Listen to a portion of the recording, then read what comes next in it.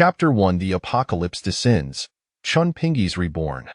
Young Master Chin, Wermerla following orders. When you beko mauanderings, spirit seeking vengeance, do not mistake ku for your adversaries.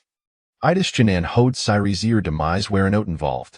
In the pitch black night, two figures Gladin Blackward dragon gay bloody Dan bear lie breathing men.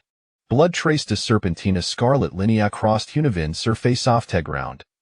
Themons Badawasoravajat the thard liapacho fun blemished flesh ring in his waist, back, shoulders, and limbs were embedded with numerous fine steel needles. Itrally can it fathom we young Master Chin, in highest dedication toth Chin family, has exerted himself so, especially with such formidable a strength could it merely because he's a bastard child? A bastard child? Hi's no Tevin thief spring goff old Master Chin. What? How do I know this? On that day, the and Master Wei Zena Bryat Dan la tight slip. Even now, young Master Chin is powerful, other mains under Chin families control. However, given young Master Chin's capabilities, it may not belong before ya has not evil syntheme tire bean high city. For now, high's blissful unaware, yet the truth cannot may concealed forever. If young Master Chin were to discover his true lineage, I twould be most prudent to eliminate him before ye can rise. Alas, it is such apathy. Young Master Chin possesses remarkable ability as and for temper hop she could lead us to triumph over those scarlet beasts in the future. Don't it linger and regret and sethity disdone, we must leave swiftly. This place is steep head in malevolence, too sinister for liking.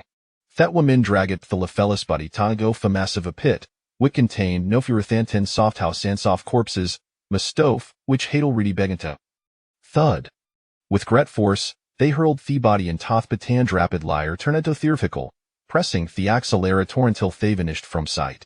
Under the bright moon, theoria surrounding the mass gravel in utter silence, note event the faintest struslio fin sects could be heard. Cough, cough. After an indeterminate period, agental cough should to red thestillness. The man, who had seeming lilistal vitality, struggled to penhizes.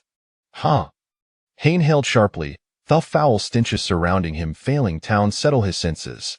With a very ounce of strength, Chun Ping managed to prof himself up, taking in the familiar yet strained environment. Familiar, for it was it in his memory strange, as sit felt as the fit belonged to be Ganira. As memory is gradually crystallized, he realized it had successfully been reborn. According to the current timeline, it should be 5-8 years since the world stop 5 gaming company is jointly developed an immersive egama called Scarlet Apocalypse. Through gaming devices, players could experience a complete immersion, battling creatures known as Scarlet Beasts. The Chin family, a third Reteclin and Bean High, recognized the immense potential of this game, prompting near live remember Tongjanet. Chen Ping, thigh legitimatis and oft he family head, had no hope of inheriting the fam libucinus sond held little line tears to immerse instead. He was captivated Baming. For 3 consecutive years, he had clinched the championship in competitive egaming, earning feditly off MVP each time. Up and entering Scarlet Apocalypse, leveraging a slucken gaming prowess, he propelled Chin family town precedentedings within the game. Thus, the Chin family ascended from a third-rate clan to top-tier entity nationally, illustrating the game's explosive popularity and power. On the 5th anniversary of Scarlet Apocalypse, the game abruptly ceased operations, and theory all world began to transform rapidly. The true Scarlet Apocalypse had arrived. The ferocious Scarlet Beast swiftly encroached upon humanity shabided, while humans could slay the beast acquire an item known as Scarlet Roulette. By sacrificing their lifespan, the cold do see through letedadrowards weapons, equipment, talents, skills, and a myriad of bizarre items some utterly worthless, while ethers possessed the power to alter fate. Chun Ping's gaming experience allowed him to navigate Tethai's apocalyptic landscape with remarkable ease. In the 3rd month of the apocalypse, Chun Ping's fortune surged onsmer he sacrificed 50 years office lefetupton Hedvin said to lend toff mastery in life elixirs. This talent enabled him to craft thigh grade lefepetuchance thought could directly augmentones lifespan by 50 years, with no restrictions. In Theer Lide soft apocalypse, possessing such a miraculous talent would undoubtedly attract countless powerful individuals, ensuring Chin family would become a formidable force. At the time, all members of Chin family were present. Overjoyed, was caught off guard when his father's eyes at the talent scroll from him. His shaft-brother, Chanin, ruthless lie deal Thim a grievous blow. Subsequently, Chun and Orderedisman torment Chin Ping Ursulus Lib for discarding him into the masquerade. However, prior to this, Chun Ping had acquired a talent the tree enforced his physical constitution, ensuring the thwood notius a liprish from non-fatal injuries. During the torment inflicted by Chunin, Chun Ping figneteth, deceiving everyone, and with indomitable willpower, he crawled out from amidst the dead. In this world of scarlet apocalypse, where a vicious beasts roamed freely, Thu wounded Chin Ping found himself utterly alone and in thebering cough death. Later, he was discovered by his fiancé, Lin Ruoyun. The Lin family, a first Terteklin, had formed an alliance with Chin family following theories. Lin Rian's beauty way strulya the real, and prior to the apocalypse, Chin Ping had maintained a respectful relationship. The Lin family extended Chun Ping's life befivivires, during which utilized this past experience sesto helped Lin family expand their influence, capturing 5e secret triumphs and gaining substantial resources. It was not long before Chun Ping sluxer Jiden some more, granting him the golden Tulin Toff Fate reincarnation. In truth, the Lin family merely view Chin Ping as a tool for their own advantage, clandestine lyco-looting with the mist brult in the apocalypse. Once they had extracted de vira last ouncio value from him, the planeto hand high mover to the churches to subject. Of course, having learned from past experiences, Chun Ping remained vigilant against Steverion. Lin Rian struggled to find the right opportunity to strike, lacking the assurance for a decisive blow. In an attempt to slay a scarlet beast, Chun Ping sustained serious injuries. Seizing Gamma Minta vulnerability, Lin Rian acted without hesitation, delivering a lethal strike. Chun Ping, forewarned, utilized the talent scroll he had drawn before his life drew to close. Thoth he could not discern the specific details of this talent, Hesimid Toglim's Thword's rebirth.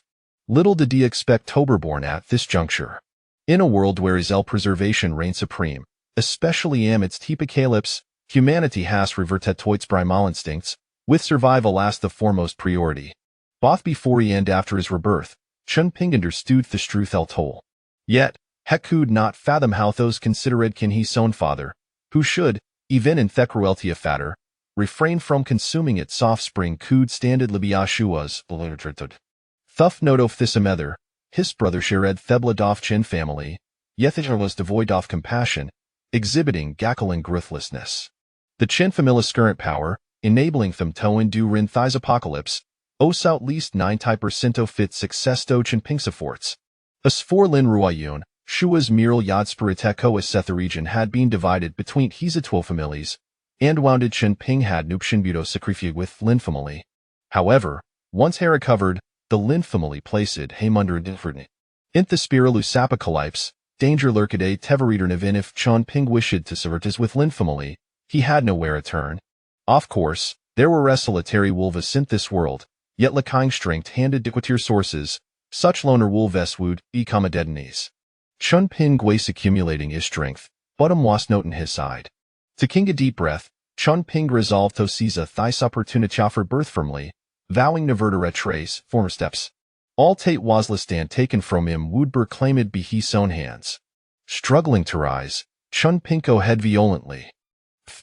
He expelled a mouthful of blood, like from a fracture drippier singisling. Fortunately, his reinforced but ironed a conjurious non-fatal. As dawn approached, Chun Ping, bolstered by his enhanced physique, one Seagate clud his way out of the pit. Simultaneously, an armored fickle Kamato haltatid Giof T Masgrave. Chapter 2 The Unhatched Leoneg. How many years so fliff do you have left? 50 years. Then come me back to Thecamp with him. I can at least provide you with Amial before you d. A Theogepthemus grave, the gravelly injured Chin Ping washosted in Tothirmerd fickle. Ironwood Camp. Established in these Conmonthothed Scarlet Apocalypse, it comprised 35 combat team members, 1 a camp leader, 2 deputy leaders, and 5 a 10-member scavenging squads. To prevent the spread of disease, they can transport the body off Tedesies to Themas grave Severa Kalamatursueli. In the early morning, the second scavenging squad, following their routine, ventured to dispose of the body of Sandhappen Tospet Giof Themas grave. In Thela Westier off camps, Ironwood so virile strength ranked above average. Each scavenge in operation yield a different number of scarlet roulettes. At present, the camp was not lacking roulettes but rather individuals, but be off drawing from them. The heavy armored Hiklesmuth lie intered thecamp, and the squad leader Wavidashand. Chun Ping was direct lie take into the central clearing of thecamp. Here, have a hearty meal before you d. A burr lemon tossed twa potato seat Chin Ping's feet. Once arrived at the camp, he was immediately scheduled to draw from Thurlet, given his apparent serious injuries they wanted him to extract before he expired. According to Ironwood Camp's rules, any on drawing from Scarlet Roulette to us first all eat as substantial meal. Potato sk keeden dirtereta facultos wallow, yet yara cova tedelic for many. Chen Ping pick a dupa potato from the ground, gently brushing off the clumps off soil before taking a bite. Only the outer layer was scooped, while its interior remained raw. Head of Verdona ravenously, though his strength had not significant liar turned fortunately, his hunger had diminished considerably. Beside him stewed 3 emaciated men, equally the Rita draw from the crimson roulette. A burr lemon produced a stack of palm-shiza discs, most of which were white, with a few green ones among them. This color indicated the quality of the crimson roulette. In Thierlide soft the crimson apocalypse, most were of fellows grade. 6 months later, the crimson realm would emerge, offering higher quality roulettes, albeit with increased dangers. Each roulette required a different amount of lifespan to activate, depending on its quality. Tonight year sand 3 months of lifespan what color do I wish to draw? Theber lemon skin ed themon ready to draw from the crimson roulette with the bracelet on his wrist. In the void, a blue screen materialized, silently displaying all the man's information. On light night year sand 3 months left my life hang the balance with tis draw. I cassette the green roulette. The quality is soft tarot lettuce ranged from low to high white, green, blue, purple, red, gold, and cold. Above gold, only the realms could produce higher quality roulettes.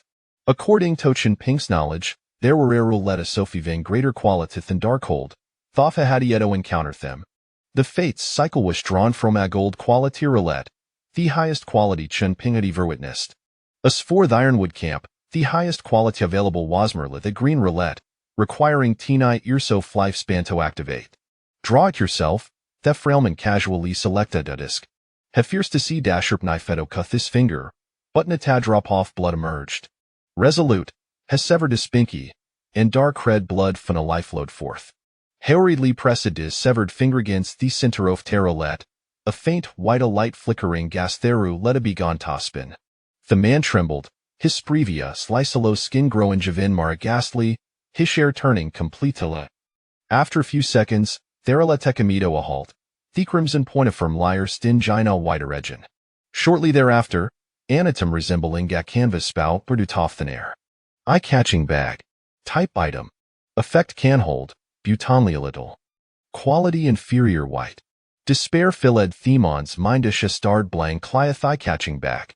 This dramatically tragic scene irradiated boundless sorrow, causing Chin Ping, from a distance, Tashika dismay. Thud.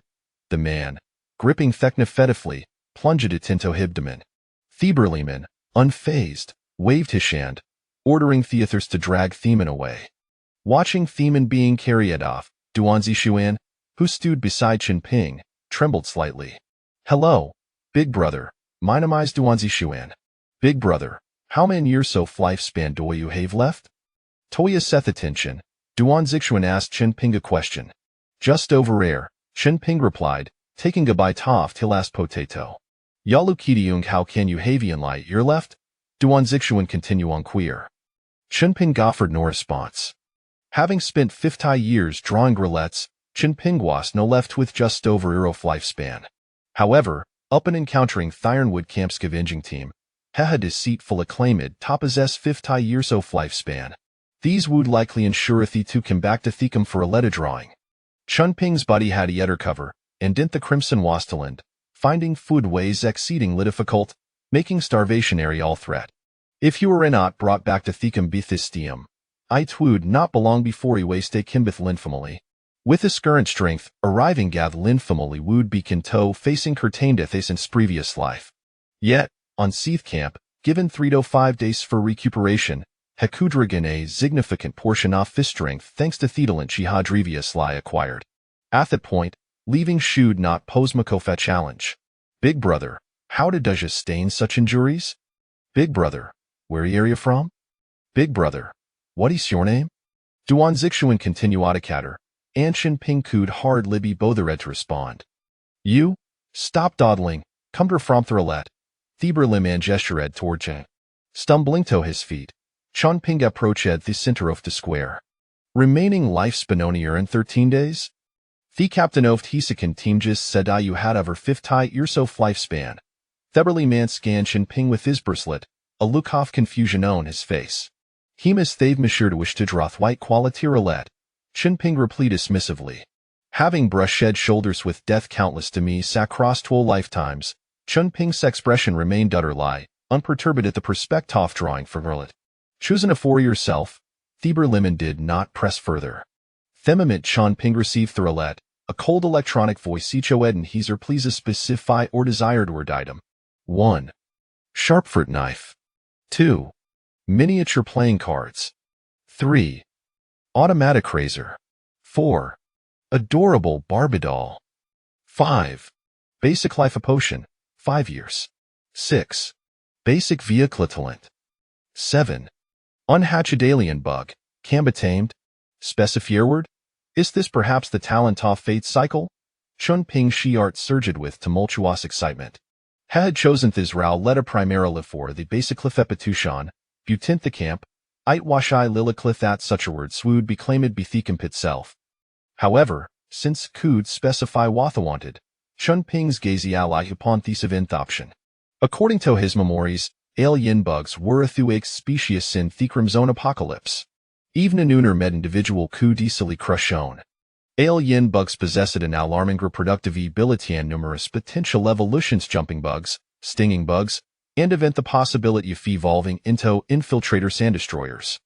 Given Chin Ping's identity, even if he obtained the Lefepetushon, Thecamp would never allow him seat. Thelian bug, however, wash different Thesi creatures were ubiquitous in Thecrum zone apocalypse, yet they were untamable. Presently, only Chin Ping, having been Reborn, understood how invincible tamable bugs could be in Thirlidae soft epicalypse. During the 3 year soft Tecrum zone apocalypse, some had drawn to Mabalian bugs, sweeping through dozens soft low level realm, with lifespans of reaching 1,000 years. Of course, the upper limit of such alien bugs weighs extremely low, effectively in lie during Thir listage soft Tecrum zone apocalypse when facing first stands Novel crimson beasts. Yet, for Chun Ping at this moment, it was more than sufficient. 7. Unhatched alien bug. With a thought, Chun Ping bit his finger, placing it at the center of Teralet. Chapter 3. Only 13 days left to live the spinning wheel before Chen Ping gradually came to a halt, with the crimson pointer resting upon an unhatched alien egg. Not far away. A burly man looked on with a detached expression, devoid of any discernible emotion. Eye in his eyes. A single egg was worth less than 1% of that conspicuous bulge, at the very least.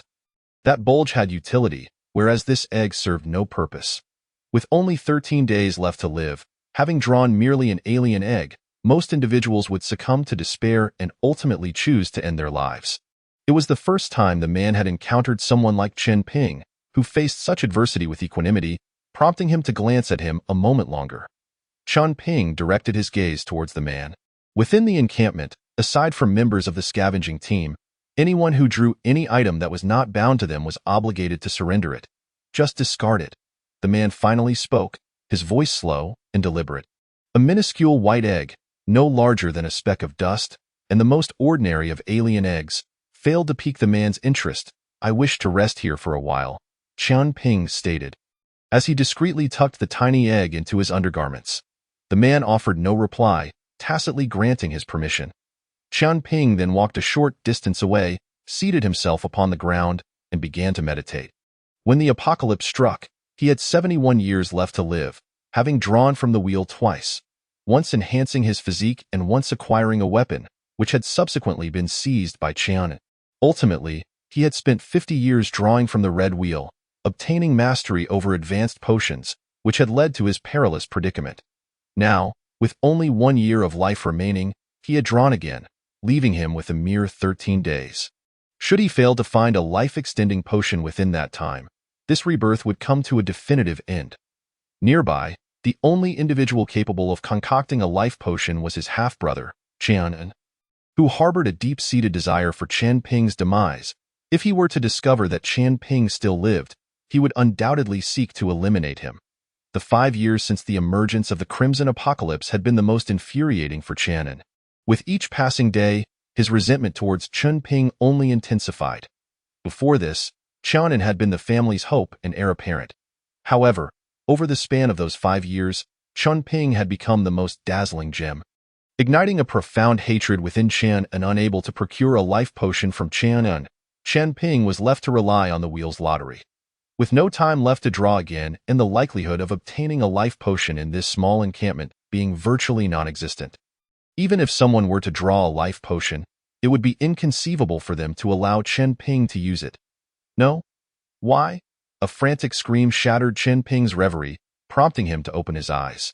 A man stood before him, clutching a vial of potion, his eyes bloodshot. Rat tail juice type. Potion effect.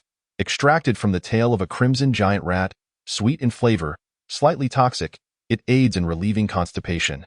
Quality. Inferior white. The green wheel often yielded numerous white quality items, yet such low-quality ones were relatively rare. This is rather good. It seems quite thirst-quenching, Duan Zixuan murmured from behind the man. With a sudden motion, the man hurled the vial of rat tail juice to the ground. Seemingly driven mad, he charged towards a nearby stone pillar. The impact was fatal, his brain matter splattering everywhere. Witnessing this, Duan Zixuan shuddered violently. He had merely spoken a few words, yet the man had perished before him, heightening his sense of anxiety. It seemed that the fate of those before him was a reflection of his own future.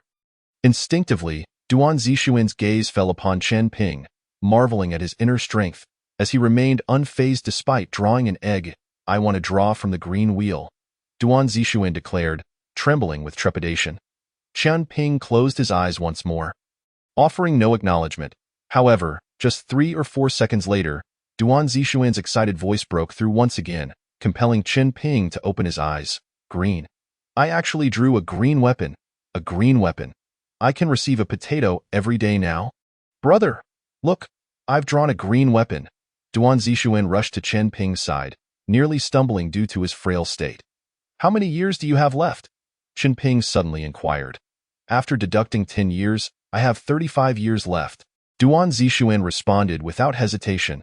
Upon hearing this, Chen Ping furrowed his brow. In the Crimson Apocalypse, individuals like Duan Zixuan either feigned innocence, harboring deep-seated schemes, or they would not survive a week, falling victim to betrayal. After all, bringing green-quality weapons to the encampment would yield substantial rewards. Those devoid of caution would perish all the more swiftly due to such temptations.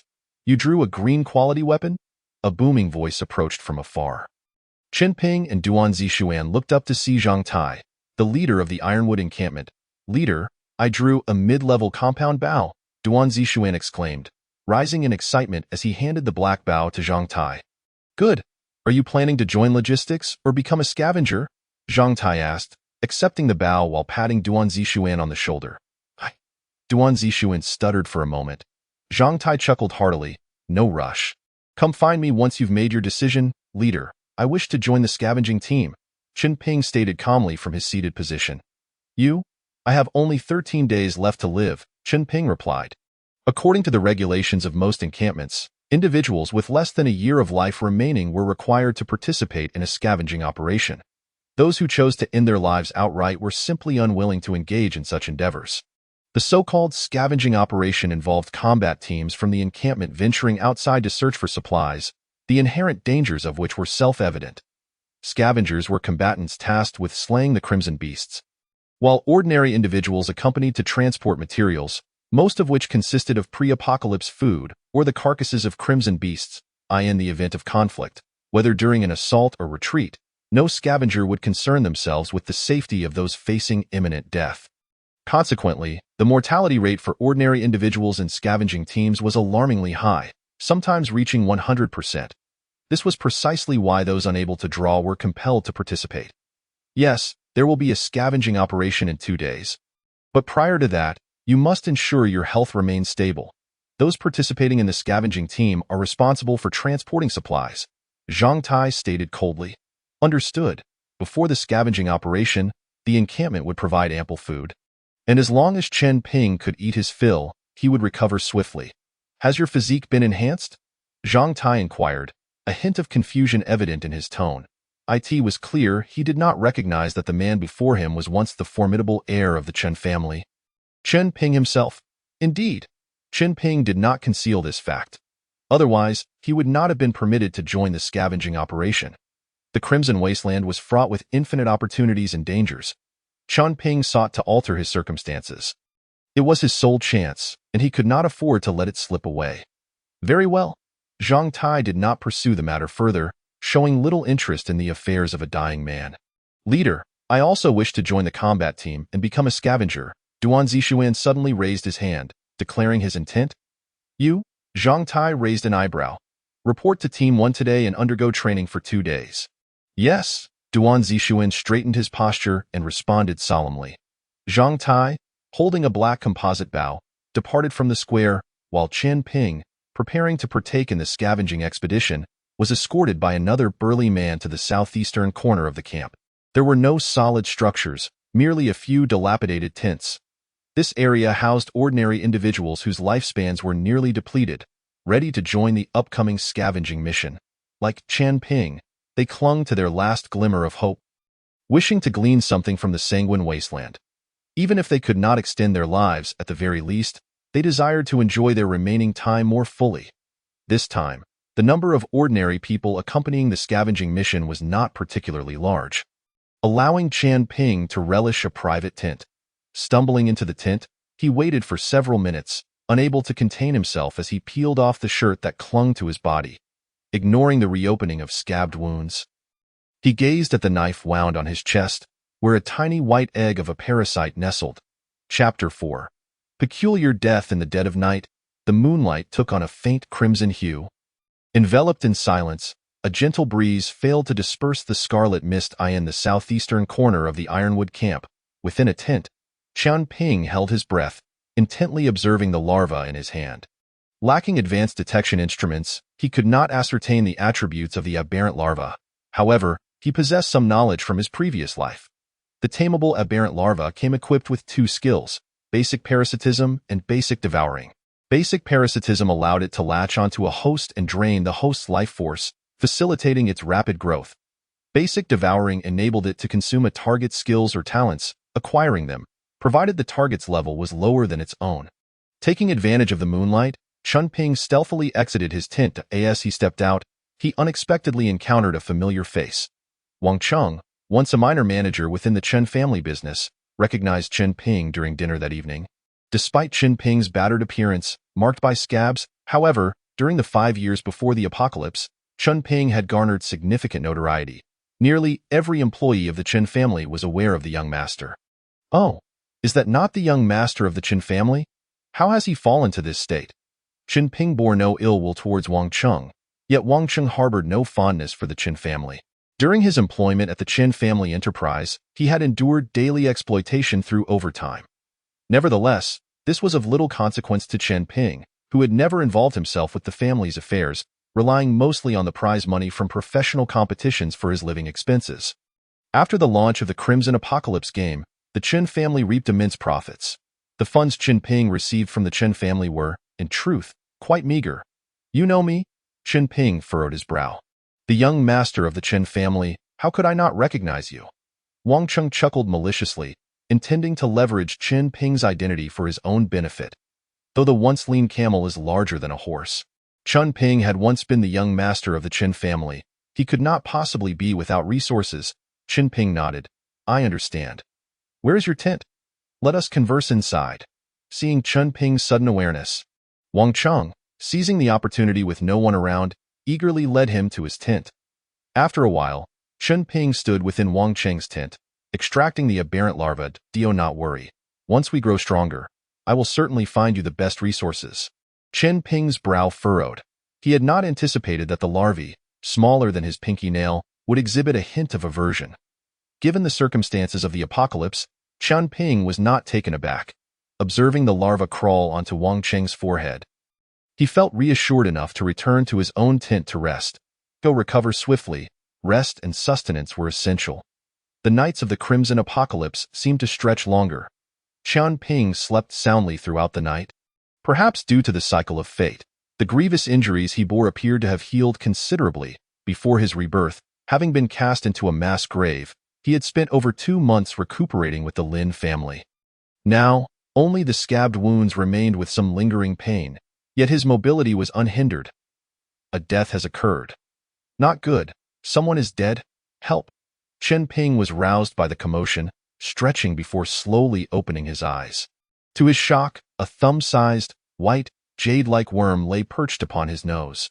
This startled Qian Ping into an upright position, nearly causing him to fling the creature away. He was not afraid of the worm. However, waking to find it between his eyes was quite jarring. "You scared me. Next time, could you choose a different spot?"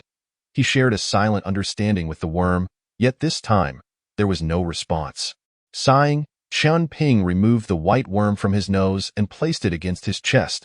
He then feigned a state of panic and exited his tent. At this moment, the camp's deputy commander and the captain of the 3rd Combat Team had arrived. Surrounding Wang Cheng's tent, the remaining ordinary individuals stood to the side, lined up, their expressions tense, some even standing in pools of an unknown liquid. Those who had survived in the Crimson Apocalypse to this point had undoubtedly faced life-and-death crises, and the sight before them was no trivial matter. Doubt crept into Qian Ping's mind as he glanced towards the deputy commander. There, in front of the deputy commander, lay a desiccated corpse. Its flesh and blood had been entirely drained, leaving only a skeletal frame wrapped in withered skin. From its appearance, Qian Ping could vaguely discern the identity of the unfortunate soul. "This little fellow is remarkably powerful, isn't it?" Qian Ping understood the might of the insectoid species. But this was contingent upon sheer numbers. He suspected that a solitary larva could not possess significant strength. However, the scene before him completely upended his previous assumptions. This matter requires thorough investigation. Deputy Commander Sun Mu's expression turned grave. For the Ironwood camp, the death of a few ordinary individuals would bear no consequence. The crux of the issue lay in the bizarre nature of Wang Cheng's demise.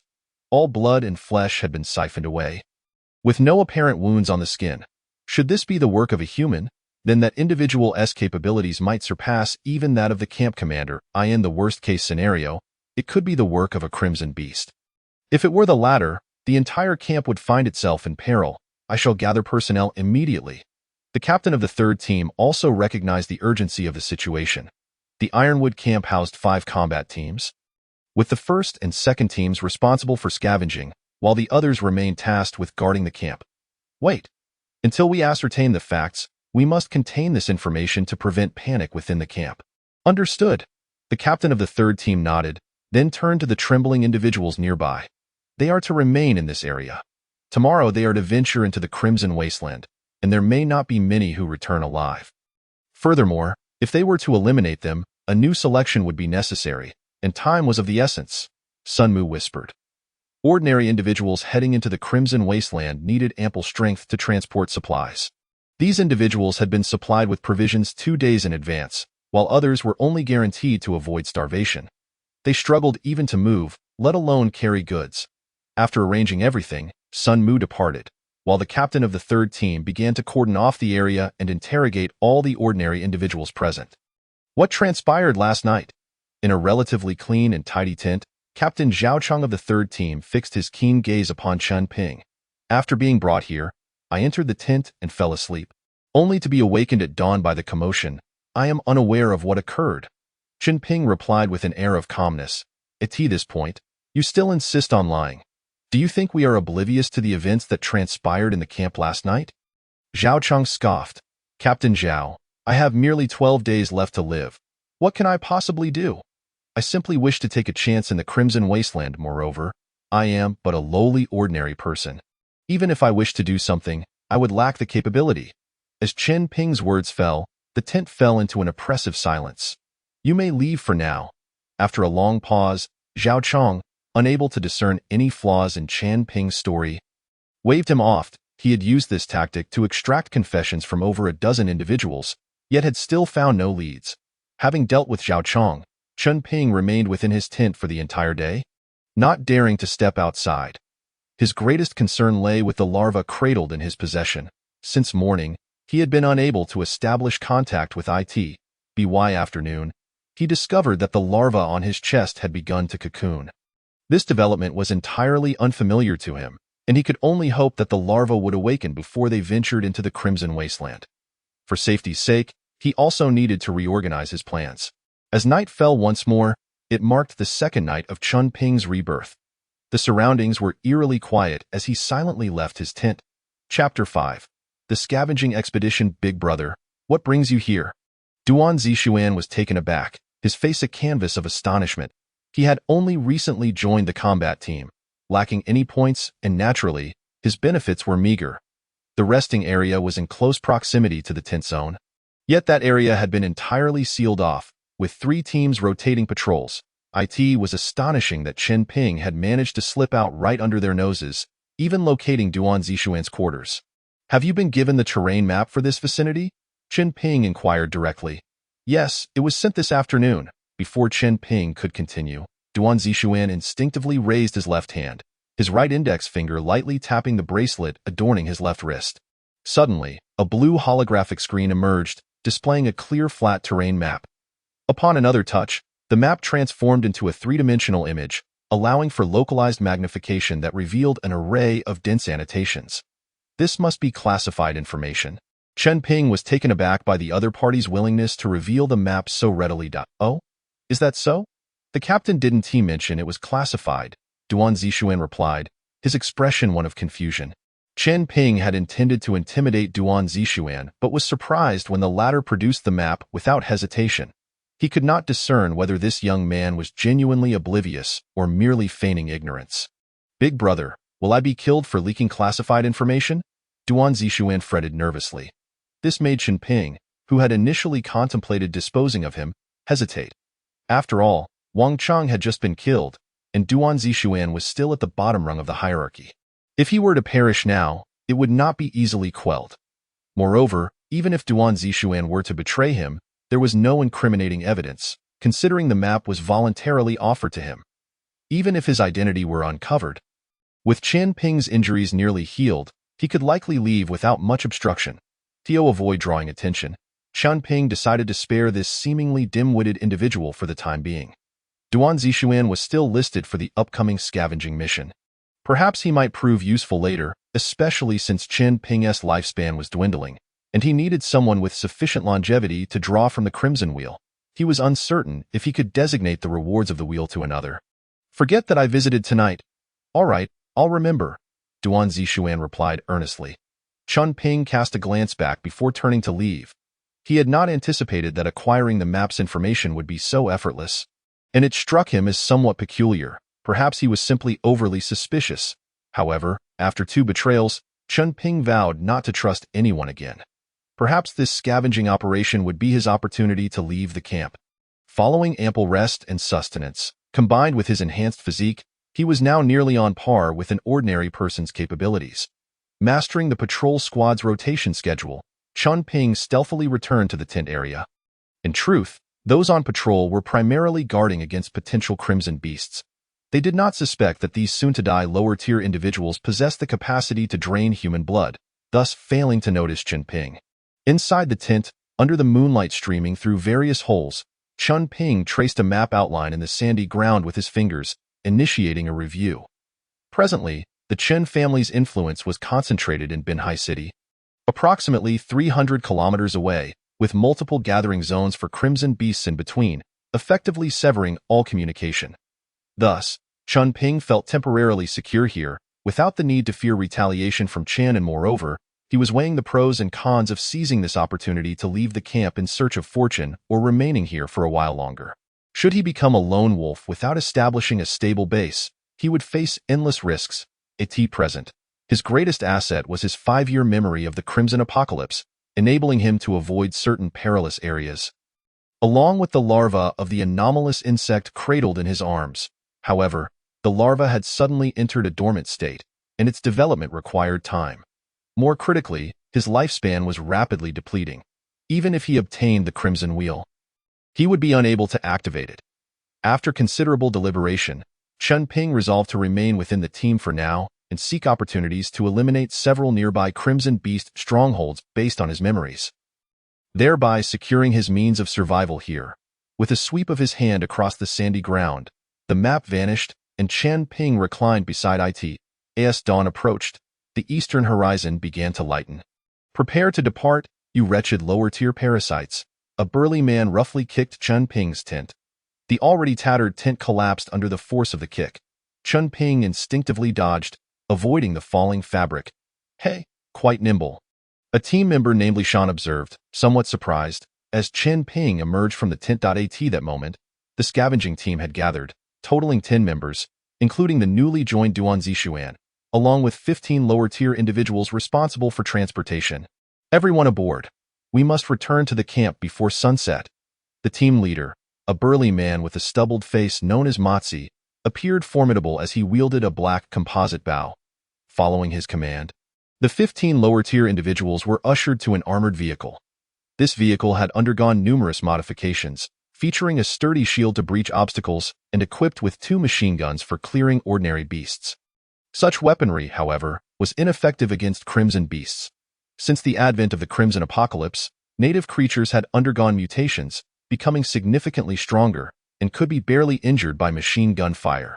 As the gates of the Taimu camp slowly opened, team leader Motzi and his deputy mounted heavy motorcycles, leading the way, followed by 2 ground exploration vehicles.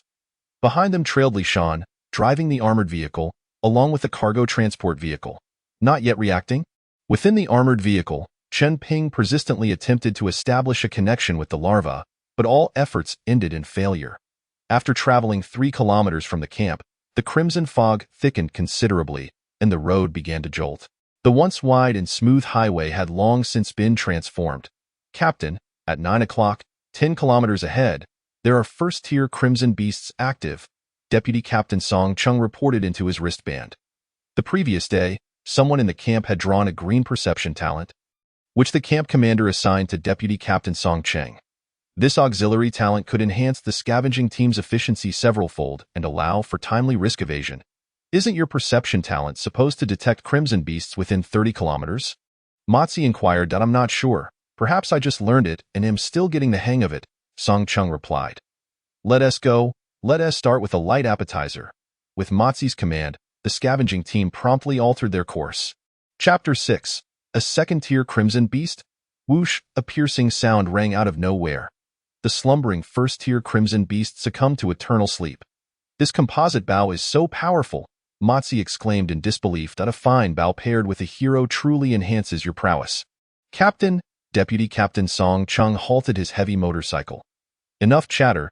Take your team to inspect the corpse while I keep watch," Motzi cautioned, gripping his composite bow, scanning the surroundings. As there were no Crimson Beasts in sight, he felt reassured. Song Cheng's words had barely left his lips when the trailing vehicles gradually came to a stop. "It's a first-tier Wind Wolf, edible. Take the body." Song Chung collected the white wheel beneath the Wind Wolf's corpse and beckoned to Li Shan behind him. Li Shan promptly opened the rear door of the armored vehicle. "Damn useless lot. Get to work," Li Shan bellowed, instantly rousing the occupants of the vehicle, who hurriedly disembarked to transport the Wind Wolf's carcass. Something's off." Song Chung suddenly furrowed his brow. "What is happening?" Motzi's expression turned serious. "I suddenly sensed a Crimson Beast, and it's in that direction." Song Chung directed his gaze at the Wind Wolf's corpse. Among the team, the boldest member, Li Shan, stepped forward to examine the situation closely. It should pose no risk of revival. "It's a second-tier Crimson Beast." Song Cheng's complexion paled as he continued to fixate on the Wind Wolf's body. Although only 1 tier apart, the power of a second-tier Crimson Beast was exponentially greater.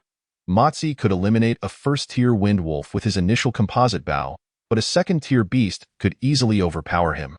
Unless another small team arrived, they would not dare to confront a second-tier Crimson Beast head-on, as it would inevitably result in casualties. "Abandon the Wind Wolf's corpse and retreat immediately," Motzi declared without a moment's hesitation, swiftly mounting his still-running motorcycle. This scavenging team was quite well trained. As soon as Mozi's command echoed, nearly everyone hastily climbed onto their respective vehicles, save for Duan Zixuan, who was a step behind, by the time he turned to flee. All he could see was the billowing dust kicked up by the departing convoy.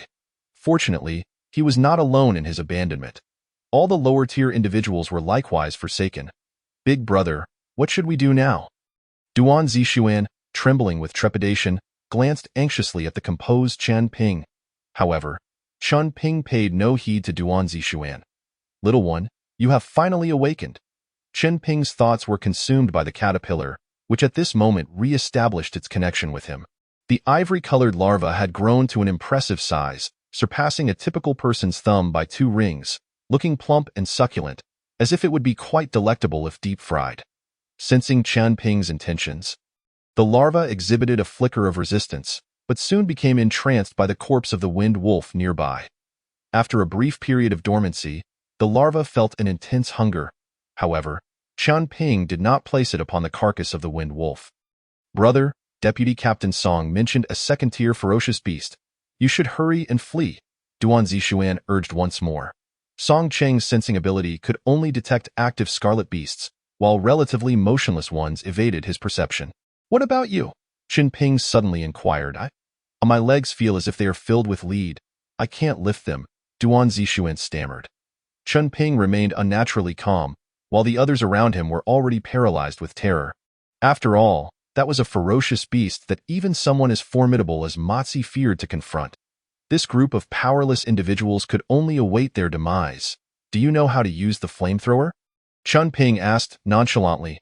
Members of the Wild Hunt Squad, in the absence of specialized weapons, would carry standard-issue ones, a long-range sniper rifle and a powerful flamethrower. Naturally, these weapons inflicted minimal damage on scarlet beasts. Even at close range, the sniper rifle might struggle to penetrate the hide of a first-tier wind wolf. "I just learned how to use it yesterday," Duan Zixuan nodded nervously. "Aim for that spot." Chen Ping took 2 steps back and pointed directly at the wind wolf's abdomen. That moment, Duan Zixuan noticed a thumb-sized wound on the wind wolf's belly. With the situation at such a critical juncture, Duan Zixuan had no other choice. With a whoosh, the ultra-high temperature flames from the flamethrower relentlessly scorched the wind wolf's wound. The intensity of the heat left no sign of charring on the wind wolf's skin. Duan Zixuan was unaware of the significance of his actions. Big brother is running out of breath. After 2 minutes of continuous burning, the fuel in the flamethrower was nearly expended. "It will be over soon." Chen Ping fixed his gaze on the wind wolf's injury. Just as he finished speaking, the wind wolf's tightly shut mouth gradually opened. Duan Zixuan's eyes widened, and his entire body trembled anew. He felt as if he could vomit his heart out with a mere exhalation. Hiss! A fist-sized scarlet worm crawled out from the wind wolf's mouth. "Spray it," Chen Ping commanded immediately. Without hesitation, Duan Zixuan aimed the flamethrower at the repulsive scarlet worm. With a sizzle, black smoke erupted from the worm, filling the surrounding air with a nauseating stench. "All right, it's dead," Chen Ping remarked dispassionately. "Big brother, what is this?" Duan Zixuan asked, still trembling. "A flesh worm, a type of scarlet worm. Once it enters the body of a scarlet beast, it can even advance 2 tiers and kill the beast. However, its only drawback is that it dehydrates rapidly and dies in high temperatures. Moreover, the flesh worm's maximum tier is only 2nd. It cannot continue to enhance its strength like most scarlet beasts." As Chen Ping spoke, he leaned forward and retrieved the fallen spinning wheel from beneath the now shriveled corpse of the flesh worm. "What luck! Most scarlet worms do not drop scarlet spinning wheels. I didn't expect this one to also yield a green one." The only regret was that Chen Ping's remaining lifespan did not permit him to draw again from the green spinning wheel. While obtaining the spinning wheel, Chen Ping quietly placed his exotic insect on the wind wolf's corpse. He then examined the spinning wheel in hand, which did not contain the life potions he most desperately needed. However, it did possess a talent for basic potion mastery, which indeed ranked among the finest abilities in the realm of primary talents. Chen Ping turned his attention to the nearby Duan Zixuan, who was in a daze. Duan Zixuan could hardly imagine that one day he would be able to slay a 2nd-tier scarlet worm. Even if its power was diminished, Captain Mozi would only have the option to flee. Of course, his ability to kill the 2nd-tier scarlet worm was entirely dependent on Chen Ping. Even if Duan Zixuan's wits were lacking, he understood that Chun Ping was far from an ordinary low-tier individual. At this moment, as Duan Zixuan felt the weight of Chun Ping's gaze upon him, he trembled violently, sensing that he was being scrutinized by a scarlet beast. Chapter 7. Basic Potion Mastery. The Scarlet Wilderness was fraught with peril. Chun Ping squatted silently beside the wind wolf's carcass, his expression inscrutable, revealing no trace of emotion. Not far away, Duan Zixuan's heart raced with unease. He had heard tales of the terrifying second-tier scarlet worm within the camp, never dreaming he would one day be able to slay one. As for the enigmatic man before him, he instilled both fear and a tinge of reverence within him. After all, it was under Chun Ping's command that he had killed the second-tier scarlet worm. Crack! As Duan Zixuan stood lost in thought, a sharp sound jolted him back to reality. The once massive wind wolf had now become a desiccated husk, its skin clinging tightly to its bones, devoid of any flesh. This big brother. Duan Zixuan's expression turned solemn as he instinctively took 2 steps back. He recognized the appearance of the wind wolf. It resembled that of Wang Cheng from the Ironwood camp after death. "You should draw from this spinning wheel," Chun Ping said, removing the exotic insect from the wind wolf's body. The insect's form appeared considerably thinner, with its abdomen and back revealing faint black chitin. Yet to harden. Even Duan Zixuan, with his somewhat dull senses, realized that Wang Cheng's demise was inexorably linked to Chun Ping. That seemingly innocuous little creature could easily end his life in the Scarlet Apocalypse. Killing did not require justification. Even kin could turn against one another without hesitation. "Big brother, no problem. No matter what I draw, I will hand it over to you." Duan Zixuan found himself with no choice. Trembling, he extended his hand to receive the scarlet spinning wheel from Chun Ping. Chun Ping first placed the exotic insect on Duan Zixuan's shoulder. "Don't worry. It just had a meal and won't harm you for now." He then handed the green spinning wheel to Duan Zixuan. For Chun Ping, the exotic insect was his greatest trump card and most significant insurance. Should Duan Zixuan draw the potion talent, he would willingly relinquish it, perhaps buying himself a temporary reprieve. However, should he entertain other thoughts, the insect would swiftly transform Duan Zixuan into a mere husk. Duan Zixuan looked down at the spinning wheel in his hand. Astonishment etched on his face. Among spinning wheels of the same quality, this was undoubtedly a top-tier prize. Firstly, the prize pool was quite small, containing only 50 items. In contrast, the white spinning wheel Chun Ping had drawn from earlier contained 1,000 items. Even if he failed to draw the potion talent, the other items were still commendable, and there were only 3 items of white quality. The green aura surrounding it had already foretold the quality of the prize. "My luck is extraordinary. I drew 2 green spinning wheels and obtained green quality items both times, and now I've landed on basic potion mastery." Duan Zixuan was flabbergasted, and Chun Ping found it equally astonishing. He confirmed that he could only specify his own spinning wheel rewards. He had not anticipated that Duan Zixuan would possess a modicum of luck, having drawn green quality items consecutively. His fortune was comparable to Chun Ping's before his rebirth. "This is for you, big brother." Duan Zixuan's peripheral vision inadvertently fell upon the exotic insect on his shoulder. Recalling Wang Cheng and glancing at the wind wolf, he hesitated not a moment longer. Respectfully handing the talent scroll to Chun Ping. Beyond his admiration for Chun Ping, there was an even more pressing concern regarding the insect on his shoulder. Even without this creature, Duan Zixuan understood he could never be a match for Chun Ping. The allure of the basic potion talent was undeniable, enticing the majority to flock toward it. However, no matter how formidable the talent, one must be alive to utilize it. Duan Zixuan's life was firmly in Chun Ping's grasp, akin to the camp's authorities wielding the power of life and death over ordinary individuals.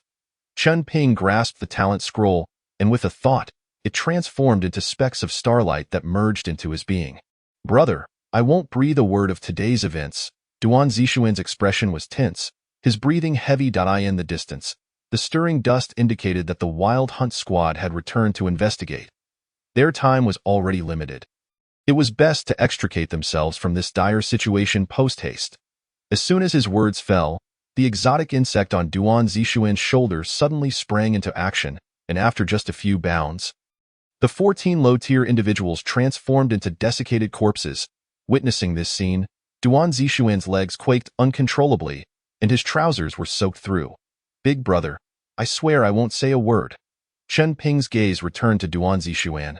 What he lacked most was lifespan, and Duan Zixuan still had a considerable amount left. Allowing him to draw from the spinning will might be a prudent choice, as long as the exotic insect remained. Chen Ping was unconcerned about Duan Zixuan's betrayal. Most importantly, this Na'vi lad appeared to be genuinely fortunate. Moreover, he had no intention of lingering in the Ironwood camp. Whether Duan Zixuan betrayed him was of little consequence. What is happening here? Li Shan rode the heavy motorcycle of Vice Captain Song Chung and halted before Duan Zixuan. Moments after your departure, the corpse of the wind wolf rapidly shriveled, from which a scarlet worm emerged, voraciously draining the flesh and blood of 14 individuals. Initially, I was engulfed in fear, but then recalled what a friend had mentioned about flesh worms, which bore a striking resemblance to the scarlet worm before me. They are most terrified of fire, and thus, I resolved to take a chance on Duan Zixuan's explanation, though the members of the scavenger team believed it at most 30%. After the convoy returned, they picked up Duan Zixuan and Chen Ping, resuming their journey towards the predetermined direction, eager to complete their search of the designated area before dusk, wishing not to squander any more time. All matters would await their return to the camp for further inspection. Within the pitch-black confines of the vehicle, only Chen Ping remained. With the talent for potion mastery acquired, only the preparation of materials remained. Chen Ping furrowed his brow. A skilled cook cannot conjure a feast without ingredients. Possessing a recipe without the necessary components renders it futile. This elementary potion mastery permits the creation of 5 basic potions, each requiring 3 types of materials. Some necessitate plants, while others require the flesh or bones of scarlet beasts. At present, Chen Ping could only concoct the basic agility potion. This potion requires the bones of the wind wolf, windbell grass, and crimson mist water. The bones of the wind wolf were available within the convoy, and the recent incident involving Wang Cheng's corpse was remarkably similar to the situation with the wind wolf, prompting Ma Zi to bring it back for investigation. Windbell grass is a common wild plant in the post-apocalyptic world, primarily consumed by herbivorous scarlet beasts, albeit with mild toxic side effects for humans. As for crimson mist water, it can even be collected by placing a cup directly on the ground. The materials for basic potions are relatively easy to procure. After approximately 2 hours, the scavenger team arrived at the designated area. Before the apocalypse struck, this location was a biological research institute, housing numerous experimental drugs and apparatus. Although the technological and medical advancements of that time yielded minimal results, they were better than nothing, serving as a form of placebo. After all, the Ironwood camp lacked the presence of a potion master. Furthermore, they were also tasked with searching for food. Upon arrival, according to the original plan, 3 of you would search Area A, 3 would search Area B, while Song Chung, Li Shan, and I would search Area C. Team leader Ma Zi disembarked and began to allocate tasks. Due to a shortage of personnel, they were to prioritize items that were easy to carry. And for any crucial supplies, proper records were to be kept for future collection. Maintain constant communication, report any unusual circumstances promptly, and retreat immediately in case of emergency. Vice Captain Song Ching added a word of caution. Originally, each group was to be accompanied by 5 porters to assist in transporting goods, but now, only Chen Ping remained, inadvertently left alone in the vehicle. The sounds of hurried footsteps gradually faded, and after waiting for another 10 minutes, Chen Ping forcefully opened the rear door of the armored vehicle and stepped outside. Chapter 8. Journey to the Biological Research Institute's warehouse in the open space outside the Biological Research Institute. Chen Ping collected some mist water and began crafting the basic agility potion. Success on the first attempt? Chen Ping gazed at the basic agility elixir in his hand, somewhat astonished. The success rate for basic potion mastery is merely 50%. As the number of creations increases and proficiency reaches its peak, the success rate can rise to 70%. After 5 attempts, 3 vials of elixir were obtained. Chen Ping stowed the potions away and surveyed the windbell grass on the ground. This plant is the most ubiquitous in the Scarlet Apocalypse, and as the gentle breeze rustled through it, one could even hear the faint tinkling sound. For those in the Scarlet Wilderness, the greatest function of windbell grass is to indicate direction. In the morning, its leaves point eastward, while by afternoon, they turn towards the west. Before his rebirth, the Chen family possessed a wealth of information regarding the coastal region, all vividly etched in Chen Ping's memory. To the southeast, 5 kilometers away lies a cave teeming with blood spiders, a primary component for crafting the basic frenzy potion. Moreover, the silk spun by blood spiders is exceptionally resilient, impervious to the blades of ordinary level 2 scarlet beasts. When ensnared by this silk, it provides a degree of defensive capability and can be upgraded to become silk armor. This can effectively withstand attacks from level 2 scarlet beasts and offers considerable protection against level 3 scarlet beasts. In the months following the onset of the Scarlet Apocalypse, level 3 scarlet beasts were exceedingly rare. Acquiring blood spider silk would grant Chun Ping a measure of survival capability. Gulp. Without hesitation, Chun Ping consumed a vial of agility potion. Instantly feeling light as a feather. 5 kilometers is not a great distance, and to avoid detection by the scavenger team, Chun Ping had to act with utmost urgency. The basic agility potion lasts for 5 minutes, and before its effects wear off, he reached the entrance of the blood spider cave. A modest hill with a half-human high entrance exuded a chilling breeze that sent shivers down one's spine. Given Chun Ping's current abilities, he naturally did not dare to enter recklessly. Instead, he retrieved the anomalous insect from his pocket. Xiaohei, swift and decisive. Xiaohei was the name Chun Ping had bestowed upon his anomalous insect. Xiaohei wriggled its body, seemingly displeased with the name, yet complied with Chun Ping's command and ventured into the blood spider's lair. During the early days of the Scarlet Apocalypse, most scarlet beasts and scarlet insects were classified as level 1, with anomalies like flesh worms being exceedingly rare.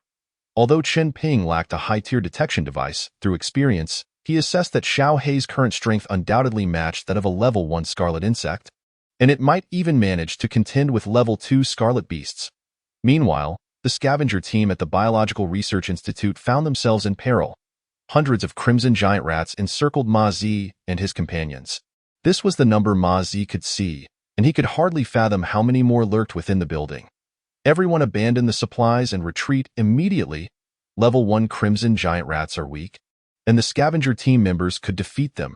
However, beset by such overwhelming numbers, they would soon be exhausted. Captain, if we can't break through soon, grant me a swift end.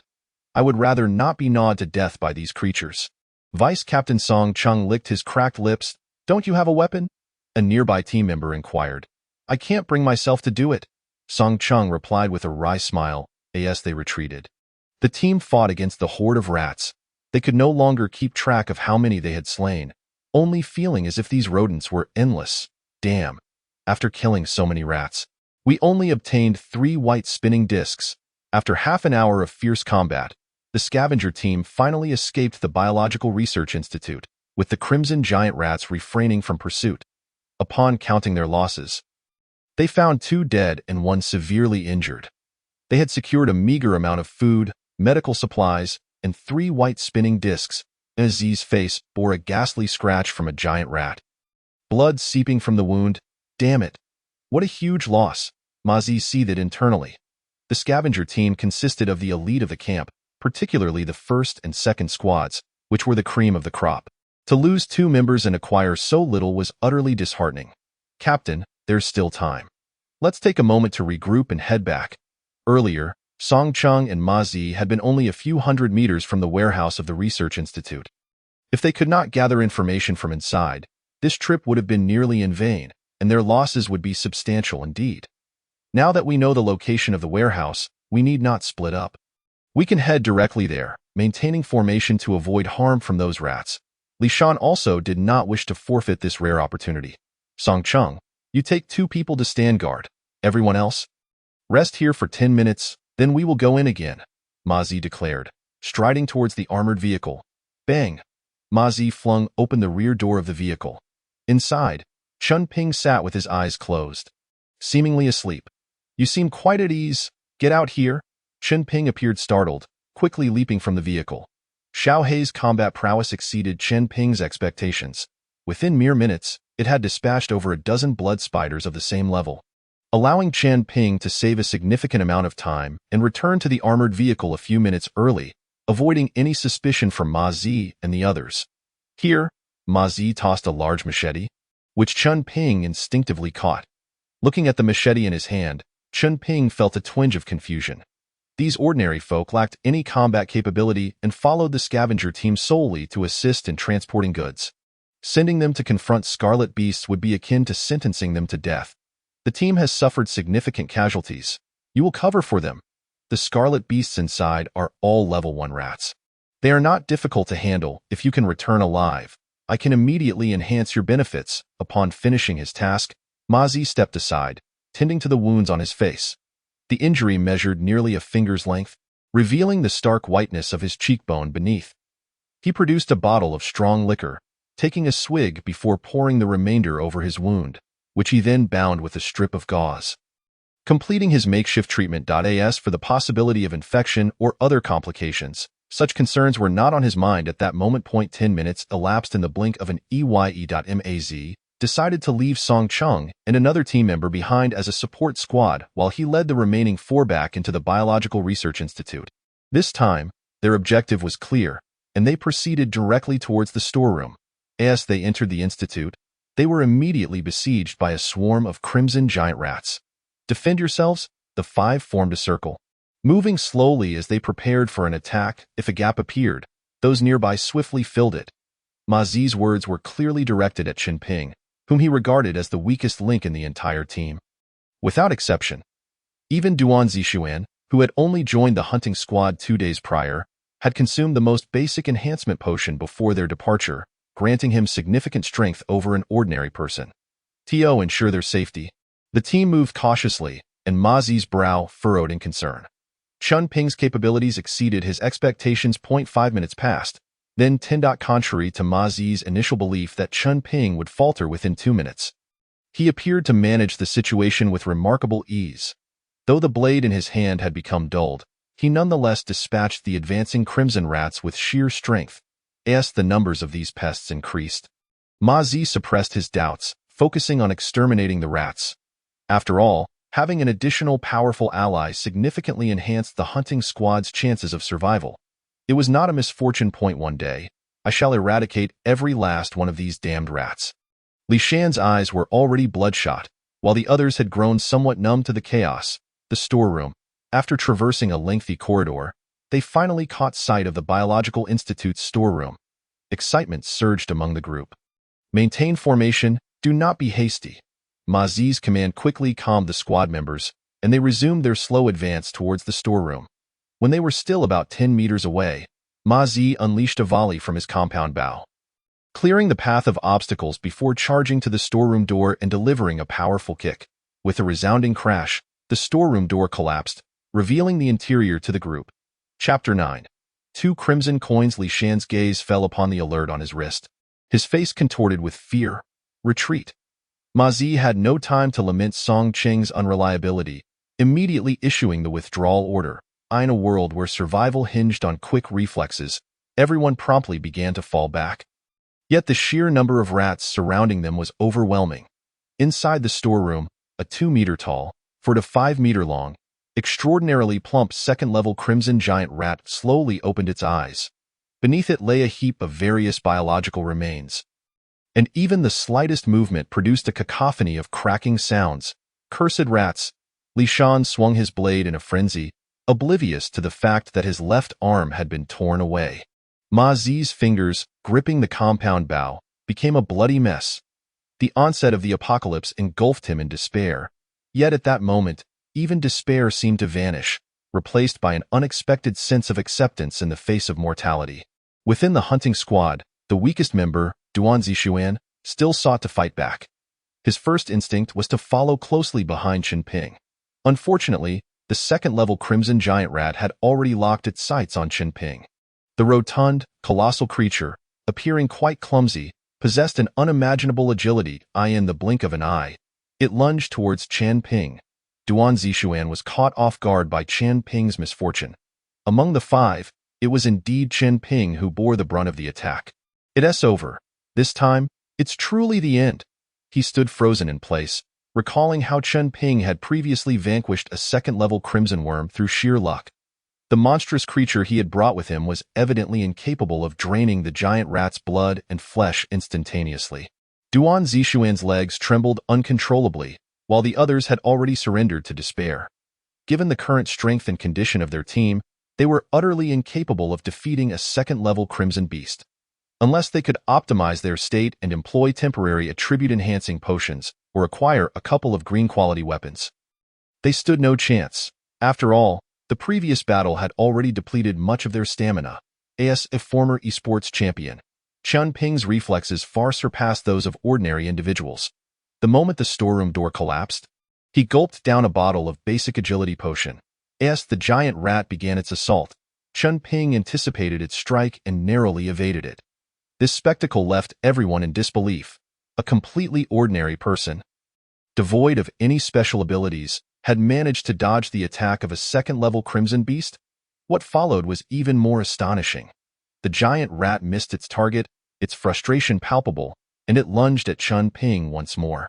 This time, Chun Ping clearly had ample time to evade, yet he remained rooted in place, brandishing his dulled long knife defiantly across his chest, seemingly prepared to make a desperate stand. Madness.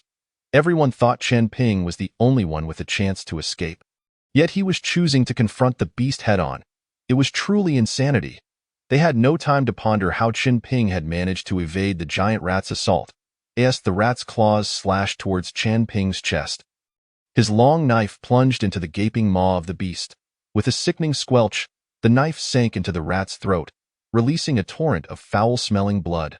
Clang! The rat's claws raked across Chun Ping's chest, leaving not a single scratch. Squeak! Chun Ping's attack, while bold, was far from lethal in the eyes of the giant rat. Enraged, the crimson giant rat launched a frenzied assault on Chun Ping, who desperately attempted to evade its strikes. With the aid of the basic agility potion, Chun Ping managed to keep up, but the others fared far worse. In addition to the rat's relentless onslaught, Chun Ping's struggle with the second-level giant rat inadvertently led to the demise of one team member, who lacked Chun Ping's abilities and was silenced before he could even utter a sound. After more than 4 minutes, the effects of the basic agility potion began to wane. Chun Ping was drenched in sweat from the relentless pursuit. Xiao He, could you move a little faster? He felt an urgent need within. His earlier confrontation with the giant rat had been to ensure that the thumb-sized alien insect, now clinging to the blade, found its way into the rat's body. With the last of his basic agility potion now exhausted, he knew that without the speed enhancement, he would be unable to dodge the rat's attacks. The spider silk obtained from the blood spider cave was now wrapped around Chun Ping, providing some measure of defense against the giant rat's assaults, though he remained uncertain how many strikes it could withstand. Enough! Chun Ping calculated the remaining time on the agility potion and resolved to retreat while he still could, planning to return later. However, before he could make his exit, the crimson giant rat's speed began to diminish. Its plump form began to shrink. Half a minute later, the giant rat succumbed, yet it did not become a mere corpse. Perhaps the alien insect found the rat's flesh unpalatable, as it fled from the rat's mouth the moment it perished. At this point, the insect had grown to the size of a palm, sprouting wings on its back, and except for its abdomen, its body was now encased in a layer of black armor. The name was indeed fitting. It was about to turn entirely black. Chun Ping gazed at the small black creature that had landed on his shoulder, a satisfied smile gracing his lips. The alien insect's coloration and form would vary based on its growth trajectory, but the black blood-sucking insect was the most fearsome of all. Unlike the flesh-eating insect, which could not survive long away from its host and required continuous blood consumption, the black blood-sucking insect could endure independently for extended periods, maintaining its combat effectiveness. Moreover, the blood-sucking insect had a higher potential, capable of evolving to the third level. In the early days of the Crimson Apocalypse, this would suffice to counter most threats posed by Crimson Beasts. However, even at the third level, formidable Crimson Beasts would still present a significant challenge. Chun Ping approached the corpse of the crimson giant rat, rummaging beneath it to uncover a green spinning disc. In addition, he discovered 2 blood-red circular coins. Remarkably, crimson coins had dropped. Chun Ping nodded in satisfaction. The crimson coin served as the universal currency in the Crimson Apocalypse, allowing for the exchange of any goods. It exuded a rich crimson aura, capable of enhancing various talent levels and equipment. In later stages, it could even be used to purchase the lifespans of others. However, the current supply of crimson coins was exceedingly scarce and had yet to achieve widespread circulation. Back in the game, 1 crimson coin could be exchanged for 10,000 yuan in reality. Through his own prowess, Chun Ping had amassed an astonishing wealth of hundreds of billions for the Qin family, enabling them to ascend from a third-rate coastal family to a top-tier national family in a mere 5 years. They even caught the eye of the formidable Lin family, leading to a proposed alliance through marriage. Observing the crimson coin in his hand, Chun Ping felt a wave of nostalgia, recognizing that his illustrious journey began with a single crimson coin. Taking a deep breath, he surveyed his surroundings. Besides himself, only 3 others remained: the nearly unconscious Li Shan, the exhausted Ma Zi, and the dazed Duan Zixuan. The storeroom had little usable supplies left. "We should retreat for now," Chun Ping stated solemnly. "Yes, our combat effectiveness has significantly diminished. Staying here would only heighten the danger." Ma Zi nodded in agreement. "Captain, please don't abandon me." Li Shan struggled to speak. Having lost an arm and lacking any notable talents, his fate in normal circumstances would be abandonment to avoid becoming a burden. This was not merely the cold-blooded nature of humanity in the apocalypse, but a means to prevent greater losses, asked the captain. Ma Zi could not recall how many severely injured team members he had left behind. Initially, he felt guilt and reluctance, but now he had grown indifferent, or rather, had fully accepted the harsh reality. "Then grant me a merciful end." The cold gaze of Ma Zi made it clear to Li Shan that he could not hope to survive. Without uttering a word, Ma Zi silently raised the composite bow in his hand. "Wait!" Chun Ping suddenly halted Ma Zi. At his words, the 3 of them looked at Chun Ping with puzzled expressions. "How many years of life do you have left?" Chun Ping inquired calmly. 15 years, Li Shan quickly replied. With a swift motion, Chun Ping tossed the spinning wheel in front of Li Shan. "Here, it is indeed agonizing to be slowly devoured by those rodents," Chun Ping remarked, gazing at Li Shan. Clenching his right fist, Li Shan looked at the broken knife a few meters away, took a deep breath, and picked up the green spinning wheel. This spinning wheel had 2 most enticing rewards: a life potion that could extend one's lifespan by 10 years, which Chun Ping desperately needed, and an increase of 5 in strength. Such an enhancement, even if slight, could transform an ordinary person entirely. The green quality spinning wheel hovered in midair as Li Shan pressed his bloodied fingers onto its center. Originally the size of a coin, the wheel was about twice the size of an average human face. The red pointer spun rapidly, and both Ma Zi and Duan Zixuan held their breath in anticipation. Li Shan's eyes widened, as if he saw a glimmer of hope for survival, but upon noticing Chun Ping's furrowed brow, his heart sank once more. Chapter 10. The task at the Dawn camp in front of the Biological Research Institute. The storeroom lay before them. The corpse of a secondary crimson giant rat appeared somewhat shriveled. Perhaps its demise had deterred the other rodents. A vacuum zone had formed around its body. Li Shan looked at Chun Ping with hopeful eyes, knowing that even the captain, Ma Zi, had to heed Chun Ping's orders now. This was the apocalypse. Strength ruled supreme. One wondered whether Li Shan's luck was good or bad. If one were to say he was fortunate, he hadn't drawn a single top-tier prize among dozens of them. Yet if one claimed he was unfortunate, it was ironic that he had drawn the only binding reward, an increase of 5 in strength. Even with just 1 arm remaining, that strength boost would be enough to place him among the top 5 in the camp. Little brother, the camp is currently short on manpower." Ma Zi wanted to advocate for Li Shan. But before he could finish, Chun Ping had already begun to walk away. In this apocalypse, only true power grants one the privilege of independence. The weak, including people like Ma Zi, must band together for survival. Originally, Li Shan had become a cripple, rendered worthless. But now, with a 5-point strength boost, he was undeniably a valuable asset to the camp. A stronger camp meant greater safety for them, and they could not afford to be selfish at this time. Hence, Ma Zi sought to plead on Li Shan's behalf. "Zixuan, lend a hand." Seeing Chun Ping leave in silence, Ma Zi immediately called upon Duan Zixuan to help lift Li Shan, driven by a desperate desire to live. Li Shan exerted every ounce of strength to rise. Assisted by Ma Zi and Duan Zixuan, he managed to follow in Chun Ping's footsteps. Watching Chun Ping's retreating figure, Li Shan's emotions were tumultuous. He could never have imagined that one day he would beg for mercy from such lowly ants, nor could he have anticipated that these ants would display such terrifying strength. The secondary Crimson Beast could not have been defeated even if the entire Tai Mu camp had mobilized. Yet this individual accomplished it single-handedly. It was also thanks to this person that he had received a chance to spin the wheel, temporarily preserving his life. otherwise lacking any talents or attribute enhancements. And with one arm severed, he would undoubtedly have been abandoned. At this moment, not only Li Shan, but the other two survivors gazed at Chen Ping's back, their hearts unsettled and restless. Outside, an armored vehicle, a cargo truck, and two terrain exploration vehicles awaited. As for Song Cheng and another member of the scavenging team, they had long since vanished. The primary perception talent, though seemingly powerful, could detect the location and level of crimson beasts within a 30-kilometer radius, akin to a high-precision radar. Yet this talent had many limitations if the crimson beasts were stationary or in a state of slumber, or if they were above level 3, detection would be impossible. While Ma Zi and the others stirred the secondary crimson giant rat, Song Cheng suddenly sensed its level and whereabouts. Without hesitation, upon encountering the secondary crimson beast, he mounted a heavy motorcycle and sped away. Meanwhile, the team members who were outside to rendezvous with Song Cheng hopped onto Ma Zi's motorcycle and returned to the Taimu camp. Let us each take a vehicle.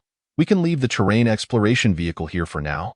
Ma Zi's expression remained unchanged as he casually addressed Chen Ping and Duan Zixuan. Before Ma Zi could mount the vehicle, Chen Ping interjected. My capabilities are somewhat known to you. The Taimu camp is merely a temporary refuge for me, and I do not wish to attract any attention. After speaking, Chen Ping climbed into a terrain exploration vehicle, while Ma Zi helped Li Shan into the armored vehicle. Duan Zixuan independently drove the cargo truck. Bringing up the rear, the sunset cast a desolate glow upon the ruins, highlighting the stark contrast to the once thriving landscape. The former prosperity had vanished without a trace. Occasionally, one could spot a few level 1 crimson beasts frolicking about. Some engaged in play while others hunted. As Chen Ping drew closer to the Taimu camp, his expression grew increasingly grim. He had initially intended to conceal his strength and resolve the issue of lifespan first, ensuring he had sufficient cards up his sleeve before deciding his next steps. He had the ability to concoct potions, and his mutated insects had also grown considerably. Yet, with these alone, he could not establish a foothold in the Crimson Wilderness. Comparably, the Taimu camp offered greater safety. However, given the strength he had displayed, he would undoubtedly attract attention. If word got out, and the Chun family in the city caught wind of it, Chunin would surely send people after him, placing Chen Ping in yet another dire predicament. In that moment, a murderous intent flickered within Chen Ping. However, killing Ma Zi and the others would not grant him a way back to the Taimu camp. With the entire scavenging team wiped out, it would be implausible for a mere lowly ant to survive and expect anyone to believe his grand tales. After the apocalypse struck, all communications were severed. It was not until 6 months later that communication relay stations gradually resumed, allowing contact between various camps. For now, they could only rely on human messengers. The journey from the Taimu camp to the Chun family would require passing through 4 or 5 camps, and even the fastest delivery would take at least 7 days. The Taimu camp could not be lingered in any longer, but to ensure survival in the wilderness, Chen Ping still needed to return to the camp for some preparations. The camp's only advantage lay in its abundance of resources. Within 1 to 2 months, the Taimu camp had scoured the scattered supplies in the vicinity, including the potion-making materials that Chen Ping urgently required. With a creak, the camp's gates slowly opened, and the 3 vehicles entered.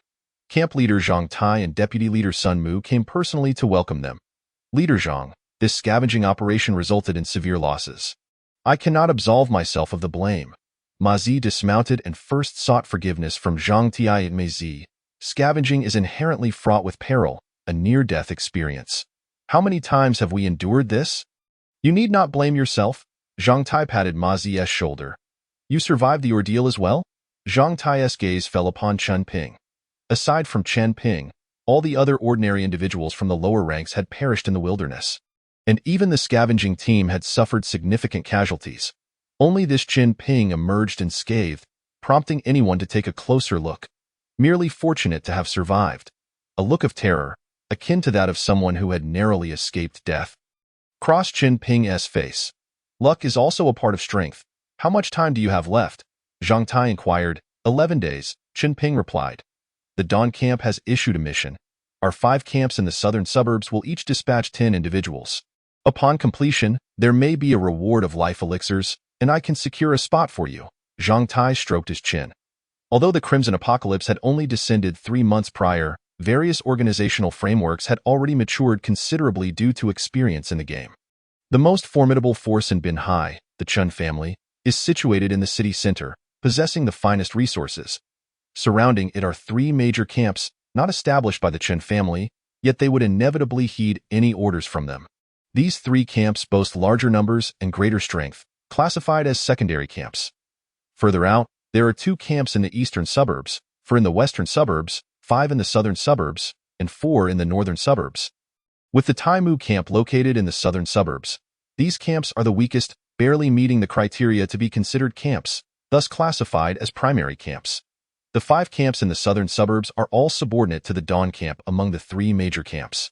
The mission issued by the Dawn camp was, in essence, a directive from the Qin family.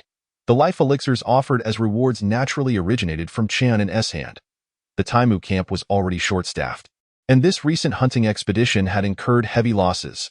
Teams 3, 4, and 5 are the most vital forces defending the camp and cannot be easily mobilized. Otherwise, Zhang Tai would not entertain the idea of allowing Chen Ping to participate. Furthermore, Zhang Tai was uncertain of Chen Ping's identity. He was not originally from Binhai. Prior to the apocalypse, he had come here with his company for study and inspection, and as soon as the plane landed, the apocalypse struck. As for the Chen family of Binhai, he had indeed heard of them but knew little. Chen Ping had only been brought back to the camp for 4 or 5 days, and his interactions had been limited. "Thank you for your concern, Captain. I will do my utmost," Chen Ping responded, though he had yet to seriously contemplate whether he would undertake this mission. "Very well, from today onwards, you officially become a member of the combat team, enjoying the same benefits as them. Here is a strengthening elixir. Additionally, if you have any requests, feel free to voice them, and the camp will do its best to accommodate." Zhang Tai declared boldly. This strengthening elixir was of the lowest grade, akin to street vendor wares, with each camp possessing a couple of hundred of them. The enhancement it provided was negligible, merely a slight improvement of around 0.5 in strength and only effective on the first use. "All right, everyone, go rest for now. We will discuss other matters tomorrow morning. Ma Zi, come with me," Zhang Tai concluded before turning to leave. Chen Ping was assigned to a room adjacent to Duanzi Xuan, where dinner consisted of 3 potatoes. Darkness enveloped the planet shrouded in crimson mist, and within the Taimu camp, silence reigned. Alone in his room, Chen Ping began crafting a basic rage elixir with materials collected from the Blood Spider Cave. Chapter 11. Bronze 2 stars. That discarded young master of the Chen family has surely been reincarnated by now. Why even mention that waste? Do you wish to accompany him? I merely feel a touch of pity for that fool. After elevating the Chen family, he was unceremoniously cast aside. He deserves it. This is the apocalypse, where strength reigns supreme. Who speaks of familial bonds, especially for a bastard?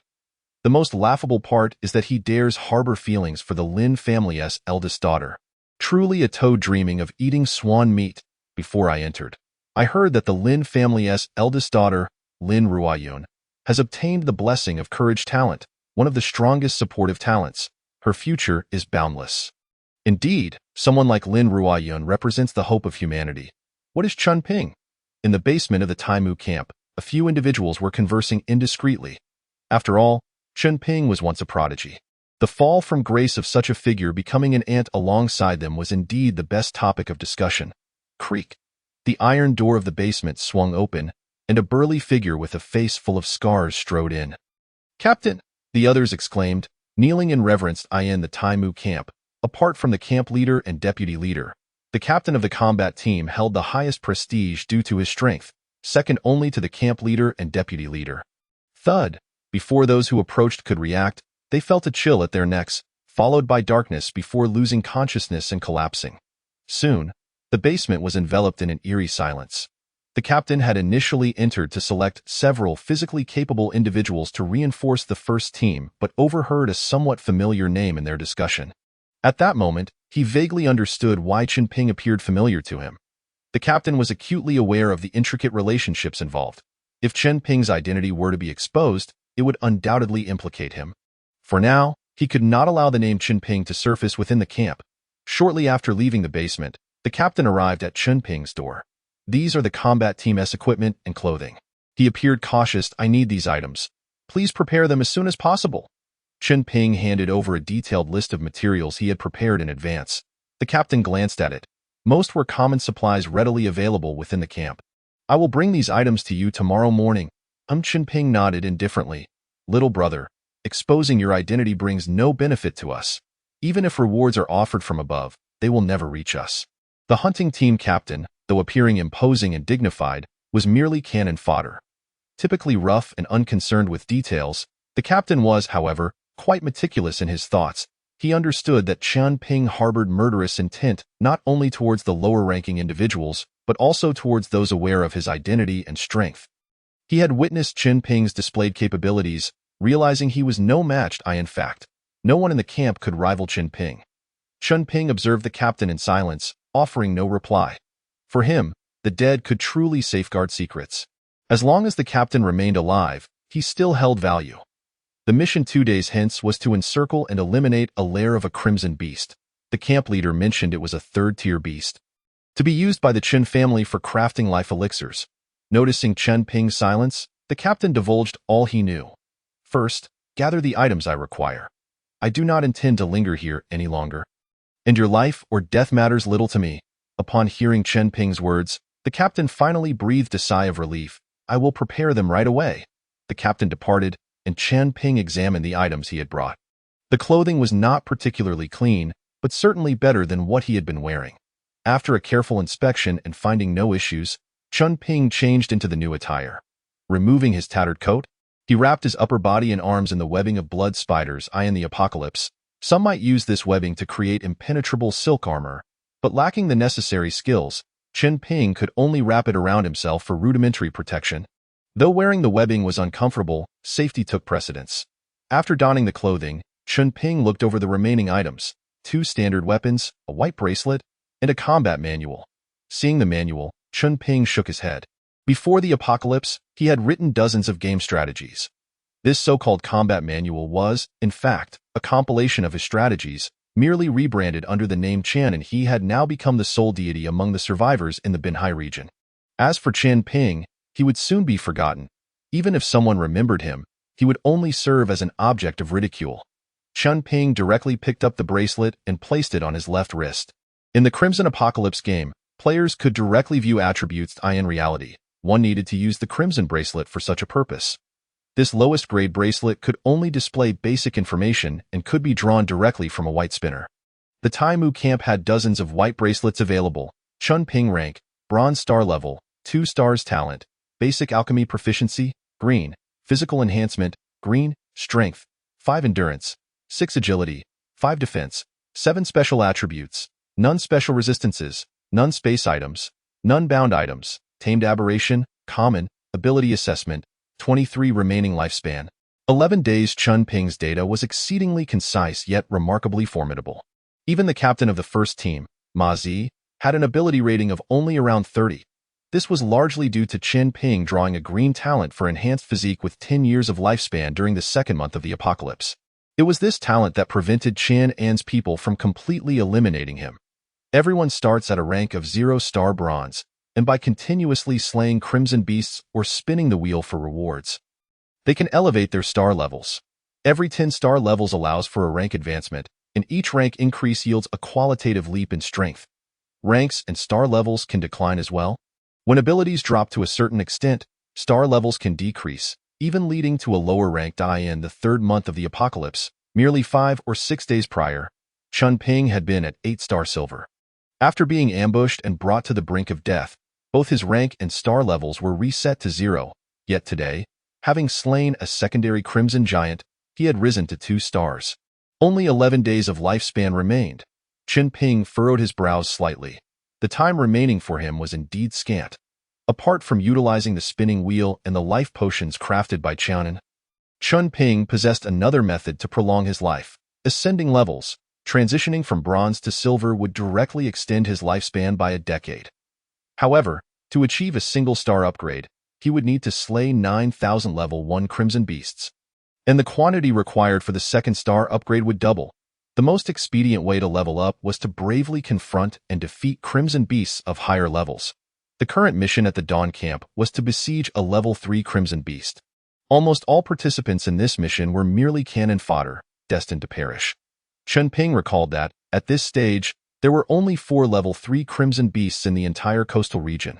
Not long ago, he had led his family to hunt one at the Qin family estate, resulting in the loss of thousands of lives, but yielding a rare red spinning wheel, 1,000,000 to 1 chance that even level 4 or 5 crimson beasts might not drop. Fortuitously, Chen Ping had drawn a high-grade potion talent. Had he not obtained such a talent, neither his father nor Chun would have resorted to such drastic measures so soon. Presently, 3 level 3 crimson beasts remained in the coastal area, and the Qin family had paid an exceedingly heavy price to deal with one of them.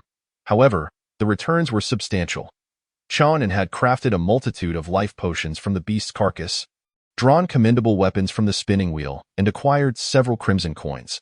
According to his recollections from his past life, the Chun family had launched 3 assaults, resulting in over 20,000 deaths among bronze 5-star and above fighters before finally slaying the level 3 beast. Chen Ping aimed to elevate his strength to the point of being able to kill a level 3 crimson beast within 2 days, a task even more daunting than simply requesting life potions from Chen. Moreover, one of Chen Ping's greatest assets, the insect Xiaobai, had once again entered hibernation. In his previous life, Chen Ping would never have taken such risks.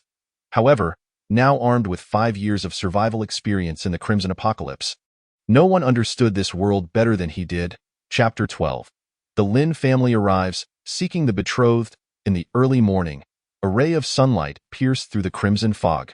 Within the Ironwood camp, some members of the combat teams had already finished breakfast and commenced training.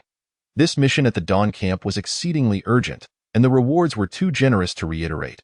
You are the elite among the elite in my Ironwood camp, and I hope you can seize this opportunity to turn your fate around and also boost the morale of the Ironwood camp. The camp leader of Ironwood was passionately addressing the troops. However, those engaged in training appeared despondent, their spirits ashen. A group of level 2 crimson beasts could obliterate the entire camp. As for level 3 beasts, their strength was exponentially greater, and no matter how bountiful the rewards offered from above, what significance does it hold if one cannot survive to claim them? The 3 teams stationed to guard the camp were unavailable, and the second team needed to remain for future hunting operations. Zhang Tai was left with no choice but to send the severely weakened first team to their demise.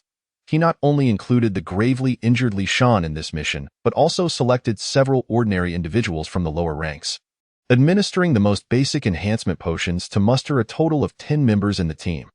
Though Li Shan would gain 5 points in strength enhancement, becoming a considerable asset for the camp. With one arm severed, Zhang Tai was uncertain how much he could contribute. Furthermore, given the significance of this mission, Zhang Tai felt compelled to dispatch several high-powered fighters for appearances.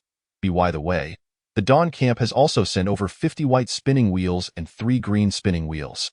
Today we'll see an increase in the benefits of drawing from the spinning wheels. Those who acquire commendable equipment or skills will be prioritized, Zhang Tai added, yet the response remained tepid. Observing the grim expressions on their faces, he declared that the selections were final. All they could do now was fight bravely for their lives, for perhaps a glimmer of hope remained to turn their fate around. If they lacked even the courage to fight, he would grant them a swift end to spare them from disgracing the Ironwood camp outside. Zhang Tai's expression suddenly darkened as he barked at the crowd. After all, death was inevitable. It was better to fight. Let us fight, Ma Zi led the charge with a rallying cry. The others, hearing this, echoed in agreement. Satisfied, Zhang Tai nodded. I have instructed Vice Camp Leader's son to take the others for the drawing. You all continue your training here. Shortly, Vice Camp Leader's son will bring the items drawn to you. As Zhang Tai departed, the excitement on the faces of the crowd gradually faded, and the atmosphere plummeted to icy depths. What hope remained against a level 3 Crimson Beast? Not to mention level 3, even a level 2 beast was enough to spell doom for them. Captain Ma Zi, why don't we? Several team members glanced toward Ma Zi, who stood at the forefront. Yet, Ma Zi remained silent, merely observing the crowd. Following his gaze, the others noticed Chen Ping standing aside, his demeanor calm and composed. I know of an underground passage that can lead us out of the camp. Ma Zi whispered after a moment. Remaining here meant certain death, but escaping the camp would not only involve evading pursuit from the camp, but also confronting the endless dangers of the Crimson Wilderness, rendering it no different from certain demise. Ma Zi understood that Chen Ping also intended to leave. If they could accompany him, their chances of survival would significantly increase. After all, he was the one who had single-handedly dealt with a level 2 Crimson Beast. However, the current Chen Ping had changed his mind. At the very least, he wanted to assess the situation regarding the level 3 Crimson Beast first, in his past life. At this time, Chen Ping had already escaped from the Ironwood camp and was found by the Lin family. He possessed scant information regarding the level 3 Crimson Beast. Did leaving this place guarantee our survival? The dangers of the wilderness were comparable to confronting a level 3 beast. Chen Ping's words left Ma Zi momentarily taken aback. Just the night before, he had expressed the urgency to depart, and now he seemed to have reversed his stance. Ma Zi quickly deduced that the current situation could only lead to two conclusions. Either Chen Ping had confidence in dealing with the level 3 beast, a highly improbable scenario, or he viewed Ma Zi and the others as burdens, believing they would perish more swiftly in the wilderness, thus seeking to keep them calm while planning his escape. Standing beside Chen Ping, Duan Zixuan was more inclined to believe the former. After all, he had witnessed how Chen Ping dealt with that flesh worm and slayed the Crimson Giant. Although he felt that confronting a level 3 Crimson Beast was somewhat fantastical, Duan Zixuan had developed a blind confidence in Chen Ping. Indeed, let us confront a level 3 Crimson Beast? Duan Zixuan suddenly clenched his fists. The others regarded him with expressions of disbelief, staring at him as if he were a fool. Chen Ping also cast a concerned glance, sensing yet another fit of madness. After all, this was the Crimson Apocalypse. The pressure was immense, and breakdowns were exceedingly common, with many exhibiting signs of mental instability. Ahem. Everyone, let us continue training. After all, aside from us, there are other teams from different camps, and perhaps there truly exists a sliver of hope. Ma Zi cleared his throat and redirected the group's attention. Not long after his words fell, a horn sounded from outside the Ironwood camp. Zhang Tai, who had just departed, hurried back with several others to open the camp's gates. A massive armored vehicle slowly rolled into the camp. It was more than twice the size of those used by Ironwood camp. The vehicle was painted a vivid pink, exuding a youthful charm. This was an attempt to blend into the crimson mist of the wilderness. Minimizing the chances of detection by the Crimson Beasts, a blue flag, perched at the front bore the character Lin. The Lin family's vehicle. Chen Ping recognized this insignia all too well and instinctively stepped back a few paces. Allowing Duan Zixuan to shield him, a man with a sharp face and black-rimmed glasses leaped out from the passenger seat. Boss Lin, why have you come in person? If there are any instructions, please let me know. Zhang Tai, usually cold and stern, greeted the man with exaggerated deference. Chen Ping quickly recognized the individual as Lin Tingzhong, the cousin of Lin Ruoyund in his past life. It was Lin Tingzhong who had found Chen Ping and brought him back to the Lin family. Have you seen Chen Ping recently? Lin Tingzhong's voice was somewhat shrill, and his manner of speaking was quite uncomfortable to listen to. Chen Ping of the Chen family? Lin Tingzhong directly produced a photograph of Chen Ping. Zhang Tai examined the image, furrowing his brow, finding it somewhat familiar. In the picture, Chen Ping was impeccably dressed in a suit, youthful and handsome, brimming with vitality. Doesn't seem like it. Zhang Tai shook his head. Doesn't seem like it? Gather everyone in your camp at once. Lin Tingzhong declared impatiently, hands on his hips.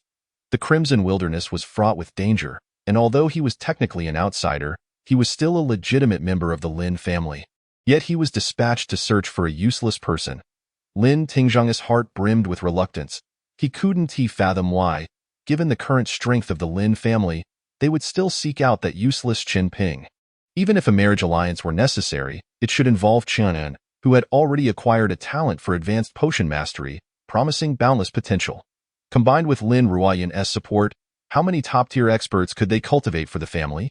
Even if Chen Ping stood at his peak, that was merely a relic of the past. Now, he was less than an ant. The living remnants of those useless individuals could draw from their dwindling lifespans.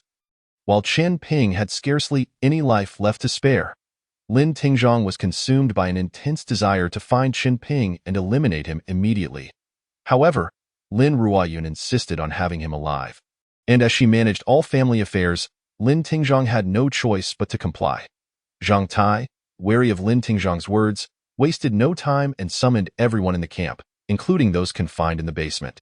Examine them one by one, and ensure there are no oversights, Lin Tingzhong instructed his subordinates. Subsequently, he climbed atop the armored vehicle belonging to the Lin family using a ladder, I am Lin Tingzhong of the Lin family, here to seek my cousin Lin Ruoyun's fiancé, Chen Ping. Chen Ping, if you are present, step forward. The Lin family has always treated others with sincerity and honesty. The original engagement will not waver due to any circumstance. I have come here to bring you back to the Lin family to wed Yuner. As Lin Tingzhong's voice echoed, the crowd merely murmured among themselves, and for a long while, no one stepped forward. Ma Zi's gaze remained fixed on Lin Tingzhong, not daring to glance at Chen Ping. Confusion gripped him. Given the Lin family's favorable conditions, infinitely superior to the so-called Ironwood camp, why would Chen Ping not reveal himself? If he were in Chen Ping's shoes, he would have risked everything to reach the Lin family, even if it meant facing rejection. A place to cling to life, no matter how precarious, would surely be preferable to enduring a perilous existence here. I am Chen Ping. A young man surged forth from the throng of ordinary people. Lin Tingzhong's heart soared with delight, believing he had finally fulfilled his mission, but upon closer inspection, the man's appearance bore no resemblance to Chen Ping whatsoever. Of course, the current Chen Ping, unkempt with a haggard visage, did differ somewhat from the photograph. Daring to impersonate Chen Ping. Do you take me for a fool? You truly do not even know how to spell death. Lin Tingzhong declared, and his men promptly executed the impostor. I have known Chen Ping for several years. We are close friends. If you value your life, do not dare to challenge my intelligence. The search continued. Though the thoroughness was lacking, allowing Chen Ping to narrowly evade scrutiny. Boss, nothing here. Boss, nothing over here either. Upon hearing his subordinates' reports, Lin Tingzhong sighed in disappointment, pondering how much longer he would have to search in this desolate wilderness. Listen up. Anyone who provides information regarding Chen Ping's whereabouts will be rewarded with a green quality weapon from the Lin family. Those who can bring Chen Ping to the Lin family will receive a green quality talent and the opportunity to join the Lin family's core camp. This announcement stirred something within Ma Zi. Green quality weapons were a rarity in the entire camp, with only 4 in existence. As for the green quality talents, even those of modest quality could drastically alter one's fate. Yet, these were secondary. The paramount concern was joining the Lin family camp, undoubtedly the safest haven in the Crimson Wilderness. Gulch, Ma Zi made a strained swallowing motion. Theo Chen Ping, going to the Lin family could alleviate his dwindling lifespan. But escaping from the Lin family afterward would be far from easy. His circumstances might become even graver. Chapter 13. Entering the Crimson Pod as the Lin family's convoy gradually departed the Ironwood camp.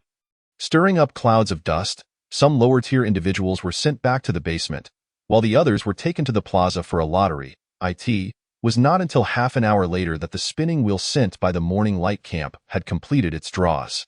Zhang Tai briefly accounted for the usable items: 12 pieces of white-quality equipment, 2 white-quality talents, and 1 green-quality weapon.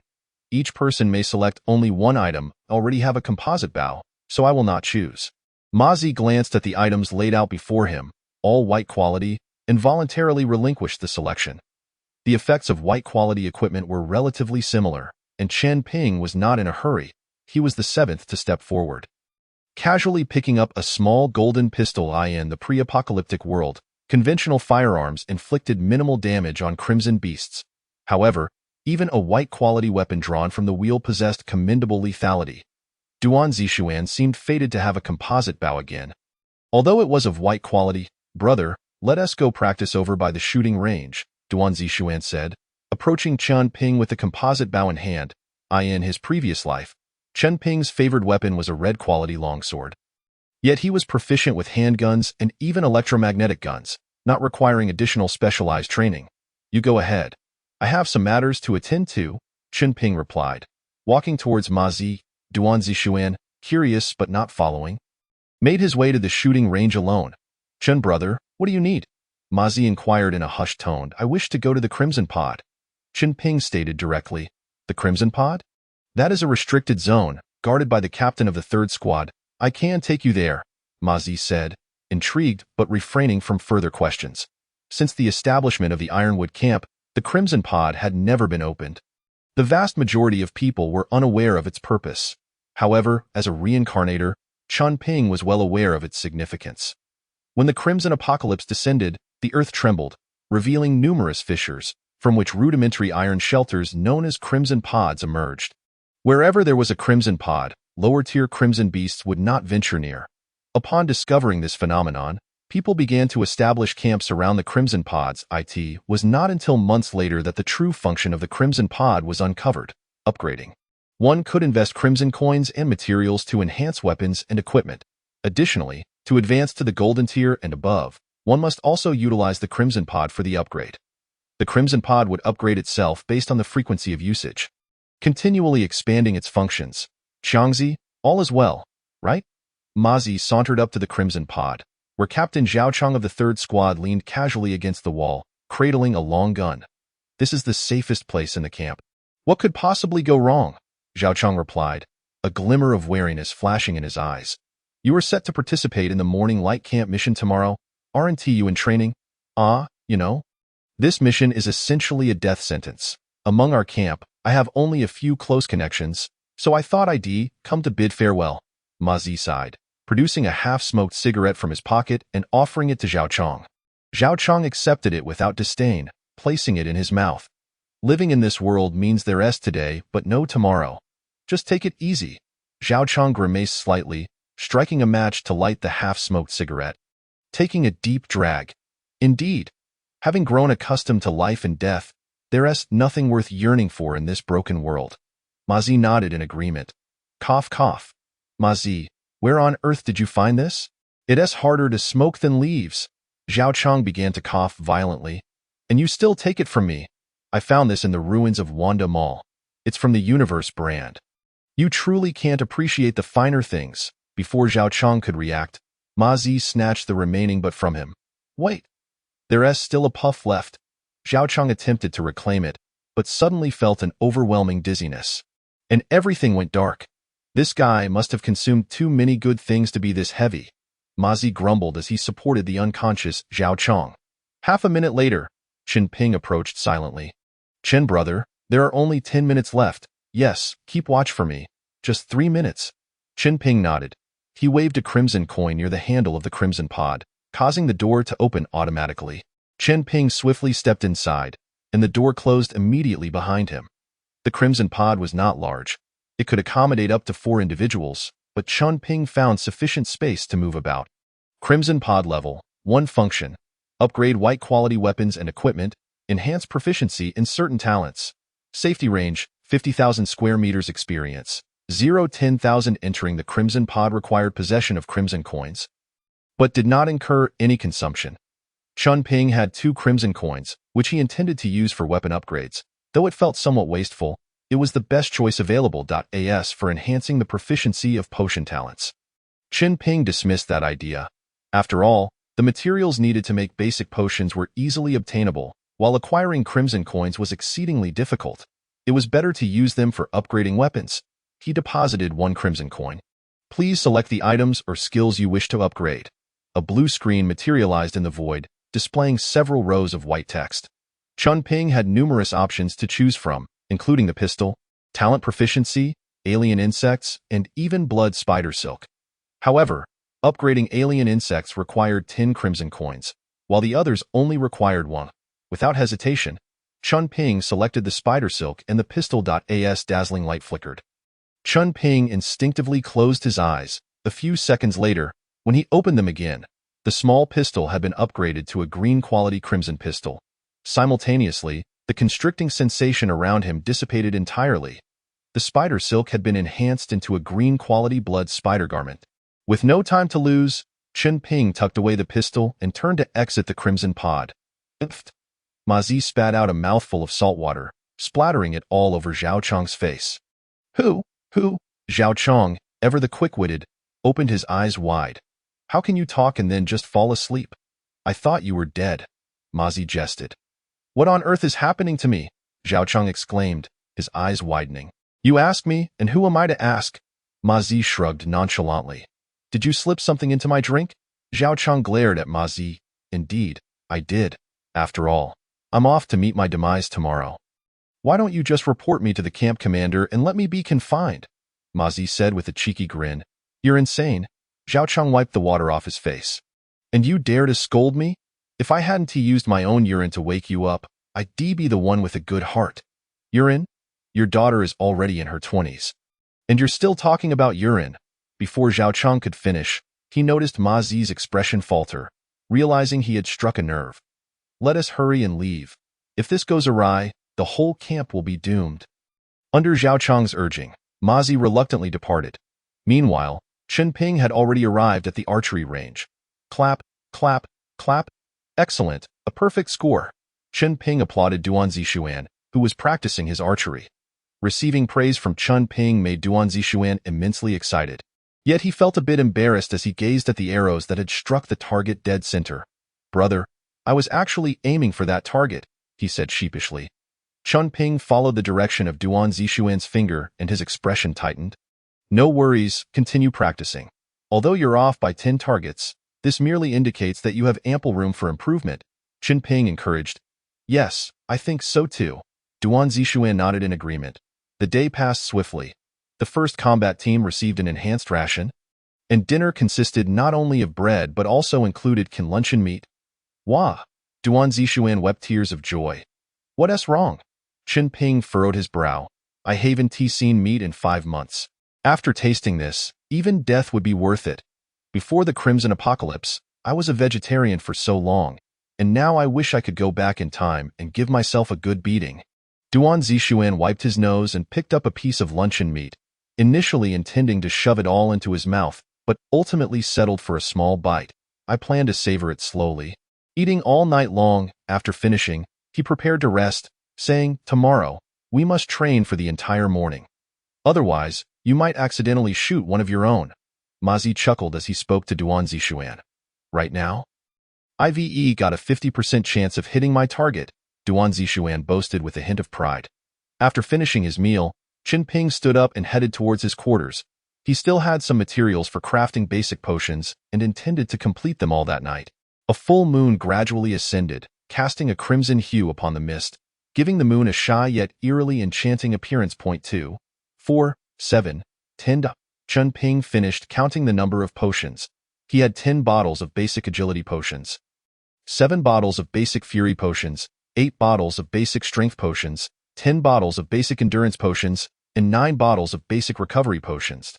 No space. What a hassle! Chen Ping lamented as he gazed at the potion vials before him.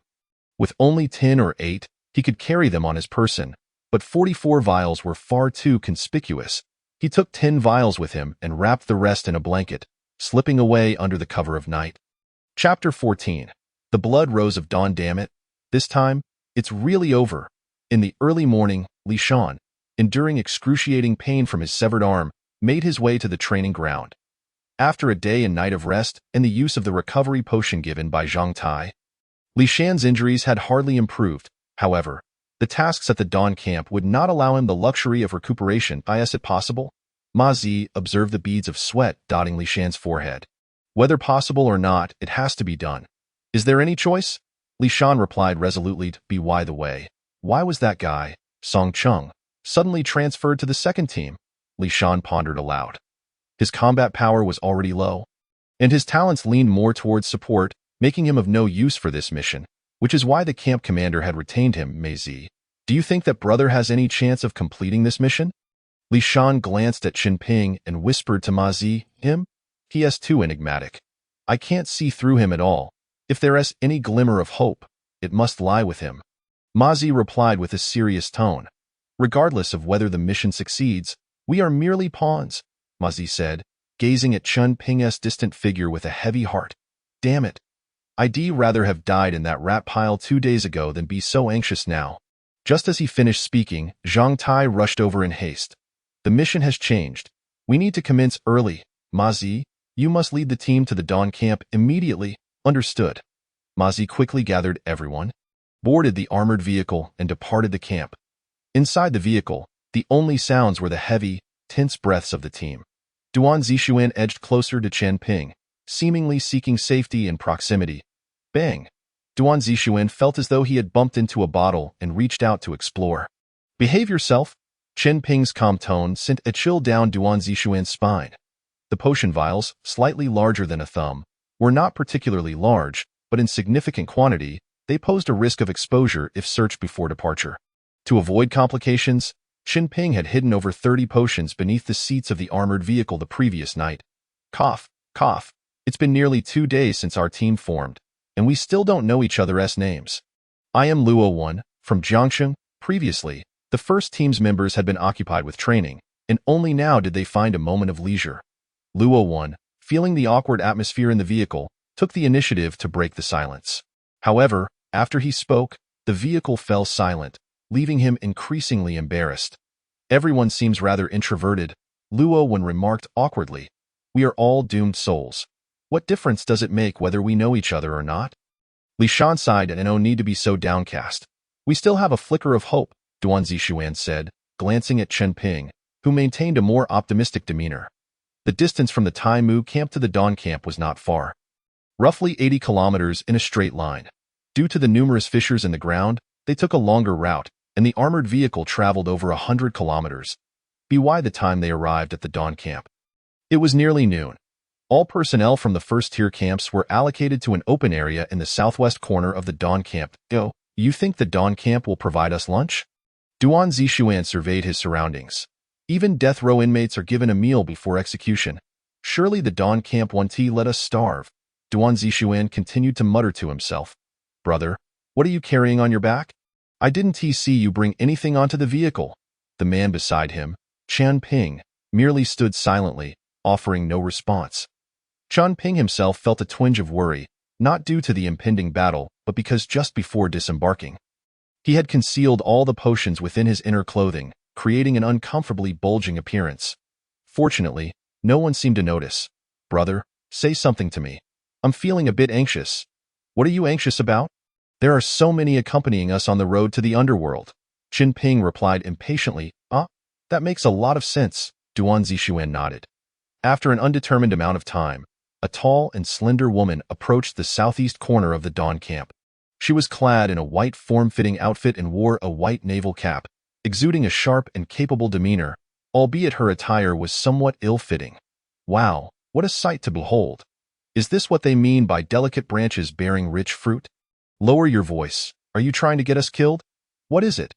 Who is she? You don't know the Blood Rose of Dawn. She is the leader of the 3rd scavenger team at the Dawn camp. Shortly after the apocalypse struck, she single-handedly killed 2 second-tier beasts using a temporary attribute potion drawn from a roulette. Later, when the Dawn camp issued a mission, a 30-person team deemed the risk too great and fled. But she killed all 30 of them, bringing back their heads, which were displayed in the Dawn camp for 10 days and nights. So, it's Blood Rose Xuan, the crowd exclaimed in realization. And Ping couldn't help but glance at the woman. At this moment in his previous life, Ping had already reached the Lin family, and he had not heard of any Blood Rose incidents. As for the target of this operation, I shall not elaborate further, the leader of the Dawn camp stated. The Dawn camp and the Qin family place great importance on this mission. The original plan was for the Qin family to dispatch a force of 9,000. With the Dawn camp sending 1,000, however, due to the recent heavy losses suffered by the Dawn scavenger team, they could not assemble a 1,000-strong team. Hence the need to draw personnel from your first-tier camps. The Dawn camp personnel will be under my command. The primary force will be the Qin family, while the first-tier camp personnel will be responsible for support, and the Dawn camp personnel will handle security.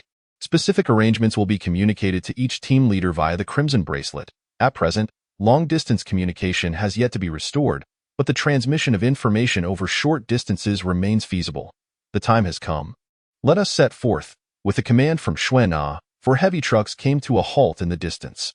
The cargo area of these trucks could accommodate 200 to 300 individuals.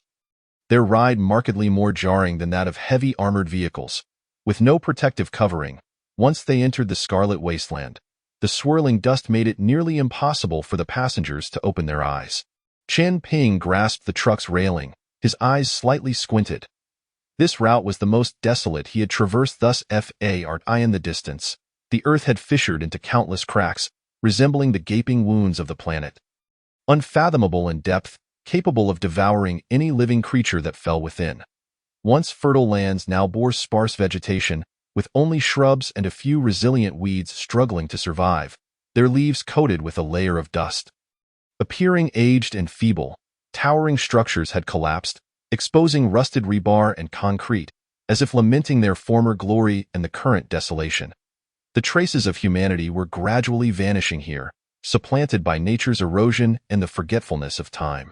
The piercing shriek suddenly echoed through the air. Qian Ping instinctively looked up to see a massive black falcon circling overhead, a second-tier scarlet beast. Qian Ping furrowed his brow. This aerial creature was far more challenging to contend with than its terrestrial counterparts. The mission had not even commenced, and already they faced peril.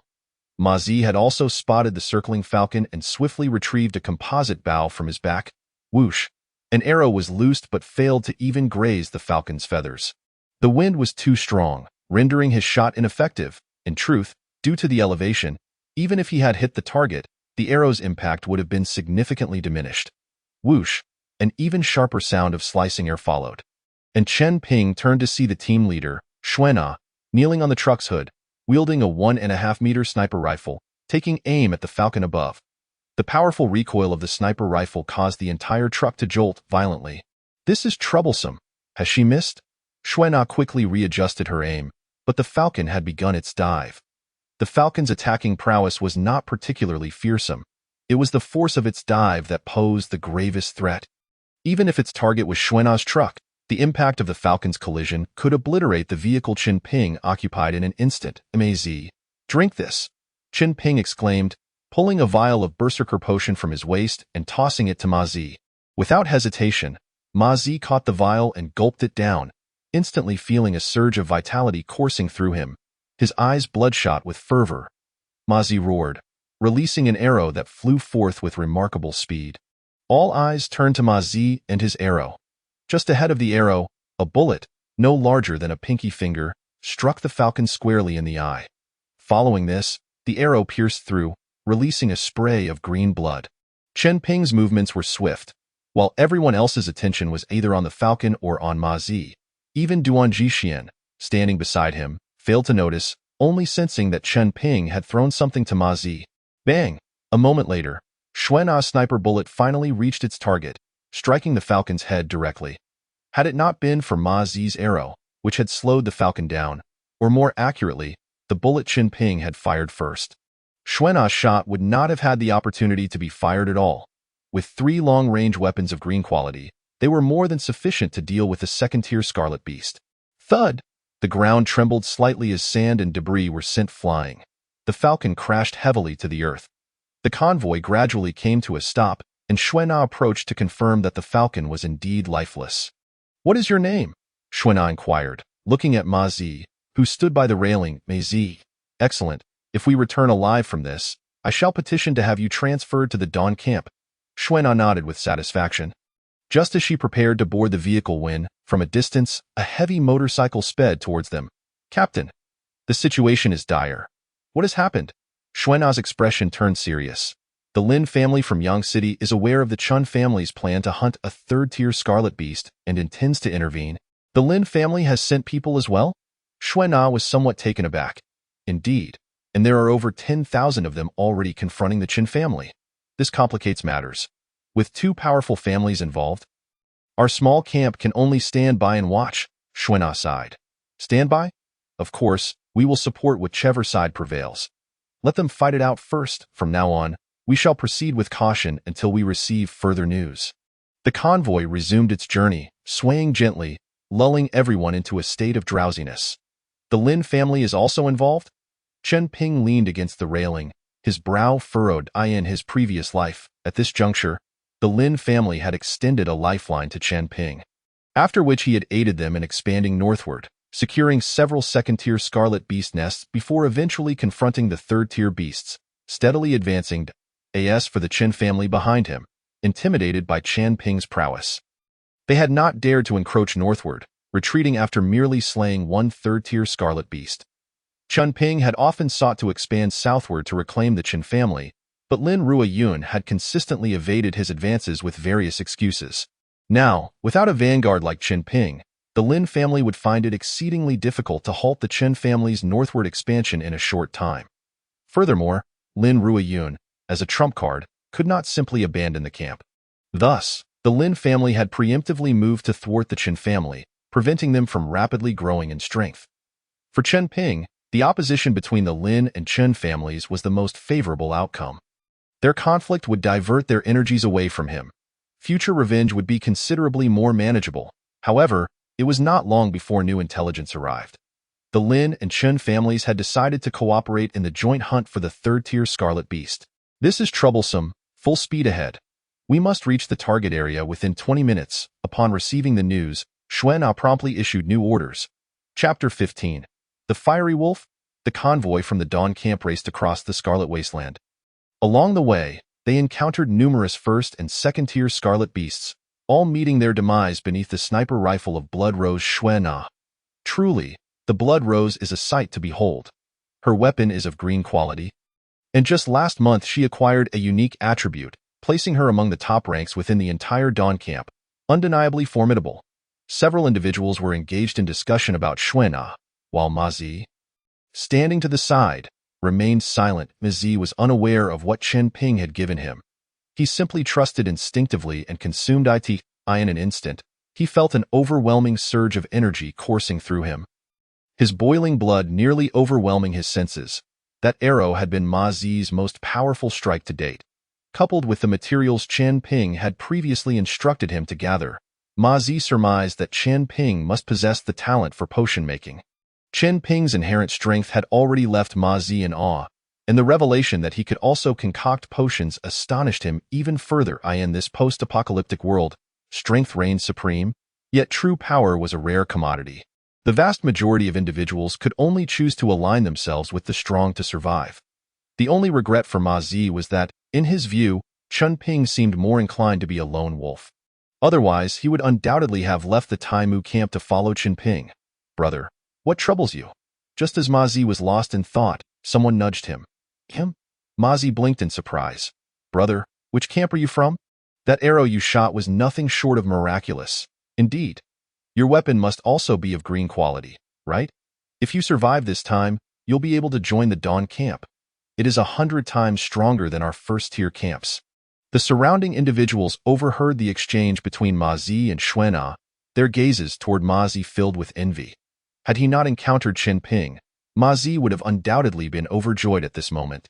Nowadays, if given the choice, he would prefer to follow Chen Ping. The Dawn camp was indeed strong, yet to date, there had been no news of a potion master emerging from it. Xuan'an was also formidable. But had Chen Ping not intervened, the earlier falcon would have surely decimated half of their team. No matter how strong Xuan'an was, she could not single-handedly avert disaster. Ma Zi nodded, casually responding to those around him, while his peripheral vision remained fixed on the half-closed eyes of Chen Ping. Whether he could return alive this time truly depended on this young man. Before long, the heavy trucks navigated through a canyon. Arriving at their target area, "Disembark, prepare for battle." Xuan'an's voice was not particularly loud, yet it resonated clearly in everyone's ears. "Captain, why did you take so long?" Chen Yingwu approached Xuan'an, his face marked by displeasure. "We encountered numerous Scarlet Beasts along the way, which delayed our progress." Xuan'an replied with poise. "What is the current situation?" she inquired. "Our Chen family has already lost over 3,000 members, and the Lin family has suffered significant losses as well. Most crucially, to the southwest, there are nearly 100 Scarlet Beasts that persistently harass us from behind, diverting our main force's attention."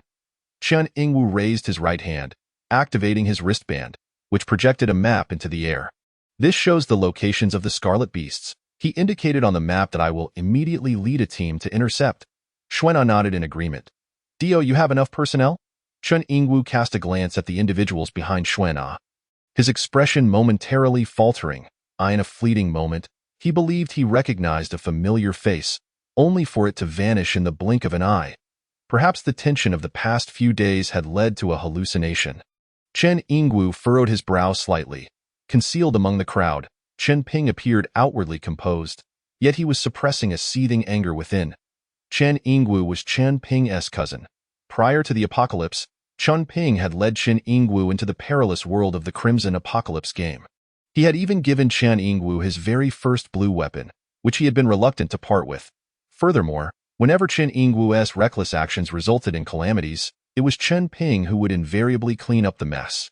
In truth, Chen Yingwu had endured considerable hardships in his early life. Before he could even speak, he was abducted and sold to the countryside, suffering greatly during his childhood. Later on, Qin Ping's fourth uncle, who was also Qin Yingguo's father, found him. However, after merely half a year of reunion, both his parents succumbed to severe illnesses and passed away. Qin Ping's father then adopted Qin Yingguo into their family, and Qin Ping, feeling a sense of pity, took exceptional care of him. Yet, in Qin Yingguo's eyes, Qin Ping was merely an illegitimate child of the Qin family, holding a position far inferior to that of Qianan, who had secretly allied with him to monitor Qin Ping's every move. After Qin Ping drew his talent, it was his father who first took action, and soon after, Qin Yingguo launched a surprise attack from the shadows. Once Qin Ping was subdued, Qin Yingguo tormented him for an entire day and night, finally discarding him into a mass grave. He could only lament his own blindness in trusting Qin Yingguo wholeheartedly, with no defenses in place. After all, before the apocalypse, Qin Ping was still the young master of the Qin family, and thus he harbored little suspicion towards his cousin. Following the onset of the apocalypse, Qin Ping had devoted all his energy to the Crimson Beasts and the Crimson Roulette, leaving him with scant attention for his relatives nearby. "Brother, what's wrong? Are you unwell?" Duan Zixuan inquired with concern. "I am fine," Qin Ping responded softly, though despite his best efforts to suppress his emotions, Duan Zixuan sensed something amiss. The Morning Sun Camp. Teams of 20 were formed, with each camp's personnel operating as a unit. "I have divided the target area into 10 zones and synchronized the information to each team leader. According to the plan, proceed to your designated areas to eliminate the Crimson Beast. Do you understand?" Xuana shouted from atop the vehicle. "Understood," the crowd replied in unison. Xuana swiftly operated her wristband, completing the synchronization in mere seconds. "Let us move," she commanded, and the 1,000-strong team began to disperse. This fortunate fellow glanced at the wristband's information and shook his head. "Captain, what's the matter?" Duan Zixuan approached. "We're assigned to the 10th zone, which is also the closest position to that group of second-tier Crimson Beasts. Isn't that the furthest from the third-tier Crimson Beasts? Doesn't that mean we're quite safe?" Duan Zixuan looked at the map. "Hey, you're quite the genius." The fellow suddenly realized that this position was indeed secure. "That's my brother's insight. I was quite anxious initially, but he said, with so many people accompanying us on the road to the underworld, what is there to fear?" I instantly felt at ease. Duan Zixuan grinned. The fellow frowned slightly. Having lived this long, it was the first time he had heard such comforting words, and the fact that someone truly cooperated was remarkable. As they hurried along, Qin Ping and his companions drew closer to the 10th zone, while behind them, the echoes of anguished howls could be faintly heard, and the ground beneath their feet occasionally trembled. The third-tier Crimson Beast represented an almost insurmountable threat at this stage. One would need to achieve full silver rank to possess any means of self-defense, and to slay a third-tier Crimson Beast, one would require golden strength. Currently, it was improbable for any human in their group to possess such a rank. In his previous life, Qin Ping could only challenge a third-tier Crimson Beast 6 months after the apocalypse began, and in the early days, the third-tier beast they hunted had claimed nearly 1,000 lives, severely wounding the Qin family. Had it not been for the allure of the potion talent attracting enough strong individuals, the Qin family would have needed at least a year to recover. After all, the loss of low-tier cannon fodder did not threaten their foundation, but high-tier combatants were invaluable assets to the family. This time, the Qin family mobilized 10,000 troops to encircle the third-tier Crimson Beasts. Appearing formidable, yet in reality, it was more of a test. They intended to use those expendable troops to gauge the true strength of the third-tier beasts, gathering enough information to formulate a more targeted extermination strategy. We've arrived. Aside from our small team, there should be 6 other teams responsible for this area. The fellow surveyed his surroundings, noting only a few second-tier Crimson Beasts in the distance. Those few teams haven't fled.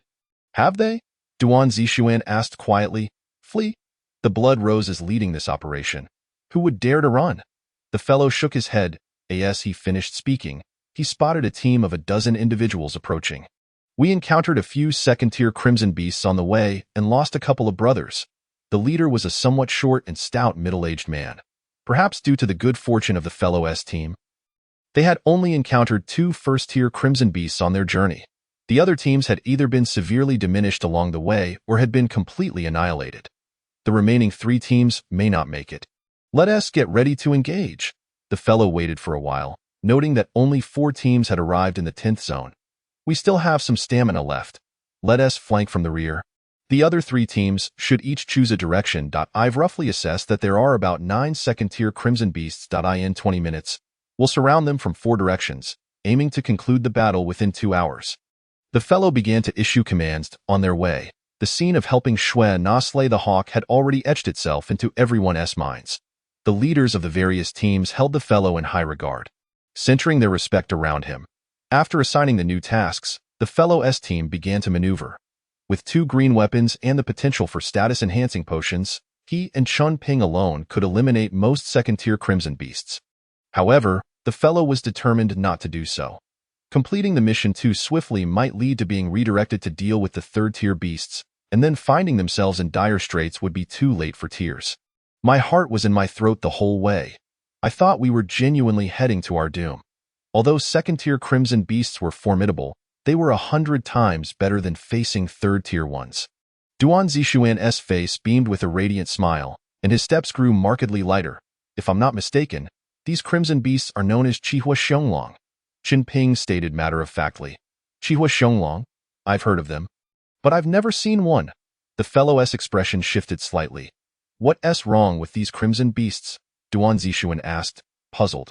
Behind them, Li Shan's eyes reflected a glimmer of fear as he quietly explained. Qihua Xionglong are pack animals. Under normal circumstances, their population does not fall below 500. According to the information provided by the Chen family, only a little over 100 have been discovered. Thus, their lair is likely to house over 400. Upon hearing Li Shan's explanation, Duan Zixuan's smile instantly froze. You must be joking.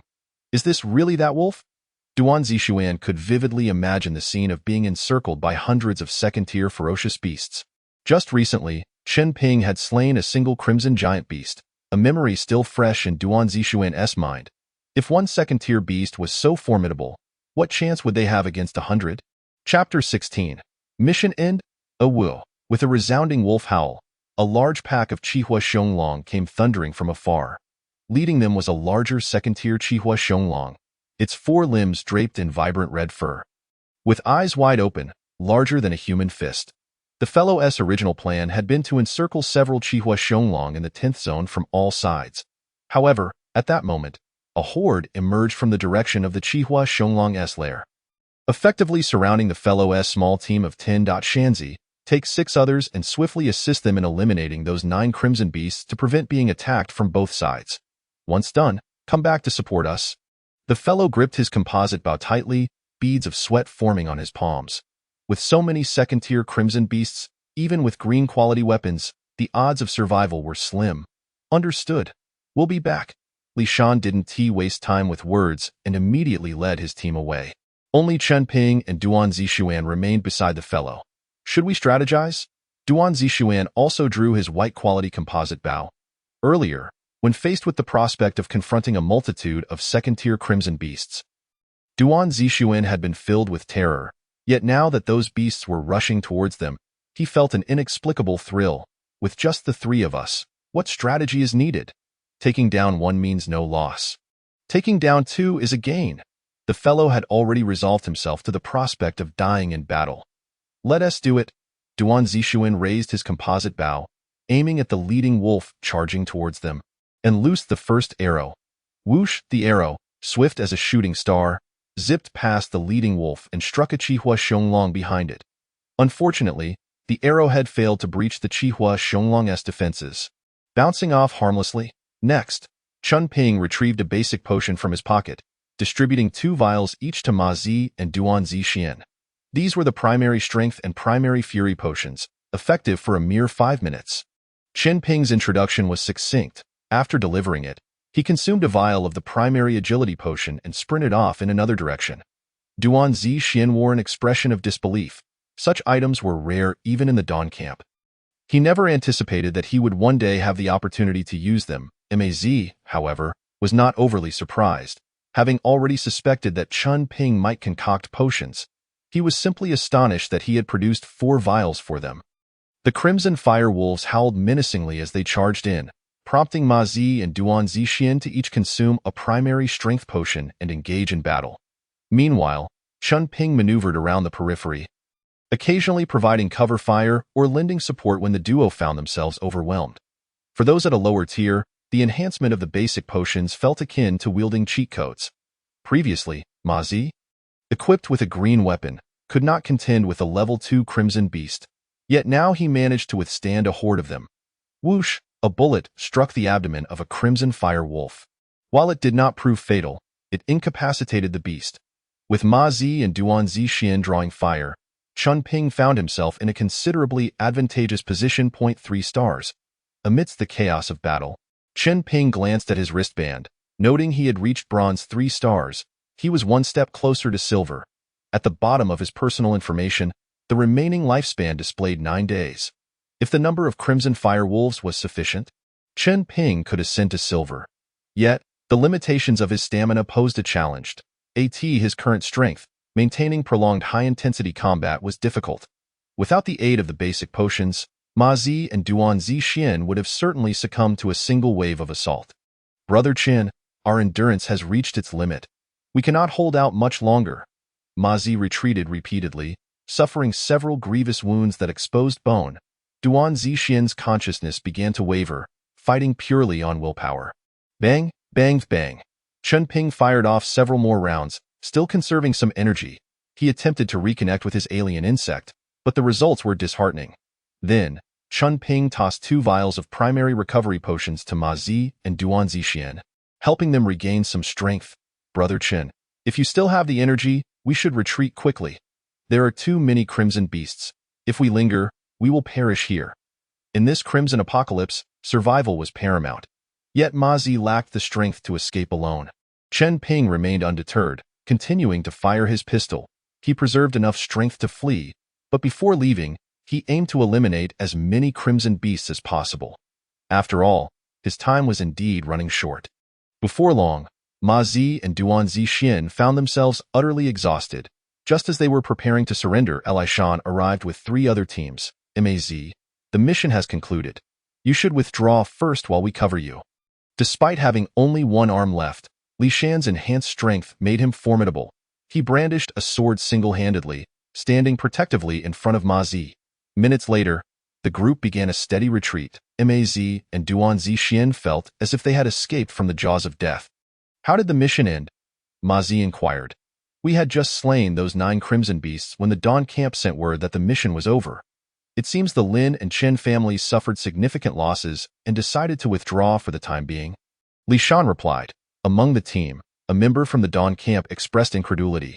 We lost over 30 people facing 9 Crimson Beasts, despite having dozens of green weapons. How did you 3 manage against so many? Heh, our strength speaks for itself. The 3 of us were simply slaughtering them. Duan Zixin regained some vigor and chuckled.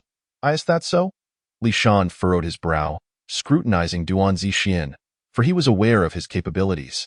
Of course, I handle the slaughtering while Ma Zi takes care of the rest. The others turned their gaze towards Ma Zi. They had witnessed his prowess on their way here. Had it not been for that decisive arrow that aided Xue Na in slaying the Eagle Hawk, the outcome could have been dire. If it were anyone else, they would find it hard to believe that such a feat was possible against a horde of Crimson Beasts. Yet, if it were Ma Zi, it seemed plausible. Luck, merely luck. Ma Zi acknowledged Chun Ping's desire for discretion and his indifference to accolades, thus he casually agreed. However, he genuinely felt fortunate to encounter a powerhouse like Chun Ping. Otherwise, he would have already met his end at the Biological Research Institute. Not to mention, without Chun Ping's potions this time, Ma Zi would have been reduced to mere carrion for the Crimson Beasts. Unbeknownst to Chun Ping, Ma Zi's thoughts were far removed from his own. He merely wished for Ma Zi and Duan Zixin to delay the Crimson Fire Wolves as much as possible so he could eliminate more foes. Having slain so many level 2 Crimson Beasts, the rewards must be substantial, right? Someone in the group asked. Don't mention it. I only got 7 white spinning discs. What a stroke of bad luck. Ma Zi grumbled. While the others were skeptical of his words, they dared not challenge his strength, and in reality, the haul was quite significant. 2 green discs, for Crimson coins, and over a dozen white discs. Chun Ping collected the green discs and Crimson coins, while the white discs were handed over to Ma Zi after a brief inspection. Ma Zi kept a few for himself, gave 2 to Duan Zixin, and planned to turn in the remainder at that moment. Chen Ping, who had been lagging at the back of the group, was examining the information displayed on his wristband, which had now reached bronze 6 stars. He was just 4 stars away from advancing directly to silver rank, at which point his lifespan would increase by 10 years. He could then continue utilizing the spinning discs for rewards, and fortuitously, one of the 2 green discs he possessed contained a life potion. The rewards for hunting level 2 beasts were diminishing, and to resolve his lifespan issue swiftly, he needed to acquire a life potion through the discs or by slaying a level 3 crimson beast. Chen Ping had experience in hunting level 3 beasts, but his current strength was insufficient. As he pondered, Chen Ping felt a slight itch in his chest, and with a thought, he sensed a response from his alien insect. "You are quite the sleeper, aren't you?" Chen Ping couldn't help but internally scoff. The insect writhed, its body now completely encased in a hard black shell, slightly smaller than in its larval stage. Having absorbed the wind wolf and the crimson giant rat, Chen Ping's insect had directly evolved to level 2. The upper limit for insects was generally level 3. Their strength lay in their numbers, often in the billions, where qualitative change arises from quantitative accumulation. Such a magnitude of insects could even make level 5 crimson beasts flee in terror. However, Chen Ping's insect had yet to show any signs of reproduction. "Have you mutated?" Chen Ping mused, somewhat exasperated. Yet, in this crimson apocalypse, the most formidable creatures were merely level 3. If timed correctly, a level 2 insect could inflict considerable damage. "Where is our convoy? We've been walking for so long without sight of it." Duan Zixin, still recovering his stamina, surveyed the endless wilderness, feeling as though his legs were weighed down by lead. According to the map from the messenger, it should be nearby. Could it have been ambushed by crimson beasts? Li Shan observed the map on his wristband and glanced into the distance. "Let us rest here for a moment. We must ensure we have ample energy," Ma Zi said in a serious tone. In the crimson wilderness, stamina was of utmost importance. Should they be ambushed by crimson beasts while too fatigued to retaliate, it would lead to utter annihilation. "Huh? That," Duan Zixin began, instinctively opening his mouth. But before he could finish, he was interrupted by Ma Zi's cough. "Ahem. What is it?" Ma Zi had noticed a team member was missing moments ago, though everyone else had been focused on him, leaving the quiet individual unnoticed. Duan Zixin glanced at Ma Zi, realization dawning upon him, and continued, "I've run out of water. Captain, do you have any to spare? Drink less. We don't know how far we still have to walk." Ma Zi handed his water flask to Duan Zixin. Meanwhile, the missing team member was heading toward the location of the level 3 crimson beast. Chapter 17. Advanced Life Potion. The setting sun bathed the distant mountains in crimson hues. The air was thick with the stench of blood. The earth was thoroughly soaked in crimson, with dismembered limbs and severed body parts strewn about. Countless crimson insects feasted upon the still wet blood of the ground. This was a true hellscape. Amidst it all, a solitary figure moved forward silently in his arms. The entirely black alien insect twitched its antennae excitedly, clearly reveling in the environment. Had it not been for the man's control, this insect would have already plunged into the sea of blood. Crimson Fire Wolf? Chen Ping paused, gazing into the distance where he faintly discerned the form of the level 3 beast. It appeared to be the leader of the Crimson Fire Wolves. But why was it residing alone here? Chen Ping was somewhat bewildered, simultaneously striving to recall the events of his past life. He remembered that shortly after entering the Lin family, he received news of the Qin family defeating a level 3 crimson beast. Subsequently, the coastal region experienced a terrifying beast tide. In the wake of this onslaught, 90% of the level 1 camps in the coastal area were utterly obliterated, and even 2 out of 3 level 2 camps were destroyed. Fortunately, the Qin family possessed a formidable foundation, and with Chen An's talent aiding them, they managed to recover in a short span of time. "Are you Chen Ping?" A feeble voice interrupted his recollections. He turned to see a bloodied figure struggling among a pile of corpses. Others might not recognize him, but for Chen Ping, even if that person were reduced to ashes, he would still identify him without fail. "Chen Yingguo, it seems we truly are fated to meet here." A faint smile appeared on Chen Ping's lips as he slowly approached Chen Yingguo and crouched down. Brother Chen, I was wrong.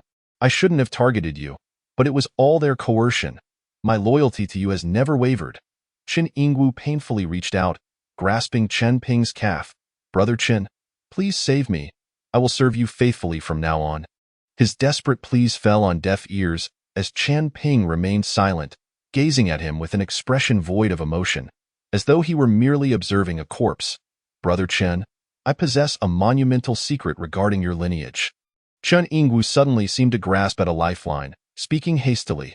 Chen Ping reached into his clothing, extracting a small black insect and placing it in Chen Yingwu's palm. Brother Chen, the truth is, you are not the flesh and blood of Chen Zhaoda. When Auntie found Chen Zhaoda, she was already with child, Brother Chen. I swear it's true. The Chen family is aware of this matter. Last time, when Chenin was drunk, he inadvertently let it slip. And that's how I learned of it. Moreover, Auntie's death is also related to the Chen family. The excruciating agony rendered Chen Yingwu incapable of uttering another coherent word. His body rapidly withered away. Yet he clung to life with his last breath. Chen Yingwu opened his mouth, but no sound emerged, his desiccated hand gripping Chen Ping's calf tightly, his eyes filled with disbelief. He believed he knew Chen Ping better than anyone. And given Chen Ping's character, even if he had committed wrongs, sincere repentance would surely lead to forgiveness. Though he had once acted against Chen Ping, the latter was still alive and well. Had it not been for him, Chen Ping might still be in the dark, either being exploited by the Chen family or killed by them. Chen Yingwu could not fathom how someone could change so drastically. How could a good person like Chen Ping become so cold-hearted? With a pop, Chen Yingwu's wide eyes rolled out of their sunken sockets, and he finally drew his last breath. Chen Ping rose, gently shaking off Chen Yingwu's lifeless hand. His expression remained unchanged, betraying no emotion, as he stared into the distance at the level 3 crimson beast. Previously, Chen Ping had been unaware of the truth surrounding his lineage. Had this been before his rebirth, he might have felt sorrow, rage, or an urgent desire to uncover the truth about his father and why the Chen family targeted him. Yet now, reborn, he found himself indifferent to such matters. At present, the most crucial thing was survival. The knowledge possessed by the dead held no significance. With only 9 days left to live, he could not hope to acquire Chen An's life potion, nor could he risk hunting a level 2 crimson beast in time. The simplest and most effective solution was to eliminate that level 3 crimson fire wolf. As for other concerns, his lineage, avenging himself and his mother against the Chen family, those would have to wait until he was sufficiently powerful to address them.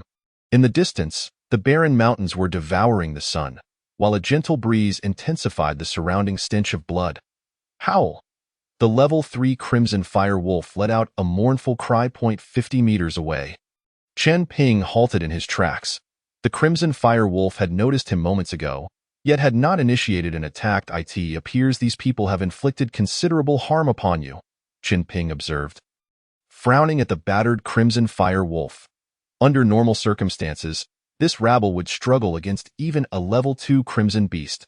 To inflict harm upon a level 3 crimson fire wolf would be utterly delusional. Yet, the beast was indeed injured. Howl! The crimson fire wolf howled once more, unsteadily rising to its feet. Its fur had long lost its luster, yet it emitted a faint red glow, appearing eerily ethereal. Could it be that it is attempting to ascend to level 4? Chen Ping felt a pang of anxiety. Once a human reaches the golden tier, each full star requires passing the Crimson Chamber's test to ascend to the next tier, a perilous process where the chances of failure increase with each level. Similarly, a level 3 Crimson Beast must undergo trials to continue its evolution, facing the corrosive mists of Crimson to gain greater strength. The upper limit for aberrant insects is level 3. Individual aberrant insects cannot withstand the trials posed by the Crimson Mists. Thus they forsake advancement, stagnating at level 3. And no wonder the Chen family was willing to expend so many resources to hunt you down, and why the Lin family chose to ally with the Chen family. Now that a level 3 Crimson Beast is already in apex existence, should it ascend to level 4, there would be no place for humanity to survive in the coastal region.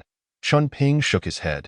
Nevertheless, even a wounded level 3 Crimson Beast was far beyond his capabilities. Xiao He, whether you live or die depends on this moment. Chen Ping released Xiao He, consuming 5 types of basic potions to restore his condition. Gripping his small pistol tightly, howl! A level 4 Crimson Beast would gain a semblance of human intelligence, and this failing level 3 Crimson Fire Wolf seemed to have awakened some awareness as well.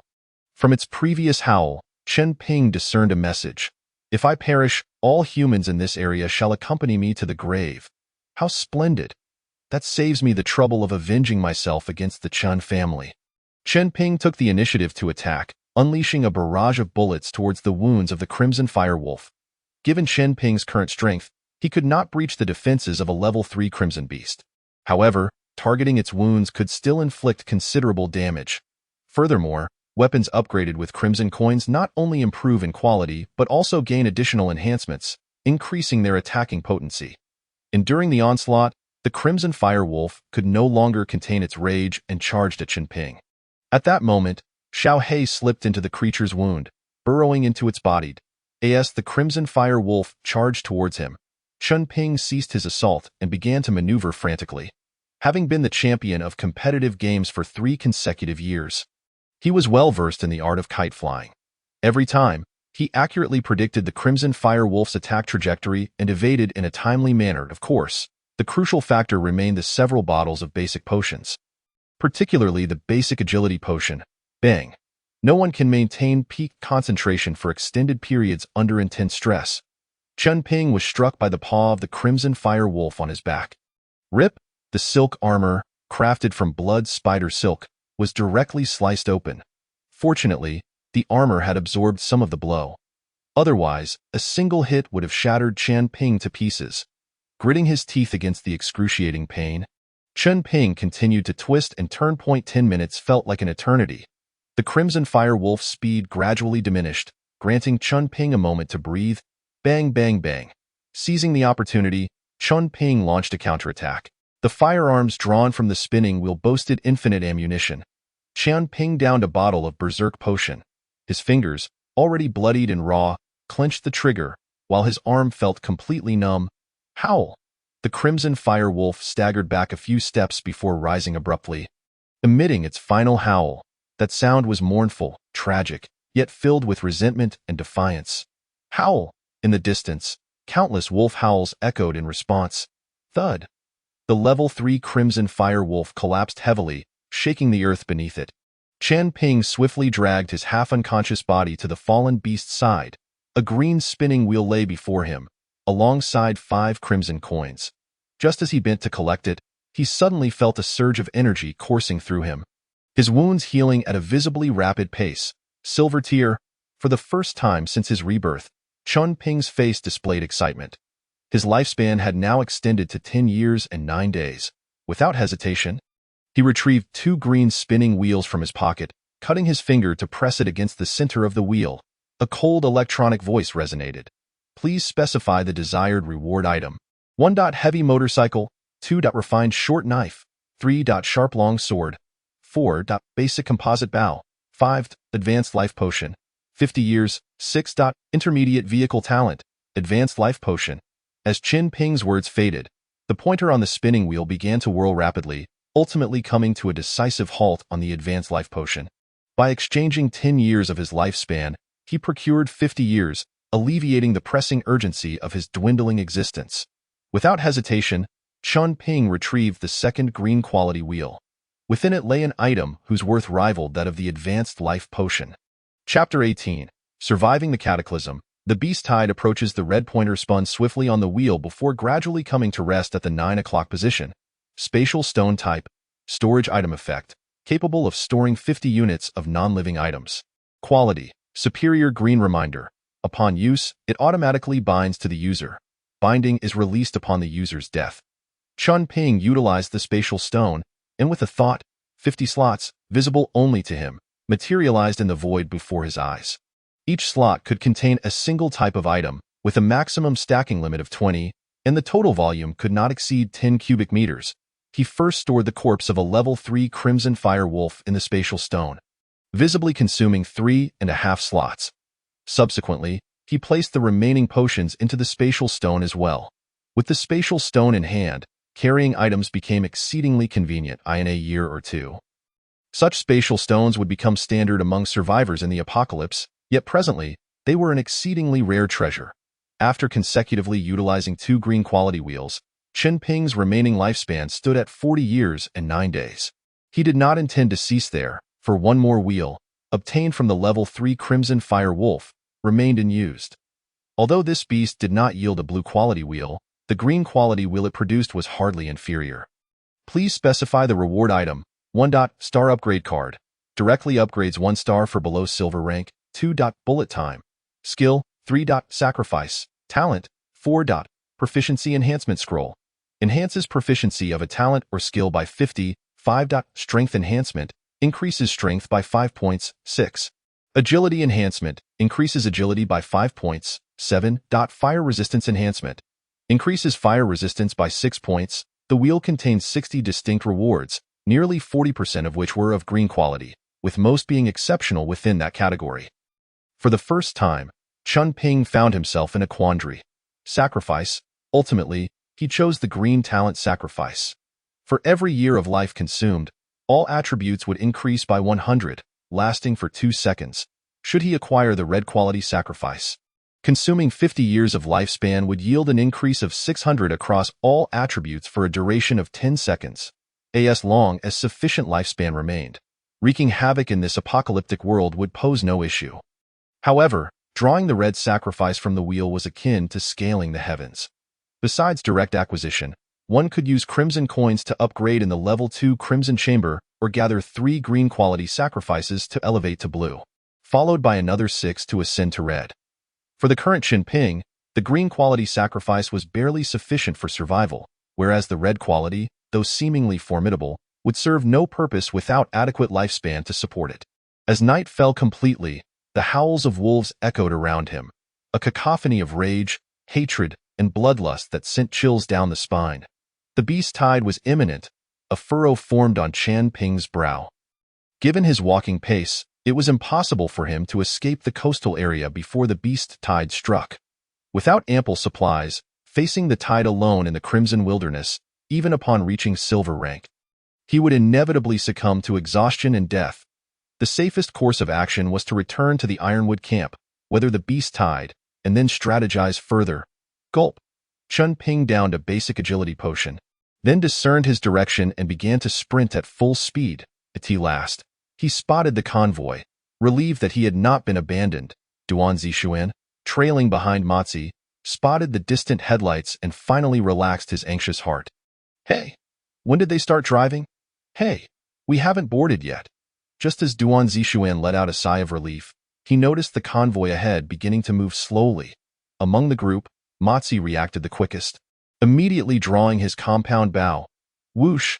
An arrow shot forth, landing atop the last vehicle in the convoy. Captain, your arrow seems to have struck someone.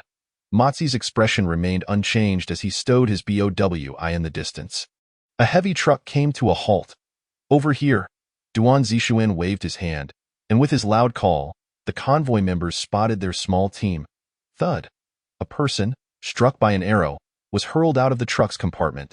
Mozi and the others quickly climbed aboard. As the truck prepared to start again, Mozi squeezed through the crowd, pounding on the metal hood. Wait, wait. There's one more person. He faintly saw a familiar figure, excitement surging within him. However, the convoy showed no signs of stopping this time in the Crimson Wilderness. Every second of delay carried immense risk, especially at night when the convoy might not even make it back to the camp. Had it not been for Xuen recognizing Mozi's capabilities, the convoy would not have halted at all. Mozi's palm had turned red and swollen from the continuous pounding, and he was on the verge of jumping off the vehicle. Yet, the convoy's speed only increased. Big brother, keep going. Duan Zixuan observed the figure moving swiftly and immediately chased to the rear of the truck, unhesitatingly shedding his pants, gripping one pant leg tightly, and tossing it down. Bang, bang! Chun Ping, quick of hand and eye, seized the pant leg thrown down by Duan Zixuan, pulling himself up with a sudden jerk, using the exterior of the truck for leverage to vault into the compartment. Big brother? Duan Zixuan exclaimed, excitement radiating from him as he approached Chun Ping. Thank you. Chun Ping nodded in acknowledgement.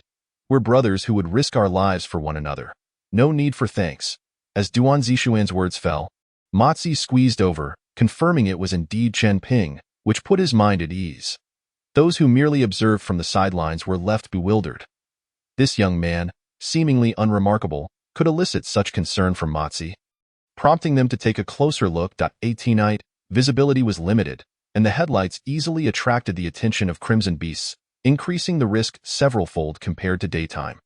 Moreover, many crimson beasts hunted at night. Fortunately, they encountered only a few level 1 crimson beasts on the journey, and the convoy returned to the Dawn camp without any casualties. This operation saw the Dawn camp lose over 300 personnel, while the other level 1 camps suffered more than half their numbers. Strikingly, the Ironwood camp reported 0 casualties, leaving others in disbelief. Xuan directly invited them to join the Dawn camp. Matzi politely declined. As compared to Ironwood camp, Dawn camp had a closer connection to the Qin family. Remaining at Dawn camp posed too great a risk for Qin Ping. Matzi was acutely aware of the stakes. If Qin Ping returned to Ironwood camp, Matzi would certainly not stay at Dawn camp.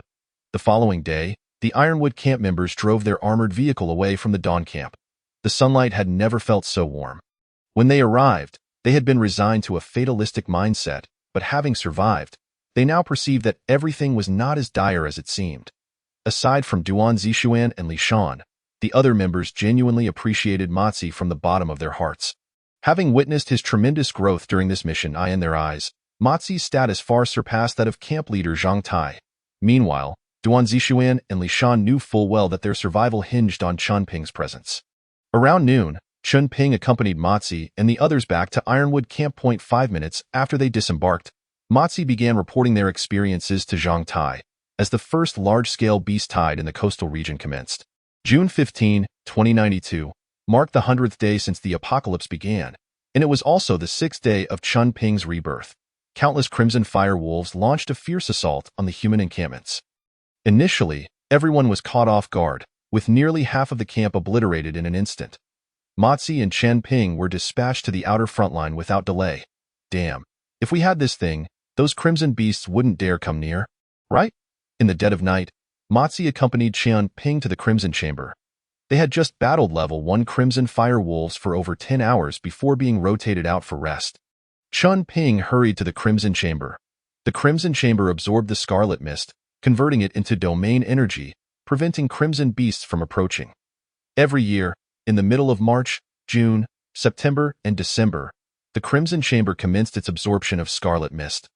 Lasting approximately 7 days. During these 7 days, domain energy dissipated, losing its ability to affect crimson beasts until the chamber completed its energy absorption, at which point it would regain its efficacy. A.S. Chun Ping spoke. He produced the crimson coins, scanning them over the handle of the Crimson Chamber. Although there had originally been guards, due to the beast tide's assault, personnel were stretched thin, and everyone had retreated to the camp's defenses. Even those incapable individuals in the basement had been issued weapons and sent to the front line. Naturally, the Crimson Chamber was left unattended. Brother Chen, you can go in with peace of mind. I'll keep watch for you. Mazi spoke while pulling out a cigarette but reluctantly taking a puff to alleviate his mental strain. Thank you. Chen Ping nodded and tossed a bottle of basic strength potion to Mazi. This is too precious. Before Mazi could finish, Chun Ping's figure flickered and he had already entered the scarlet capsule. At the same moment, Song Chung, carrying 2 heavy sniper rifles, passed by Maz. What are you doing here? Mazi quickly tucked away the potion, saying, I just returned from the front line and plan to rest. Song Chung, the former vice-captain of the team, had a good relationship with Mazi. They were college classmates and later settled in the same neighborhood, sharing nearly 2 decades of camaraderie. Although Song Chung had fled during the biological research phase, Mazi bore him no grudge. After all, he would have likely made the same choice in that situation. Their friendship, built over 20 years, would not fracture in this crimson apocalypse. However, as he spoke, Song Chung suddenly glanced at the glowing scarlet capsule. Someone has entered. Song Cheng's expression shifted. Since the apocalypse, no one at the time at camp had ever used the scarlet capsule. This was monumental news for him. Chengzi, don't meddle, Mazi warned. Do you know who is inside? It can't be the captain. I just saw him in the square. If someone can use this, I must inform the captain. Chengzi, my apologies. An arrow shot forth, piercing Song Cheng's abdomen. Maz, you? Song Chung looked on in disbelief. Mazi stepped forward, supporting Song Chung. Who is he? Song Chung clutched his wounded stomach. Even if you can't tell others, I won't say a word. Mazi's heart was a tumult of emotions. He had never imagined he would turn against Song Chung one day. Regardless of their long-standing friendship or Song Cheng's significant role in the camp, Ma Zi could never have harmed him. Yet, Song Cheng appeared at this critical moment, forcing Ma Zi to make a choice between him and Chen Ping. There was no time for contemplation. He acted on instinct. Even as Song Cheng breathed his last, Ma Zi felt it was impossible to hurt him. Meanwhile, inside the scarlet capsule, Chen Ping remained oblivious to the events unfolding outside. 4 wolf packs obliterated, and 5 level 3 red fire ferocious wolves were defeated. I'm still 1 short for enhancing the little black one. I wonder how long I'll have to wait. Chen Ping found himself unusually conflicted. Chapter 19. Upgrading Talent Quality, Blue Sacrifice. Within the scarlet capsule of the Taima camp, after much internal struggle, Chen Ping resolved to upgrade his sacrifice talent. The sooner, the better. If it weren't for the beast tide, Chen Ping wouldn't have rushed to enhance his abilities. The green quality sacrifice was sufficient for his survival. However, this beast tide was formidable, devastating everything in its wake. 2 fists cannot contend against 4 hands. Even level 1 red fire ferocious wolves could threaten Chen Ping's life in overwhelming numbers. After upgrading the sacrifice talent, even if surrounded by level 2 red fire ferocious wolves, he would be able to handle himself with ease. 9 crimson coins vanished, and simultaneously, Chen Ping's sacrifice talent reached blue quality. To continue upgrading to red, he would need 900 crimson coins, a staggering sum even after 5 years of the apocalypse for an ordinary person. Sacrifice, blue. In exchange for burning lifespan, attributes are enhanced. Sacrificing 10 years of life, within 3 seconds, all attributes increase by 300. 3 seconds may seem brief, but as long as the base attributes are strong enough. 1 second is ample time. Chen Ping glanced at his wristband, pulling up his personal information.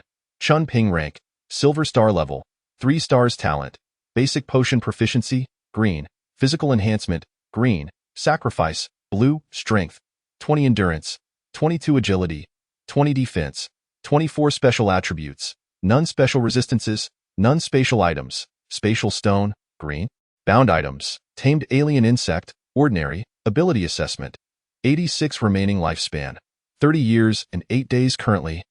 The vast majority of people had base attributes of only 20 or 30, yet without the enhancement talents or potions, Chen Ping's base attributes were nearing 100. His current strength was capable of overwhelming over 90% of humanity. When facing level 2 crimson beasts, he would also remain more composed. Stepping out of the scarlet capsule, he saw Ma Zi supporting Song Cheng's lifeless body. The items I asked you to gather last time. Bring me 10 more of each by tomorrow morning. Chen Ping murmured as he passed by Ma Zi. Understood. I'll deliver them by tomorrow morning. Ma Zi promptly replied. 8:02 in the morning. The command center of the Taima camp was brightly lit. Bustling with activity.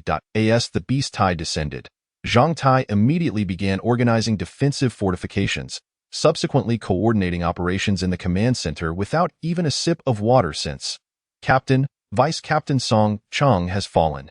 Ma Zi approached Zhang Tai, who was intently focused on the sand table. What? Song Cheng is dead. Zhang Tai's gaze shifted to Ma Zi. Bang. Wasn't he instructed to retreat to the second defensive line? Damn it!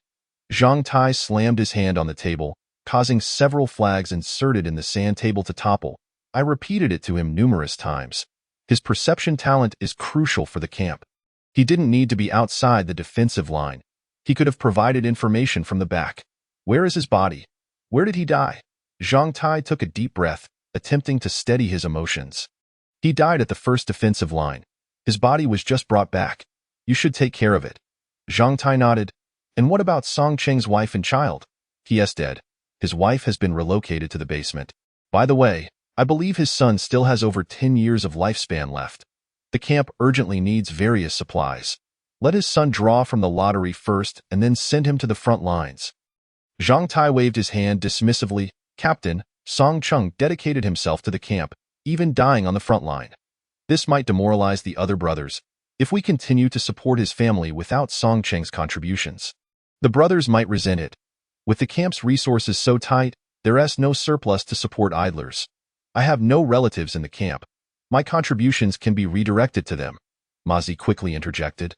Feeling a deep sense of indebtedness towards Song Cheng and wishing to protect his family within his means, in this apocalypse, the darker sides of human nature were laid bare. Yet if this was all there was, Humanity might cease to exist and transform into something else entirely, at least within the recesses of Ma Zi's heart. A faint glimmer of humanity remained, surfacing occasionally when his own life was not at stake. Zhang Tai furrowed his brow, choosing not to press further, tacitly acknowledging Ma Zi's words. Captain, here are the spoils from today's battle. Ma Zi produced 23 white lottery wheels. I'll send someone to the square shortly. We have a particularly high number of severely injured. The white lottery wheels are nearly insufficient. With resources scarce in the camp, severely wounded individuals found it challenging to receive treatment. Those who still had a breath left would opt for the unbound lottery wheels, choosing to expend their remaining lifespan for a chance at a reward. Captain, I wish to retrieve some items from the storeroom. Go ahead. Zhang Tai tossed the key to the camp's storeroom onto the sand table. Normally, he would have inquired thoroughly, but given the current shortage of personnel, especially someone like Ma Zi, who possessed strong capabilities and leadership skills, Zhang Tai would strive to accommodate even the more demanding requests. Having obtained the key, Ma Zi swiftly made his way to the storeroom, loading as many materials as possible into sacks. 3 large sacks filled with beast bones, grass leaves, and the camp's reserve of crimson mist water were brought back to his room. Brother Chen, I have gathered the items, but there's too much. It's quite conspicuous. I'll keep them in my room for now. Let me know when you're free to collect them.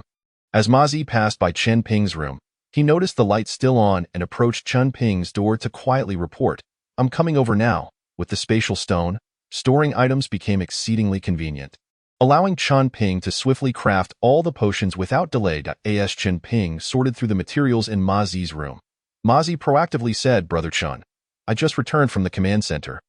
I heard quite a bit of news along the way. It said that the level 3 crimson beast the Chen family wanted to kill suddenly vanished. Not even a corpse was left behind, nor any clues. It just disappeared into thin air. Ma Zi continued speaking, while Chen Ping maintained a focused demeanor, showing no change in expression. It's rumored that this beast tide was also triggered by that level 3 crimson beast. Today, only level 1 red fire ferocious wolves have appeared, which we can barely manage. If level 2 ones show up next, the Chen family camp might not hold out. Chen Ping remained silent throughout, leaving Ma Zi feeling somewhat awkward. Thank you. Chen Ping meticulously counted the materials, finding he had gathered considerably more than required. Casually, he tossed a bottle of primary recovery potion to Ma Zi. In less than an hour, Ma Zi had already received 2 bottles of basic potions, which left him somewhat astonished. After all, he was merely running errands and had not accomplished anything of great significance. For Chen Ping, these materials, with a 50% success rate, would suffice to produce 60 or 70 bottles of primary potions. If he were to search and gather in the wilderness, it would take him at least a month or 2 to collect such a quantity. Even within the camp, obtaining these materials without exposing his identity was no easy feat. In truth, Chen Ping's strength utterly surpassed that of Captain Zhang Tai. The combined might of the entire Ironwood camp could not contend with him. However, in the Crimson Apocalypse, strength does not always equate to survival capability. Otherwise, he would not have been betrayed by both his family and Lin Ruoyun. Human nature is inherently treacherous, and in this lawless and chaotic Crimson world, one must tread cautiously to survive longer. As Ma Zi watched Chen Ping depart, a flicker of doubt arose within him. If anyone could silently slay a level 3 crimson beast, it would undoubtedly be Chen Ping. Yet, Chen Ping's earlier response seemed entirely detached from him. Shaking his head, Ma Zi, fatigued from over 10 hours of relentless combat, lacked the energy to ponder further, and he simply collapsed onto his bed, falling into a deep slumber. He still needed blood spiders. It appeared he would have to leave the camp once more tomorrow. With each potion he crafted, Chen Ping's proficiency soared rapidly. In just 1.5 hours, he concocted over 50 bottles of primary potions.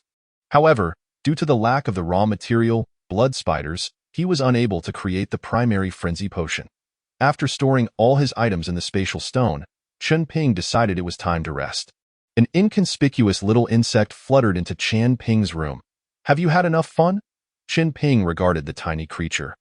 The black insect trembled its wings, its pair of antennae quivering slightly. It was the first exotic insect he had acquired from the Wheel of Fortune after his rebirth. During the afternoon, while fending off the beast tide, Chen Ping had released the little black insect. One had noticed its presence, and it was akin to a wild horse unleashed, feasting on the blood of the crimson beasts. What? Not satisfied yet. Chen Ping furrowed his brow. All these are merely level 1 low-tier creatures. How uninteresting. An idea flashed through Chen Ping's mind, leaving him utterly astonished. Previously, he could only perceive the insect's simple emotions, joy, excitement, resistance, but now, the information he received was remarkably clear, allowing for almost seamless communication with the insect, blood-sucking exotic insect, elite, type. Crimson worm level, 2 power, 15 stamina, 18 agility, 30 defense, 10 talent, insectoid will, unawakened, skills, devour, activated. Primary parasitism, ability assessment, 73 remaining lifespan, 1 year and 19 days. When did you become elite? Chen Ping was filled with confusion. He had initially intended to save crimson coins to upgrade Little Black's quality, but it now seemed unnecessary. Moreover, Little Black's base attributes had completely surpassed his own. I became an elite after slaying that foolish wolf. Little Black responded to Chen Ping. Before his rebirth, Chen Ping had some understanding of exotic insects. But the current situation seemed to diverge from his previous knowledge. Can you continue to enhance your quality? Yes, by slaying a Lord-level Crimson Beast, but only if it's above level 4. Little Black's thoughts conveyed a sense of nonchalance. One might think it was merely a level 1 Crimson Beast it was discussing. Such a simple thought. A level 4 Crimson Beast. Can you defeat it? Of course not. You are my master. Naturally, this task falls upon you. Little Black's assertion made Chen Ping feel as though their roles should be reversed. This was akin to the relationship between a pet owner and a cat. Chen Ping shook his head with a sigh. Chapter 20. The first survival rule of the Crimson Apocalypse. As the sun reached its zenith, an ear-piercing alarm suddenly echoed through the Ironwood camp. The still-sleeping Ma Zi struggled to open his eyes. After slaying crimson beasts for over 10 hours, he had only managed to sleep for 4, and despite his enhanced physique, it was impossible to fully recover his energy in such a brief period. Damn it, this is worse than death. Ma Zi realized that the alarm signified the imminent breach of the camp's defenses. Without a moment's hesitation, he grabbed his black composite bow and hastily exited his room. Inside the camp, chaos reigned, yet a semblance of order remained. Chen Ping had somehow positioned himself behind Ma Zi. Brother Chen, you're awake too? Ma Zi perked up, greeting Chen Ping. Chen Ping nodded. The second line of defense has fallen. The crimson beasts outside have reached the final line of defense of the camp. Before his rebirth, Chen Ping had become accustomed to the rhythm of the Crimson Apocalypse, never enjoying deep sleep, always remaining vigilant. Especially within the Crimson Realm, his perception of danger had long become a conditioned reflex. Really? The second line of defense has collapsed? Ma Zi's eyes widened, fully alert now. The second line of defense was the most fortified perimeter of the Ironwood camp, where nearly all heavy weaponry was concentrated. If they could not hold the second line, the subsequent defenses would be rendered nearly useless against the Crimson Beasts. It's over. It's over. This time we're really doomed. Duan Zixuan's face was one of panic, but he felt slightly reassured upon seeing Chen Ping. They say the second line has been breached, brother. What shall we do? Duan Zixuan hurried to Chen Ping's side. Don't worry. Ironwood is not the first camp to be overwhelmed by the beast tide. At least dozens of camps are meeting the same fate.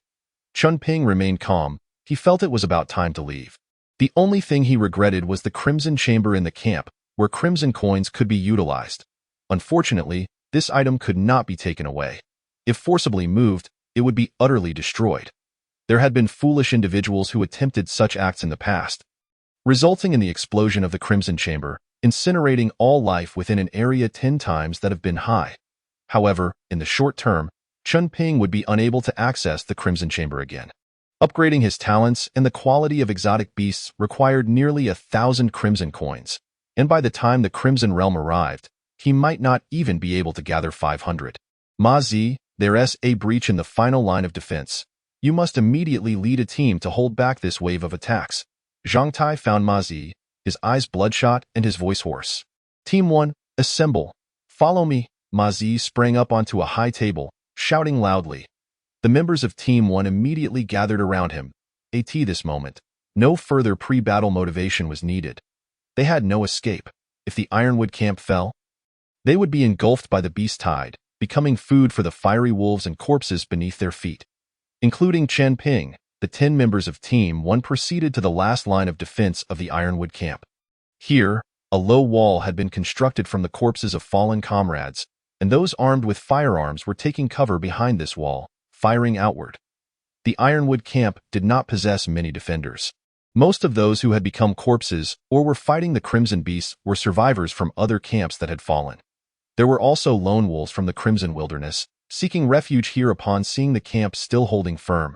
Whoosh, whoosh, whoosh, Duan Zixuan crouched behind the wall of corpses, repeatedly pulling the trigger. The distant fiery wolves were countless. There was no need to aim. As long as the arrows were released, they would inevitably strike a fiery wolf. Brother, look at my archery skills. Aren't they getting better? A perfect shot every time. Qinping also took cover nearby, occasionally firing a few rounds. Your progress is remarkable. There is hardly any room left for improvement. Chen Ping casually remarked at this moment. He confirmed that the Crimson Beasts outside were all level 2. He had spent 5 years in the Crimson Apocalypse, rarely experiencing a beast tide, as the Crimson Beasts surrounding the Lin family camp had been thoroughly eradicated by him. However, he had heard many tales regarding the beast tides. The beast tide occurs every 3 months, lasting 7 days. Typically, the first 4 days are relatively easy, with the 5th day witnessing the fiercest assaults, weakening on the 6th day and concluding on the 7th. Yet today was merely the 2nd day of the beast tide, and the beast had escalated from level 1 to level 2. Such intensity in the early stages of a beast tide is exceedingly rare. Even in Qin Ping's 5th year of the Crimson Apocalypse, the 2nd day's beast tide had never been this potent. Something is amiss. Originally intent on departing immediately, Chun Ping suddenly resolved to observe the situation for a while. Armed with the basic potion he concocted last night, he felt fully capable of confronting the level 2 scarlet beasts in the Crimson Wilderness. Even when facing a level 3 scarlet beast, his blue sacrifice talent would serve as a trump card, allowing him to maneuver with ease. However, he was uncertain about the extent of the beast tide affecting the coastal region. If the coverage was extensive enough, he might very well exhaust himself and perish along the way. Many matters could not be approached solely based on the experiences of his previous life. Reborn, he would inevitably alter the course of events like a butterfly flapping its wings. This included the level 3 Crimson Fire Wolf, which should have been slain by the Chen family but was now intercepted by Chen Ping. This would lead to a complete transformation of subsequent events. It was prudent to observe for now and proceed with caution. Such an approach could never be amiss. Chen Ping resolved to rejoin the fray. Soon, the breach was gradually secured. However, other areas remained precarious. The situation in Zone 5 was nearing collapse. Ma Zi glanced at the messages on his wristband, his expression darkening further. They were positioned in Zone 7, directly south of the camp, while Zone 5 lay behind them to the right. Ma Zi, hold your ground. I will defend Zone 7. Chen Ping took the initiative, a rarity that surprised Ma Zi. Yet with Chen Ping's involvement, Zone 5 would undoubtedly be secure. All right, be careful, Ma Zi nodded. The perilous environment left them no time for further conversation. Chen Ping acknowledged with a nod and departed. Slaying a dozen level 2 Crimson Fire Wolves along the way, he obtained only 2 white-quality wheels, none of which piqued his interest, leaving him disinclined to extract any rewards. Upon reaching Zone 5, only 7 or 8 individuals remained to mount a final resistance. These few survivors bore grievous injuries. Some had lost arms to the Crimson Fire Wolves, while others had sustained broken legs. Such injuries, at the onset of this apocalypse, left little hope for survival, yet they persisted in their struggle. Chen Ping carved out a vacuum of safety, clearing the area of corpses that would serve as obstacles for the advancing Crimson Fire Wolves. Xiaohe, hold this position for a moment. I will return shortly. Chen Ping produced the black insect from his pocket. Master, I am so small, and they are such a massive horde. How can I possibly guard this? I believe in you, but I don't believe in myself. Sigh. Ignoring Xiaohe's protests, Chen Ping left it behind and turned away. The materials for the basic berserk potion were nearly complete, lacking only blood spiders. With 5 days remaining until the beast tide subsided, and considering the consumption from yesterday afternoon, Chen Ping had only 2 bottles of the basic berserk potion left. This potion could enhance all attributes by 3 points for 5 minutes. For Chen Ping, who had reached the silver rank, the effect appeared less pronounced than initially. However, the reality was different. When combined with the basic strength potion, The boost to his strength attributes reached 8 points in a critical moment. Activating his sacrifice talent would provide an additional 24 points in strength, bringing the total enhancement to a staggering 84 points. With the aid of potions and the sacrifice ability, his fundamental attributes soared to nearly 300 points. Ordinary level 3 Scarlet Beasts possessed attributes around 3 to 400, while Lord-class beasts were slightly higher. Yet did not exceed 500 points in peak condition. Chen Ping was akin to a super boss at the early stages of the apocalypse. Activating sacrifice would render him invincible for 3 seconds. Thus, he needed to adequately prepare the basic berserk potion. Bang, bang, bang. Chen Ping continued to shoot down several crimson fire wolves, yet their overwhelming numbers were relentless, showing signs of increasing rather than dwindling. Soon, the pack engulfed him, and the disadvantages of his handgun became glaringly apparent. Gulp. He swiftly consumed the strength, agility, and endurance potions, extricating himself from the encirclement of wolves at maximum speed. He needed to acquire a suitable melee weapon. Chen Ping suffered multiple scratches from the wolves, but none were severe. His silk armor had been completely shredded during the battle with the level 3 Crimson Fire Wolves, this time, while seeking blood spiders. He also intended to gather more silk, as it would be an invaluable defense in the early days of the apocalypse. Even the attacks from level 3 Scarlet Beasts could be mitigated to some extent. After nearly 2 hours, Chen Ping located a blood spider den. Without the assistance of insects, he had to venture in alone. The cave entrance was about 1.5 meters in diameter. With the stench of blood mingling with a biting cold wind blowing from within it to a height of 1.8 meters, Chen Ping found his movements significantly restricted within the cramped cave. Bang! Suddenly, a bullet fired, obliterating a red spider the size of a human head. Dark red liquid splattered against the walls, hissing ominously. Chen Ping was already accustomed to such sights. To his surprise, there was a level 2 blood spider. He stored the blood spider's corpse in his spatial stone. Using this level 2 blood spider to create the basic berserk potion would significantly enhance the success rate, with the potential for an all-attribute increase of 4. Bang, bang, bang. A series of shots dispatched several level 1 blood spiders with ease, allowing him to collect ample silk. Suddenly, a foreboding sensation welled up within him. This instinct, honed in the Crimson Realm, had saved his life countless times. A level 3 blood spider? Chen Ping held his breath, focused on replenishing all his statuses. He cautiously retreated to the entrance of the cave. Without a moment's hesitation, he hastened back to the Ironwood camp. Although he now possessed the strength to confront a level 3 Scarlet Beast, that was merely theoretical. Actual combat was never dictated solely by numerical superiority. Caution was the foremost rule for survival in the apocalypse. To defeat a level 3 Scarlet Beast, he needed to be fully prepared. This time, the Scarlet Beast could not be like the severely wounded level 3 Crimson Fire Wolf. Chapter 21. The more you resist, the more they delight in it. With the agility potion's effects, Chen Ping swiftly returned to the Ironwood camp. The last line of defense in Zone 5 was piled high with the corpses of Crimson Fire Wolves. To maximize their efforts against the Crimson Fire Wolves, Xiaohe was busily engaged. Each time a Crimson Fire Wolf approached, it would inexplicably collapse, successfully halting the advance of its fellows. Such supernatural occurrences would terrify anyone who witnessed them. It was as if an invisible hand firmly gripped the throats of the Crimson Fire Wolves. Master, these foolish wolves are utterly unamusing. Xiaohe fluttered onto Chen Ping's shoulder, shaking off the blood from its body. At this point, the intensity of the Crimson Fire Wolves' attacks began to wane. Previously dominated by level 2 beasts, the majority now consisted of level 1. The pressure on the Ironwood camp significantly lessened. Chen Ping activated his wristband, only to find his personal information displayed. Communication with Ma Zi and others was impossible. Could it be? Chen Ping frowned slightly. He cared little for the lives of these individuals. It was merely a matter of inconvenience for future material collection. As dusk approached, several more individuals emerged to rotate into Zone 5. Chen Ping and a few able-bodied companions returned to the camp. Preparing to eat and rest. Big brother? A familiar voice called out, and Chen Ping turned to see Duan Zixuan waving his arms. I couldn't reach you earlier. Chen Ping nodded and then looked at Ma Zi. The camp's communication devices were down, rendering them temporarily unusable. All commands had to be relayed through alarms or human messengers. Ma Zi sighed. quickening his pace to walk beside Chen Ping. "Brother Chen, today we obtained a green quality wheel." Chen Ping scanned the area. Everyone appeared utterly exhausted, dragging their weary bodies toward the camp, hardly anyone noticing them. "What do you think?" As Matzi spoke, he carefully retrieved the spinning wheel from his pocket and placed it into Chen Ping's hands.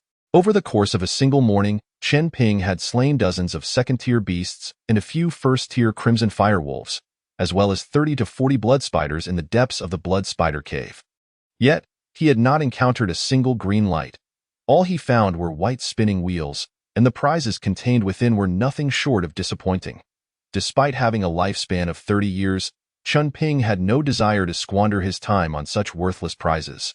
The white spinning wheels could be turned in at the camp for some points, but the points from the Taimu camp were only redeemable within the camp itself, allowing one to purchase relatively precious food. To avoid drawing attention, Chen Ping refrained from examining the spinning wheel and instead followed the crowd to the camp's cafeteria. The onslaught of the beast tide had left the camp in a precarious situation. In order to ensure that everyone could quickly recover their strength, Zhang Tai issued a direct order to distribute the canned beef and fish from the food storage to those defending against the beast tide. If the camp were to fall, there would be no one left to benefit from the remaining supplies. These nutrient-rich foods, capable of long preservation, were truly invaluable treasures in a post-apocalyptic world. Even Zhang Tai, the camp leader, would seldom allow himself even a small taste. "This is the most delicious canned food I've ever had," Duan Zixuan exclaimed, tears welling in his eyes as he savored the beef. "You cry like a woman all day long." Matzi shot a glance at Duan Zixuan. "Captain, there are hardly any women in our camp who can cry as much as he does," Li Shan remarked, prying open a can with his teeth while chuckling at Duan Zixuan. His severed arm had already scabbed over, and with an additional 5 points in strength, his power was hardly inferior to Matzi's. "Big brother, they're all making fun of me." Duan Zixuan looked towards Chen Ping.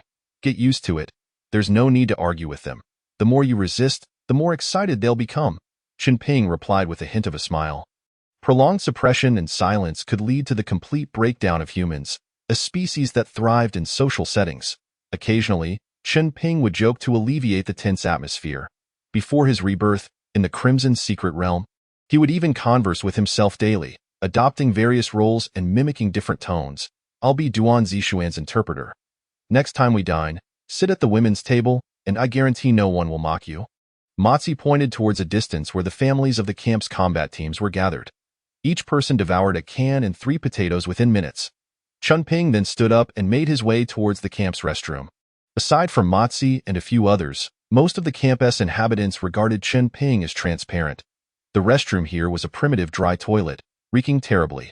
Chen Ping chose a spot at random and squatted down. "Keep watch for me." Chen Ping released Xiao Hei Dam. "Why life is so hard. Behave, and you'll be rewarded." Xiao Hei flew around Chen Ping excitedly. "I'm an exotic insect, not a fly. There's a third-tier crimson bug I found this morning." "Where? I want to eat it." Xiao Hei fluttered with excitement. Having just consumed the blood and flesh of a third-tier crimson fire wolf, it had directly upgraded its quality. Although future upgrades from third-tier crimson beasts would not be as pronounced, accumulation would eventually lead to a qualitative change. "Help me keep watch. When the opportunity arises, I'll take you with me," Chen Ping instructed. Whoosh! Xiao Hei moved swiftly, and Chen Ping felt that even a bullet might struggle to catch up with it. "This fellow?" Chen Ping shook his head, realizing that the exotic insect bound to him was entirely different from what he had previously understood. "Never mind it." Chen Ping took out the green spinning wheel and examined it closely.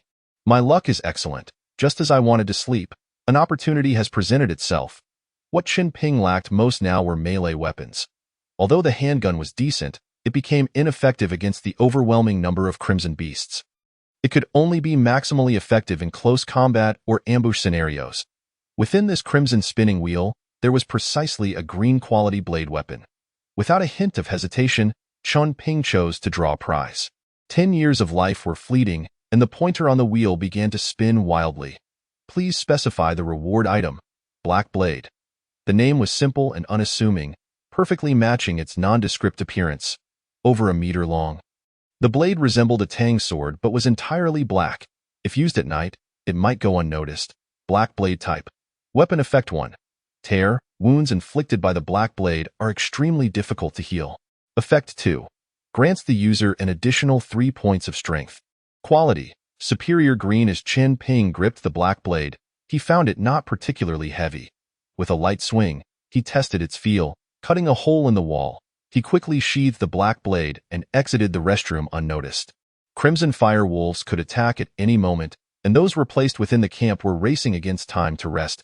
As Chen Ping passed by Mozi's quarters, he glanced inside to see Mozi bandaging his left arm with a rather dirty piece of cloth.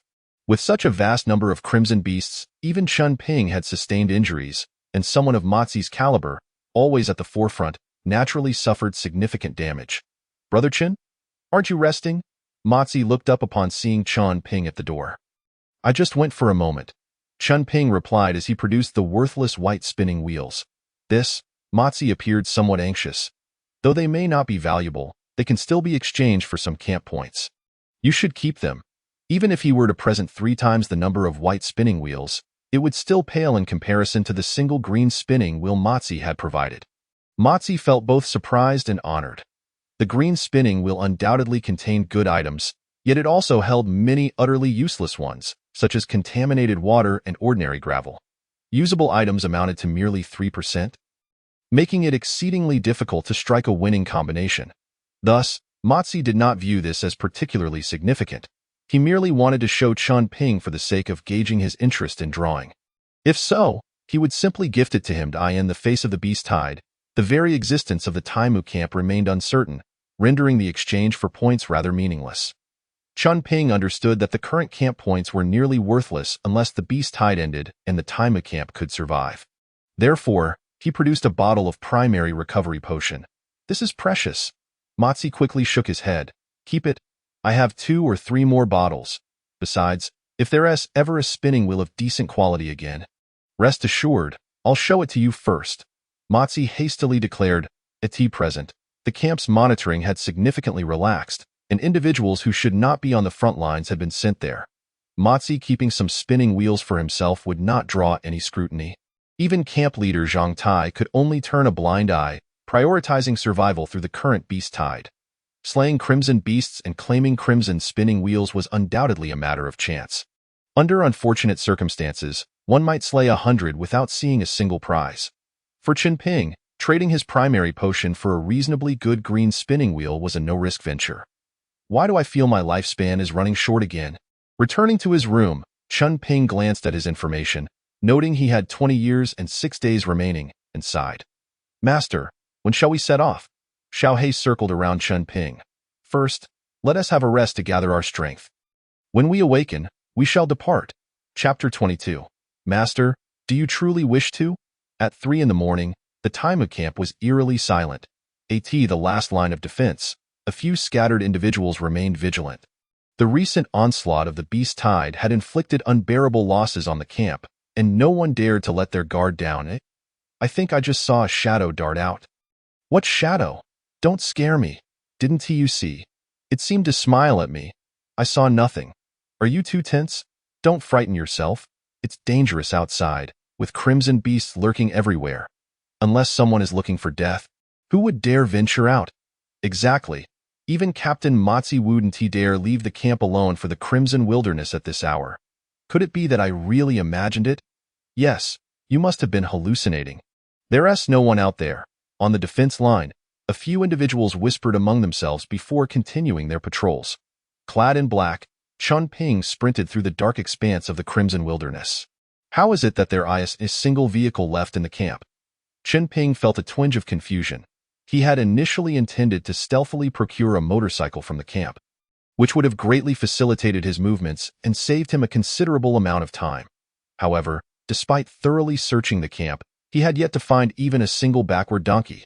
With no other options, Chen Ping was compelled to proceed on foot towards the Blood Spider Cave. This time, with a clear direction established, he made quicker progress than during the day. Standing before the cave, Chen Ping meticulously surveyed his surroundings. Unlike in daylight, the cave entrance was now shrouded in dense white spider webs, nearly obstructing the entirety of the opening. It appeared that his earlier actions had indeed startled the creatures. Chen Ping furrowed his brow. During the day, He had been unaware that a level 3 blood spider could inhabit this area. Before his rebirth, he had always kept an eye on information regarding the coastal region, yet he had never heard of a level 3 blood spider appearing there. Perhaps it simply had not been discovered yet. After all, these crimson creatures rarely ventured out to hunt, and without experience, one could easily overlook the lair of a blood spider. Bang! Chun Ping swung his black knife, producing a dull thud. The spider webs were remarkably resilient. Even his green-grade black knife could not sever them. These webs were spun by a level 3 blood spider, and Chun Ping's brow knitted with concern. Xiao He, do you have any ideas, Master? These arachnid crimson creatures are my natural foes. What could I possibly do? Xiao He flew high, wary of getting ensnared in the webs. Chun Ping believed that with his sacrificial offering as a trump card, combined with the black knife in his possession, he would at least possess the strength to confront a level 3 blood spider head-on. However, he hadn't anticipated being unable to even catch a glimpse of it. To sacrifice 10 years of life for a mere spider web seemed an egregious loss. Yet, without resolving the issue of the webs, he could not even enter the cave, let alone confront the blood spider directly. Just a little longer. Not far ahead lies the Ironwood camp. Our surrounding level 1 camps have all fallen. How formidable must Ironwood camp be? I heard there is a person named Ma Zi in Ironwood camp with an extraordinary talent, something like 3 heads and 6 arms, so much so that even the blood rose of the Dawn camp holds him in fear. Shanggu, is that true? Sounds quite unbelievable. How could it be false? Moreover, this Ma Zi stands 3 meters tall, with a gaping maw that could devour 10 level 2 crimson beasts daily. Shanggu, after hearing that, I wouldn't dare to approach. Don't be timid. Aren't we precisely seeking such a formidable figure? Indeed. If our camp could boast such a powerhouse, we wouldn't have fallen so low. Alas, I drew this green-bound talent, ethereal fire, hoping to change my fate, but it's even less potent than a flamethrower. A group of refugees was making their way towards the Ironwood camp, dressed in black. Chun Ping remained undetected 300 to 400 meters ahead of them. Shanggu? Ethereal fire? Chun Ping's brow furrowed. He was all too familiar with that name in the region south of the coast. There existed a camp known as Yuntian, which was established as Yuntian City in the 4th year of the Crimson Apocalypse. Within Yuntian City, there were 4 great leaders, the most formidable being the Ethereal Fire King. Yi Shangji. By a stroke of good fortune, he had upgraded his ethereal fire to a red-grade ethereal realm fire. Subsequently, he had ventured alone into the Crimson Secret Realm, slaying a level 4 Crimson Beast and achieving renown. Chun Ping had crossed paths with Yi Shanggu in the Crimson Secret Realm. However, due to mutual wariness, they had merely engaged in a sparring match without forming a deeper bond. Thus, Chun Ping possessed a certain understanding of Yi Shangji's talent. A faint smile crept onto Chun Ping's lips. Are you all heading to Ironwood Camp? Chun Ping suddenly spoke, startling the group. Who are you? I am the team leader of Ironwood Camp, Ma Zi, Chun Ping declared. Clad in black and obscuring half of his face, his voice low and commanding, Ma Zi, you can't be serious. Are you really Ma Zi? I'm Duan Zixian, famed for my unparalleled archery. The group regained their composure, scrutinizing Chun Ping. Ironwood Camp is not far. If you wish to confirm my identity, you shall know once we reach the camp. Chun Ping scoffed. Indeed, Ironwood Camp should be nearby. There is no reason for him to deceive us. Could he truly be Ma Zi? Yet he doesn't even stand 3 meters tall. As they debated, Yi Shanggu stepped forward. Can you guide us to the camp? Naturally, but I have a task at hand. Chun Ping nodded. He had anticipated that such a statement would prompt inquiries about the task. However, upon hearing the word task, the group regarded it as a matter of camp secrecy, and none dared to ask further. The atmosphere grew somewhat awkward. Ahem. This task involves clearing out some level 2 crimson beasts in the vicinity. Chun Ping gestured towards the blood spider cave. Ma Zi, is there any way we can assist? Yi Shanggu inquired cautiously. Chun Ping glanced at them and shook his head. Your abilities are too weak. You would be of no help upon hearing this. The group collectively sighed in relief. They had feared being conscripted as cannon fodder before even reaching Ironwood Camp, which would have been a dire fate. I just heard that your talent is ethereal fire? Chun Ping suddenly turned his gaze towards Yi Shangji. Why Yi Shangji's heart raced. He wished he could slap himself. Although his talent lacked significant power, he feared that if Ma Zi deemed it insufficient, he might be tasked with confronting level 2 beasts, leading to an unjust demise. Ma Zi, I do possess that talent, but that will suffice. Drink this. Chun Ping tossed a bottle of basic berserk potion to Yi Shanggu. Yi Shangji's face turned ashen, as if he were suffering from constipation. Yet, under the intimidation of Ma Zi, he steeled himself and drank the mysterious liquid. Instantly, his body trembled, a surge of fervor coursing through him. Akin to a volcano on the brink of eruption, impossible to suppress. Whoosh! The sound of air being sliced filled the cave as Chen Ping brandished his black knife, halting before Yi Shanggu. Imbue the ethereal fire onto this blade. Chen Ping's tone was icy, leaving no room for defiance. At that moment, Yi Shanggu had already concluded that Chen Ping was indeed Ma Zi of Ironwood Camp, the very target of his aspirations. Coupled with Chen Ping's formidable presence, he offered no resistance. The ethereal blue flames began to flicker and dance upon the black blade. The surrounding temperature not only failed to rise but plummeted to near-freezing levels, leaving those nearby shivering uncontrollably.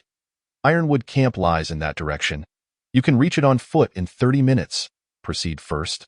I will return to the camp after cleansing this area of crimson beasts. Chun Ping carelessly pointed in a direction that was not where Ironwood Camp actually resided.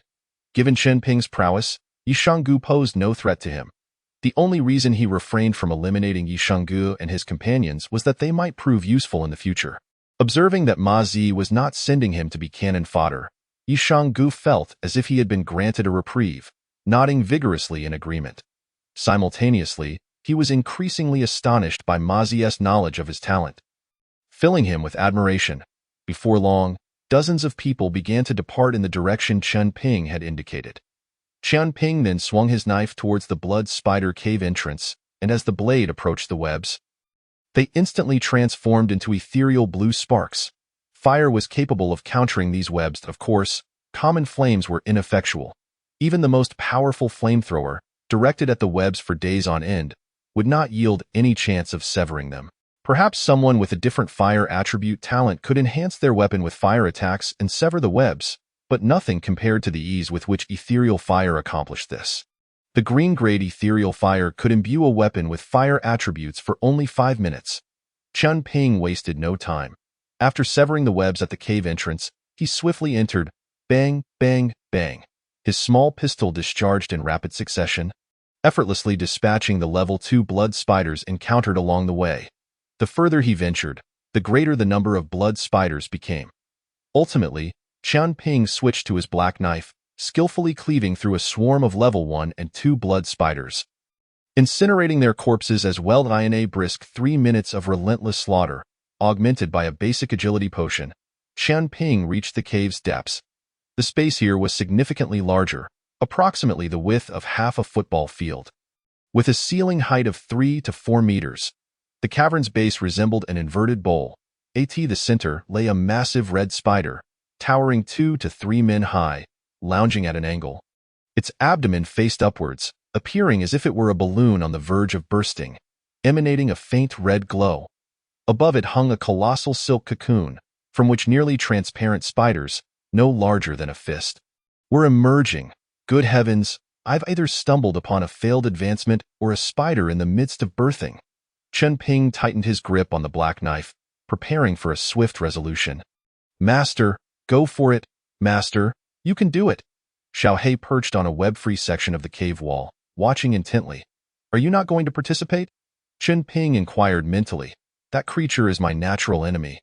I fear that if I join in, I might lose a powerful ally, Master. Can you bear to part with it?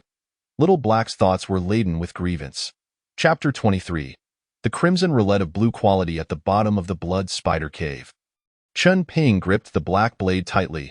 The Lord-level crimson worm was significantly more formidable than a typical level 3 crimson worm. However, the blood spider, having just laid its eggs, was at its most vulnerable state. Normally, such a Lord-level crimson worm would be guarded by at least tens of thousands, if not hundreds of thousands, of lower-level blood spiders. Yet, Chen Ping found no significant number of blood spiders around. He had no time to ponder these details, as the nether fire on his black blade was dwindling to about 2 minutes. Whoosh! The sound of air being cut echoed as the black blade traced a graceful arc in midair. Clang! The metallic clash reverberated through the cave's depths. Chunping felt a wave of soreness in his arm, and a tearing pain surged through the palm of his hand. The blood spider's forelimbs had expertly deflected his strike. Its 8 eyes glimmered with cunning red light, and its bloated abdomen writhed gently, launching a jet of crimson venom. With the agility potion enhancing his speed, Chunping narrowly evaded the attack as the venom splashed onto the ground, corroding the stone beneath. Had it splattered on him, even if he survived, his combat capabilities would be utterly diminished. Simultaneously, the ground beneath him trembled slightly. Little Black, concealed against the wall, flapped its wings nervously. It seemed that a level 2 blood spider was hastening towards them.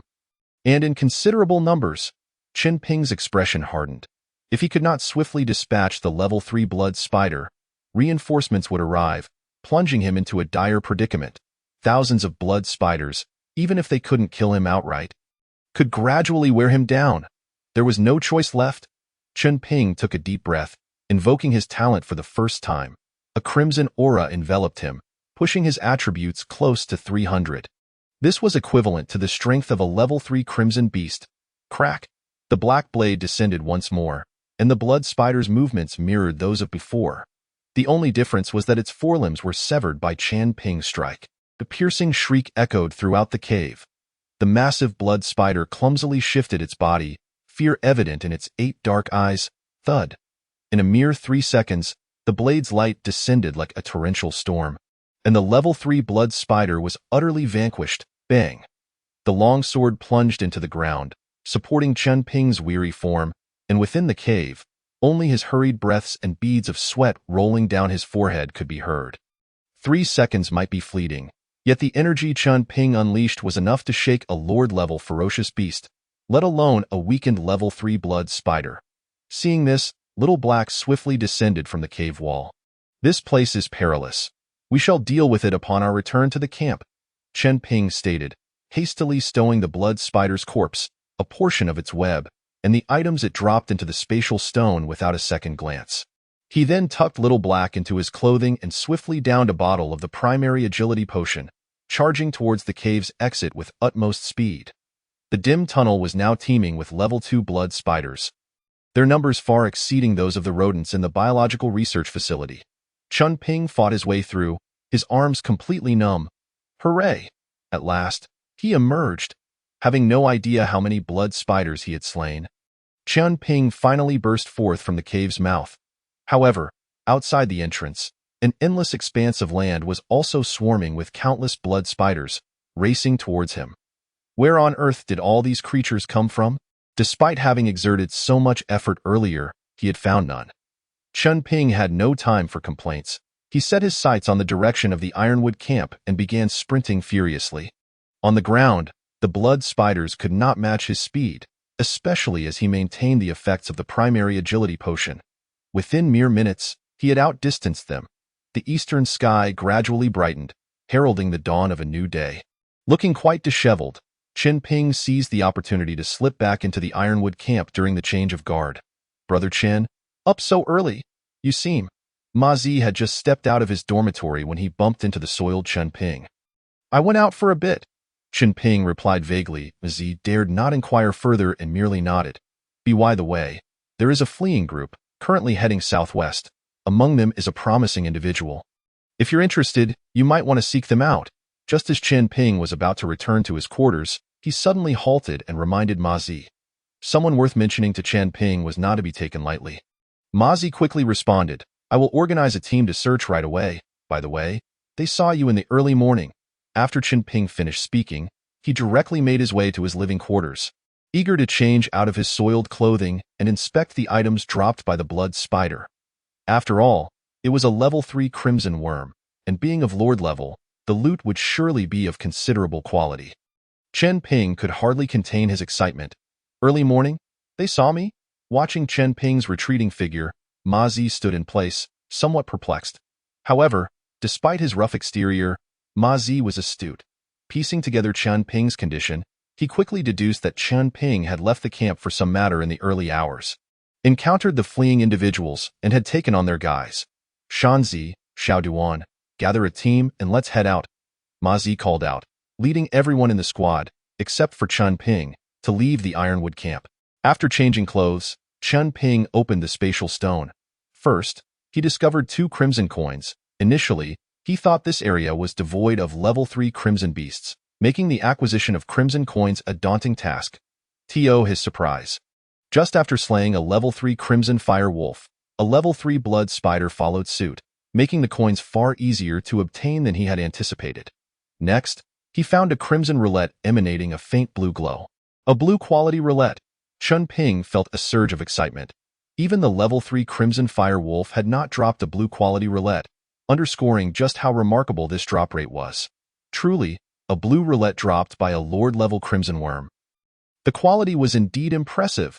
Chen Ping glanced over it, nodding in satisfaction, though regrettably, he now had merely 10 years and 5 days of life remaining. Even without burning his life to slay the blood spiders, it was insufficient to extract this blue roulette. 30 years of lifespan weighed heavily on his mind. At this juncture, the only solution was to find a roulette containing a high-level life potion. Yet the drop rate for such items was exceedingly low. Since Chen Ping had used one previously, the Ironwood camp had yet to see another life potion roulette. It seemed he would need to intensify his efforts in slaying monsters. Chen Ping stowed the crimson roulette and then retrieved the corpse of the level 3 blood spider. While in the blood spider cave, he had not felt anything particularly special. However, now that he had taken the corpse out of the spatial stone, an overwhelming stench of blood emanated from it, enveloping the entire Ironwood camp in a foul odor. What an overpowering scent! Chen Ping furrowed his brow. Little Black hesitated for a moment, but fortunately, it lacked a sense of smell and immediately dove onto the blood spider's corpse. Feasting heartily, minutes later, Little Black, thoroughly satisfied, ceased its meal. The level 3 blood spider's body had shriveled somewhat, yet the remaining parts were sufficient to concoct hundreds of bottles of primary berserk potions, ample for Chen Ping's current needs. Burp! Full Little Black lazily reclined beside the blood spider's corpse, its dark body faintly glowing with a red hue. However, despite consuming so much, Little Black showed no signs of growing larger. Chen Ping swiftly stowed the blood spider's body away. Outside, a commotion had already begun. Captain, aren't those corpses of the crimson beasts outside going to rot? Captain, we must handle the corpses promptly, the crowd clamored. Captain Zhang Tai's countenance was stern as he surveyed everyone. Where is Ma Zi? He went out early with the team. I have no idea where he has gone. That fellow is becoming increasingly unruly. With the beast tide approaching, he didn't even report before leaving. Zhang Tai's expression darkened. No sooner had he finished speaking than Ma Zi returned with a large group of people. Captain, I'm back, Ma Zi proclaimed loudly.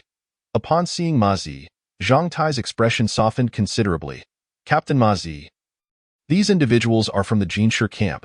Their camp has been destroyed by the beast tide, and they likely seek refuge here. I went to assist them, Ma Zi explained at IC, but right now, the camp is at a critical juncture. You are a vital force here, and it is best not to act alone at this moment. The captain spoke in a calm tone. Yes, Captain, it shall not happen again, Ma Zi promptly replied with sincerity. We are discussing how to deal with the corpses outside. Do you have any thoughts on the matter?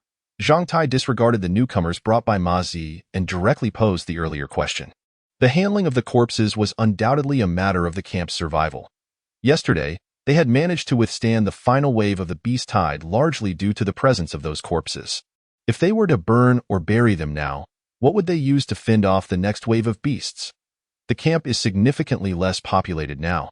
However, if we do not dispose of the corpses, in this damp environment, they will completely decay within 3 days, inevitably leading to the outbreak of a plague that could spell doom for the camp. Maz is somewhat indecisive, his gaze sweeping over to the side where Chen Ping has mysteriously joined the crowd. He gestures with his eyes, seeking Chen Ping's opinion. Yet, Chen Ping appears indifferent to the fate of the camp. He remains solely to cultivate his strength for a while longer. In the future, he may very well depart from this place. And if the time of camp fails to withstand the impending beast tide, he will leave preemptively. Thus, Chen Ping does not respond to Ma Zi. Captain, the intensity of the Crimson Beast's attacks is diminishing. I believe it will come to an end in another 2 or 3 days. What I propose is to hold on for a few more days, wait for the beast tide to conclude completely, and then swiftly eliminate all the corpses. Chen Ping's silence leads Ma Zi to assume that Chen Ping opposes the removal of the bodies. Very well, we shall proceed with Captain Ma Zi's suggestion. Zhang Tai nods affirmatively. Chapter 24. The Crimson Worm Awu. Across the desolate crimson wasteland, as a howl echoed, thousands of fierce red fire wolves emerged. With the relentless beast tide, the number of camps in the coastal region has drastically dwindled. It has been 3 days, and the damned crimson beasts still number so many. Li Shan, drenched in blood, can no longer discern whether it is the blood of the crimson beasts or his own.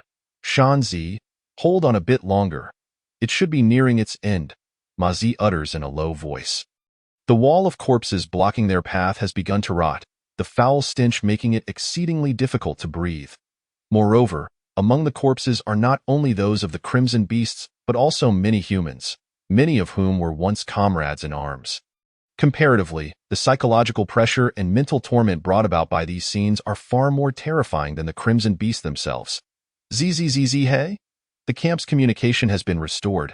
Duan Zixuan glances at his wristband and promptly informs those nearby. Without communication devices, information transmission is sluggish, often resulting in unnecessary casualties in battle. Ma Zi, a large number of crimson worms have been discovered in Zone 1. You are to lead a team to investigate immediately. Team 2 has already been dispatched to replace you. As soon as communication is restored, Captain Zhang Tai issues the command. Understood. Ma Zi replies and quickly gathers the team members who had been hiding in the fortifications. Defensive formation, proceed to Zone 1. The members of Team 1 work in perfect harmony, with ranged attackers enclosed in the center of the formation, while the perimeter consists of shield bearers and those like Li Shan, wielding long knives for defense.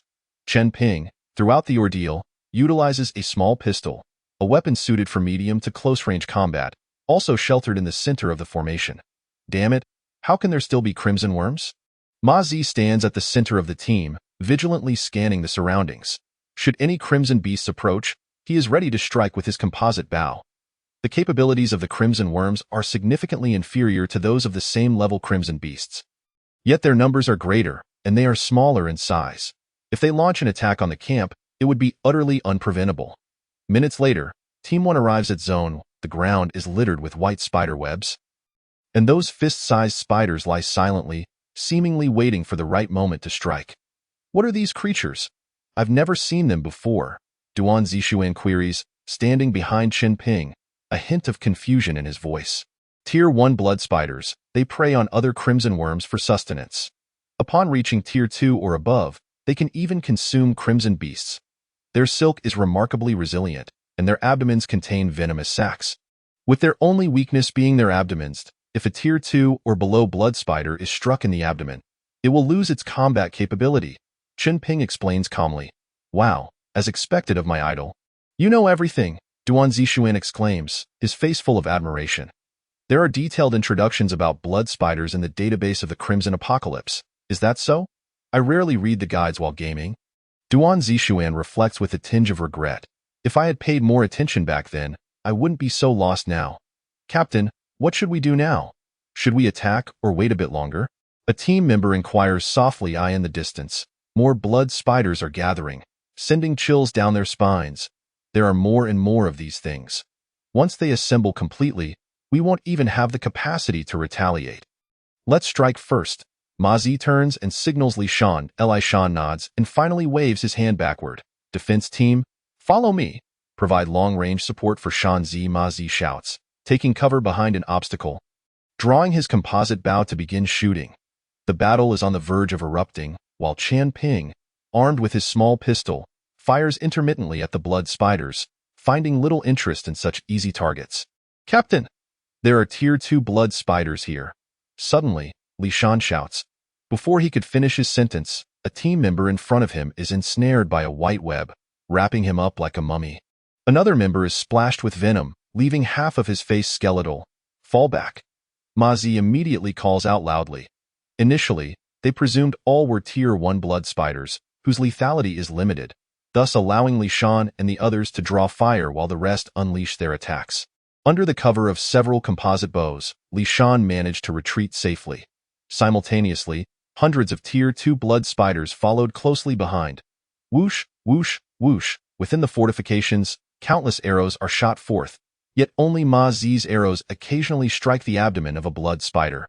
Others predominantly hit the spiders' bodies, merely bouncing off. Damn it, the abdomens of these spiders are all shielded, making them exceedingly difficult to hit.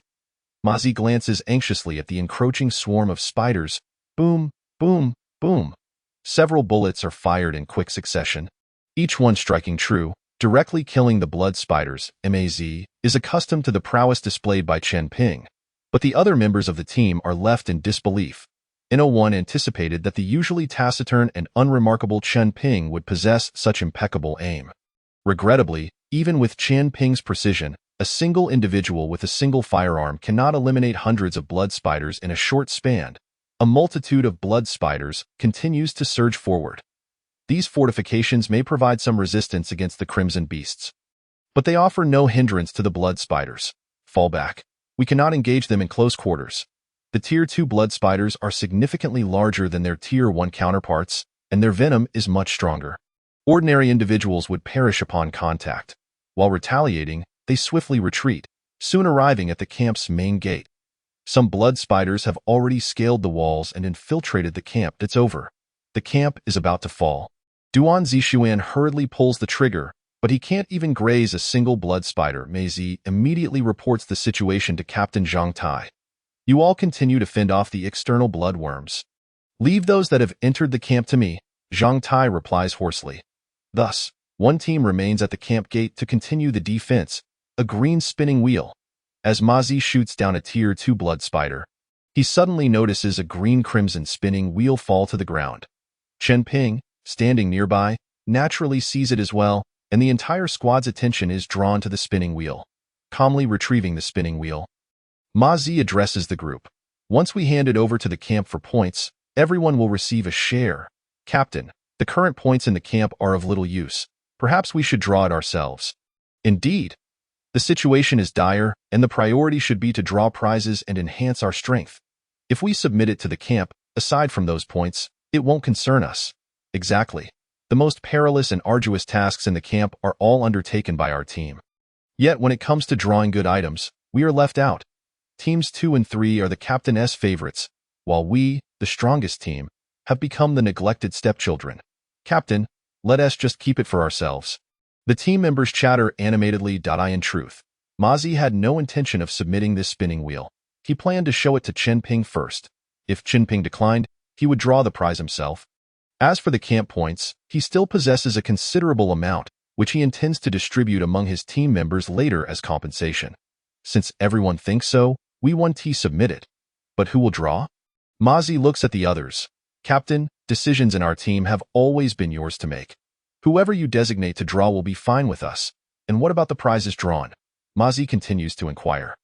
As long as the good fortune does not flow to outsiders, it will suffice. After all, we are all members of our team. If we draw something good, our collective strength will rise. Very well, take a look at the prize pool in the spinning wheel. Those interested in drawing, please let me know.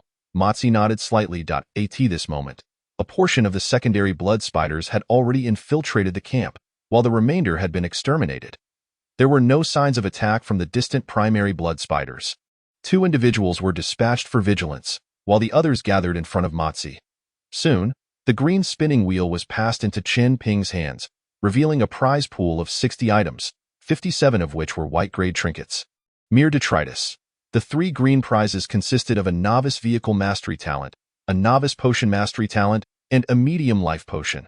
While truly valuable items existed, the abundance of worthless prizes was undeniable. A decade of lifespan was exchanged for a mere 5% chance of winning, prompting many to reconsider their participation. The average lifespan of a team member hovered around 10 years, with some lacking sufficient time to even attempt the draw. Who among you shall take the chance? Ma Zi surveyed the crowd. Instantly, silence enveloped them all. Thus, the prizes drawn shall belong to the individual, and I shall compensate the others for my own points, Ma Zi continued. Still, no one responded. Then it shall be surrendered, Ma Zi sighed. Captain, I still have 11 years of life left. If no one else will draw, I will. A team member stepped forward. Upon witnessing this, Chun Ping also spoke up. I too wish to take a gamble. Is that all? Just the two of you.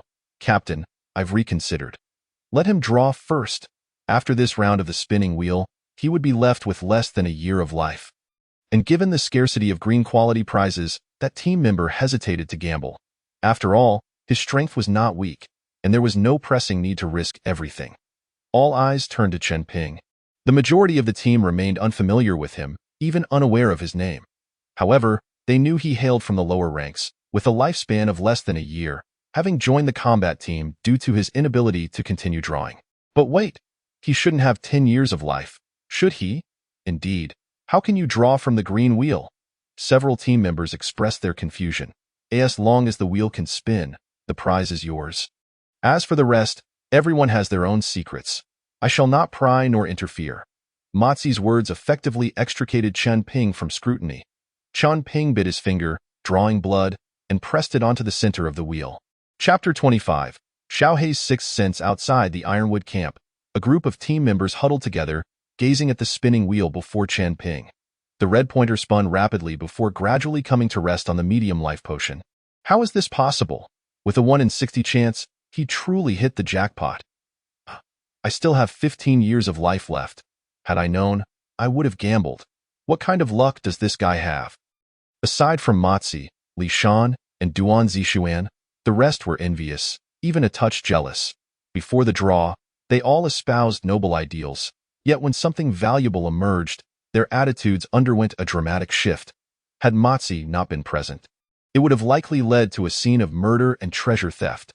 Chun Ping held the medium life potion in his hand, unable to conceal his delight. He could finally draw from that blue-crimson wheel. As for the opinions of others, Chun Ping was indifferent. Should anyone dare to act against him, he would not hesitate to eliminate a few. Captain, his strength is mediocre. Using this medium life potion would be quite wasteful. Indeed, I believe he should be compensated with some life-saving weaponry.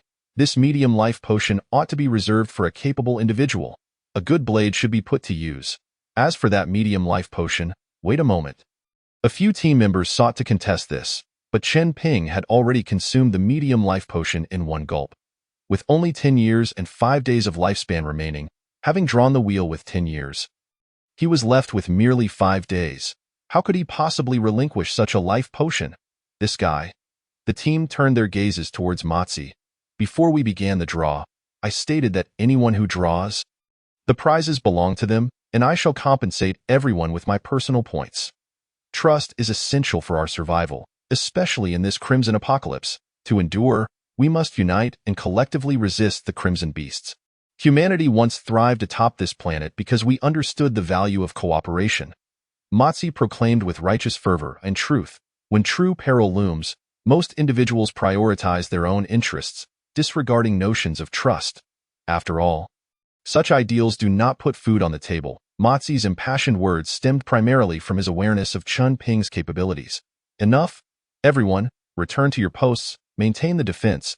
There are still blood spiders to contend with outside. Mozi waved his hand, and the group reluctantly dispersed. The medium life potion had already been consumed by Chun Ping, making further debate pointless. Chun Ping, armed with his small handgun, retreated to the rear of the defense line. Once calm, he resolved to extend his lifespan before attempting to draw from the blue-crimson wheel. After all, each draw consumed 30 years of life. Should he proceed, he would be left with a mere 5 days. If he failed to acquire another life potion in that time, he would truly meet his end. Chun Ping concealed himself behind a wall of corpses, firing his weapon sporadically, when suddenly he felt an intense heat radiating from his chest, akin to a burning stone pressed against his skin. What is happening? Chun Ping quickly reached under his clothing and retrieved Xiaohei. The small black creature emanated a searing glow. Xiaohei, what is wrong? Chun Ping attempted to communicate telepathically, but received no response. What is occurring? The unusual situation caught Mozi's attention. In truth, he had no desire to inquire. However, the gaze of the other team members was fixed on Chun Ping. And as captain, he felt compelled to check in. It's nothing, just a crimson bug. Chun Ping gritted his teeth against the intense burning sensation, clutching Xiaohei in his hand. As long as it's nothing serious. While outside we face primary blood spiders, your focus must not waver. Beware of potential pitfalls. Matzi's latter remark was directed at the other team members. They promptly turned their attention back, continuing to assault the primary blood spiders. Suddenly, unable to withstand the agonizing heat, Chun Ping placed Xiao He on the ground. The blood-soaked earth met the intense heat, evaporating almost instantaneously. It was not until several minutes later that Xiao He's temperature gradually returned to normal. "Master, I am so weary," Xiao He transmitted. "What happened? Are you about to level up?" "I just recently ascended to level 2. It cannot be that quick. I merely absorbed the essence of a level 3 Lord Blood Spider and underwent a slight mutation." Xiao He lay motionless on the ground, its mental transmission weak. Chun Ping cautiously picked Xiao He back up. "What mutation?" "I have gained a venom skill," Xiao He responded. Chun Ping nodded, refraining from further inquiries. "Rest well." He then placed Xiao He back into his embrace. The onslaught of the beast tide continued to ravage the coastal region. The number of unbreached camps dwindled rapidly, especially with the addition of the blood spiders, making defense increasingly challenging. The nearest secondary camp to Ironwood, the Dawn Camp, was utterly overrun on the third night of the beast tide. The camp leader had fled 3 hours prior, with the 3 deputy leaders perishing in battle. Out of 18 hunting teams, 10 were completely annihilated, and the remaining 8 suffered significant losses. "Captain, we must retreat." With the camp lost and crimson beasts surrounding them, where could they possibly escape? Xuena surveyed her surroundings. Her expression filled with despair. The Dawn Camp was the only secondary camp within hundreds of miles. Facing the relentless pursuit of level 2 Crimson Fire Wolves, their chances of escape were slim. They were already at a dead end, though the South, Ironwood Camp still holds strong. Ironwood Camp? That primary camp? How could that be? Xuena exclaimed incredulously. The secondary Dawn Camp, with hundreds of powerful individuals, a camp of nearly 10,000, could not withstand the assault. How could a mere camp of a few hundred hold? "Captain, let us gamble on a dead horse as if it were alive. Staying here means certain death. Might as well head there and take a chance." Xuena hesitated for only a moment before hoisting her sniper rifle and addressing her comrades. "All members, bring only a day's worth of food and essential weapons, and move towards Ironwood Camp. Form a defensive formation. Group 1 scouts, Group 2 provides support, Group 3 covers the rear. Understood?" "Understood." A chorus of voices responded in unison, and subsequently, everyone boarded their respective vehicles. However, these vehicles exhibited significant damage and were running low on fuel, leaving no one certain whether they could reach the Taimu camp. Apart from the Chengshi camp, all other survivors in the vicinity were also hastening towards the Taimu camp. Meanwhile, the beast tide continued unabated. As the night enveloped the surroundings, Ma Zi and others took turns to rest, dragging their weary bodies back to the camp point 3 hours prior, for the 500 secondary blood spiders had launched a ferocious assault on Area 1, prompting Ma Zi to even resort to close combat with a machete. This wave of attack resulted in the first casualties since the onset of the beast tide, and it was devastating. Out of a team of 10, only 5 remained. Upon entering the camp, Ma Zi's expression was grim. To eliminate the invading secondary blood spiders, Captain Zhang Tai had also sustained grave injuries, his right leg below the knee entirely corroded and putrefied by the blood spider's venom. From this day forth, the camp would be managed by Vice Captain Sun Mu, while team leader Zhao Chong was promoted to vice captain. Zhang Tai's face was ashen, and he summoned all his strength to convey his final instructions. "Captain, rest assured and focus on your recovery. When you are well, the camp will still belong to you." Sun Mu stepped forward. "We have faced many life and death situations together. I have foreseen the outcome. There is no need for you to comfort me. My mission has concluded. From now on, this burden falls upon you. You must lead the camp's survivors until the clouds disperse and the light returns." Tears welled in Zhang Tai's eyes, filled with reluctance. "I will give it my all." Sun Mu nodded earnestly. "And my family, fear not. As long as I am here, I will ensure their safety." Sun Mu vowed solemnly. Zhang Tai nodded slowly. "If the camp cannot hold, do not let them suffer too much." "I understand," Sun Mu affirmed. Subsequently, Zhang Tai was carried into the captain's quarters. Watching Zhang Tai depart, Sun Mu composed himself and turned to Ma Zi. "How many people are left in Team 1? "Including me, 5, Ma Zi replied. "Recently, many have fled here. Choose as you see fit to replenish the numbers to 10. After Ma Zi made his selections, teams 2 and 4 also quickly filled their ranks. Tomorrow, all corpses outside the camp will be incinerated to prevent the outbreak of plague. Additionally, any damaged weapons and armor must be promptly replaced at the armory. Lao Zhao, tonight, organize another group to activate the lottery wheel, ensuring an ample supply of weapons and armor.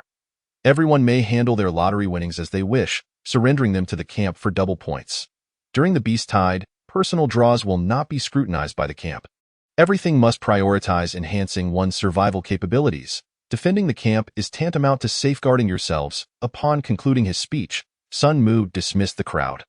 Chun Ping also returned directly to his quarters. The transfer of power at the Tai Mu camp bore little relevance to him.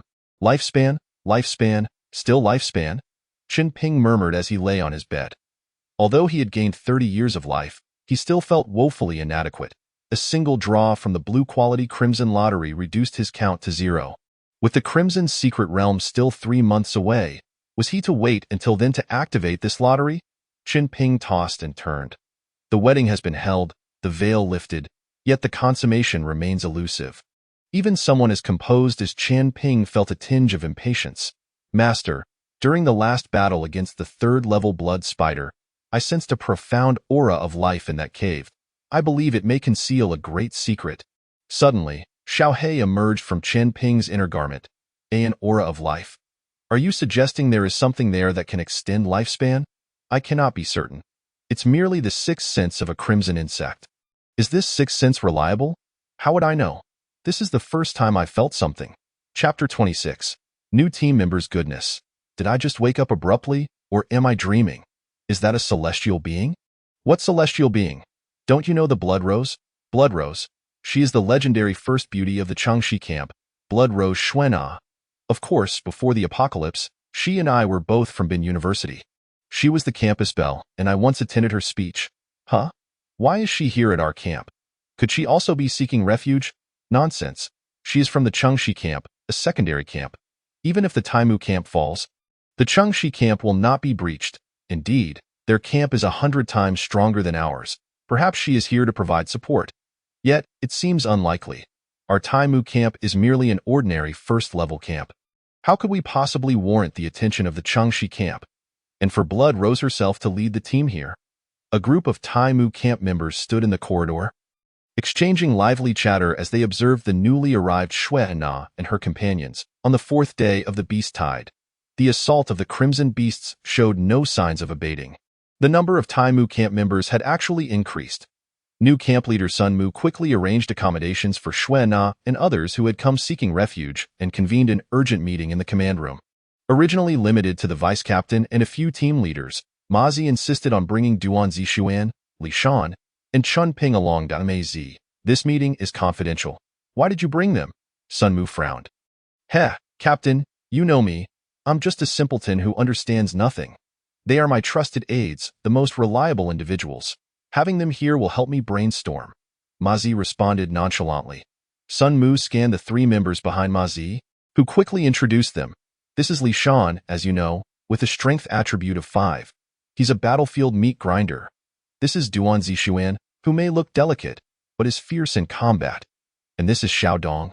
His strength is somewhat lacking, but he possesses an astute mind. My strategist. I can vouch for these 3. If I were to fall, they could easily take over as team leaders. Ma Zi grinned.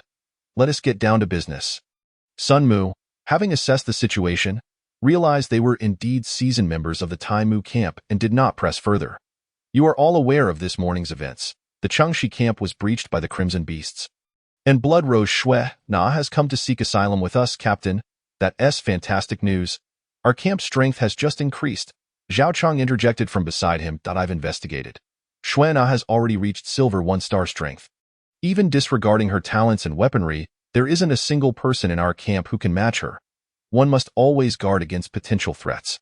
Once the Beast Tide passes, what if she seeks to claim this camp? This camp was built by both Zhang Tai and me. He entrusted it to me, and I am utterly devoted, fearing even the slightest oversight. Now that the camp is beginning to take shape, if someone were to seize it, how would I explain it to my brother Zhang Tai? Sun Mu spoke with deep sorrow.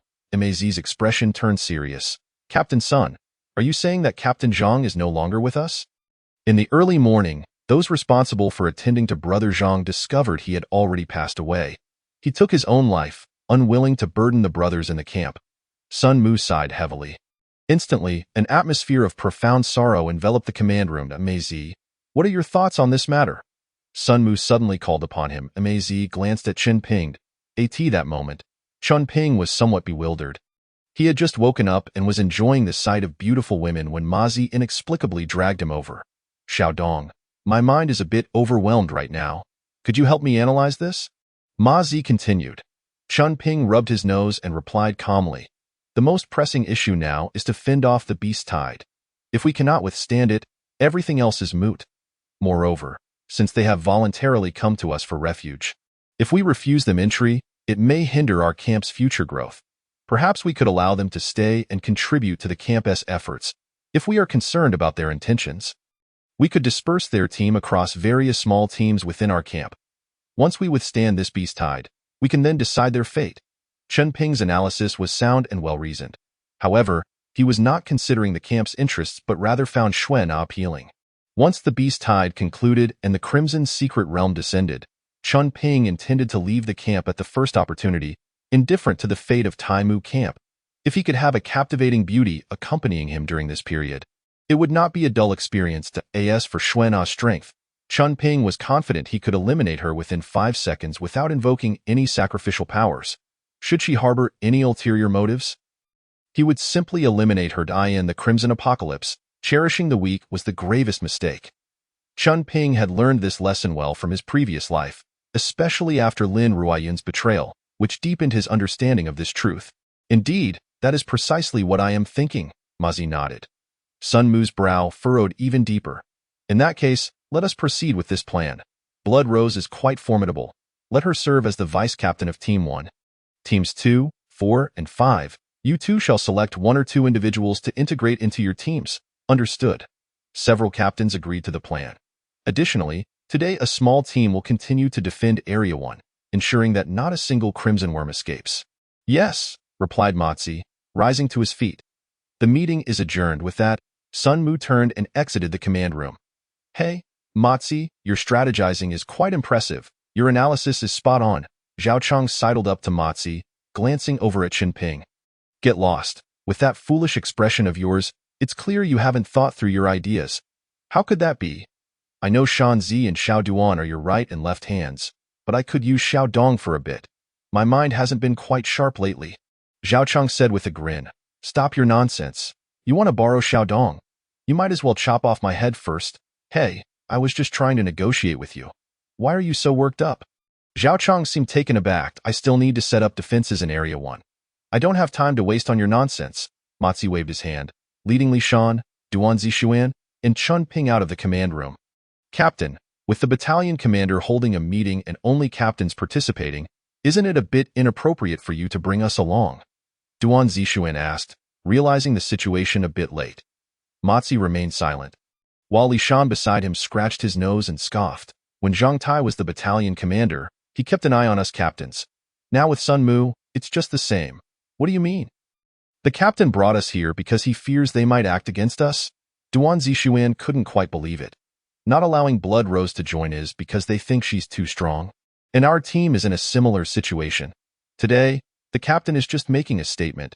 Even at the brink of life and death, they're still engaging in these petty schemes. Disgusting. Ma Zi shook his head. Wherever there are people, there are intrigues and power struggles. From ancient times to the present, from east to west, it has always been so. This was also one of the reasons Chen Ping was reluctant to join the camp. After breakfast, Ma Zi carefully selected 4 individuals to join Team 1, including the one with the nether fire, Yixinga. There was also a girl named Su Qianqian, who possessed a green quality shield tower and was the only female member of Team 1. The other 2 were slightly weaker, both wielding melee weapons. Finally, around 8 o'clock, the 10th member of Team 1 arrived late. Xuan, the former captain of the scavenger team from the original Morning Dawn camp. Known as Blood Rose, first and foremost, welcome our new comrade. None of us are novices, so I won't waste time on unnecessary words. Xuan, from today onward, you shall be the vice-captain of Team 1. After Ma Zi spoke, he glanced at his wristband. You have 5 minutes to familiarize yourselves with each other's specialties. After 5 minutes, we will enter Area 1 and commence battle. As Matsu's voice fell, before all team members could act, his wristband emitted a faint electrical sound. Ziz, calling Matsu, calling Matsu. A large number of crimson worms have appeared in Area 1. Please proceed immediately. Please proceed immediately. Received. Received. Matsu immediately replied and then waved his hand. To Area 1, we go. All members of Team 1, having had little time to get acquainted, hurriedly made their way to Area 1, entering the defensive fortifications. Damn it. It's those blood spiders again. Wasn't this supposed to be a beast tide? Why are those damned crimson worms joining the fray? Li Shan looked at the endless swarm of blood spiders, feeling a bitter taste in his mouth. By their size, most appear to be level 1. They should be easy to deal with. Duan Zixuan glanced into the distance, then turned the topic towards Chun Ping. Big brother, I never expected Blood Rose would actually join our team. It's truly unbelievable. And she's incredibly fierce. Chun Ping cast a sidelong glance at Xuena, who was crouched behind a wall of corpses, her heavy sniper rifle continuously firing. The powerful recoil caused her body to sway significantly, and each bullet she fired pierced through at least one level 1 blood spider, often killing several more behind it. Sometimes, she could even shoot through 3 or 4 blood spiders with a single bullet. Among the team, the one under the most pressure was still Matsu, for Xuena was simply too formidable. 10 Matsus would struggle to match her. Moreover, Xuena had once been the captain of the scavenger team at Morning Dawn Camp, and she already possessed an air of pride. Now that she had just escaped a disaster, it was uncertain whether she would still heed his commands once the beast tide was over. However, Matsu did not dwell on it too much, as long as he could survive this ordeal. Whether or not Xuena followed his lead was of little concern to him. It would only lighten his burden. Compared to Xuena, Matsu was more wary of the usually silent Chun Ping. Damn it! Why are they coming again? In the distance, a large group of level 2 blood spiders slowly appeared, and Matsu immediately felt anxious. Defensive formation, Matsu commanded without hesitation. What formation should we adopt for defense, Captain? The newly added Su Qianqian looked at Matsu with a bewildered expression. Chapter 27. The Tower Girl Outside the Ironwood Camp. On the defensive line of Area 1, Matsu's Team 1 was struggling against the onslaught of blood spiders. The newly recruited members were yet to coordinate effectively, almost leading the entire team to the brink of annihilation. At a critical moment, Xuena abandoned her sniper rifle and drew 2 daggers. Her delicate, fair hands wielded the short blades with agility, and within minutes, she had slain over 30 blood spiders, leaving the surrounding members of Team 1 in awe. Wow, sister, you're amazing, Su Qianqian exclaimed, her eyes sparkling. This woman is too domineering. I don't like that. Yishinga shook her head. Chun Ping remained as silent as ever, occasionally firing a shot to kill or injure a few blood spiders. He wasn't even exerting half of his strength, merely coasting along. Master, I want to give it a try. The recently recovered little black stirred restlessly in Chun Ping's arms. Aren't blood spiders your natural enemy? Well, I only target level 1 blood spiders. It shouldn't be a problem. I mainly want to test the abilities I obtained from the level 3 Lord Blood Spider and see their potency. The little black squirmed within Chun Ping's clothing. Then go ahead, but be careful. With Chun Ping's mental command, the little black shot out like an arrow. Huh? Big brother, did something big just fly past? Duan Zixuan asked suspiciously. Who asked the big fly? I'll kill it. The little black turned midair and flew back. He's just a fool. Why bother getting worked up over a fool? Chun Ping shook his head. Humph, I'll deal with him slowly. The little black circled in the air before diving back into the swarm of blood spiders. Duan Zixuan was unaware that he had narrowly escaped death due to his careless remark. Sizzle! The little black shot out a stream of black-red liquid from its abdomen, which landed on a level 1 blood spider below, rapidly corroding its front legs. The blood spider struggled on the ground for a few moments before quickly succumbing to death. This skill is quite powerful, the little black rejoiced, having dispatched over a dozen level 1 blood spiders before targeting a level 2. Unfortunately, the level 2 blood spiders were nearly immune to this toxic liquid. A black insect? Behind the wall of corpses, Xuena was observing the little black's every move through the scope of her heavy sniper rifle. Initially, she had intended to shoot it down directly, but upon noticing that the black insect was also killing blood spiders, she decided against it. Moreover, given the speed at which the insect was flying, Xuena had no confidence in hitting it with a single shot. Report to the captain, we have detected a flying insect ahead. It may be stronger than the level 2 blood spiders, Xuena informed Matsi. Naturally, she felt somewhat dissatisfied with being assigned to Team 1, even becoming a junior team member. Even at Morning Dawn Camp, she had never been treated so poorly. However, one must bow their head when under the eaves, and she believed that this Ironwood camp was not her permanent residence. Once the beast tide was over, she would reassemble her former team members and seek refuge in another level 2 camp. Dio, you have confidence in taking it down. Matsi also recognized the familiar black insect. 30% confidence, but it's currently engaged in killing blood spiders. I think it would be better to wait a bit longer. All right, keep an eye on it. If it shows any signs of attacking us, open fire immediately. Understood. Xuena displayed the qualities of a competent team member, showing no signs of displeasure at Matsi's orders. Hey, little brother, it's been a whole morning, and you haven't said a word? What's your name? My name is Su Qianqian, and I came from the Blue Flying Camp.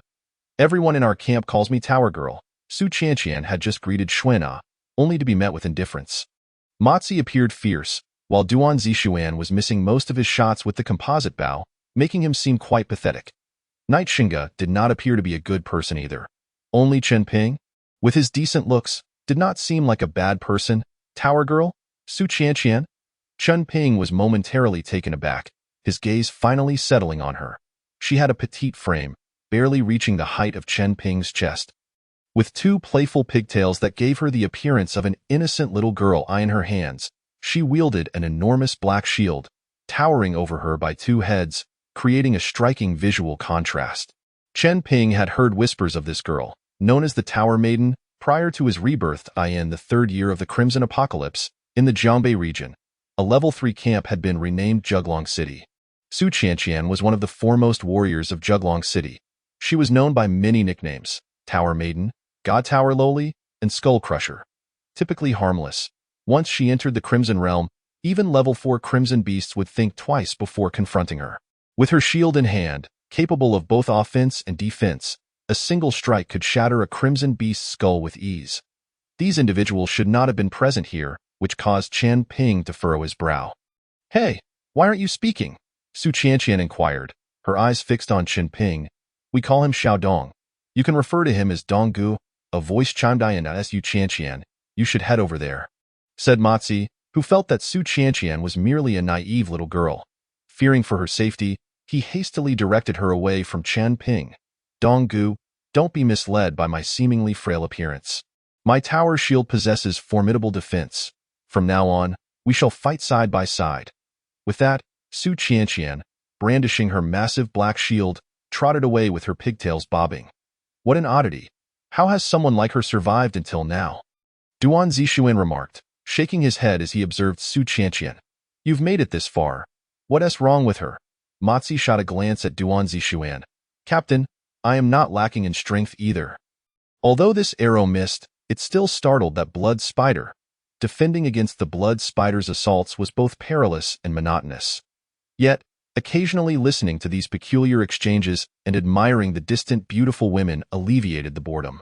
However, Chen Ping had a pressing concern regarding the blood spider cave mentioned by Xiao He. He needed to find an opportunity to investigate it once more. Before that, he had to return to the Crimson Cabin. After dispatching a level 3 blood spider, he had received 2 crimson coins along with silk from the level 3 blood spider. His previous silk armor had been destroyed by a level 3 crimson fiery wolf, and he needed to craft another.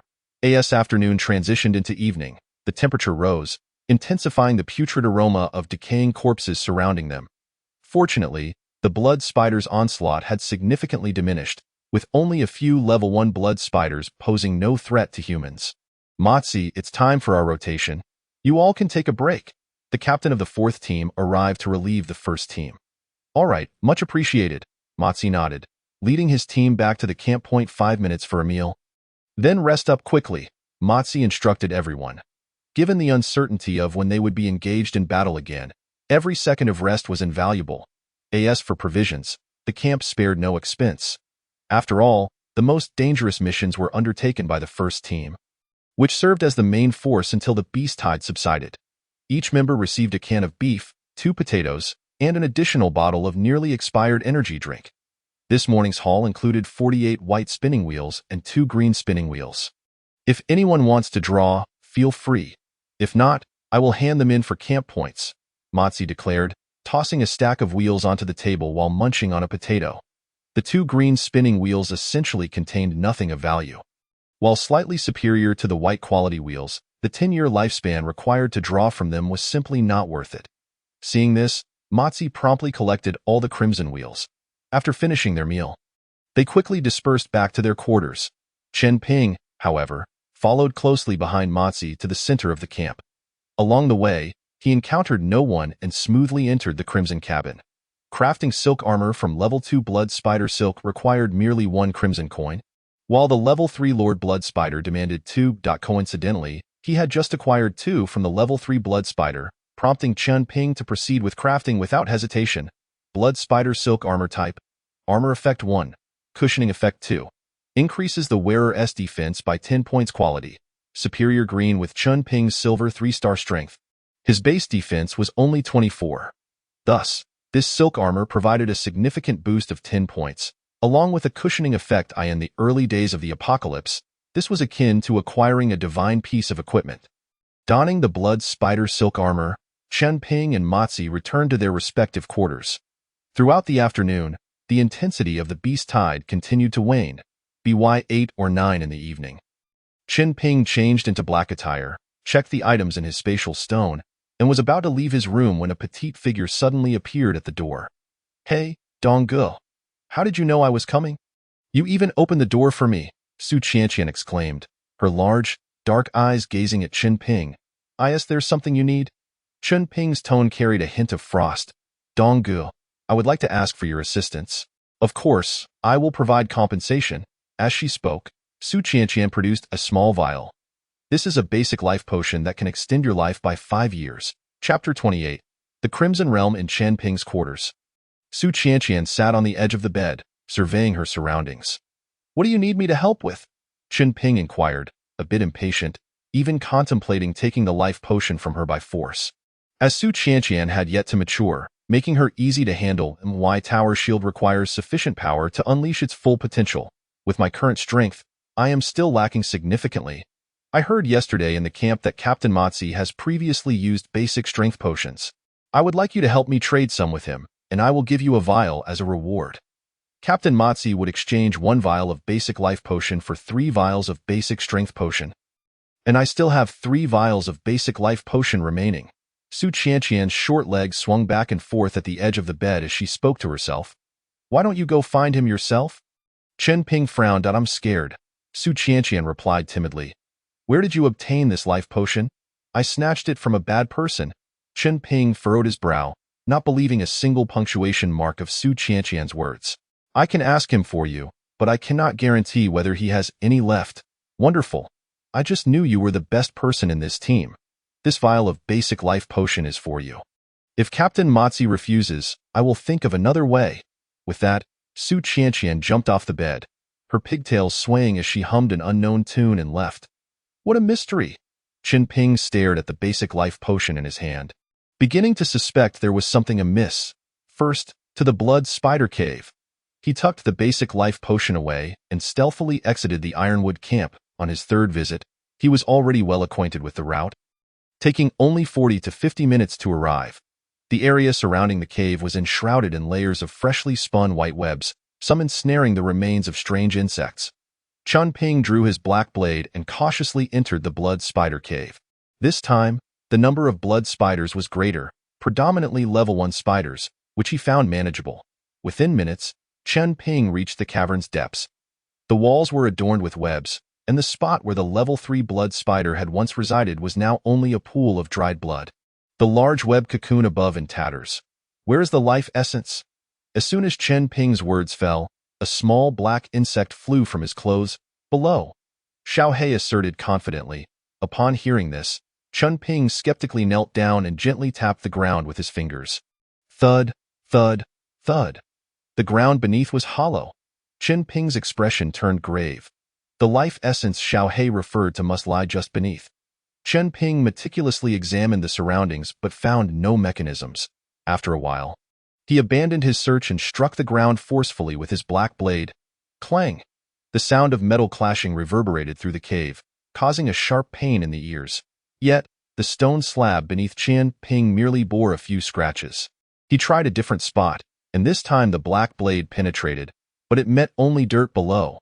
It seemed that brute force would not suffice. Qian Ping concluded that even using a sacrifice to burn his life force might not break through this stone slab. Suddenly, Xiao He shot out a stream of venom, which clung to the slab's surface, causing smoke to rise as a small notch melted away. Master, it seems this venom is effective, but it does take a toll on me. Qian Ping crouched down to inspect closely. How many times can you use this venom? At most 10 times before I need to rest. It will take at least half a day to recover. Xiao He replied. Only 10 times? That certainly won't be enough. Wait, what about the corpse of that level 3 blood spider? Qian Ping swiftly retrieved the corpse of the level 3 blood spider. Exhausted from the past few days, he had not concocted any primary berserk potions, leaving the spider's remains untouched. Despite having lost some flesh to Xiao He, the corpse still resembled a small hill. The venom glands remained intact. Qian Ping quickly located the storage site of the spider's venom. With a precise shot from his small pistol, he struck the venom gland from a distance. Splash! An incredibly foul-smelling black liquid gushed forth from the gland. Hiss!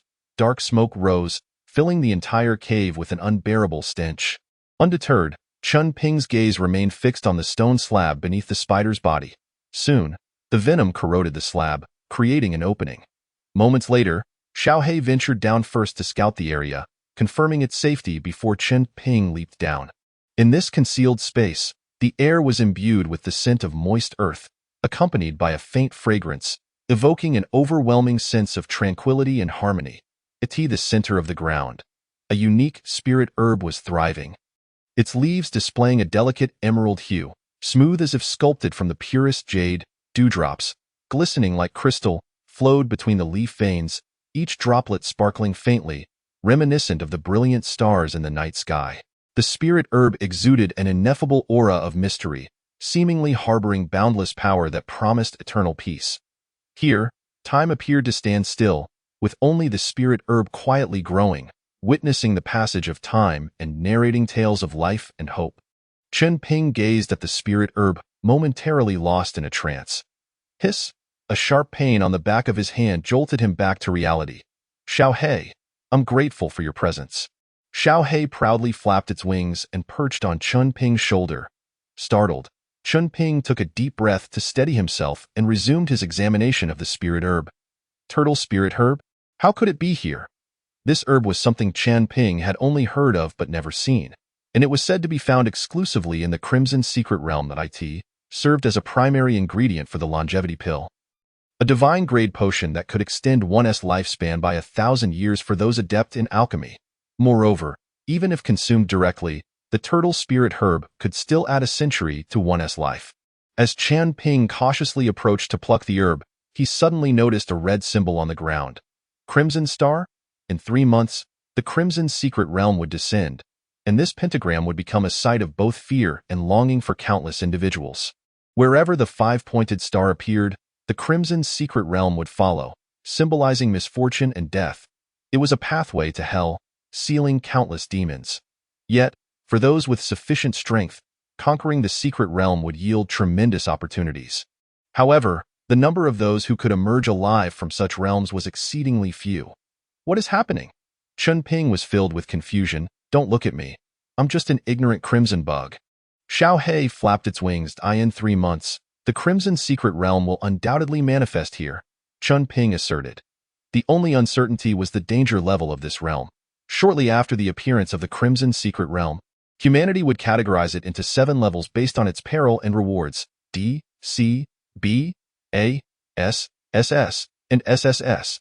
Qian Ping had ventured into all 7 major secret realms, the lowest being C level and the highest S level. With the locations of each etched in his memory, he had been waiting for the secret realm to descend, ready to set off and clear all known realms before anyone else. After observing for a while, based on his experience, he deduced that the danger level of this secret realm should not be lower than a level.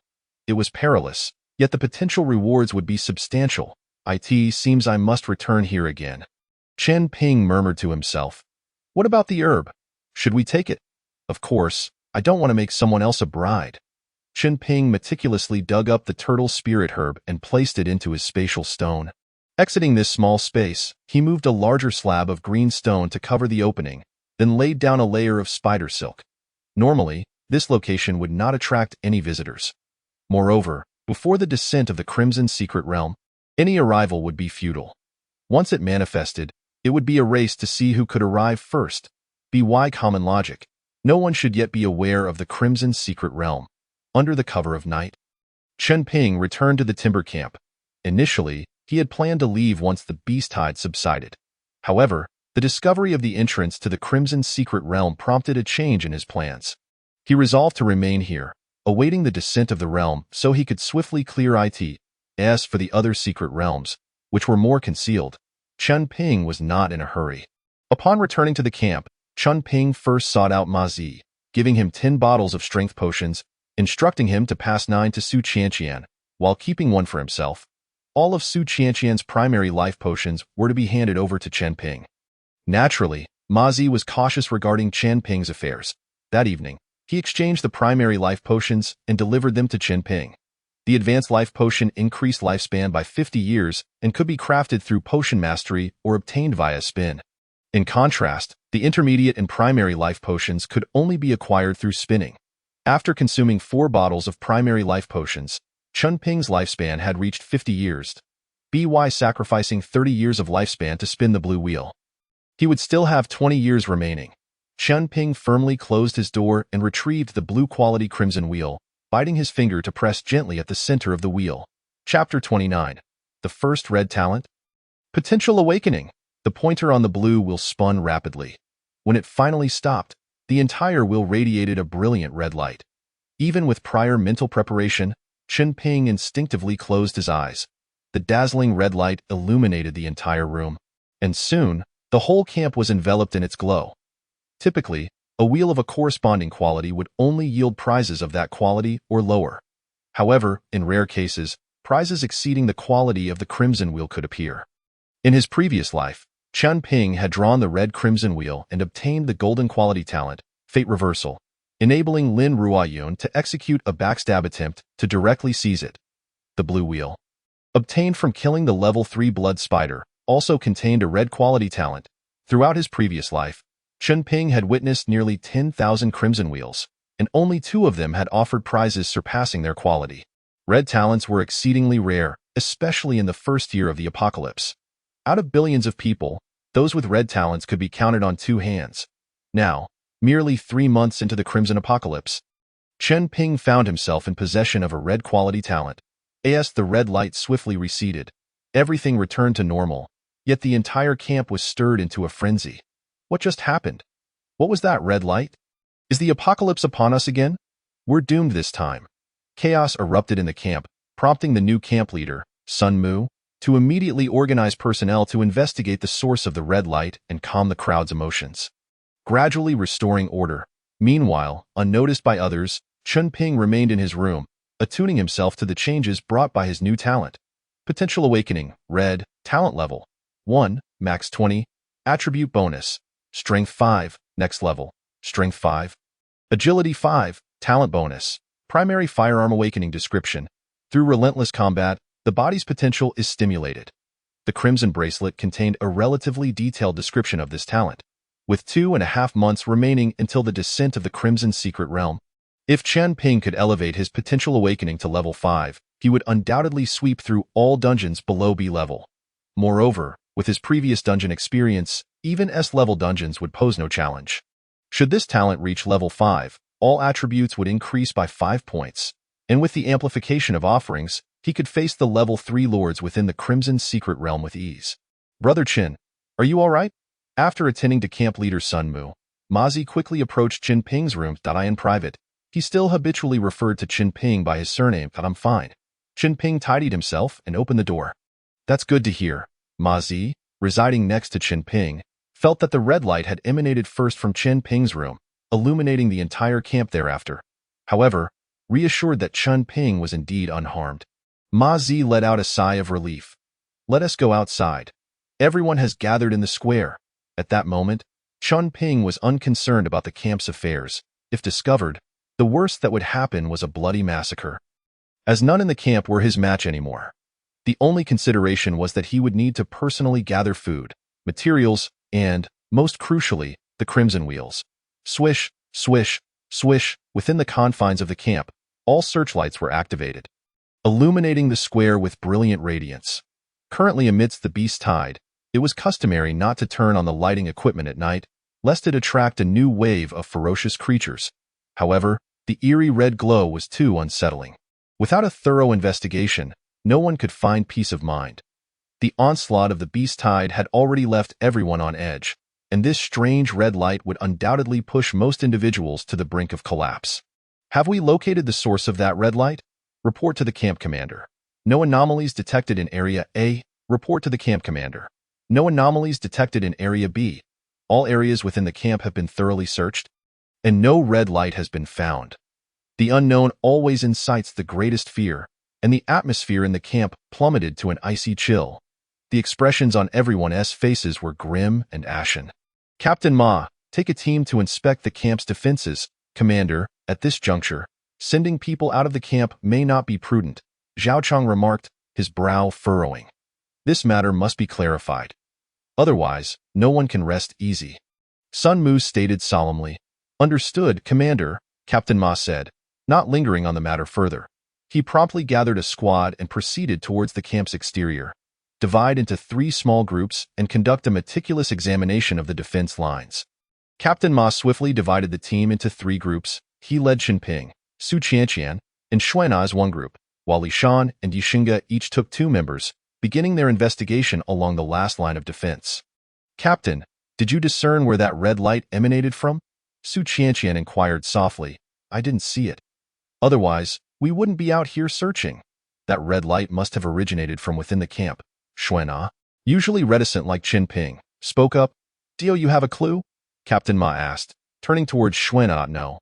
I only heard that when one draws a red prize from the roulette, a blinding red light appears.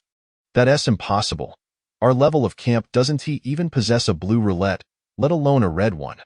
Moreover, even if there were a red roulette, how many among us possess such longevity? Even if all conditions were met, the probability of drawing a red prize from the red roulette is merely a fraction of a %. Captain Ma shook his head, deeming the possibility exceedingly slim. Moreover, anyone who draws such an extraordinary item would surely report it immediately. This is a chance to alter one's fate. Even the commander's position could be at stake. Su Qianqian concurred with Captain Ma's sentiment. It was unlikely anyone would draw a red quality prize. However, upon hearing her words, Captain Ma paused. If one were to draw something miraculous, who wouldn't he report it at the earliest opportunity? Captain Ma's pupils constricted sharply as he looked at Xinping, who was diligently working nearby. What are you staring at? I'm not emitting any light. Xinping retorted. Wait, over there. It seems a convoy is approaching. Captain Ma suddenly gazed into the distance, where 2 brilliant headlights were rapidly drawing nearer. Ordinary refugees typically arrived on foot. Those capable of driving vehicles were exceedingly rare in all these days. Only Xuana and her companions had come in vehicles. But those 2 vehicles appear unscathed. They don't seem like they're fleeing. Is that a vehicle from the Qin family?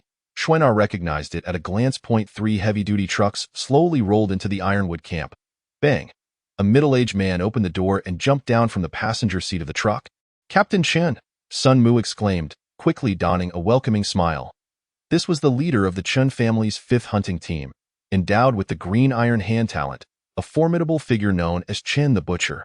In Chen Ping's past life, Chen the Butcher had led numerous assassination attempts against him, all of which had failed, yet they had nonetheless caused significant disruption to Chen Ping.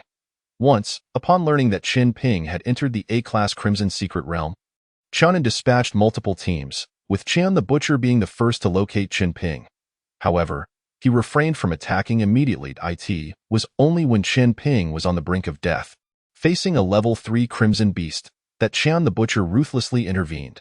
That time, Chen Ping had narrowly escaped true death, sustaining severe injuries, while Chen the Butcher claimed all the treasures from the A-class Crimson Secret Realm, solidifying his position as the leader of the 5th hunting team. In truth, Chen the Butcher was not a member of the Chen family, nor did he bear the Chen surname. Before the arrival of the Crimson Apocalypse, he had been an agent for an esports club and had crossed paths with Chen Ping. When the club was on the verge of bankruptcy, he sought out Chen Ping. Chen Ping had always been interested in gaming but had yet to become a professional. At Chen the Butcher's earnest entreaty, Chen Ping invested in the club and won the championship in that year's esports competition, bringing the club immense fame and securing Chen the Butcher's position. After the release of the Crimson Apocalypse game, Chen the Butcher followed Chen Ping, engaging in numerous battles and gradually gaining prominence, catching Chen An's attention. After some enticing negotiations, Chen the Butcher ultimately pledged his allegiance to Chen, becoming his right-hand man. Chen Ping stood behind Duan Zixuan, observing the approaching Chen the Butcher. "Where is Zhang Tai?" Chen the Butcher inquired with a fierce tone in the face of the beast tide. Commander Zhang bravely led the charge and suffered severe injuries from a crimson beast, ultimately succumbing to his wounds. Sun Mu replied, his face awash with sorrow. "Then the Ironwood camp is under your command now?" Chen the Butcher asked coldly. "Yes, I am managing it for the time being," Sun Mu responded hastily. "How many combatants remain?" Chen the Butcher pressed. "There are still over 40 individuals at the Ironwood camp. And recently, many comrades have sought refuge nearby, roughly totaling over 200. Sun Mu answered respectfully, "Is that all? Just this scant number?" Chen the Butcher's brows furrowed in visible displeasure. "Indeed, this beast tide is exceptionally ferocious, making it exceedingly difficult to withstand. Very well, select 100 of the strongest individuals and come with me," Chen the Butcher commanded with an authoritative tone. "Captain Chen, this," Sun Mu faltered. If Chen the Butcher were to take away 100 people, it would essentially herald the demise of the Ironwood camp. After all, the beast tide had not yet abated. Even without withdrawing the 100 most formidable fighters, removing 50 individuals with combat capability would leave the camp utterly defenseless. Beyond defense, there were also logistical support, communication, weapon maintenance, and fortification construction. Too many areas required manpower. Presently, the Chen family camp was shorthanded, needing to draw combatants from surrounding camps. Any camp that dared to resist would face annihilation. Chen the Butcher's tone was, "I see why." In reality, the Chen family camp was the best refuge for those seeking shelter. Regrettably, the threshold for entry was exceedingly high. Even Xuan lacked the confidence to ensure that everyone she brought could gain entry into the Chen family camp. Thus, they opted for the Ironwood camp as a secondary choice. This was also a filtering mechanism employed by the Chen family, categorizing surrounding camps into various tiers before selecting the most exceptional candidates. Initially, the Chen family had planned to wait a while before sending people to absorb high-level combatants from various camps. However, the sudden onslaught of the beast tide, compounded by the previous catastrophic losses while hunting level 3 crimson beasts, forced them to expedite the replenishment of combat personnel for the camp. "Captain Chen, if you take away so many people at this time, the Ironwood camp will undoubtedly fall to the crimson beasts." "What does that have to do with me?" "Hurry up and choose people, or you might not live to see the dawn." Chen the Butcher glared fiercely at Sun Mu. Among the crowd, Chen Ping stood silently. Unbeknownst to Wen, a small handgun had appeared in his right hand. To slay Chen the Butcher here would undoubtedly incite turmoil, potentially forcing a change in his plans. Yet, none of that mattered anymore. Endowed with 2 formidable talents, Chen Ping had no regard for the people within the camp. Killing Chen the Butcher was merely a minor aspect of vengeance. More significantly, it was to eliminate future threats. "All right, I will." The Ironwood camp was hardly a match for the Chen family. Even if the Chen family truly wished to annihilate the Ironwood camp, they lacked the capacity for resistance, leaving Sun Mu with no choice but to comply. Rumble! Before Sun Mu could act, the ground beneath them trembled slightly. "What is happening?" Sun Mu exclaimed in alarm, while Chen the Butcher furrowed his brow. "Commander, another wave of crimson beasts is approaching. Quickly, organize the defenses. Teams 1, 2, and 4 immediately head to the front lines." Sun Mu commanded without hesitation. Standing nearby, Chen the Butcher remained silent. Without repelling the beast tide, they would not be able to leave. Captain Ma, accompanied by a team, made their way to Area 1. The impending beast tide posed a challenge, not only for Chen the Butcher, but also for Chen Ping, creating significant complications. Resolving the beast tide alone, or dealing with the camp's inhabitants, were not issues. However, when both were combined, it became exceedingly tricky for Chen Ping. Go. With a mere thought, an inconspicuous black, anomalous insect flew from his embrace, and then Qian Ping followed Captain Ma and the others towards the defensive line in Area 1 outside the camp. This wave of the beast tide appeared formidable, yet in reality, it consisted solely of Level 1 Crimson Firewolves, hardly a cause for concern. Half of our team consists of new recruits. This is the perfect opportunity to collaborate and enhance our synergy. Ma Zi cast a glance around and spoke softly. Indeed, we lack coordination and synergy, Captain. Give your orders. Duan Zixuan rubbed his fists together, brimming with excitement. Tame, you take the lead. Shanzi, follow closely behind. Shanggu, stay behind Shanzi, maintaining a distance of no more than 3 meters. You two, guard the flanks. Duan Zixuan and I will provide support from the center, while Xiaodong and Xuana will cover the rear. As Ma Zi completed the allocation, the formation swiftly fell into place. Originally a 10-person squad, they were now down to 9 due to an injury sustained by one member earlier that morning. Yet their structure remained intact. Whoosh, wow, what is this? It's freezing, Su Qianqian exclaimed, gazing at her black shield, which was enveloped in a layer of pale blue flames, the temperature shockingly low, igniting her curiosity. This is my innate skill, Yishunga declared, unleashing her abilities in rapid succession. Elishan's massive broadsword, along with those of Ma Zi and Chen Ping, also became adorned with the ethereal blue flames. Wow, that's incredible. Why didn't you use this earlier? Duan Zixuan shot an arrow, albeit missing again, yet the blue flame attached to the projectile ignited a red fire ferocious wolf, which struggled briefly before collapsing lifelessly. The difference between an arrow and a fire arrow was akin to the gulf between heaven and earth. The first squad of Area 1, departing from the defensive line, surged forth like a heavy artillery shell into the midst of the red fire wolf pack. The infusion of Yishunga's flames dramatically multiplied the team's killing efficiency. Su Qianqian's shielded defense brought the team's casualty rate perilously close to 0. Jinping and Xuana, positioned at the rear of the squad, enjoyed an optimal environment for unleashing their firepower. A heavy sniper rifle fired a single bullet, piercing through the bodies of 3 red fire ferocious wolves before lodging itself within the 4th, resulting in a violent explosion. Oh no, I've inadvertently revealed my strength, Xuana thought, momentarily losing her composure and inadvertently exposing her trump card. She bit her lip and shot a fierce glare at Chen Ping. If it weren't for Chen Ping's impressive prowess igniting her competitive spirit, she would never have exposed her ace. Swish, swish, swish. A standard sidearm unleashed a barrage akin to that of a machine gun from Chen Ping, though its penetration was not as exaggerated as Xuana's sniper rifle. Its efficiency stood on par.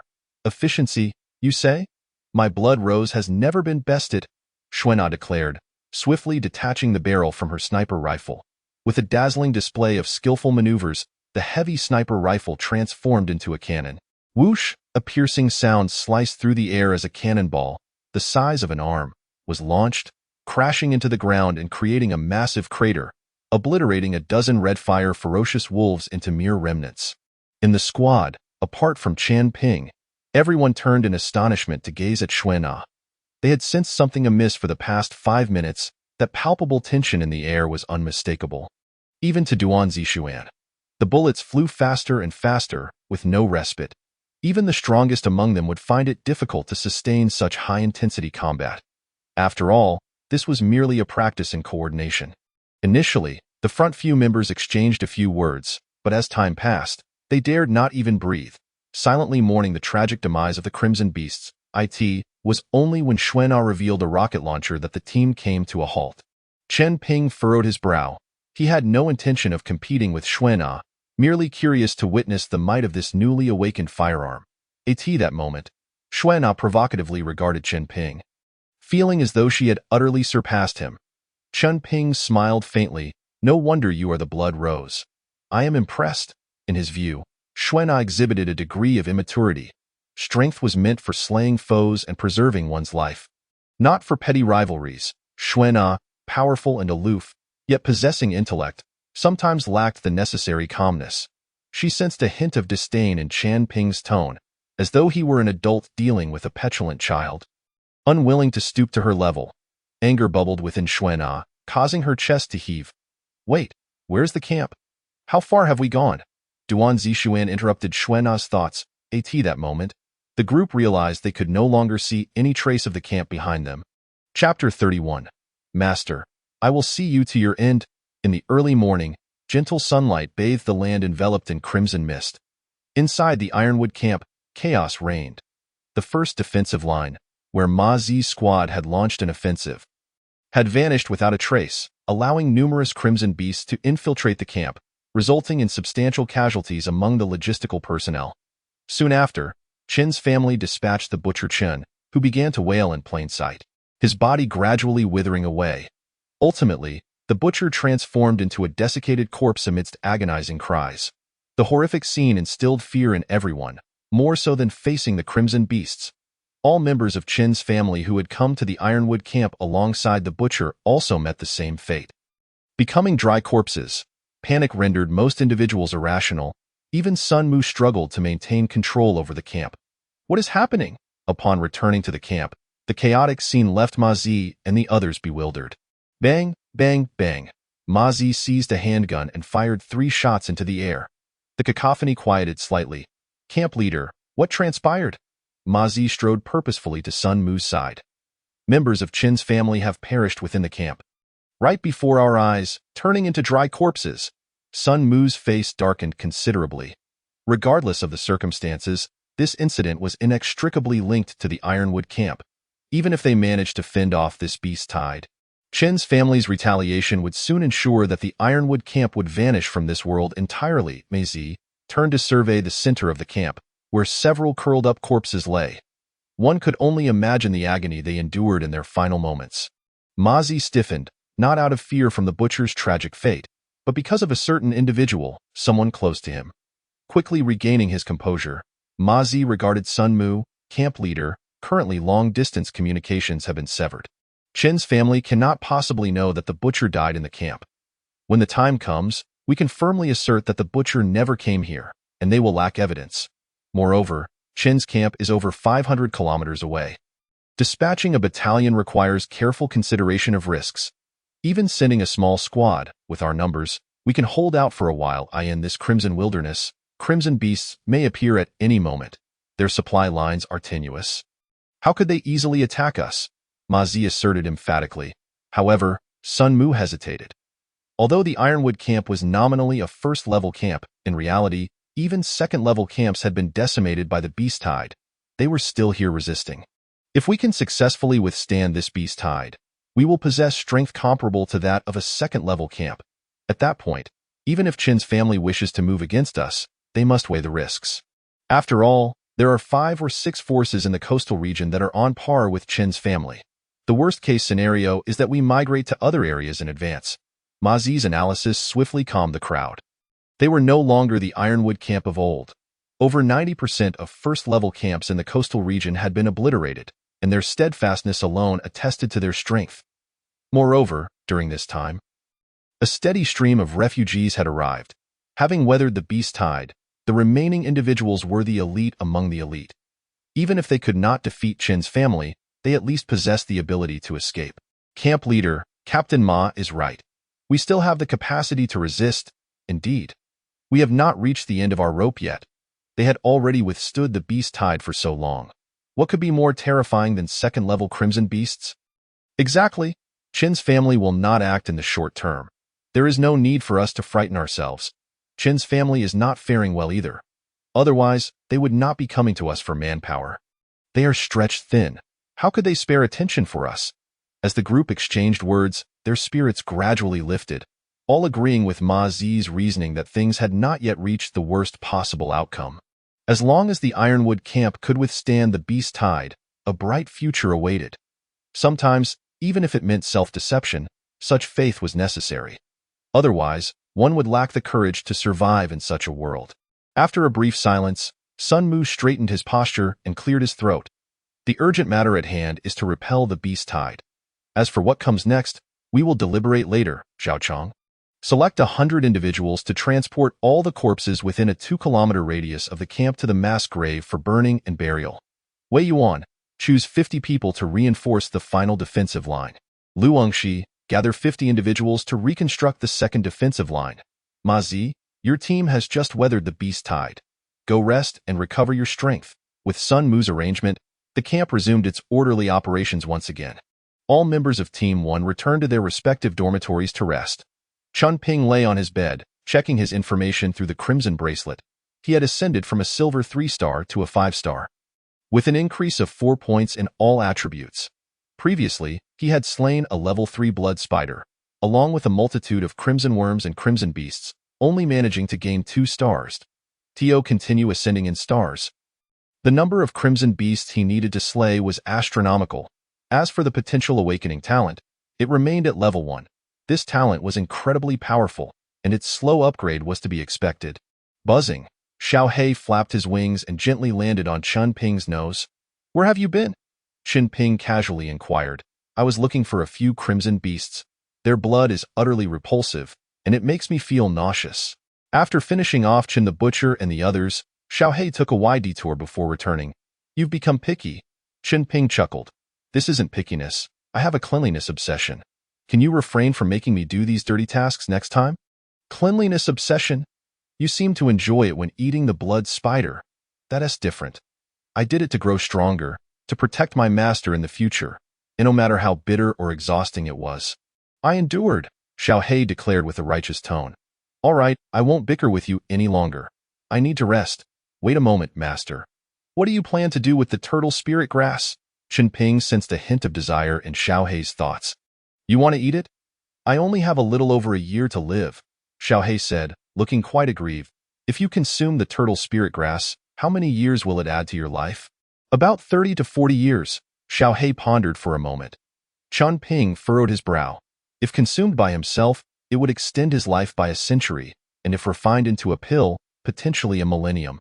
Currently lacking a high-quality turning wheel, and with his lifespan already sufficient, he intended to keep it for possible future pill creation. Regardless of the calculations, giving the turtle spirit grass to Xiao He would be the greatest loss. "Can't those life potions extend your life?" Chun Ping questioned. "They can't. The life potions that you consume, including attribute enhancement potions, I cannot absorb." With a thought, Chun Ping retrieved the turtle spirit grass from the spatial stone. The spatial stone could not store living things. Placing the turtle spirit grass inside would cause it to gradually wither. Fortunately, not much time had passed, so the impact was not yet significant. The moment the turtle spirit grass appeared, the entire room was filled with a vibrant, life-affirming energy.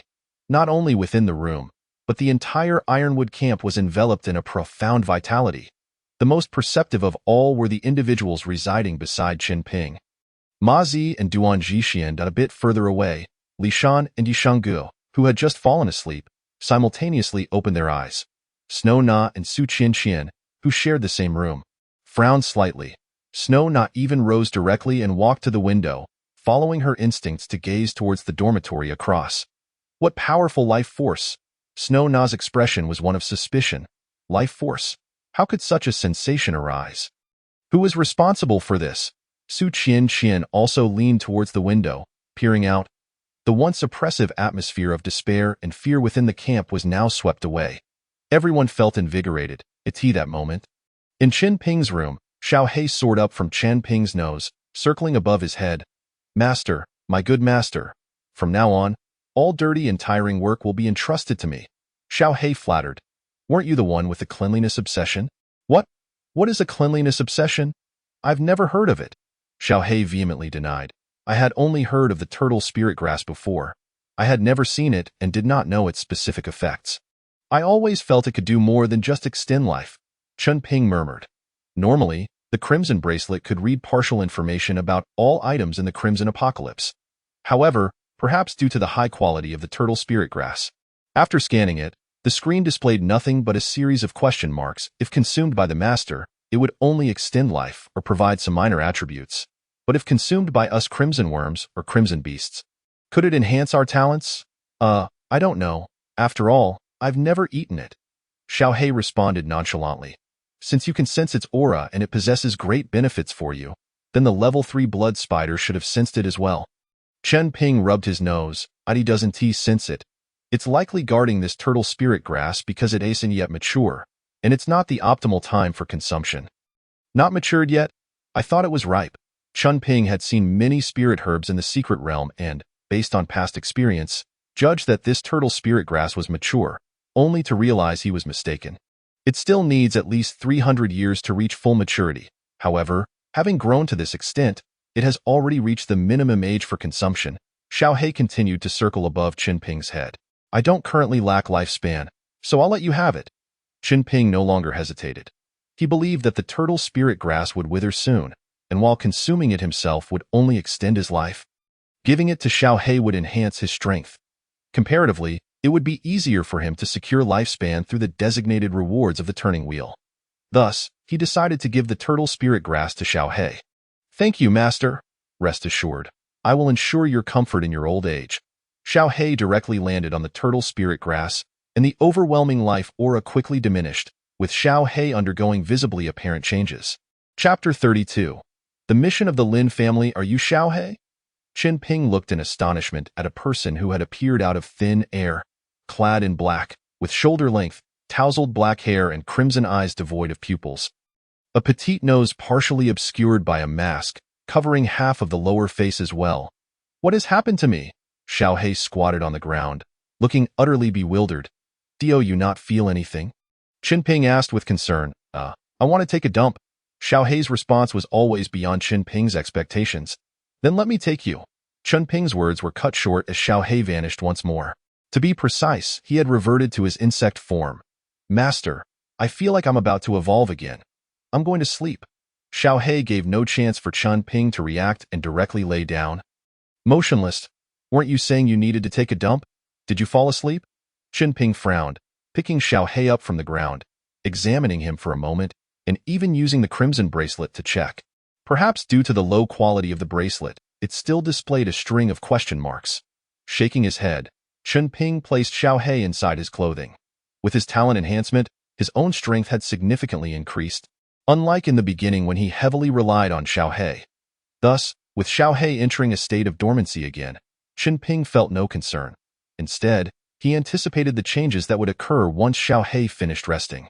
Yawning, Qin Ping soon slipped into a semi-sleep state. The others in the camp, under the cleansing of that overwhelming life force, became exceptionally spirited. Although the aura dissipated quickly, the invigorating feeling lingered. Why are there more and more strange occurrences lately?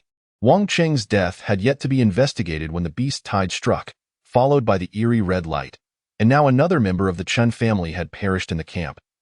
Met with the same fate as Wang Cheng. Another anomaly has emerged. Sun Mu stood in the camp's command room, murmuring to himself, Camp Commander, someone has arrived. A person rushed into the command room in a fluster. Who has come? Is it someone from the Qin family? Sun Mu's expression tightened as he quickly inquired, It's not from the Qin family. It's from the Lin family? The Lin family? Sun Mu was momentarily taken aback. The Ironwood camp was situated at the junction of two provinces before the apocalypse, equidistant from the Qin and Lin families' respective urban areas, but the coastal jurisdiction had expanded over a decade ago. Incorporating this area, why has the Lin family sent someone at this time? Sun Mu was filled with suspicion and promptly went out. The Lin family's influence far surpassed that of the Qin family. The latter operated mainly in the coastal area, akin to a local tyrant.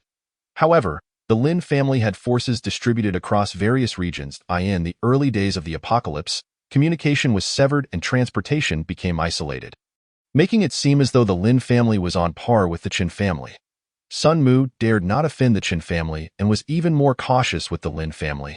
Where is Zhang Tai? Camp Commander Zhang has already perished.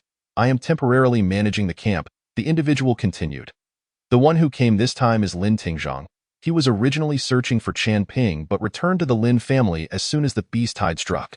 Similar to the circumstances before Qin Ping's rebirth, the Lin family experienced a beast tide, primarily consisting of level 1 crimson beasts, which might pose a threat to ordinary level 1 camps, yet for a colossal entity like the Lin family, it had no impact whatsoever.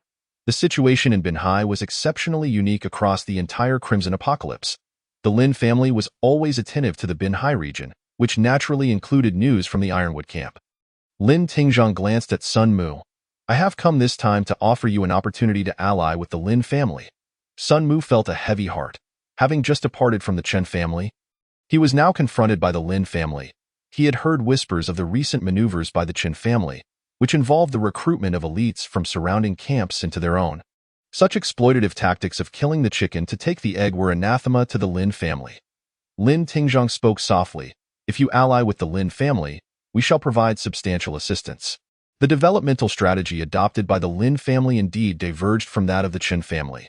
They sought to uplift nearby camps, establishing them as a frontline defense against potential assaults from the Crimson Beasts. Even aside from the threats posed by these beasts, should conflict arise between the Lin and Chun families over territory or resources, places like the Taimu camp would serve as strategic leverage. We are prepared to offer 500 white crimson tokens and 20 green crimson tokens. Should you choose to ally with the Lin family, this assistance will be unwavering. Moreover, we intend to construct an underground passage that will significantly facilitate the transport of food and supplies. Such a formidable temptation was one that none could refuse. Captain Lin, what will be required of us if we join the Lin family? Sun Mu inquired. The Lin family will assign a series of routine tasks, all of which will be compensated. Lin Tingzhong replied, his brow slightly furrowed, displaying a hint of impatience. We, the Taimu camp, are honored to be considered by the Lin family and are willing to join. Sun Mu declared, not deliberating for long. The immediate benefits were too substantial to ignore. The prospect of 500 white tokens and 20 green ones was far too enticing.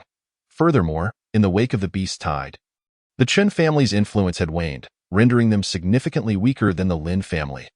After the beast tide, the Lin family will assign you a deputy camp leader to assist in managing the camp. Oh, and there is one more thing, Lin Tingzhong continued, activating his wristband to project a map into the air. This location harbors a level 3 crimson beast, which the Lin family plans to hunt in 7 days. Participants will receive a basic potion and 3 green tokens as rewards. Understood. Sun Mu nodded in acknowledgement. Very well, I must take my leave. There are several camps I still need to visit. Alas, what a tiring life. Lin Tingzhong sighed. Captain Lin, your efforts are greatly appreciated. Sun Mu said as he selected 10 green tokens and placed them into Lin Tingzhong's hands. In this crimson apocalypse, the currency was ostensibly the crimson coin, yet the quantity was far too meager for circulation. The crimson tokens had, in the early stages, become a veritable form of currency. Captain Sun, your thoughtfulness is commendable. Upon my return, I shall petition the family head to expedite the delivery of supplies to the Taimu camp. At this, Lin Tingzhong's expression softened considerably. Captain Lin, given your arduous journey, it would be prudent to rest here for a while. The roads are nearly impassable, and delays are to be expected, Sun Mu suggested with a smile. Very well, I shall impose upon you, Captain Sun. Not at all, not at all. Sun Mu quickly instructed his team to bring forth the finest provisions from the camp and selected a dozen attractive women to accompany Lin Tingzhong. In the afternoon, another wave of beasts approached, though they were merely level 1 crimson beasts.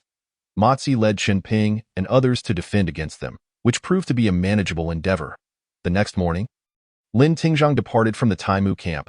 Shortly thereafter, Sun Mu convened an emergency meeting with all the camp leaders and deputies.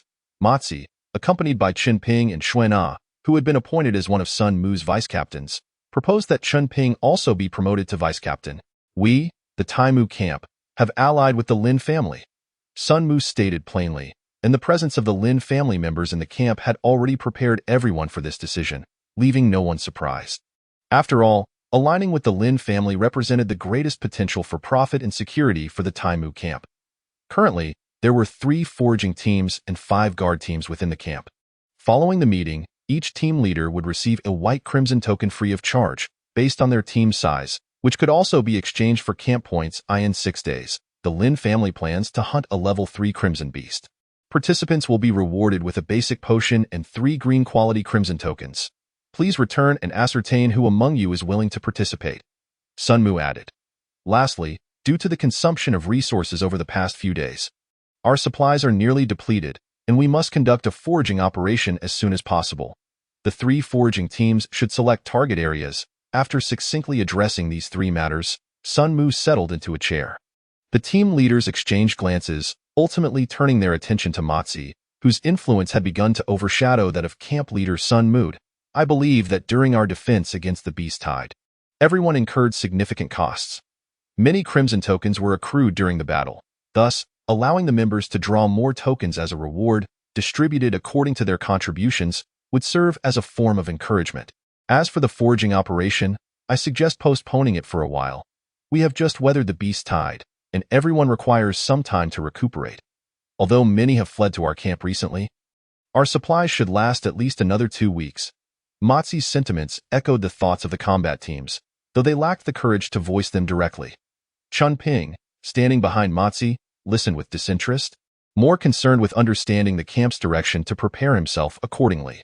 What piqued his attention most during the meeting was the Lin family's impending hunt for the level 3 Crimson Beast. In his previous life, Chun Ping had already recovered from his injuries at this juncture and had begun organizing a team to hunt that very beast, which he ultimately killed, yielding 2 crimson coins and a blue token, all of which he had given to Lin Ruoyun, thus nurturing a formidable ally for the Lin family. In the early days of the Crimson Apocalypse, level 3 crimson beasts were exceedingly rare, with only 2 or 3 present in each region. With his newfound strength, Chun Ping was determined not to let this opportunity slip away. However, the crimson beast targeted by the Lin family's hunt did not have a fixed territory. Tracking it had taken over half a month previously. To ascertain the precise location of this beast now, he would still have to rely on the Lin family's resources before truly developing his own strength. Leveraging the influence of others was a crucial strategy. In the command room, after heated discussions, Sun Mu increased the rewards while simultaneously harboring deeper reservations about Mazai. As the meeting concluded, Chun Ping followed closely behind Mozi and quietly declared, "I wish to participate in the Lin family's hunt for the level 3 Crimson Beast." Chapter 33. Is he a Bronze 9-star? The Taimu camp was divided into above-ground and underground areas. The underground consisted of 3 levels, including storage for weapons, food, and other supplies, as well as the camp's power generation facilities, with the lowest level designated for the accommodation of personnel. Above ground, there were living quarters for the combat teams in areas A and B, logistical departments in areas C and D, 10 areas for foraging workers in area E, the Crimson Capsule and Communication Station in area F, and the command room in area G. Finally, there was the plaza area, utilized for drawing tokens and training. This was all part of the planning by the former camp leader, Zhang Tai, and bore significant differences from other camps. In area A of the camp, Mozi's dormitory was where Chun Ping leaned against the wall by the door. Arms crossed, eyes shut in meditation, Xuan crouched on the ground, meticulously cleaning her heavy sniper rifle, while Su Qianqian stood beside her, fiddling with her ponytail. Duan Zixuan flipped through a tattered novel, while Li Shan and Yishunga sat on a bench, whispering to one another. The last 2 members sat on the floor, remaining silent. Mozi glanced at the group, his brow furrowed. We are facing a level 3 Crimson Beast this time. While the rewards are enticing, I do not recommend that you participate. I'll stick with Dong Ge. If he goes, I'll go too. Duan Zixuan set aside his thick novel. Boss, I might not have much time left. I want to give it one last shot. If I can't change my fate, I'd rather reincarnate early to spare myself the suffering. Li Shan's severed arm was already showing signs of infection, and the camp lacked the means for proper treatment. Captain, I need a basic potion.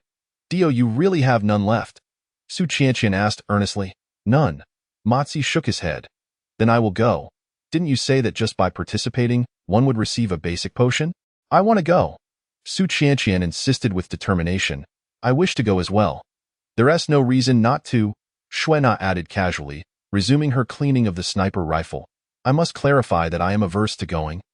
But if all of you are going, it would feel like I'm being left out. So I suppose I will join, Yishunga remarked, frowning in resignation. What about you two? Mozi inquired, looking at the 2 brothers sitting on the floor. Jiang Chang and Jiang Xin, identical twins whom even Mozi found difficult to distinguish. We'll listen to the boss. They replied in unison, a bunch of fools. Mozi suddenly stood up. Dio, you all realize that it's a level 3 Scarlet Beast? In his agitation, Mozi even resorted to speaking in dialect. Dongzi, must you really go? Mozi took a deep breath and turned to Chen Ping. Yes, Chen Ping replied, his eyes still half closed, in a nonchalant manner. A bottle of basic elixir, a few green spinners, does it really warrant such concern? Mozi was perplexed. Naturally, Chun Ping could not disclose his true intentions. His objective was the level 3 Scarlet Beast. Without revealing himself, he also wanted to return to the Taimu camp, as it was the closest and only camp to the Blood Spider Cave. In this camp, there were no worries about scarce supplies, no disturbances from low-level Scarlet Beasts, and he could reach the Scarlet Realm as soon as it descended. Just as the beast tide was about to end, after finally securing a few peaceful days. Why must you all seek death? If you wish to go, then go. I want to concern myself with it. Now, I shall apply for your slots. It would be best if you all departed, so I can find a new batch of obedient ones. A bunch of fools! Ma Zi snatched a short black duckbill cap from the ground and stormed out, furious. The room fell silent, the atmosphere awkward. After an indeterminate time, Ma Zi strode back in. Sun Mu has agreed. Upon his proclamation, the room once again fell into silence, as Yu Qianqian, with her dark eyes darting, quietly inquired, "Since we are all on the same team, if we go together, we can look out for each other. Shouldn't we select a leader first? Select a leader? For what purpose?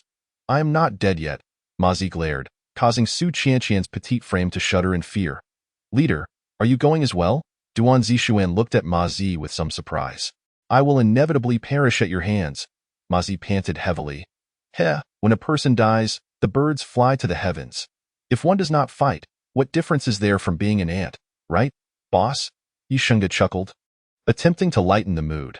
"What does it mean when a person dies and the birds fly to the sky?" Su Qianqian asked curiously.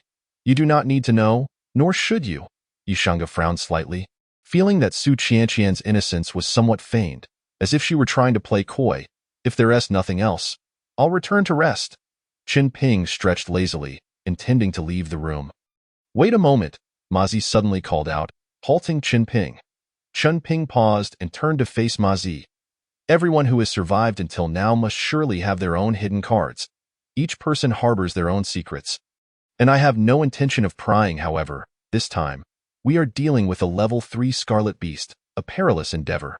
Before we embark, I believe we should lay our cards on the table.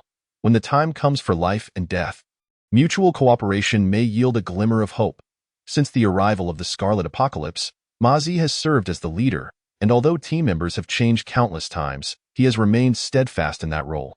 Part of this is due to his strength, but more importantly, he possesses the ability to unite the team. Especially in moments of life and death, when there is no retreat, such cohesion becomes paramount. After all, with a retreat, one's thoughts multiply. Bronze 9 stars, enhanced innate attributes, all attributes at 54, weapon, 8.64 automatic pistol. Qin Ping provided a brief self-introduction, though this introduction was not only concise but also significantly abridged.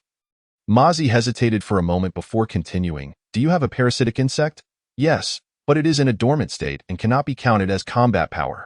Qin Ping's response completely took Ma Zi by surprise.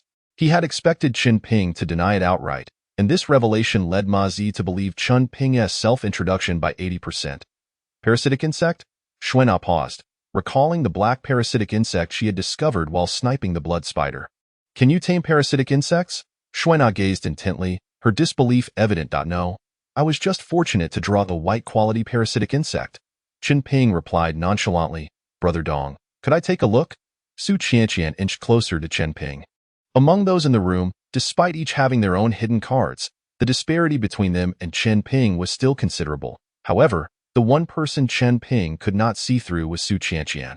He had only heard rumors about her and had never interacted with her before his rebirth. "This is it." Qin Ping retrieved the small black insect from his clothing and placed it in his palm. "Wow, it's so tiny. If it were deep-fried, it would be crispy and delicious," Su Qianqian remarked, suddenly smacking her lips. The small black insect in Qin Ping's hand seemed to respond, shaking its legs slightly. "This type of parasitic insect is quite common. If you want to eat some, I can catch a few for you," Qin Ping said as he tucked the small black insect away. "That's unnecessary.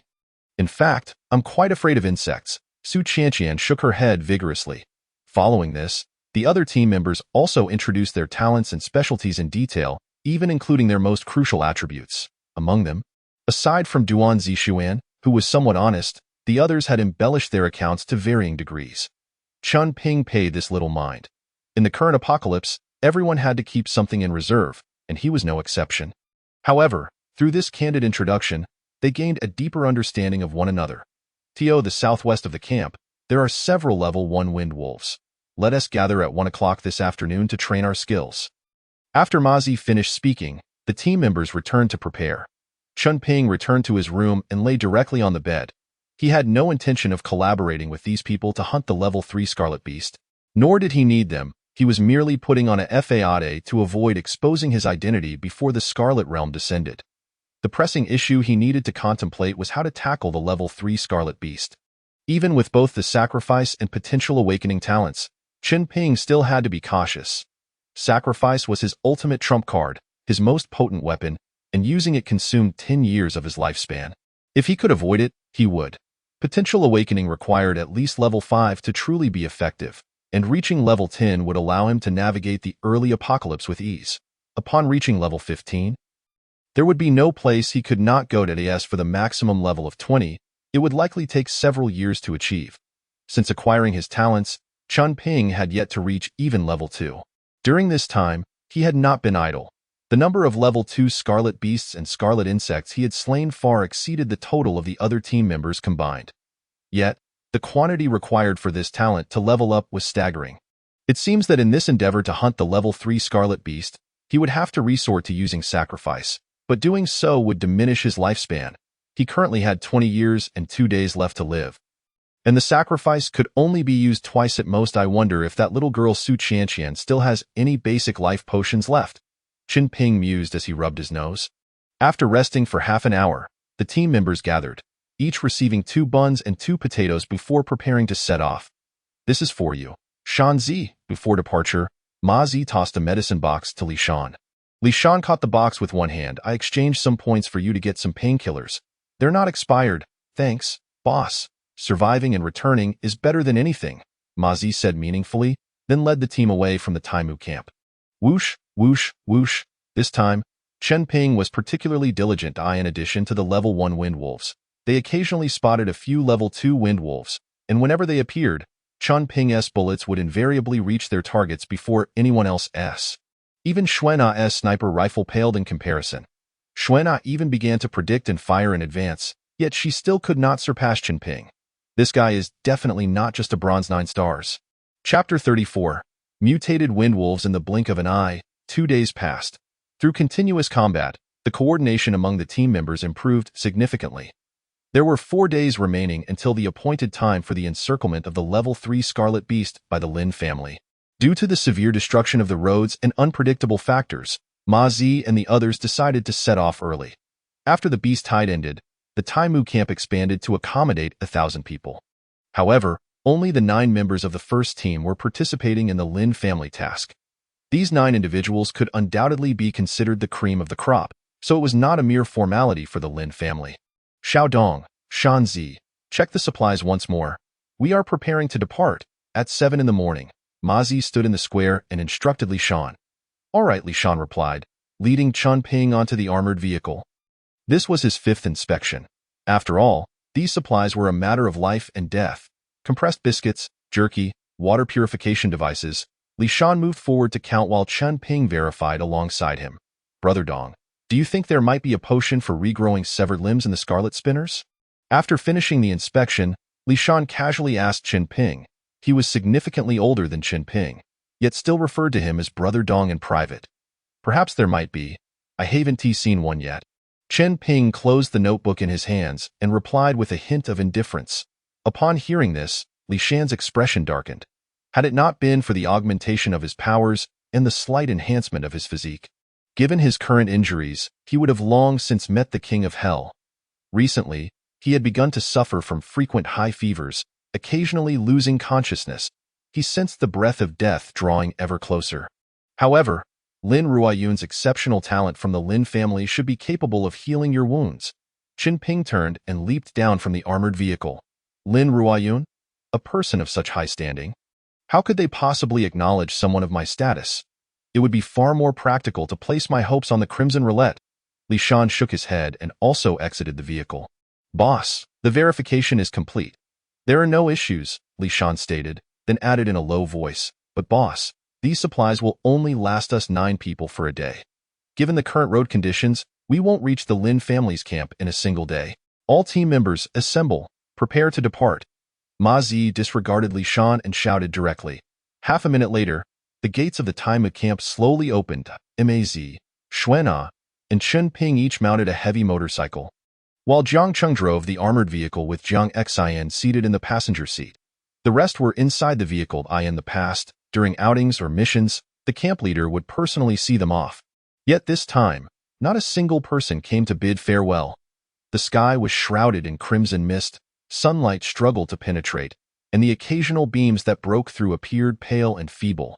The once thriving city lay in ruins. Towering buildings collapsed in disaster, leaving only shattered walls to recount past glories. A gust of wind swept through, stirring up a cloud of dust that further obscured the view. A howl. Several massive crimson beasts suddenly charged forth from the ruins. Bang, bang, bang. Chen Ping reacted swiftly, firing several shots in quick succession. Second-tier wind wolves? Upon recognizing the beasts, Chen Ping swiftly altered his course, determined to eliminate every last one of the wind wolves. He was on the brink of awakening his potential. Needing only a smidge more experience to ascend to the second tier, he could not afford to let any second-tier crimson beast escape. Xiao Dong, do not stray from the team. Ma Zi quickly contacted him via his wristband. But Chen Ping did not respond. Xuan, continue leading the team. I will pursue Xiao Dong. Ma Zi relayed a brief instruction and took off in Chen Ping's direction. Understood. Xuan gazed in the direction where Chen Ping had vanished. In the perilous Crimson Apocalypse, such reckless actions often led to harm, both to oneself and others. Bang, bang, bang. Chen Ping swiftly dispatched 7 second-tier wind wolves, yet his talent did not level up. In high primary school? Through the crimson mist, Chen Ping spotted a solitary stone pillar with a tattered sign hanging from it. According to his recollections, there was a wolf den here, where a third-tier mutated wind wolf had appeared around the 7th month of the apocalypse. At that time, Chen Ping had been in the Crimson Secret Realm, hence he did not participate in the event. Later, he heard Lin Ruoyan mention that it was a mutated third-tier wind wolf. Exceptionally powerful, and the Lin family suffered heavy losses, intending to send Chen Ping to resolve the issue. However, before Chen Ping could emerge from the secret realm, that third-tier wind wolf, along with the entire wolf pack, mysteriously vanished. The crimson wristband Chen Ping currently wielded was of white quality, possessing only the most basic functions. Once he acquired a green wristband, he would gain access to information about certain low-tier crimson beasts. Non-bound crimson beasts were categorized by tier into ordinary, elite, lord, mutated, demon god, and apostle. It was rumored that there were only 72 demon gods and 12 apostles in the Crimson Apocalypse.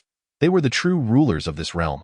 Elites, demon gods, and apostles only appeared within the Crimson Secret Realm. In the real world, the most common were ordinary and lord-tier crimson beasts, while mutated beasts were a particularly unique existence. They could be stronger than lord-tier beasts or weaker than ordinary ones.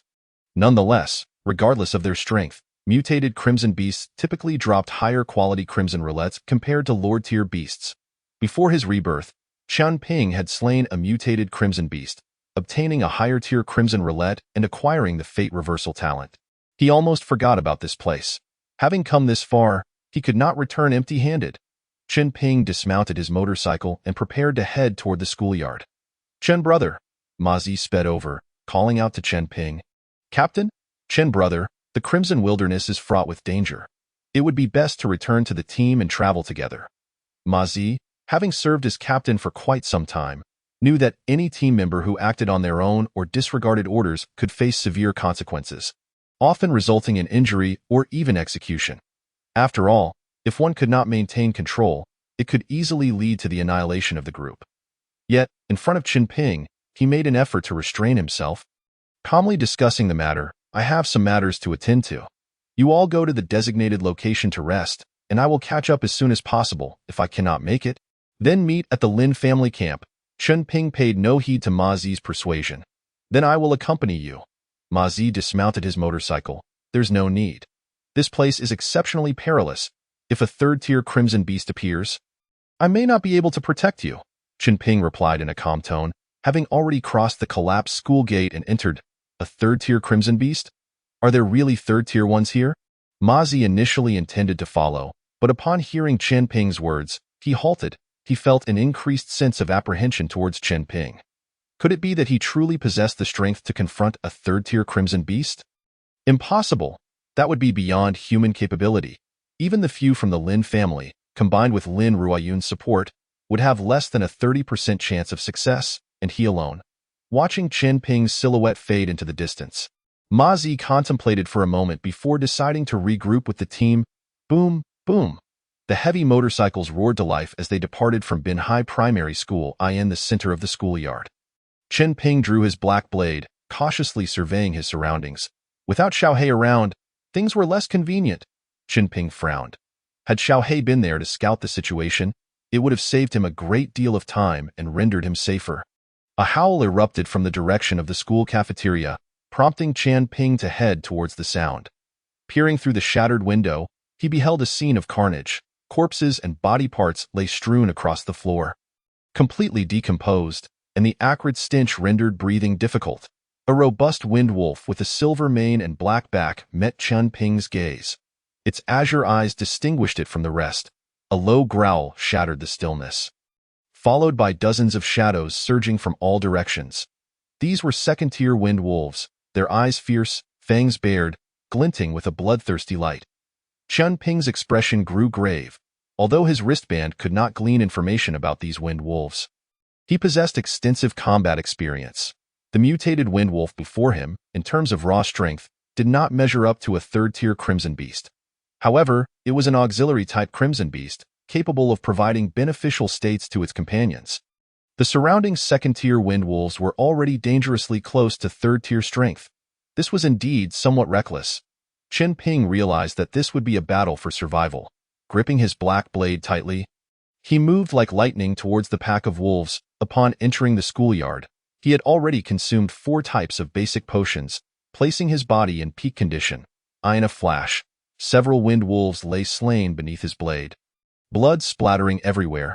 Sacrifice. There was only a 3-second window. Tio capture a thief. First capture the king. Chen Ping dispatched the nearest wind wolves before darting through the window into the cafeteria. The mutated wind wolf had initially dismissed this human, but in an instant, several of its kin had perished, and this human had boldly charged into its presence. An affront and insult of the highest order, I let out a furious roar, its form swelling, transforming into a colossal wolf-like beast. Its azure eyes turned crimson, radiating a fierce red light, claws like blades lunging at Chen Ping. Unfazed, Chen Ping evaded the mutated wind wolf's assault. Simultaneously, he thrust his black blade upward with all his might, aiming for the Wolf King's throat. The Wolf King roared in anger, twisting its body to evade the strike. Yet, it was daunted by Chen Ping's blade, no longer daring to act recklessly. Seizing the opportunity, Chen Ping moved again, becoming a blur as he leaped into the AT this moment. The sacrifice had reached its final second. Chen Ping's life hinged on this last strike. Bang! The black blade fell, severing the mutated wind wolf's head. The mutated wind wolf trembled, its massive body slowly collapsing, blood gushing forth like a fountain. Elaborate techniques were employed. Just a flash, a dodge, and a strike. In 3 seconds, the battle concluded. With the loss of the mutated wind wolf's enhancement, the surrounding second-tier wind wolves' morale plummeted. Chen Ping immediately drew his pistol, firing several rounds without aiming. Thud. As the last second-tier wind wolf's body hit the ground, the entire school ruin fell into silence, leaving only the sound of Chen Ping's heartbeat. That was close. Chen Ping let out a long sigh of relief, discovering the crimson roulette dropped by the mutated wind wolf among the rotting corpses. A blue roulette, alas, it only has 10 years of lifespan remaining. Chapter 35. Chen Ping returns to the team in the expansive football field, overgrown with weeds. The surrounding fences lay in ruins. The shattered seats in the stands were rust-covered. At this moment, a heavy armored vehicle stood silently in the center of the field. No secondary crimson beasts were detected. I have not found any beasts above level 2 either. A response from a team member emanated from Ma Zi's wristband. Duan Zhuxuan and Yixinga are on guard duty. The rest of you gather at the armored vehicle's location. A month prior, Ma Zi had led a search of this area, and before setting out this time, he had meticulously planned the itinerary. The first half consisted of 3 rest areas. As they approached the Lin family's territory in the latter half, Ma Zi had never been there and had not scheduled any resting points. Thus, there would be no breaks during that segment. Captain, where's Brother Dong? Is he not coming? Su Qianqian cautiously inquired, glancing at Ma Zi. He has some matters to attend to and will join us shortly. Ma Zi provided a brief explanation. When will Brother Dong return? Su Qianqian pressed further. Mei Zi furrowed his brow, shaking his head. He is back. Xue Na turned southwest, casually tossing a piece of tough jerky into her mouth. Where? Su Qianqian curiously looked over, finding nothing amiss. Report to the captain. A motorcycle has appeared in the southwest direction. It might be a survivor. Brother Dong. Duan Zhuxuan relayed the information through the wristband. Understood. Ma Zi sighed in relief. Turning to Li Shan, take out some more food. The battle against Crimson Beasts is exceedingly exhausting. Although Ma Zi was unaware of how many Crimson Beasts Chen Ping had slain, he sensed that the number at the school was certainly not trivial, and their levels were unlikely to be merely one. Li Shan had just retrieved food from the armored vehicle when a black, heavy motorcycle roared into the football field and parked in front of the armored vehicle. All done? Ma Zi casually inquired. Yes. Chen Ping nodded, his expression neutral, revealing no signs of triumph or loss. Since his arrival, Xue Na's gaze had remained fixed on Chen Ping, not wavering in the slightest. She had never gazed at a man for such an extended period. Before the onset of the Crimson Apocalypse, she was the belle of Binhai University, not only admired for her beauty but also revered for her academic prowess. None of her numerous suitors had managed to capture her attention. After the emergence of the Crimson Apocalypse, she became the leader of the scavenging team at the Morning Dawn camp, ranking among the top 5 in combat capability within the second-tier camp. Countless admirers held her in high esteem. The only one who might slightly surpass her was perhaps Lin Ruoyun of the Lin family. Yet, individuals of her caliber seemed utterly insignificant to Chen Ping. More importantly, Xue Na understood that Chen Ping's strength was far more complex than it appeared. This enigmatic figure instilled in her a profound sense of danger. Receiving the jerky from Li Shan, Chen Ping moved to a nearby open space, sitting on the ground to eat. Brother Dong, did you just go hunt Crimson Beasts? Su Qianqian approached Chen Ping eagerly. I took down a few.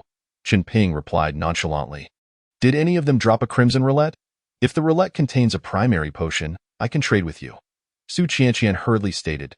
Dio, you still have primary life potions? Chen Ping turned to look at Su Qianqian. That's no longer available, but I could trade you something much more valuable to me, Su Qianqian said, nodding slightly, her cheeks flushed with embarrassment. Not interested. Chen Ping firmly rejected Su Qianqian in the current perilous situation. He had no time for trivial matters concerning longevity. Take a look first, Su Qianqian said, retrieving a black metal shard from her pocket. The scale of a two-headed serpent? Chen Ping's pupils constricted sharply, nearly reaching for his black blade. Brother Dong actually knows about the two-headed serpent. You must recognize the value of this scale. Can we exchange it? Su Qianqian continued to inquire. Chen Ping struggled to contain his emotions.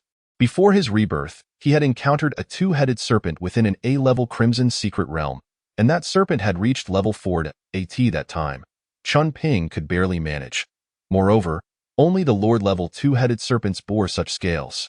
They are materials for crafting high-level attribute elixirs, and even when consumed alone, they significantly enhance defensive and agility attributes. Even at his peak before his rebirth, Chen Ping would not necessarily have been able to kill a Lord-level two-headed serpent. How had Su Qianqian obtained this? From a crimson roulette.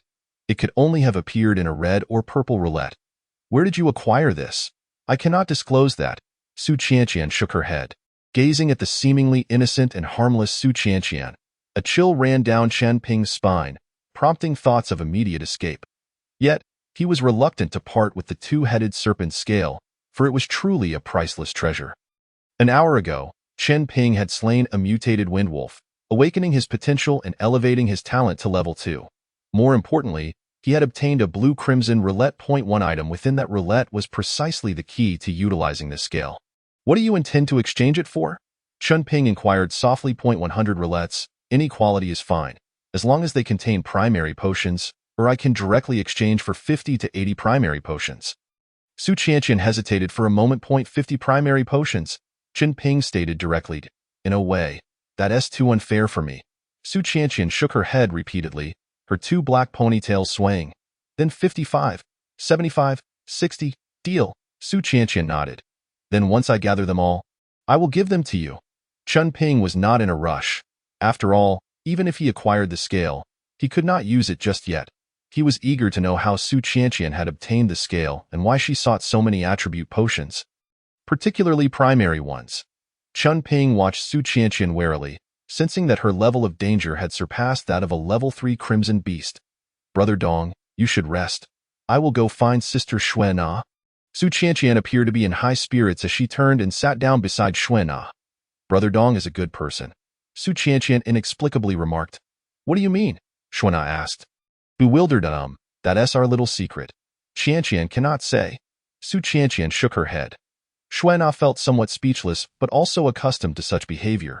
After all, few people who survived in this crimson apocalypse were entirely normal. Boss, the remaining food is only enough for one meal tonight. Li Shan approached Ma Zi, speaking softly in the crimson wilderness. Ensuring ample stamina to face the ever-present threat of crimson beast attacks is paramount. Typically, when the scavenging team embarks on a mission requiring a day, they must carry provisions for over 5 days. However, this time, they had only packed enough food for one day. To ensure safety, they could not reduce their food intake. Otherwise, their strength would be compromised during a potential siege by crimson beasts. No need to ration the food. Just ensure we reach the next scheduled rest point before dark. I left some supplies there half a month ago. Ma Zi stated in a low voice. Boss, truly a visionary, Li Shan flattered him. Get lost, tidy up, and we will set off in 5 minutes. Soon, 3 motorcycles and the armored vehicle roared to life. But before they could leave the football field, they came to an abrupt halt. Crimson mist dispersed. The sky turned ominously dark, as if a massive lead curtain was slowly descending, obscuring the sunlight. An oppressive and uneasy atmosphere enveloped the air. The wind, initially a gentle caress, soon gathered momentum, losing its softness. In the distance, a thin gray cloud began to swirl, its speed accelerating as if pulled by an invisible force, forming a massive vortex. The vortex lowered, creeping closer to the ground, its color shifting from gray to black, accompanied by a thunderous roar that resonated through the heavens. Suddenly, a fierce whirlwind erupted from the ground, connecting with the vortex above, forming a colossal, spiraling funnel-shaped cloud. Get out of the vehicle, seek shelter, Ma Zi shouted hoarsely. The tornado appeared to be far off, yet in the blink of an eye, it barreled towards them. There is a basement in the football field.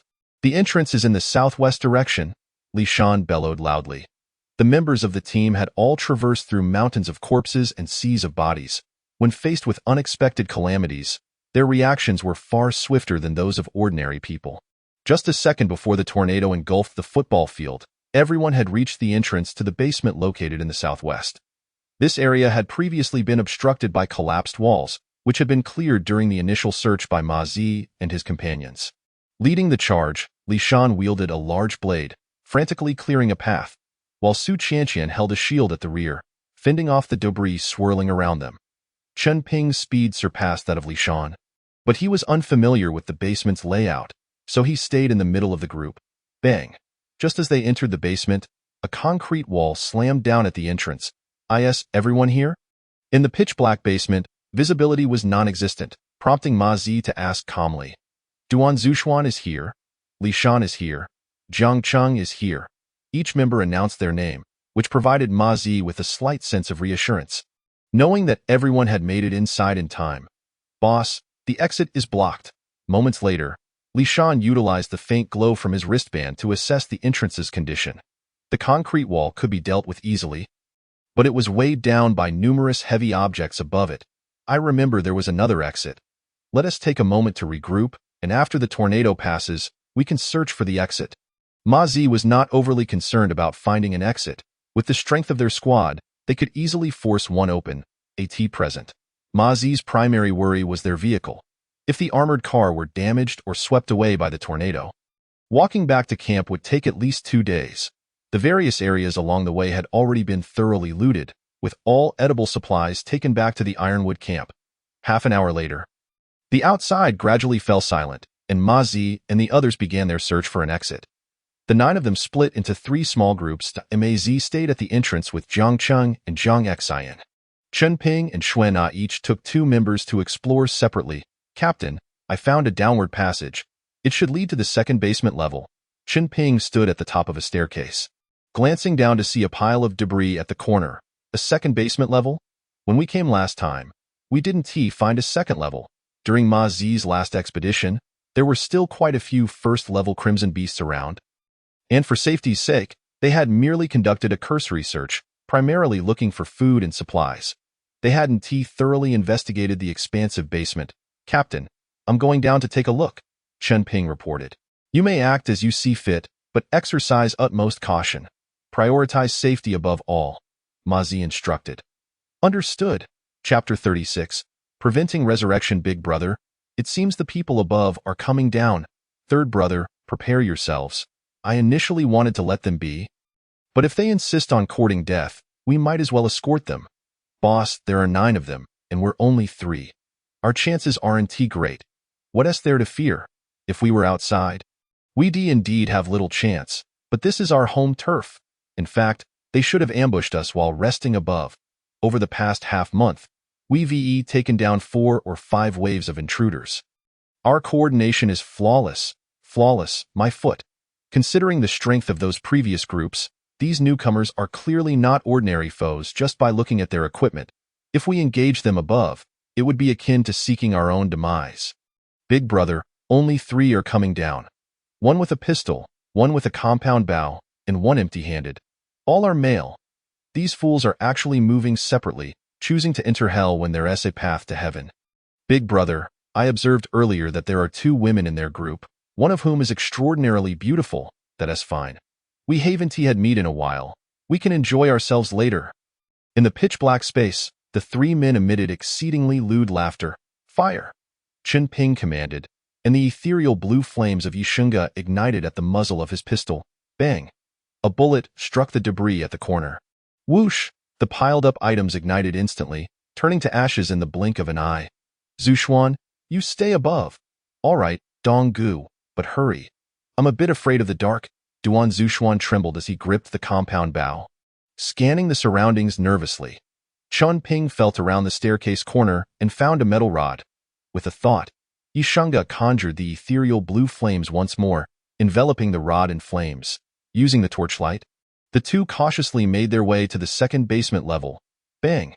A shadow flitted past, and Chen Ping reflexively pulled the trigger of his pistol. Immediately, a jet of blood erupted, and the assailant who had ambushed Chen Ping fell lifelessly to the ground. Big Brother, spare me! Plop! Plop! Nearby, the other 2 who had been preparing to attack dropped to their knees. Chen Ping frowned, raising his torch to get a better look at the 2 individuals. They were ragged, with tattered cloth hanging from their bodies, revealing skin marred by numerous wounds and dirt. Some were already scabbed over, while others oozed pus, emanating a nauseating stench. Their hands were a pitiful sight, with dirt and unknown substances embedded beneath their nails. Their knuckles thick and covered in calluses and scars, marks of countless battles against death. One held a rifle, and the other a hammer, both of which they hastily dropped to the ground. Do you have any food? Chen Ping was too disinterested to ask any further questions. Yes. Ever since this disaster struck, we've been hiding in this basement and haven't ventured out. Please show us mercy and spare our lives. The food I've gathered is in that room. I'll give it all to you. One man repeatedly bowed, his forehead becoming bloodied and bruised. Chen Ping nodded. If you give us all the food, you will likely starve to death, which is a truly painful way to go. Before the man could finish, Chen Ping fired twice, ending their suffering. You go search. Be cautious of any trickery. Chen Ping gestured toward a door on the right. All right. Yishunga nodded and cautiously approached. Meanwhile, Chen Ping crouched down, braving the foul odor, and began to search the bodies of the 3 men. You've got some luck on your hands. Chen Ping uncovered over 40 white spinning tokens, 2 green tokens, and most importantly, 2 crimson coins. In the early days of the Crimson Apocalypse, the drop rate for crimson coins was extremely low. Chen Ping had already killed 2 third-level crimson beasts and nearly 1,000 second-level ones. Yet he had only amassed a few crimson coins. I can't believe it. We've hit the jackpot, Yishunga exclaimed excitedly. Chen Ping stored the collected items in his spatial stone and made his way toward the room. What is wrong, Donggu? Look at all this food. The floor of the room was piled high with food, and the 2 walls were lined with 3 tiers of shelves, all brimming with canned goods and sodas. Report to the captain. We found food on the second level, Chen Ping reported to Ma Zi with no emotion. Food? Ma Zi was surprised, as they had just searched this area not long ago. Bring it up, there's quite a bit. We might need to send a few people down. Great. Let us send Jiang Cheng and Jiang Xian over now. Ma Zi assumed, based on Chen Ping's tone, that it was merely a few bags of supplies. However, it seemed that this could sustain several people for a while. Shunga, Donggu, what's the matter? Burn them? But they're already dead, right? To prevent their resurrection? By the time Jiang Cheng and his brother arrived at the second basement level, the 3 corpses had been reduced to ashes. So much food. Jiang Cheng stood in shock, even more astounded than Yishunga, as his strength ranked merely as middle to lower tier within the camp, belonging to a slightly stronger cannon fodder. If it weren't for the beast tide, they would have only had potatoes to eat until their demise. Seeing so much well-packaged food was utterly overwhelming for him. Find 2 larger pieces of cloth and carry this food down to the first basement level, Chen Ping directed. When they reunited with Ma Zi, Xuan'er had also finished searching the remaining areas, finding nothing else. Ultimately, the group worked together to clear the rubble and concrete at the entrance until dusk that they managed to reopen the entrance. The vehicles are gone. Duan Zhuxuan surveyed the scene, where the football field lay in ruins, their armored car and motorcycles nowhere to be found. Captain, should we return to the camp or continue forward? Li Shan asked Ma Zi. Let us return to camp. It will take us 2 days on foot. With the food we have now, it's enough to last us a month. The only issue is the distance. The likelihood of encountering danger is quite high. Continuing forward would take about a day's walk to the rest area, which is a second-hand car parking lot. If luck is on our side, we might find a drivable vehicle. This route is shorter and poses less risk. Xiaodong, Xuan'er, do you have any thoughts? After Ma Zi articulated the pros and cons, he inquired about the suggestions from the 2 vice-captains. Returning to the camp now would signify a complete abandonment of the Lin family's mission. Xuan'er furrowed her brows slightly. I propose we press onward. Based on the information gathered from our previous explorations, there have been no sightings of secondary crimson beasts between here and the rest area, making it comparatively safer. Additionally, on a personal note, I must participate in this mission. Should the group decide to retreat, I shall venture forth alone. Upon finishing her statement, Chen Ping nodded in agreement and Su Qianqian added, I must go as well. So must I. Xuan'er replied flatly, in that case, we shall continue our journey. Ma Zi declared, making the final decision, I have another suggestion. Let us split the team into 2 groups. Those with greater speed should carry provisions for half a day and proceed at full speed, while the slower members can bring the remaining supplies and follow behind. The front group can scout ahead and alert the rear group of any dangers. Given the abundance of food here, attempting to carry all of it would inevitably hinder our pace. The first group to reach the next rest area should immediately search for any available vehicles to return and assist the trailing group, thereby conserving time. Chen Ping analyzed. Very well, we shall proceed as Xiaodong suggested. Let us begin forming the groups, Ma Zi affirmed. After some deliberation, they determined that in terms of agility and endurance, Xuan'er ranked first, with Chen Ping following closely in second place, both significantly outperforming the others. Chen Ping slightly inflated his statistics, ensuring they were only 2 points lower than Xuan'er's. Ultimately, Chen Ping and Xuan'er were designated as the vanguard team to head to the next rest point, while Ma Zi and the others would carry supplies and follow behind. It's getting late. We should rest now to set off early tomorrow. With the plan established, Ma Zi addressed the group. The first level of the basement contained several independent small rooms, sufficient for a few individuals to rest. Each person would rest for 7 hours, followed by all the men taking turns to keep watch for 1 hour. The rest could sleep soundly. Standing at the entrance, Chen Ping retrieved the spinning wheel he had confiscated from the 3 individuals on the second basement level. Trash, garbage. Chen Ping meticulously examined all the crimson spinning wheels, noting that only the 2 green quality ones contained something of value. Please specify reward items. A familiar voice echoed in Chen Ping's ear. 1. Compressed biscuits. 2. Primary crimson bracelet. 3. Primary strength potion. 4. USB flash drive, containing 1 terabyte of seeds. 5. Gender transformation potion. 6. Hyaluronic acid lubricant. 7. Intermediate life potion. In Chapter 37, I have always been upright. The intermediate life potion, given the limited span of his life, Chun Ping might have contemplated other options. However, with only 10 years remaining, after midnight, he would be unable to draw even from the green spinning wheel. He had no choice. The intermediate life potion would extend his life by 30 years, allowing him another chance at the green spinning wheel. As for the blue quality wheel dropped by the mutated wind wolf. He had no intention of drawing from it, as it required a sacrifice of 30 years of his life. Please specify reward items. 1. Rat tail juice, 2. He Huan powder, 3. Boo Boo Gao lighter, 4. Thai pepper, 5. Electronic pickled vegetables, 6. Primary talent proficiency scroll, 7. Solar powered fan. The second spinning wheel was densely packed with nearly 100 prize options, overwhelming Chun Ping's senses. Fortunately, the primary talent proficiency scroll stood out as a green quality item on the wheel. Chun Ping possessed 3 talents: primary potion mastery, offering, and potential awakening. The maximum proficiency for potion mastery was level 10, and he had achieved around level 4 for the 5 types of primary potions he could create. With a success rate of 70%, the materials for primary potions were not particularly difficult to gather, and a slightly lower success rate was inconsequential for Chun Ping. The offering talent had no proficiency level and could only be enhanced by acquiring the same talent or using crimson coins. However, the potential awakening talent, which Chun Ping valued most, had already reached level 2. Should it advance beyond level 5, he would be well equipped to handle tertiary crimson beasts. Yet, the challenge of enhancing this talent's proficiency was significant.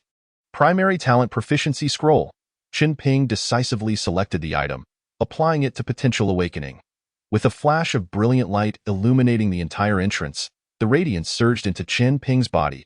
He quickly raised his left hand to check the records on the crimson bracelet. Using the primary talent proficiency scroll on potential awakening has increased proficiency by 40. The primary talent proficiency scroll has triggered a lucky critical hit, elevating potential awakening to level 3. Unlocking primary melee weapon awakening. 3 lines of small text refreshed on the blue screen before Chun Ping. He opened his talent details for a brief glance. Potential awakening, red, talent level 3, maximum 20, attribute bonus, strength 5. Agility 5, endurance 5 talent bonus, primary firearm awakening, primary melee weapon awakening description. Through continuous combat, the body's potential is activated. Truly, a red talent? Chun Ping mused, stroking his chin. This talent exceeded his expectations. The attribute bonuses alone significantly enhanced his strength, and to awaken an additional skill was akin to possessing a golden talent. The primary melee weapon awakening granted an extra 5 points of strength, increased attack speed by 10, and inflicted additional damage on adversaries. Given the nature of close combat, this was notably superior to primary firearm awakening. With no crimson beasts in sight, Chun Ping surveyed his surroundings before drawing his black knife and stepping into the center of the open football field. The black knife glimmered with a faint cold light under the moon's embrace, emanating an indescribable sharpness. Chun Ping slowly closed his eyes, taking a deep breath, then abruptly opened them, a glimmer of brilliance flashing within. With a low shout, his body surged forth like an arrow released from a bow, the black knife carving fierce trajectories in the air. Each slash was accompanied by a howling wind, as if the air itself were being cleaved apart. His movements quickened, the knife's edge becoming unpredictable, sometimes striking with the ferocity of a tempest, other times gentle like a light rain. Every move was infused with boundless power and skill, as if he engaged in a fierce battle against an invisible enemy. Sweat trickled down Chun Ping's cheeks, his breathing growing labored, yet the knife in his hand showed no signs of slowing. Finally, after a flurry of rapid strikes, he sheathed the knife and exhaled deeply. Bang, bang, bang.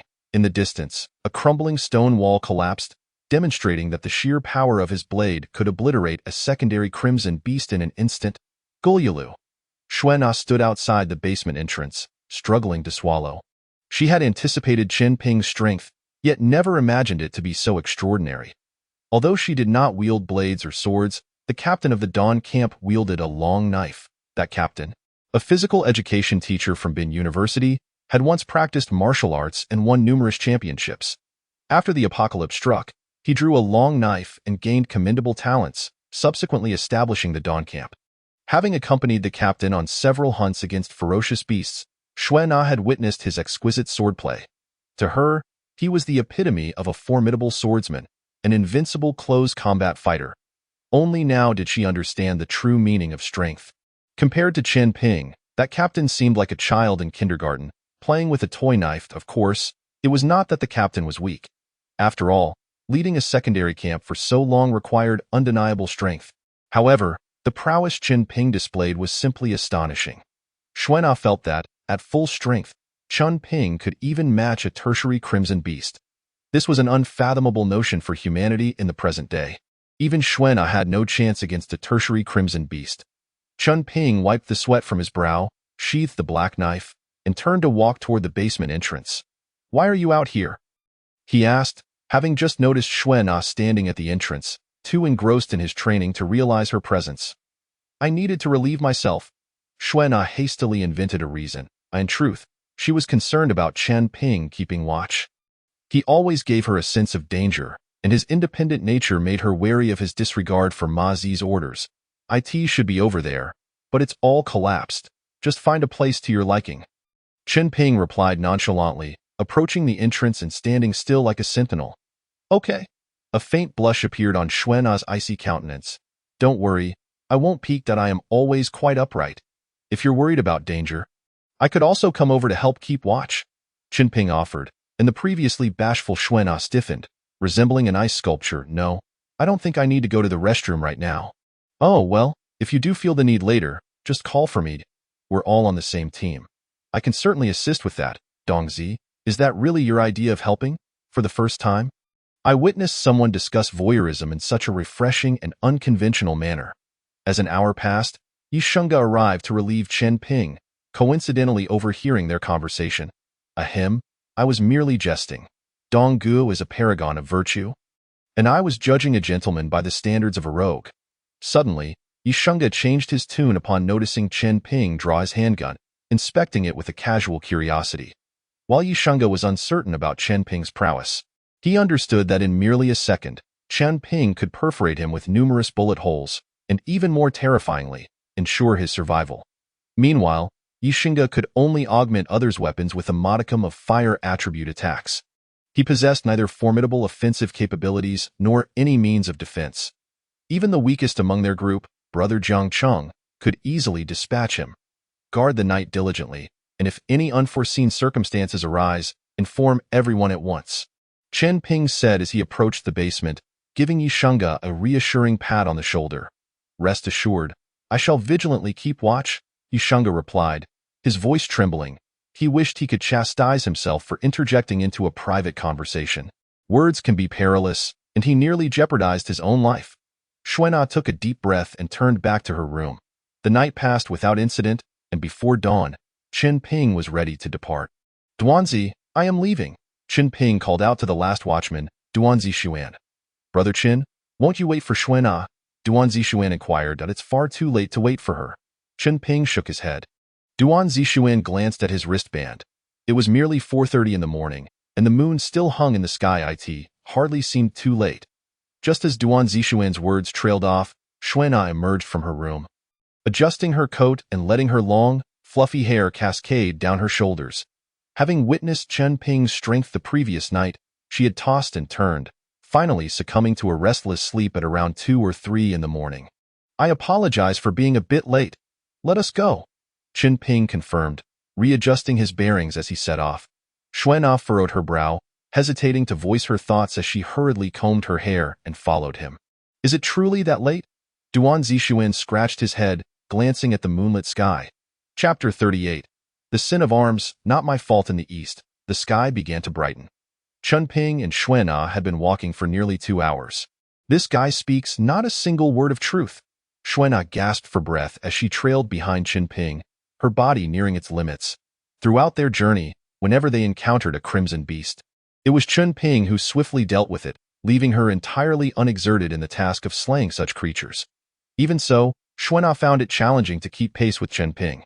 Before setting off, she had specifically inquired about his endurance and agility statistics, which were 2 points lower than her own.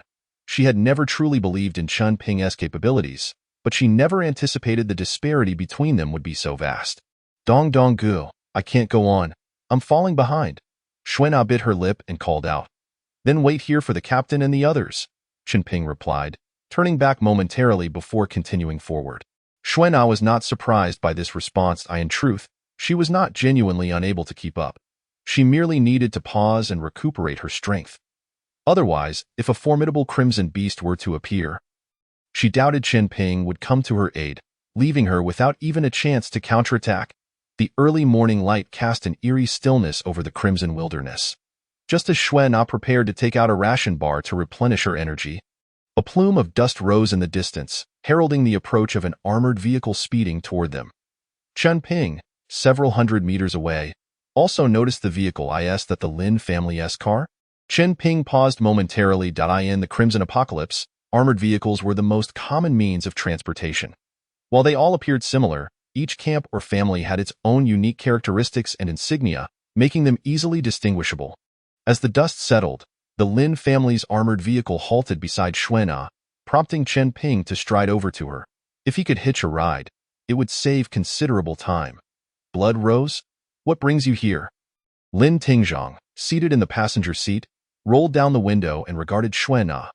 His shrill voice made her uncomfortable. However, given that he was a member of the Lin family, Xuana was wary of offending him, especially since her future options after leaving the Taimu camp would be limited to either the Chun or Lin families. We are on our way to assist the Lin family in their hunt for a level 3 Crimson Beast. We encountered a tornado on the way, and our armored vehicle was swept away, leaving us to walk. I see, Lin Tingzhong replied. There is still space in the vehicle. You should join us, Captain Lin. It seems the vehicle is already filled with drivers. Someone quietly cautioned from the back. With a sharp crack, Lin Tingzhong drew his pistol and shot the man in the temple. Now there is space, Miss Xuana. Come sit up front while I drive. Lin Tingzhong wore a lascivious grin. Captain Lin, I believe Xuana has never endured such humiliation, but with the vast power of the Lin family backing him, Xuana hesitated to resist. Just take us to the parking lot ahead. Before she could finish, Qinping approached briskly. What sort of scoundrel are you to think you deserve to ride in the Lin family's vehicle? Lin Tingzhong's face contorted with rage. Even within the Lin family, few dared to speak to him in such a manner. He shot a glance at Qinping, prepared to draw his gun, when his expression abruptly shifted. Why, you're Qinping? Lin Tingzhong was momentarily stunned, realizing that the person he had tirelessly sought had presented himself on a silver platter. He could finally complete his mission and return to the Lin family camp. Lin Tingzhong had faced many hardships in his quest to locate Qinping. Recently, following the conclusion of the Beast Tide, the Lin family was preparing to hunt level 3 Crimson Beasts. He had been dispatched to notify various camps, temporarily postponing the search for Qinping. If he did not receive news of him in a few days, he would likely have to endure further tribulations. Had it not been for Lin Ruoyun's orders, Lin Tingzhong would have relished the opportunity to eliminate Qinping. You actually recognized me? Qinping frowned. My dear brother-in-law, how could I possibly fail to recognize you? You and Lin Ruoyun haven't finalized your relationship yet, so don't rush to be familiar. As Qinping spoke, he surveyed the armored vehicle, noting that it could accommodate no more than 30 individuals. Don't overestimate yourself. Get someone to break Qinping's legs and haul him onto the vehicle. Lin Tingzhong, disinterested in further banter, shouted to the Crimson Hand, and the armored vehicle's rear doors swung open, with over 30 individuals streaming out. It seems I was overly concerned. How could Lin Shanhai possibly come? Qinping shook his head. Drawing his handgun in a heartbeat, the 30-plus individuals fell to the ground, even before they could utter a cry. Brother Chen, listen to me. In the blink of an eye, having dispatched 30 men, Lin Tingzhong's mind went blank. Silence! Qinping raised his hand and shot Lin Tingzhong squarely between the eyes. You killed them all? Xuana stared at Qinping with wide, astonished eyes, instinctively retreating a few steps. Impossible. How could I dare to kill members of the Lin family? Qinping vehemently denied it. Then why do you look so troubled? Xuana's brows furrowed. This is the hand of the gun. It has nothing to do with me. Qinping glanced at the gun in his hand before stepping up to Lin Tingzhong, skillfully beginning to search the bodies. A parasite. Look at these crimson tokens. How much has he greedily hoarded? I suppose I have done the Lin family a favor. They ought to be grateful. Qinping retrieved a spatial stone containing several hundred white crimson tokens and 60 green tokens. Though regrettably, there were no blue tokens. Besides the tokens, He also found 4 vials of basic life potions, 1 vial of intermediate life potion, and an abundance of materials for potion crafting in the Crimson Apocalypse. To achieve wealth, one must kill and seize treasures. Qin Ping sighed inwardly. If he had to collect these items alone, it would have taken him at least 2 to 3 months, especially the green crimson tokens. He could only wonder how many crimson beasts he would need to slay to amass 60. Besides Lin Tingzhong, Qin Ping thoroughly searched the remaining bodies. Though they yielded only white tokens and worthless weapons, he bore no disdain, collecting everything into the spatial stone. Finally, Qin Ping discovered 3 barrels of gasoline inside the armored vehicle. He took one out, poured half of it over the pile of corpses, and ignited it. The entire process was fluid and practiced, leaving Xue Na feeling a chill run down her spine. Everything is taken care of. Let us depart, Qin Ping called from the driver's seat. Beckoning to Xue Na, do you wish to stay and keep them company? Qin Ping inquired. No. Xue Na quickly took her place in the front passenger seat, shutting the door behind her and sitting up straight, accentuating her figure. Her hands fidgeted slightly, eventually coming to rest on her trembling thighs.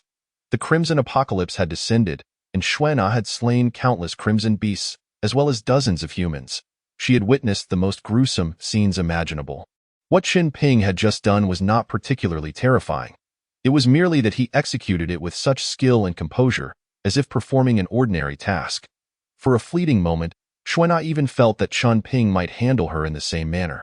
She believed he was certainly capable of it. Boom, boom. The armored vehicle's engine roared to life as Qin Ping pressed the accelerator twice, executing a swift 180-degree turn to retrieve the others trailing behind. Soon, he located Ma Zi and the rest. After reuniting with his team, Qin Ping and Xue Na entered the vehicle, leaving the driving to the 2 brothers, Jiang Cheng. Where did you get this vehicle? It's from the Lin family, Ma Zi casually asked within the cabin. Xue Na closed her eyes slightly, offering no response. Everyone was accustomed to her aloof demeanor and paid it no mind. We found it on the road, along with several severed human limbs, likely victims of the crimson beasts. Out of kindness, we buried them, Qin Ping sighed. Can we confirm their identities? Ma Zi inquired. Qin Ping shook his head. They died such a horrific death. The remains were in pieces, making it impossible to identify a single complete person. I hope that when we perish, we too encounter a kind soul like Donggu, who would give us a proper burial, preventing our bodies from being left to rot in the wilderness. Duan Zixuan felt a wave of melancholy. Once dead, who would care about future floods? Yishengge was indifferent. Living another day was already a gain.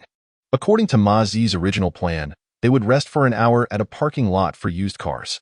Due to the tornado, they had lost a day, and to catch up with the Lin family's mission, they had not paused aside from dispatching a few crimson beasts. Boss, we arrived at the Lidu community. Jiang Qing's voice echoed in Ma Zi's wristband. Before the beast tide, a camp had been established at the Lidu community, but it had been annihilated by the onslaught. This area, once a junction of 2 provinces, now belonged to the Yunmings, the territory of the Lin family. Maz projected a map into the air. We have less than a third of the journey left. We will rest here tonight and set out early tomorrow to reach Yunmings directly. They chose not to rest within the camp. At this moment, the corpses inside were decomposing, even without the threat of disease. The stench of decay was enough to suffocate anyone. There were a few tents in the vehicle. The women would rest inside while the men set up tents outside. It was an empty space. And for the night watch, 2 would pair up for 2-hour shifts. I will take the first 2 hours myself. Ma Zi instructed the group. In the early days of the Crimson Apocalypse, few camps adhered to any moral code, including those led by Ma Zi in the past. However, exceptions existed, dictated by strength. In this team, aside from Qin Ping, Xue Na was the strongest, followed by Su Qianqian, which deterred anyone from harboring alternative thoughts. Inside the vehicle, Xue Na reclined in her seat, her mind replaying the scene of Qin Ping dispatching the Lin family's convoy, rendering her unable to sleep for a long time. Outside, after his watch, Qin Ping returned to his tent, retrieving a spatial stone to assess the day's gains. Chapter 39. The Lin family's vehicle has excellent soundproofing. What a waste of time. Inside the tent, Qin Ping rubbed his temples. Feeling slightly dizzy, the white spin discs had an extremely low probability of yielding premium items, so Qin Ping reviewed several hundred of them. However, they all yielded nothing but trash, not even a primary life potion. This was to be expected. If there were truly valuable items, that individual would have surely drawn from the lower tier, and wouldn't he leave them here now? Chunping shook his head. Discarding the white quality discs, he began examining the green quality 1.60 green quality discs, with weapons, armor, and food making up 70%. Decent for ordinary individuals, but not needed by Chunping. The remaining 11 contained potions for intermediate strength, agility, and other attributes, along with 7 green quality talents. After utilizing 4 primary life potions and 1 intermediate life potion obtained from Lin Tingzhong, Chunping's lifespan was now displayed as 59 years and 364 days. The boost from the intermediate attribute potions were significant, but consuming 10 years of life was not a worthwhile trade for Chunping. Among the 7 talents, 2 were primary potion mastery talents. In the Crimson Apocalypse, acquiring 2 additional talents of the same quality would allow for an upgrade, but this did not include potion-making talents. After some deliberation, Chunping selected 1 green quality Crimson Spin Disc. Please specify the reward items. 1. Smart Massage Chair. 2. Dependable Defense. 3. Distant Bagpipe. 4. What sorrow the autumn wind brings to the painted fan. 5. Mug. 6. Intermediate Vehicle Mastery. This talent enhances vehicle performance when driving, increasing speed by 10, saving 10 in energy consumption, and boosting vehicle defense by 20 points. Before his rebirth, Chunping had drawn a high-level vehicle mastery talent in the Crimson Secret Realm, which was a red talent, granting him the ability to modify vehicles. This intermediate vehicle mastery was somewhat lesser in effect, yet it remained an essential talent for traversing the wasteland. After drawing a Crimson Spin Disc, Chunping noted he still had 487 white spin discs and 59 green ones. For him, drawing from them would be a waste of life. Aside from these discs, he possessed a hidden blue-quality Crimson Spin Disc, which contained a red-quality item. Although his lifespan was sufficient, Chunping planned to first exchange for Su Qianqian's double-headed serpent scales before proceeding with the draw. Otherwise, the content of this blue spin disc would be of no use. The materials for crafting primary strength potions were all available in Lin Tingzhong's spatial stone. After more than 2 hours, Chunping's proficiency in strength potions reached level 5, enhancing both his crafting speed and success rate to 75. Simultaneously, the quantity of strength potions reached 90, far exceeding the amount agreed upon with Su Qianqian. As he needed to reserve some for himself, at midnight, when the moon was shrouded and the wind howled, Chunping exited the tent and approached the rear door of the armored vehicle. Knocking lightly, "Hey!" He-s inside the vehicle. Jiang Qing's eyes widened as he observed Chunping entering the armored vehicle. Slap! Knight Shunga, who was on watch with Jiang Cheng, suddenly clapped him on the back. Some things, if they shouldn't be seen, are best forgotten. But if you can defeat him and make those 2 women obey, you can join too. Knight Shunga glanced at the armored vehicle, envy etched across his face. In the eerily quiet night, the only sound was the rhythm of their breathing. Why is it so silent? Jiang Qing asked, puzzled. The Lin family's vehicle has excellent soundproofing, Knight Shunga sighed. Inside the armored vehicle, Xuan'er sat up, and Su Qianqian curiously looked at Chunping. Qianqian, I've gathered the primary strength potions you requested. Wow, Brother Dong, your efficiency is astounding. Su Qianqian beamed with joy as she produced the scales of the double-headed serpent and handed them to Chunping. In return, Chunping retrieved 60 bottles of primary strength potions from the spatial stone. This is a bit much. Do you have a spatial stone? Yes, Su Qianqian nodded, producing a small red stone. Chunping was momentarily taken aback. The quality of this spatial stone was easily discernible. His 2 were both green quality, with 50 slots each. Based on Chunping's experience, he could confirm that the spatial stone in Su Qianqian's possession was red quality, boasting 500 slots, with each slot far larger than those of green quality stones. Even in the 5th year of the Crimson Apocalypse, even the formidable Lin family possessed only 1 red quality spatial stone. Yet now, Su Qianqian had one in her possession. Her identity and strength were becoming increasingly enigmatic, prompting Chunping to heighten his vigilance. Brother Dong, I don't have anything of value left on me. So if you have any primary strength potions, please save them for me. Do you need intermediate strength potions? Chunping inquired. No. Su Qianqian immediately shook her head, which took Chunping by surprise. He had initially thought that if Su Qianqian could offer something of value in exchange, he could draw from the spin discs. Was there some special use for the primary strength potions? Chen Ping felt puzzled but refrained from voicing his thoughts. It's getting late. I want to disturb your rest. After Chen Ping finished speaking, he turned and exited. Xuana slightly furrowed her brows. As she witnessed Chen Ping getting into the vehicle, a multitude of thoughts flooded her mind in an instant. If Chen Ping were to force her, how would she resist? If her resistance failed, what humiliations would she endure? What if he struck true? Would she end up keeping the child? Would that child resemble her or Chen Ping in the future? Just as Xuana was lost in her reverie, Chen Ping had already departed. While she exhaled in relief, a wave of inexplicable disappointment washed over her. What is going on? Xuana was puzzled by her own erratic thoughts, which were entirely uncharacteristic of her, especially in this perilous scarlet wilderness. Brother Dong is a good man. Su Qianqian chattered away, a sentiment she had expressed numerous times in Xuana's presence. Xuana shook her head, contemplating how Su Qianqian would react if she were to witness Chen Ping dealing with the Lin family. Bang! Chen Ping slammed the armored vehicle's rear door shut and returned to his tent. Shanggu, Brother Dong has come out already. How is it so quick? A true man never concerns himself with the duration but rather the quality. Yixinga shot a glance at Jiang Cheng. Is that so? Have you two brothers never encountered a woman? No, we've been engrossed in gaming every day in university, and we haven't even graduated yet when this scarlet apocalypse descended upon us. Jiang Cheng shook his head.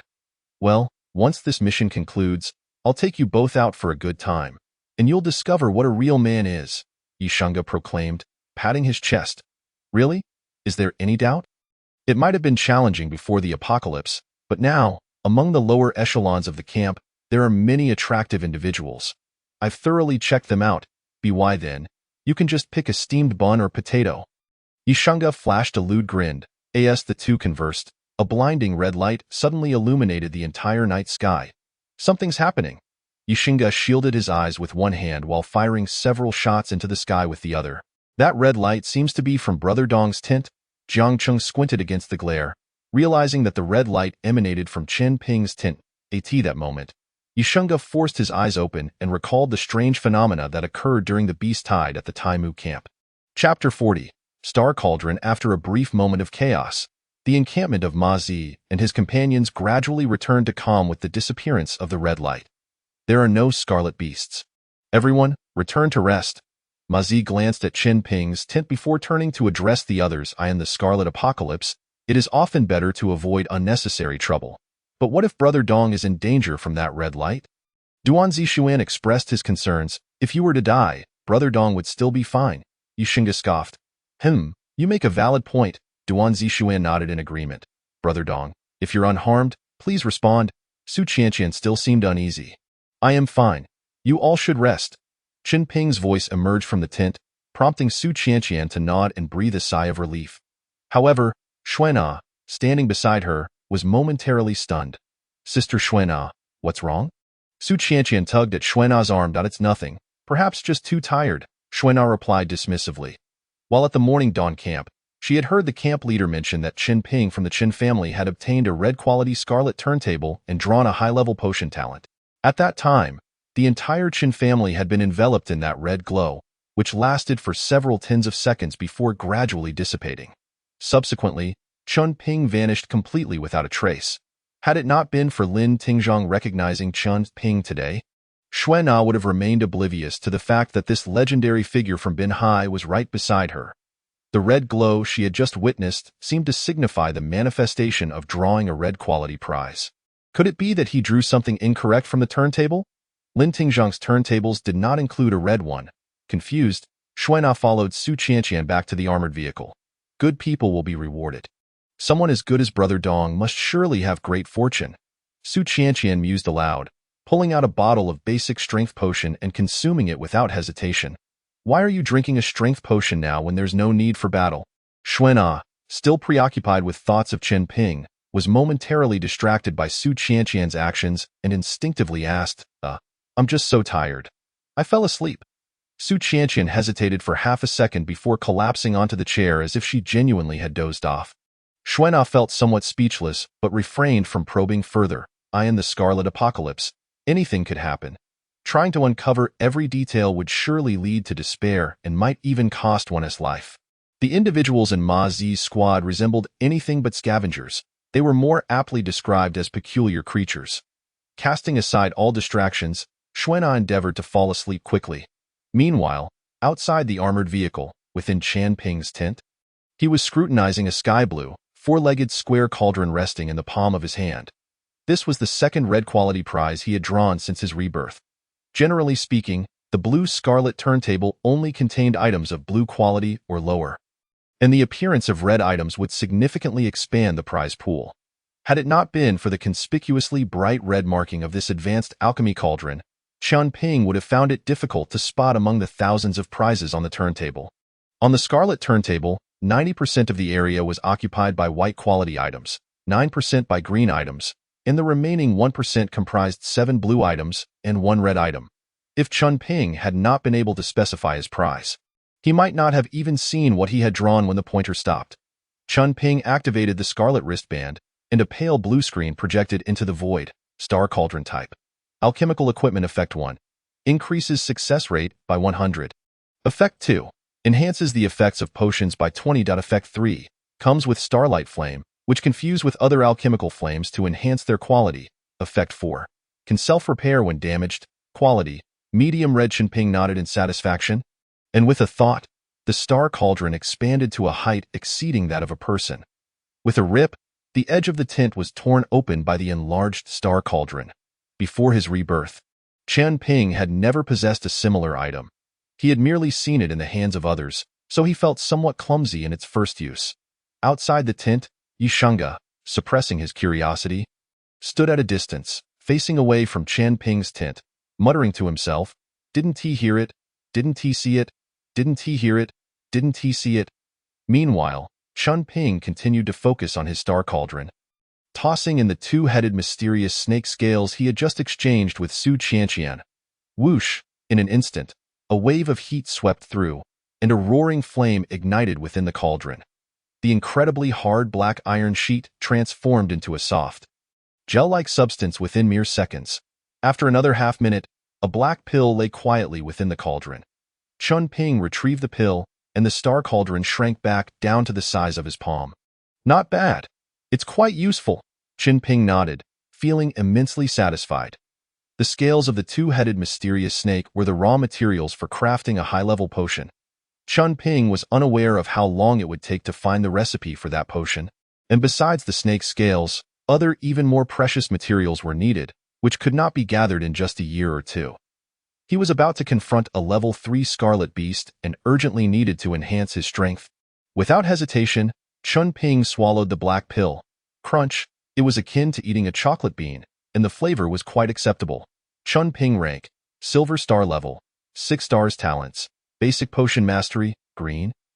Physical Enhancement, green. Sacrifice, blue. Potential Awakening, red. Intermediate Vehicle Mastery, green. Strength, 40 Stamina, 39 Agility, 39 Defense, 34 Special Attributes. None Special Resistances. None Spatial Items. Space Stone, green. Space Stone, green. Bound Items. Tamed Exotic Insect, elite. Blood Spider Silk Armor, green. .64 Automatic Pistol, green. Black Blade, green. Star Cauldron, red. Scarlet Coins 4 Ability Assessment. 152 Remaining Lifespan. 29 years and 364 days before his rebirth. Qian Ping had spent 6 months to surpass a score of 100. Whereas now, he had achieved this in less than half a month. This was merely Qian Ping's base attributes.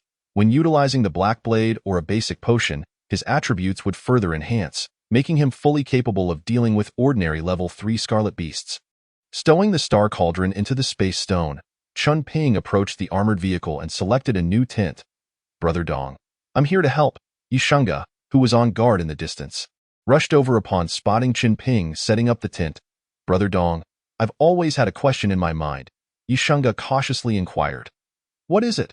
"Before arriving at the Taimu camp, I encountered Captain Ma Zi on the road, and he even told me how to use the underworld flame, but I always felt that person wasn't Ma Zi. Although it was a moonless night and he was dressed in black with his face covered, the way he spoke and the aura he exuded were entirely different from the Ma Zi I see now. That person was me." Qin Ping replied nonchalantly. For him now, it was no longer a matter of concern. Is it really you? Yishunga was taken aback by Qin Ping's unexpectedly straightforward response. In Yishunga's perspective, without strength, it would be far more comfortable to end one's life early in this crimson apocalypse. Yet, his perseverance thus far stemmed from the belief that his talent for the netherfire was not merely meant for igniting flames. Especially after Matsi elucidated the method of utilizing the netherfire, which could bestow fire attributes upon weapons, significantly enhancing combat capabilities, it felt as though a door had been opened for Yishunga. However, that door was only ajar. Thus, Yishunga relentlessly inquired Matsi for further information regarding the netherfire. Yet, Matsi remained tight-lipped, which only intensified Yishunga's suspicion that the figure clad in black that night was not Matsi. Brother Dong, do you have any additional information about the netherfire? Yishunga bravely asked. Having resolved to approach Qin Ping, fully aware of the peril involved. Within the entire team, Matsi appeared fierce and menacing, yet the most dangerous one had always been the reticent and inscrutable Qin Ping. Yishunga was unwilling to continue living in a state of muddled confusion. It was either to become a powerful individual or to face utter annihilation. In this apocalypse, no other choices existed.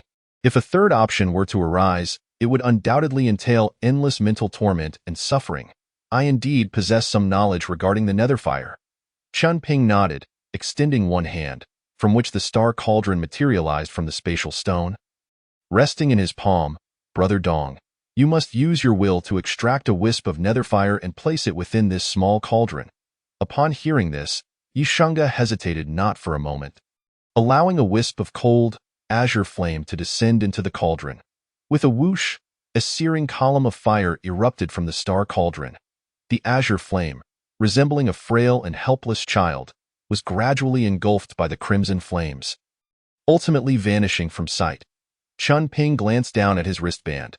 The starfire successfully consumed the basic netherfire, advancing to level 1 starfire. Qin Ping nodded in satisfaction, retracting his star cauldron. The netherfire is formidable.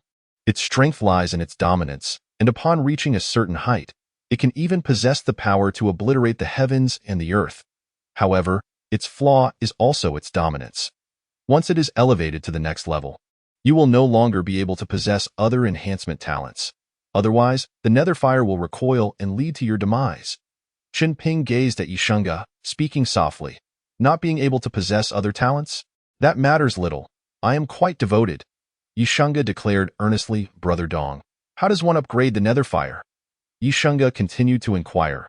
At the onset of the apocalypse, the vast majority of individuals possessed only white wristbands, rendering them incapable of reading the information pertaining to the netherfire talent. What Yishunga yearned to know most was how to enhance this talent. According to Qin Ping's knowledge, Yishunga had been a nameless figure at the beginning of the apocalypse. Only after the arrival of the Crimson Secret Realm did he obtain certain items that allowed him to upgrade the netherfire to the Netherrealm fire. I seem to have no obligation to inform you. Brother Dong, as long as you can help me enhance my strength, I will serve you faithfully in the future. I do not require such servitude. Qin Ping shook his head. Then what do you need? Brother Dong? No matter the perilous trials, I shall not flinch. I have yet to decide. I will speak of it when I have thought it through. Qin Ping replied, casting a glance at the tent that had already been set up. Preparing to enter and rest. Yishunga felt a twinge of dissatisfaction. With your current strength, even if you were to learn how to enhance the netherfire, it remains unattainable. You should focus on ensuring your own survival first. After speaking, Qin Ping promptly entered the tent. Yishunga stood still for a moment, and after a while, a genuine smile emerged on his face as he turned to leave, resuming his vigil. Although the conversation with Qin Ping had been quite simple, he had gleaned sufficient information. His talent was indeed powerful, and Qin Ping knew how to elevate it. With hope ignited, Yishunga now had a target to strive for. Perhaps Qin Ping's reticence was a test of his resolve. After all, this was the Crimson Apocalypse, and it was entirely reasonable for Qin Ping to exercise caution. Unbeknownst to him, Qin Ping himself was also uncertain about how to enhance the netherfire. Tomorrow night, they should reach the Lin family camp. He needed to devise a way to acquire information about that level 3 Crimson Beast in advance. Qin Ping lay within the tent, deep in contemplation. Chapter 41. The Crimson Church Before Dawn. Mozi's team had finished breakfast and prepared to continue their journey. Today, I shall drive. Chen Ping volunteered for the first time. With his proficiency in intermediate vehicle operation, he could reach the Lin family camp in Yunming sooner and gather information more promptly. All right, who will sit in the passenger seat? Mozi, aware of Chen Ping's capabilities, naturally did not oppose his request. No need for rotation. I can manage alone, Chen Ping responded. For safety's sake, it's better to have a co-pilot, just in case, in the Crimson Wilderness, anything can happen. I shall be the co-pilot, Xuena, clutching her sniper rifle, coldly interjected. The journey would take several hours, and having an attractive companion beside him would certainly alleviate the monotony. Then I shall trouble you, Deputy Xue. Chen Ping nodded. The armored vehicle began to move slowly. Once it departed from the Lidu community, its speed began to increase. Sitting in the passenger seat, Xuena instinctively grasped the overhead handle. This speed seems significantly faster, she remarked softly. Understanding the vehicle's performance allows one to harness it better. The bumpy road inevitably caused the armored vehicle to sway violently. Out of the corner of his eye, Chen Ping occasionally glanced at Xuena, feeling a tumultuous sensation. He casually switched on the vehicle's music system, playing popular songs from decades past. You are Chen Ping from the Qin family? Xuena tentatively inquired. Having recognized Chen Ping before he killed Lin Tingzhong, she had also overheard their conversation. Indeed, when his strength was lacking, Chen Ping might have concealed his identity, but now he was unconcerned. Even if he could not slay the level 3 Crimson Beast, he could target other creatures. Having endured the Beast Tide, the Chun family was gravely weakened. Unless they disregarded their family's survival and committed all their resources, they could pose a threat to Chen Ping. As for the Lin family, their influence remained dispersed and had yet to fully develop.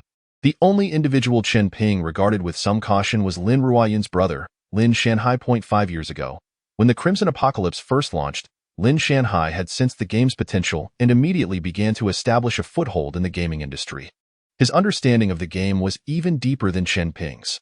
With the arrival of the Crimson Apocalypse, relying on the Lin family's power, Lin Shanhai amassed numerous weapons and attribute potions, supplemented by Lin Ruoyun's enhancements, rendering his strength unfathomable. Lin Shanhai also valued Chen Ping highly, prompting Lin Ruoyun to search for Chen Ping's whereabouts.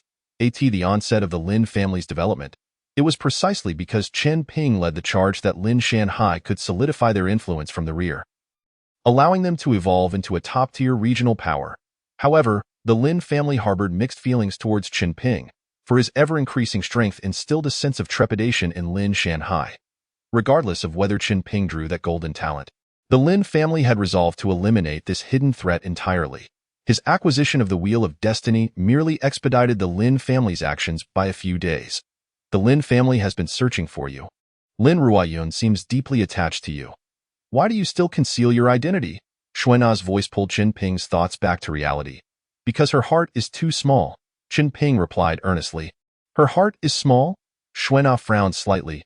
Yes, I prefer those who are magnanimous. Chen Ping glanced at Xuena. That you? Xuena momentarily stumbled over her words. She had always perceived Chen Ping as a ruthless killing machine, never anticipating such a flamboyant side of him.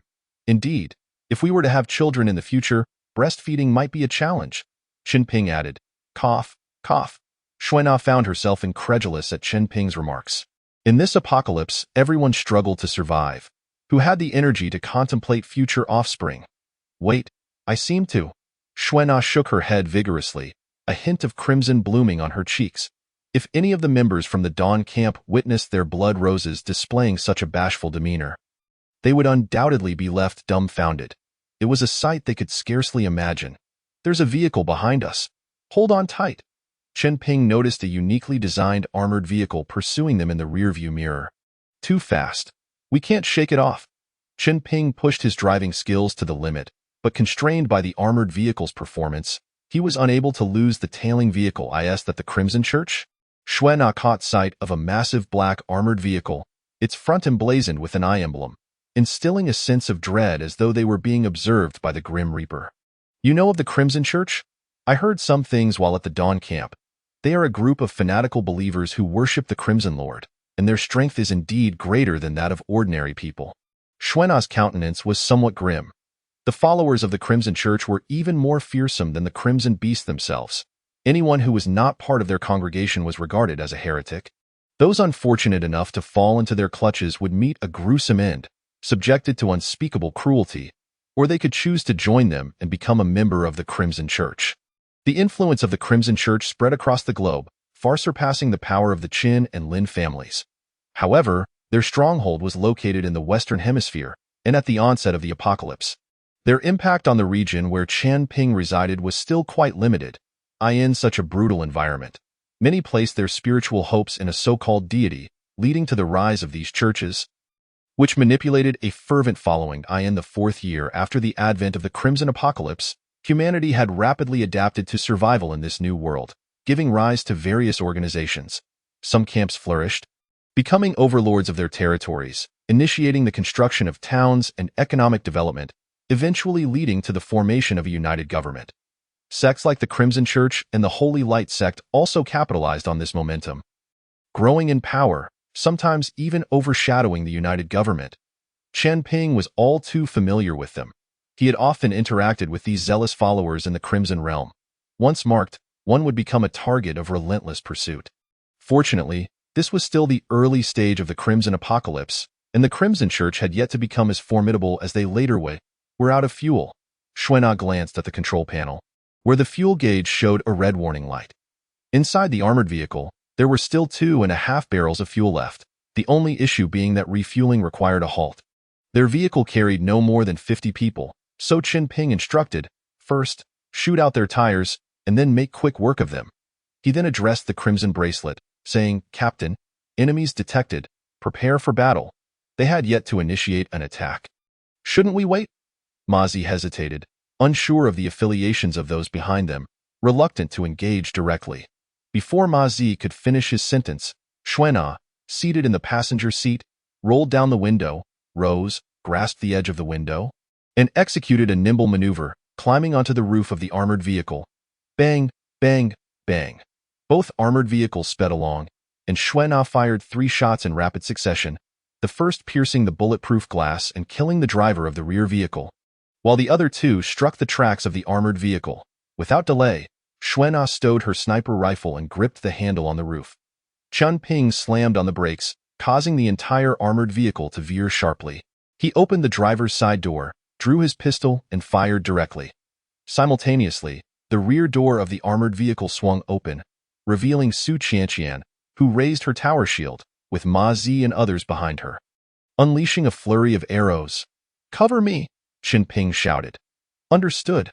Xuan'an remained prone on the roof, aiming at the opposition. Qian Ping consumed potions for agility and strength, brandishing his black blade as he charged toward the opposing armored vehicle. Whoosh! A figure emerged, aiming a gun at Qian Ping, but before they could pull the trigger, Xuan'an shot them in the head. Maz and the others advanced rapidly under Su Qianqian's shield, though they could not match Qian Ping's speed. The followers of the Crimson Church focused their attention on Ma Zi and his group, underestimating Qian Ping, who was a lone assailant. After all, he was just one man. They believed a few shots could easily dispatch him. However, what truly vexed them was Su Qianqian's shield, as no attack could breach its defenses. "He's coming. Eliminate that expendable," the leader commanded, pointing at Qian Ping. Bang! Another gunshot rang out, shattering the leader's finger. "Ah!" The man cried out in agony, but before he could react further, Qian Ping swiftly closed the distance, his blade striking down and severing the man's head. "How did he get here?" The surrounding individuals gasped, hastily redirecting their weapons, but it was already too late. In a whirlwind of movement, Qian Ping slaughtered a dozen foes, while the remainder fell to Xuan'an's precise long-range shots or the chaotic arrows from Ma Zi and his group. Whoosh, whoosh, whoosh. A few arrows arrived late, striking a fallen adversary. "I killed someone," Duan Zixuan exclaimed, wide-eyed. "That was a corpse you killed," Yishunga retorted. The group approached the black armored vehicle, meticulously inspecting it, ensuring each body received a few additional shots before relaxing their guard. "Zhang Cheng, Zhang Xin, search the vehicle and take everything you can carry. Yishunga, burn these bodies. Duan Zixuan, check our armored vehicle for damage. Xuan'an, Qianqian, maintain your vigilance." Mazi issued commands with a calm demeanor. Meanwhile, Qian Ping examined the items he had recovered from the slain foes. Chapter 42. Solo Mission. All hail the Lord of Crimson. Yunmings is willing to accept the Lord of Crimson's protection. Chen Ping gazed at the letter in his hand. The elegant, delicate script was unmistakably penned by Lin Ruoyun. Could it be that the Lin family had already allied with the Crimson Church? Chen Ping pondered. During his previous life, although he spent 5 years with the Lin family, most of that time was spent hunting crimson beasts or within the Crimson Realm, rarely inquiring about the internal affairs of the Lin family or showing any proactive interest. At that time, with Chen Ping securing resources externally and Lin Shanhai maintaining order internally, the Lin family thrived. It was not until the 3rd year, when the Crimson Church expanded into Yang City and coastal areas, that the Lin family realized they were no match for such a behemoth and quietly submitted to their influence. Now, after the onslaught of the beast tide, the Lin family had suffered minimal losses, but their subordinate camps had been decimated. They had hoped to secure a 3rd-tier Crimson Beast through cooperation with the Chen family, only for that beast to mysteriously vanish, in Lin Shanhai's view. The ability to establish a foothold in the apocalypse hinged on the number of 3rd-tier Crimson Beasts one could slay. White or green spinning wheels could alter the fates of the lower classes. But to change the destiny of a faction, one would need at least a blue or even a red spinning wheel. Given the current strength of the Lin family, even a full-scale assault would only yield a 50% chance of defeating a 3rd-tier Crimson Beast, all while guarding against the Chen family's potential interference. Ultimately, Lin Shanhai resolved to align with the Crimson Church. With their assistance, slaying a 3rd-tier Crimson Beast would be considerably easier, and losses could be minimized.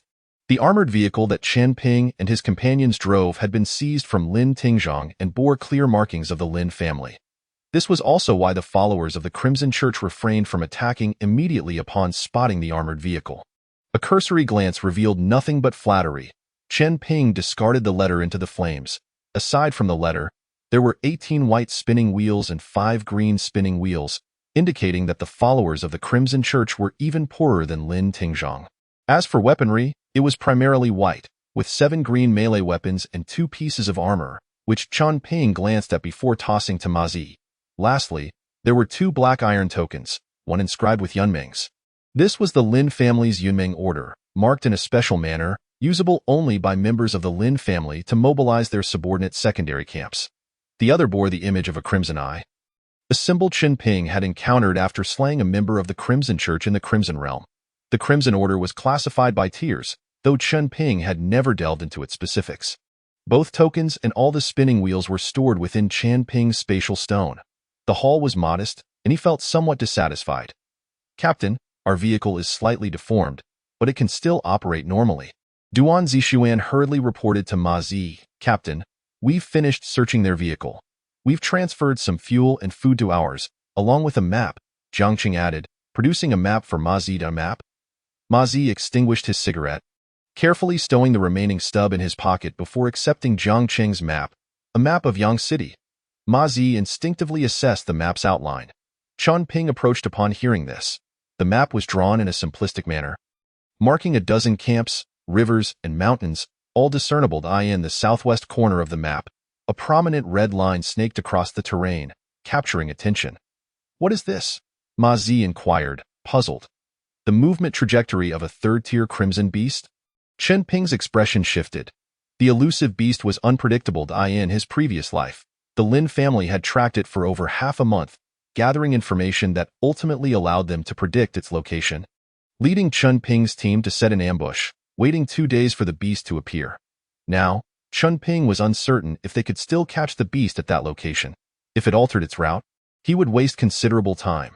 Thus, he had intended to join the Lin family's hunting mission to gather the latest intelligence on the 3rd-tier Crimson Beast. However, with this map in hand, there was no longer any need to approach the Lin family. "The armored vehicle should still be usable. I need to handle some matters. You all go ahead to the Lin family," Chen Ping informed Ma Zi. "You intend to act alone again?" Ma Zi asked. Looking at Chen Ping, "My business will be resolved swiftly. I will find you at the Lin family camp afterward." Chen Ping nodded. "Donggu, I will accompany you. I can serve as a helper or, at the very least, a driver to take the wheel." Yishunga hastily proclaimed, "I shall join as well.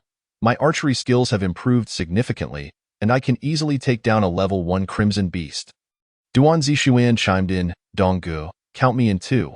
I can help shield you from attacks, Su Qianqian eagerly added. There's no need for that. It's merely a small matter, and I prefer to act alone for greater convenience. Chen Ping replied, striding directly toward the armored vehicle of the Crimson Church.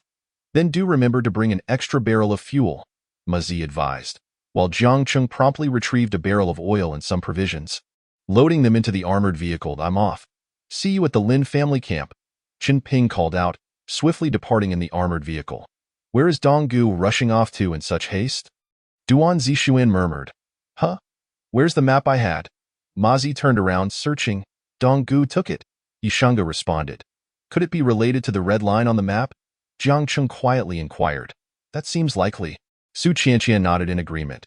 Without Donggu, we lack a primary damage dealer, and facing a level 3 Crimson Beast could pose considerable risks, Yishanga whispered. Then let us follow Donggu, Su Qianqian suggested. He has already vanished from sight, Xuanna coldly remarked. Let us head to the Lin family camp. Perhaps Xiao Dong will arrive there by tomorrow morning, Ma Zi gestured, and everyone promptly boarded the vehicle. The setting sun hung blood-red at the horizon, like clouds stained with crimson, drifting in the breeze. With his mastery over intermediate vehicles, Chen Ping maneuvered the armored car to the initial position marked by the red line. It was still several dozen kilometers away from the site of the previous level 3 Crimson Beast kill, and it wasn't even on that red line. Chen Ping planned to first explore along the route indicated in red on the map. If he failed to encounter a level 3 Crimson Beast, he would then proceed to the Lin family. To facilitate his search, Chen Ping parked the armored vehicle beside a small hill and began walking to investigate. Boom, boom, boom. The earth trembled slightly, and a light breeze carried a charred scent. There it is. A slight grin appeared on Chen Ping's lips as he downed all his enhancement potions and withdrew the black blade from his spatial stone. Chapter 43. Kill. Earthwalker Fire Scorpion. The cracked earth lay devoid of life. An Earthwalker Fire Scorpion emerged from a massive fissure. It was the fearsome level 3 Crimson Beast, colossal as a bull. Its body enveloped in a red shell. The shell was adorned with sharp spikes, and its massive compound eyes glimmered with a chilling light, while the poisonous stinger at its rear resembled a flaming whip. Thrashing through the air with a hissing sound as the Earthwalker Fire Scorpion moved, the ground quivered beneath its weight. Chen Ping crouched behind a colossal dead tree, quietly observing the distant Earthwalker Fire Scorpion. If he were to launch a frontal assault while invoking a sacrifice, he would only have a 70% chance of breaching its defenses. In his past life, thousands had perished in the Lin family's efforts to kill it, and Chen Ping himself had barely survived serious injuries to discover its weakness, ultimately succeeding against it. However, the current Chen Ping was far stronger than he had been before and had already mastered the Earthwalker Fire Scorpion's vulnerabilities. Ensuring he would not find himself in such dire straits again, boom, boom, boom. The Earthwalker Fire Scorpion crawled out of the fissure, its compound eyes scanning the surroundings, seemingly in search of food. Whoosh! The black blade tore through the air, producing a sound akin to a sharp whistle. Clang! The Earthwalker Fire Scorpion reacted swiftly, flicking its tail to deflect Chen Ping's black blade, sending sparks flying. Immediately after, the stinger at the Fire Scorpion's rear spewed forth searing flames, which Chen Ping deftly evaded thanks to his agile movements. The initial skirmish was merely a test of each other's capabilities. Chen Ping stepped back a dozen paces and then began to circle the Fire Scorpion rapidly, seeking an opportunity to strike. The Fire Scorpion's shell was incredibly tough, making it difficult for ordinary attacks to inflict damage. However, whenever the Fire Scorpion launched an attack, a minuscule gap would appear where its head connected to its body. That was its vulnerability.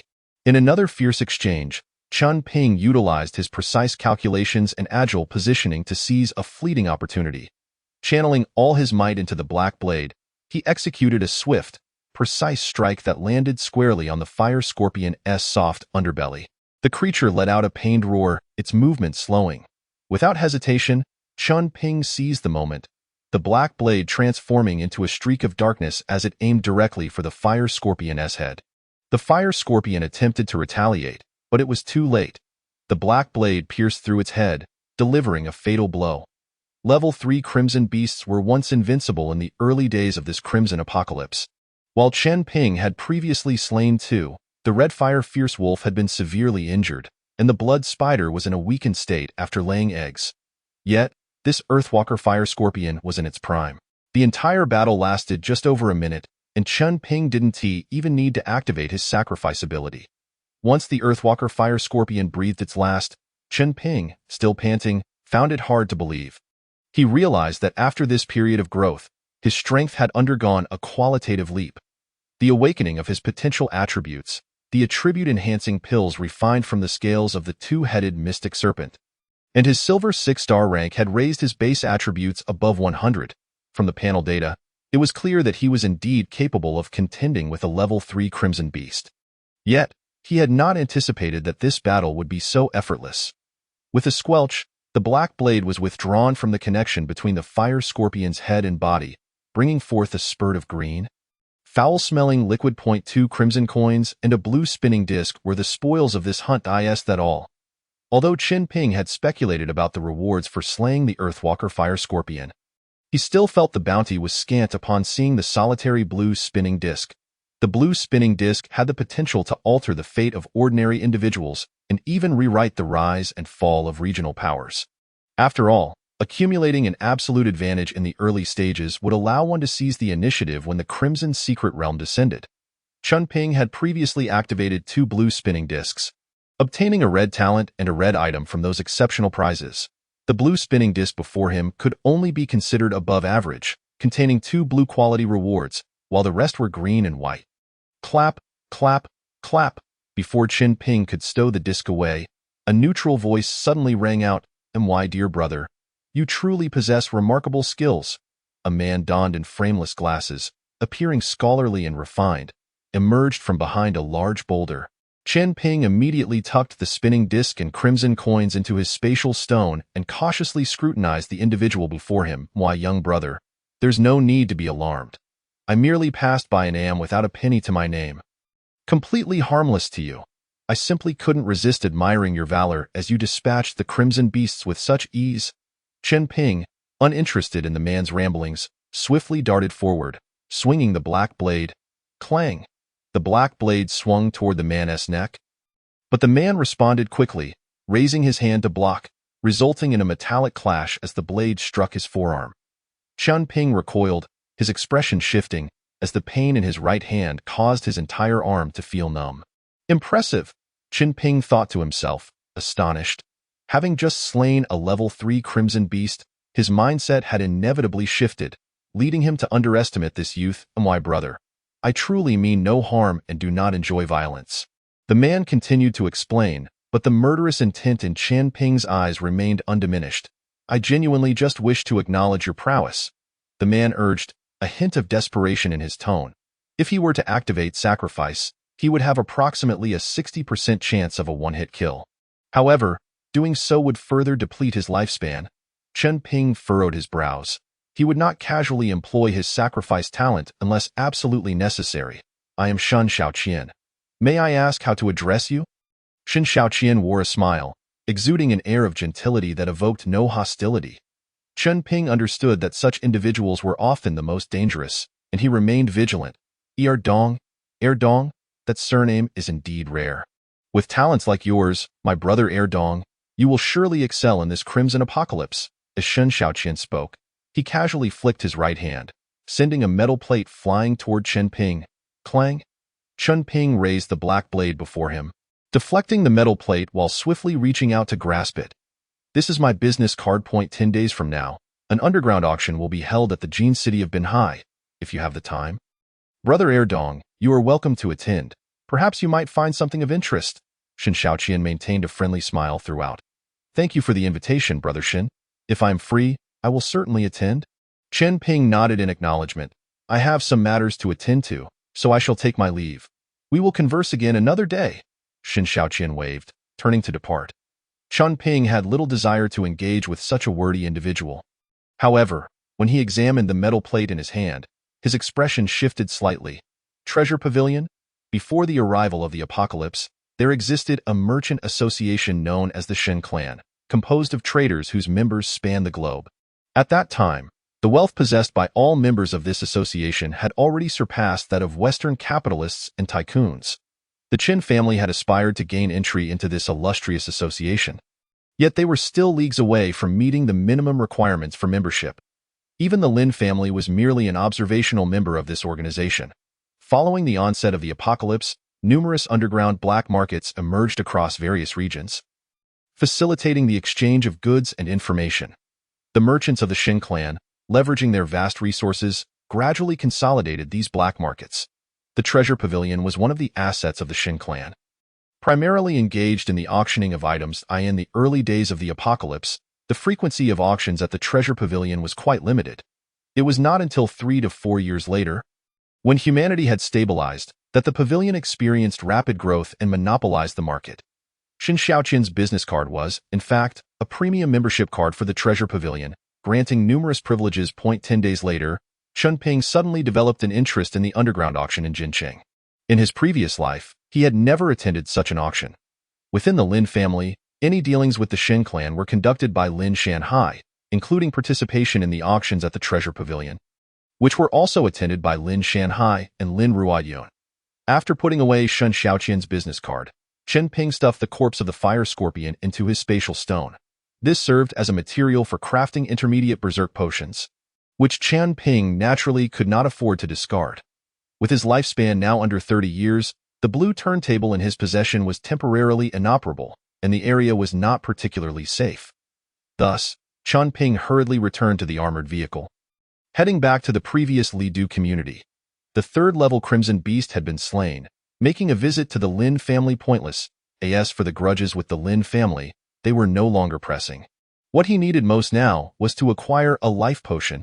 After a night of rapid travel, he had also dispatched several first- and second-level Crimson Beasts along the way. Before dawn, Chen Ping returned to the Lidu community. After resting in the vehicle for most of the day and replenishing some food, he began hunting the nearby Crimson Beasts centered around the community in the blink of an eye.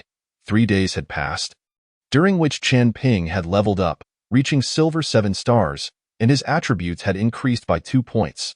Despite obtaining numerous turntables, a life potion had yet to manifest. It wasn't until noon on the 4th day that, upon finding no second-level Crimson Beasts within a 10-kilometer radius, Chen Ping was preparing to change locations when a vehicle bearing the Lin family's emblem drove into the Lidu community. Dongge, I've missed you terribly. You cannot imagine how I managed without you these past few days, Duan Zixuan exclaimed as he jumped out of the vehicle and rushed towards Chen Ping, somewhat incoherent. Dongge, I've been so worried about you. Thank goodness you're all right. Otherwise, I wouldn't know whom to turn to for a junior strength potion. Su Qianqian sighed in relief upon seeing Chen Ping. Damn it. We've wasted so much time, and the third-level Crimson Beasts have vanished again, Li Shan cursed, though his voice sounded quite weak. He had attempted to purchase antibiotics from the Lin family, only to be outright refused. Dongge, it was wise of you not to go. It would have been a fruitless venture. Yishunga shook his head in lament. So, what are your plans now? Chen Ping inquired. Naturally, we must return to the Taimu camp. Mazi replied. That's fine. I wonder how the Taimu camp has fared after such a long absence. Chen Ping nodded in agreement. The coastal Jincheng was over 70 kilometers from the Taimu camp and only half an hour's journey from the entrance to the Crimson Secret Realm that Chen Ping had discovered. Over these past few days, he had been hunting Crimson Beasts and felt it was time to find a place to rest and refresh his spirit. Otherwise, the prolonged hunting could drive one to madness. The following morning, the 9-member team set off toward the Taimu camp in 2 armored vehicles. Chapter 44. Master, you are becoming increasingly irritable. This is not good. The sky was clear and bright, with the crimson mist having dissipated significantly. It was indeed a rare and beautiful day to Maz, and the others were only a few hours away from the Taimu camp. After days of relentless killing, Chen Ping's mindset had shifted somewhat. However, he now felt unburdened and at ease. Dongzi, I wish to visit the Biological Research Institute. Chen Ping lay leisurely in the armored vehicle, enjoying a moment of rest. What's the matter? Shanzi is nearing his limit. I want to see if I can find some antibiotics at the Biological Research Institute. Mazi's voice was somewhat subdued. Then let us go. Chen Ping replied nonchalantly. All right, Xuena, I will send you the coordinates. After Mazi finished speaking, he turned the armored vehicle around. Xuena followed closely in the other armored vehicle. Sharing coordinates was mainly to prevent any mishaps on the road that could cause them to lose track of one another. Big brother, I have made an interesting discovery these past few days. In Chen Ping's armored vehicle, Aside from the driver Xue Na and the front passenger Su Qianqian, only he and Duan Zixuan remained. At this moment, Duan Zixuan was speaking to Qin Ping with a mysterious expression. What discovery? That Su Qianqian is always acting strangely. I believe she is not human, Duan Zixuan said earnestly. Not human? What have you found out? Qin Ping turned to look at Duan Zixuan. Well, I don't have any concrete evidence, it's just a feeling, Duan Zixuan admitted awkwardly. Then who else do you think is not human? Qin Ping asked. You. You are my god, Duan Zixuan declared solemnly. Qin Ping shook his head. Taking such matters seriously was a folly, and with someone as unreliable as Duan Zixuan, it was unlikely he would provide any useful information. And that Xue Na, I always feel her gaze towards you is not friendly. Duan Zixuan stroked his chin, expressing certainty. You noticed that too. Of course. Qinggu, you must stay away from women. They will only slow down your reflexes. Duan Zixuan advised earnestly. It's fine. Going slowly can also be good. Qin Ping replied just as the armored vehicle came to a gentle stop. We have arrived at the Biological Research Institute. Xue Na jumped out of the vehicle. The others followed suit, gathering in front of the institute. The Biological Research Institute was divided into Building A and Building B, each with 5 stories, symmetrically arranged, with dormitories and several functional laboratories located behind. Last time, Ma Zi had led the team here, searching Building A and the storeroom in front of the dormitory. Building B, the dormitory, and those functional laboratories had yet to be explored. This time, the objective was straightforward, to find antibiotics or similar medications. Unlike their visit here over a week ago, the strength of everyone in the team had significantly increased. First and second level crimson beasts posed little threat to them. Ma Zi divided the team into 3 groups. Qin Ping would lead Duan Zixuan, Yixinga, to search the laboratories at the back, while Ma Zi would take the Jiang brothers to search Building B. And Xue Na and Su Qianqian would search the dormitory, with Li Shan remaining in the vehicle. The moment anyone found usable antibiotics or other medications, they would immediately notify each other to conclude this operation. Let us move. With Ma Zi's command, the 3 groups began their respective missions. Qin Ping brandished his knife and headed straight for the laboratory. Dong Donggu, wait up for us, Duan Zixuan shouted as he sprinted after him. Compared to the other members of the Taimu camp's hunting team, Duan Zixuan was undoubtedly an elite. In terms of strength, he was more than capable of serving as a deputy leader or even the leader. Yet in Ma Zi's team, he was primarily a liability. What do we do now? We've been ruthlessly abandoned by Donggu, Duan Zixuan lamented as he watched Qin Ping's figure recede. Meanwhile, countless crimson beasts had already surrounded them. Donggu won't be in any danger. We would only be a burden if we went over there. Instead, let us kill some of these beasts here to alleviate the pressure on the other groups. Yixinga suggested.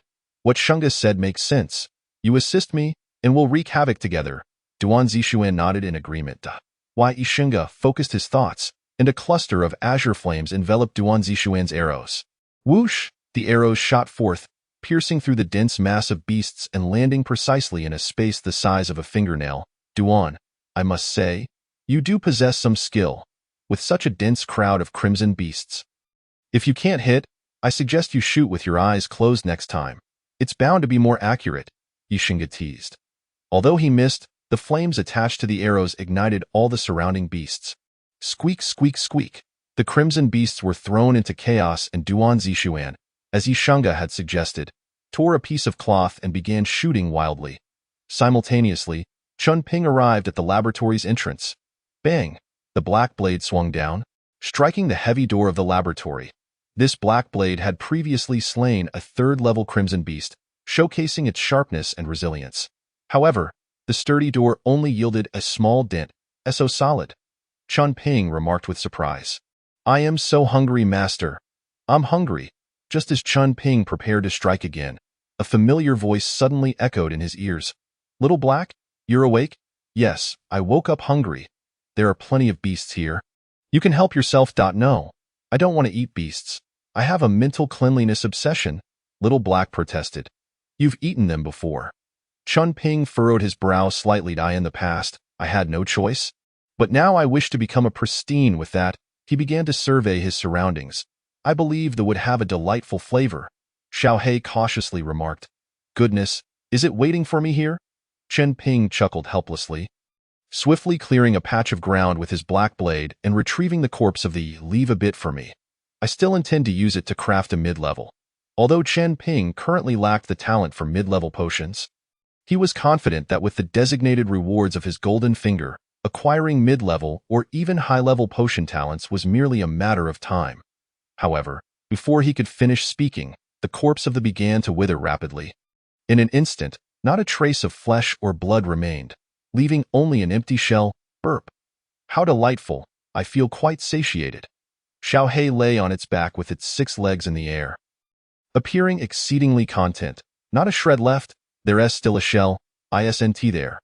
What use is that? If crushed into powder, it can provide calcium, Xiao Hei replied earnestly.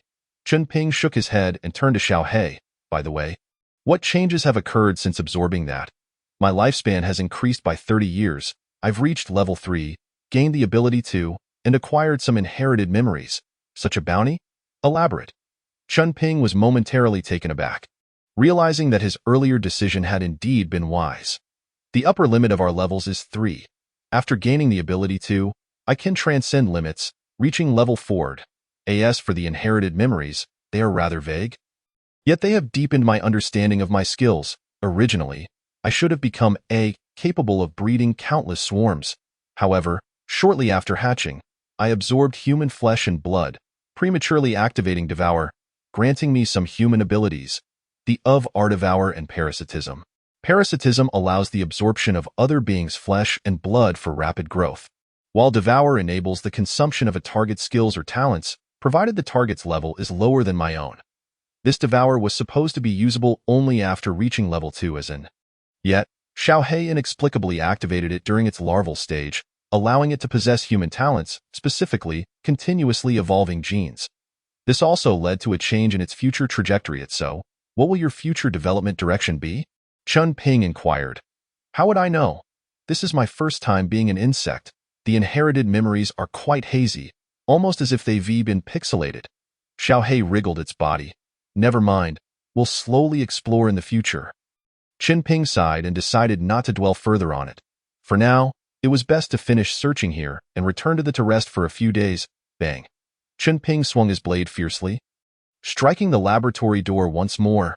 This time, he exerted 90% of his strength, causing the ground to tremble. You scared the insect to death.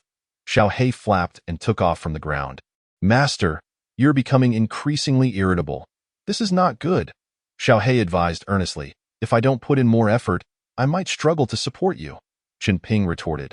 Master, although I've eaten a bit more, I am quite capable. The two exchanged banter until Chen Ping finally smashed through the heavy door. Bang. With a powerful kick, the door collapsed with a thunderous crash.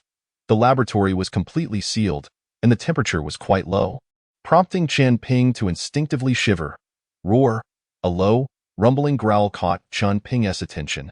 Navigating through numerous experimental tables, he arrived at the innermost part of the laboratory, where a 2-meter square iron cage stood.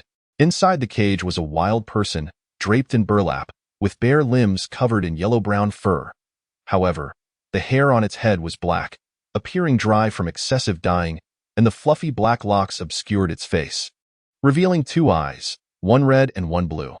Chen Ping also noticed that this wild person had ears resembling those of a cat, to be more precise, like those of a tabby cat. Is this a product of a human and a? Chen Ping murmured, I wonder if killing it will yield a. It's so peculiar, perhaps the it drops will be of high quality. Roar. The wild person seemed to sense Chen Ping's murderous intent. Curling up in the corner of the cage, trembling slightly, clang. The black blade struck the iron cage, producing a sharp metallic clang. So sturdy. Chen Ping was somewhat surprised. The black blade left no mark on the cage. Perhaps I should use a gun. Just as Chen Ping drew his firearm, preparing to shoot, Xiao Hei flew up from his shoulder and entered the cage. Haven't you just eaten your fill? Chen Ping asked. Chapter 45 Master, could you reward me, Master? She shouldn't TBA. Xiao Hei landed on the wild person's form. Is that a human? Chen Ping queried. It seems she's not quite human. Xiao Hei scrutinized the wild person. Whatever she is, let us resolve this quickly and leave. Chen Ping urged. Master, could we refrain from killing her? Xiao Hei returned to Chen Ping's shoulder. You should be aware of the dangers of the. In the future, We might struggle to protect ourselves while carrying a burden. Chen Ping frowned. Master, she likely isn't a burden. She may prove helpful to you in the future. What kind of help? I don't know, but my sixth sense tells me she will be of assistance. It's already and we're still indulging in such metaphysics? Indeed, it's can we still believe in science? Xiao He countered. That makes sense. I'll trust you once more. Can you communicate with her? No problem. She can understand my words. However, this cage is too sturdy. How can we get her out? Chen Ping circled the cage. Examining it thoroughly, Master, there seems to be a key over there. Chen Ping glanced at a nearby experimental table and indeed spotted a key, feeling a bit embarrassed. How could I not know there was a key? I merely wanted to see if I could break it open with the black blade. With that, Chen Ping picked up the key and, after just one attempt, unlocked the cage door. Come out. Upon hearing Chen Ping's words, the wild person, with a fearful gaze, cautiously crawled out, inching along the edge of the cage.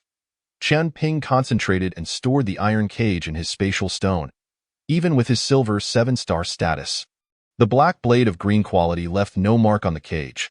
It may prove useless in the future, but it must be taken along, just in case it's needed. Does she have a name? Chen Ping inquired of Xiao He. She says she doesn't know. She likely has no name. Xiao He acted as a translator. She resembles both a human and so let us call you Xiao Bai. Chen Ping exclaimed, slapping his forehead. Xiao He stumbled. Master, you truly are a naming genius. This matter is for you to know alone. Do not spread it around. Chen Ping was wary of trusting anyone and his reticence had become his trademark. Only when conversing with Xiao He could he relax and express himself, which had become his current way of relieving stress. He required such an outlet. Otherwise, prolonged slaughter and silence would gradually warp a person's psyche, turning them into a being even more terrifying than it. After meticulously searching the area with no further discoveries, Chen Ping, along with Xiao Bai and Xiao He, made their way out, whoosh, whoosh, whoosh, in the research institute's backlit behind Building B. Duanji Xian continually shot arrows from his compound bow, each arrow striking the brow of the with unerring accuracy. Even without the enhancement of, he could easily slay those. When did he make such significant progress? Chen Ping found himself somewhat taken aback. Upon closer inspection of Duanzi Xuan, he noticed that a black cloth obscured his eyes. In the crimson apocalypse of his previous life, Chen Ping had heard whispers of a rare few individuals possessing a talent known as flow state, an innate ability that did not require drawing from a roulette but was instead inherent. This talent did not necessitate enhancement through crimson coins or similar skills. Rather, individuals endowed with it could improve themselves through proper training. Such a legendary gift had eluded even Chen Ping, who had lived 2 lives. Yet now, it appeared that Duan Zixuan had entered this flow state. With his arms crossed, Chen Ping observed for a moment as Duan Zixuan's arrows demonstrated a remarkable increase in power, estimated at around 20%. Along with an exceptionally high accuracy, nearly every arrow struck true at the center of a crimson behemoth's forehead, a precision that even Chen Ping himself might struggle to achieve. Chen Ping assessed that Duan Zixuan's current talent could be rated at a green quality. While not overwhelmingly powerful at present, the true terror lay in its potential for growth and the boundless future it promised. Having already acquired 1 red talent and 1 blue talent, Chen Ping was virtually invincible in the early stages of the Crimson Apocalypse. However, the path to further enhancement would not be an easy one. The mere act of gathering crimson coins and spinning the roulette was an exceedingly time-consuming endeavor. Brother Dong, you're back? Did you find anything? Yixinga suddenly noticed Chen Ping's silent approach and hurried over respectfully. None. Chen Ping shook his head. Why Yixinga cautiously glanced at the small white creature trembling by Chen Ping's feet. It appears to be a specimen from the Biological Research Institute. Quite pitiable, Chen Ping remarked casually. Brother Dong, you truly possess a kind heart? Yixinga nodded in agreement. Brother Dong, did you see? I just went on a rampage. Duan Zixuan, having overheard the conversation, pulled off the cloth covering his eyes and greeted Chen Ping. Not bad. Let us head to the vehicle and wait. Chen Ping replied, waving his hand. The black blade sliced through the air, creating a vacuum as he led the way, accompanied by the small white creature. Wow, Brother Dong, you're so cool, Duan Zixuan exclaimed, hastily following suit. Could you refrain from stealing my lines? Yixinga kicked Duan Zixuan playfully. Your lack of culture is hardly my fault. Duan Zixuan retorted, rolling his eyes. Before long, the group returned to the armored vehicle, but Ma Zi and Xuana's teams had yet to return. Inside, Li Shan's condition was deteriorating rapidly, teetering on the brink of death. Brother Dong. Li Shan's faint voice reached Chen Ping's ears. With a slight furrow of his brow, Chen Ping initially intended to ignore him, but given their shared history, he decided to approach the vehicle and regard Li Shan with cool detachment. Brother Dong. Yishanga and Duan Zixuan stood at a distance, with no one else around. There are few individuals in my life whom I genuinely owe gratitude to. One is Ma Zi, who has truly regarded me as a brother. The other is you, Brother Dong. If it weren't for the crimson roulette you left for me, I wouldn't have made it this far. I have 2 green quality roulettes I found during a previous mission. I didn't submit them or draw from them, but you have great luck. Perhaps you'll draw something extraordinary. Li Shan struggled to extract 2 crimson roulettes from beneath his clothing, offering them to Chen Ping. Ma Zi is from Pingyang. Before the crimson apocalypse struck, he was on a business trip to Binhai and got stranded here. His wife died in childbirth, leaving behind a daughter. Maz fights desperately to gain strength, hoping to find his daughter one day.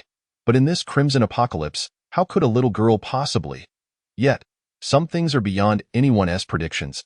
If it's convenient for you, Brother Dong, could you assist in searching for her in the future? Chen Ping noticed a photograph wedged between the 2 crimson roulettes. It was a pure and adorable student, her face aglow with a radiant smile. Finally, I can leave this damned apocalypse. What a relief. Li Shan sighed deeply, slowly closing his eyes as a solitary tear fell, perhaps from resentment or reluctance. Yet it was an outcome beyond his control. Li Shan recognized that his fate was far more favorable than that of the majority trapped in the crimson apocalypse. Thus, he accepted it with a degree of composure. Chen Ping tucked the 2 crimson roulettes away, his expression unchanged. Had it not been for his rebirth, he might have felt moved or sentimental. However, after 5 years of experience, he had grown accustomed to life and death. Such emotions were the most futile in the apocalypse. Roar! The small white creature leaped onto the armored vehicle. Observing the dying Li Shan, it inexplicably felt a surge of sorrow. Xiao Bai, let us go. Chen Ping called, but Xiao Bai remained unmoved. Its fluffy paw gently rested on Li Shan's chest. With a sudden gasp, Li Shan inhaled deeply, his eyes snapping open. Excruciating pain coursed through his body, igniting every nerve. Almost immediately, the festering wound on his severed arm began to heal slowly. Thud. Moments later, Xiao Bai fainted, collapsing inside the armored vehicle, while Li Shan's severed arm had fully healed, though he had not regrown a new arm. His life was no longer in jeopardy. This is unbelievable. Li Shan's face displayed astonishment as he glanced at the unconscious Xiao Bai and then at the impassive Chen Ping. Everyone's opportunities are fought for by themselves. Just live well, Chen Ping stated calmly, lifting the unconscious Xiao Bai and walking toward the rear of the armored vehicle. What is going on? Chen Ping immediately contacted Xiao He. Master, I'm merely an aberrant insect, not an encyclopedia. How could I possibly know? Xiao He poked its head out from Xiao Bai's fur. Chen Ping felt somewhat speechless. However, he was genuinely pleased with Xiao Bai's earlier performance. Given Li Shan's condition, even high-grade restorative potions would have been futile. Recovery potions merely restored expended stamina and alleviated injuries, but could not save lives. Such wounds would likely lead to death, even for Chen Ping. Yet, Xiao Bai's ability to rescue Li Shan was akin to wielding a resurrection coin. Your sixth sense is quite accurate. Make sure to hone it more. Chen Ping felt in good spirits. Hee master, could you possibly reward me? What kind of reward do you seek? Quite simple. A tier 3 crimson beast will suffice, preferably a lord level 1. Very well, I will procure one for you in a few days. Chen Ping readily agreed. Gather everyone, we're leaving, came Ma Zi's heavy voice through the crimson bracelet. He understood that even if they found those medicines, given Li Shan's condition, it was likely too late. Boss, I'm fine now, come back. Li Shan's voice? Ma Zi paused slightly, hearing Li Shan's voice, which sounded much improved. Could it be a fleeting moment of clarity? Ma Zi and the others immediately returned to the armored vehicle. What in the world happened? Seeing Li Shan standing before the vehicle in good condition, Ma Zi was utterly astonished. I just visited the underworld. The king of hell kicked me back. Li Shan chuckled. Get out of here. What is going on? The Monkey King made an error and removed my name from the death list, Li Shan replied. Get lost. Everyone on board. We're returning to the Ironwood base. Ma Zi refrained from pressing further, satisfied that Li Shan was alive. The two armored vehicles continued their journey across the wilderness. Brother Shan, how did you suddenly recover? Duan Zixuan inquired curiously in the vehicle. He had initially intended to ride with Chen Ping but was sent away. I truly don't know. It just happened. It must be that Brother Dong saved your life, Yishunga added, intrigued. Li Shan was well aware that his survival was undoubtedly due to Chen Ping. But how could he voice such a truth? Thus, he insisted he knew nothing. Did you see that wild man Brother Dong rescued from the lab? Duan Zixuan turned to Yishunga. He looked rather creepy. I didn't dare take a closer look? Yishunga shook her head. Earlier, Brother Dong carried that wild man into the vehicle and Wudenti let us board. There must be something fishy about it. Could it be that Brother Dong has some peculiar tastes? Duan Zixuan mused aloud. Don't say such nonsense. If that reaches Brother Dong's ears, you'll certainly meet a fate worse than those rodents. Yishunga cautioned. Duan Zixuan shuddered suddenly. Pooh. I didn't say anything. A heavy silence enveloped the vehicle. Meanwhile, in the armored vehicle trailing behind, Xuana was at the wheel, with Su Chi in the passenger seat. How could Brother Shan have suddenly recovered? It's illogical, far too illogical. Su Chi's petite brows knitted tightly together. What's wrong? Don't you want Li Shan to live? Xuana inquired. Of course not. After all, we are a small team. How could we possibly think that way? However, given the severity of Shan Ji's injuries, unless Wu Mama arrives, it is utterly hopeless. Wu Mama? Who is that? Xuana paused slightly. Oh, she is an exceptionally skilled doctor from our camp, capable of reviving the dead. Su Shishi responded, somewhat flustered. Xuana shook her head gently. Su Shishi's unusual behavior was not a rare occurrence. In this crimson apocalypse, there were too many bizarre individuals and events for her to expend energy on investigating every anomaly. Could this matter be related to Donggu? Su Shishi shifted the topic. Perhaps, Xuana replied ambiguously. Did you see the wild man Donggu was with? He was even holding that wild man. Su Shishi pouted. What's wrong? Are you feeling jealous? Xuana asked with a smile. Not at all. Donggu could never be interested in someone like me, and besides, we could never be together. Su Shishi shook her head, letting out a sigh. Meanwhile, in the carriage, Chun Ping took out 2 green spinning wheels given by Li Shan. Inside, there are 2 intermediate life potions, which together can extend life by a full 60 years. Wu Xiaobai slowly opened her eyes, gazing at Qin Ping beside her, and quickly turned over, curling up nervously. Do not be afraid. I will not harm you, however. Do refrain from treating others casually in the future, as it may place you in great danger. Chun Ping issued a warning. Wu Xiaobai nodded in agreement, and Chun Ping reached out to gently pat her head, offering some comfort. Master, there is a minor issue. Xiaohei suddenly fluttered out from Wu Xiaobai's hair. Since Wu Xiaobai's appearance, Xiaohei had remained with her. The 3rd-tier Crimson Beast will arrive in a few days. Master, it's not that matter. It seems that Wu Xiaobai's lifespan is quite limited. Limited lifespan? Yes, her healing ability consumes her own life force. Xiaohei explained. Why didn't you mention this sooner, Wu Xiaobai? From now on, aside from me, you are not to treat anyone else. Chun Ping's expression turned serious. Wu Xiaobai nodded repeatedly. Chun Ping then extracted 2 green spinning wheels from the carriage. Selecting the intermediate life potion, he consumed one for himself and gave the other to Wu Xiaobai. Subsequently, he retrieved a white crimson bracelet from the spatial stone. This bracelet was obtained from the extermination of the Crimson Church. And it is just the right fit for you, he said as he placed it on her wrist. After briefly instructing her on its operation, he projected a data panel into the void. Normally, such data could only be viewed by oneself, but it could also be shared with others. Yet, in the Crimson Apocalypse, even the closest individuals would hesitate to share life-critical data. At this moment, Wu Xiaobai's intellect resembled that of a toddler, and she did not ponder such complexities. Furthermore, Chun Ping was her sole reliance, and she recognized his strength. To harm her was but a fleeting thought for him. Wu Xiaobai rank, Bronze Star level, 9 stars talents, Healing Prayer, red, Frenzy, blue, Preference, blue, Strength, 9 stamina, 10 agility, 15 defense, 8 special attributes, 1.in darkness, enhances frenzy effect while diminishing healing prayer effect. 2. Following bloody modifications, all enhancement effects, including all pills and potions, are halved. Cannot actively acquire any skills or talents. Point 3.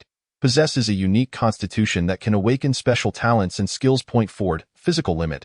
Maximally conserves energy consumption, significantly reduces reliance on food, and can enter a dormant state at will to preserve stamina. Special resistance. 100 resistance to mental attacks, spatial items, none bound items, none ability assessment, 42 remaining lifespan, 15 years and 26 days. Chen Ping furrowed his brow.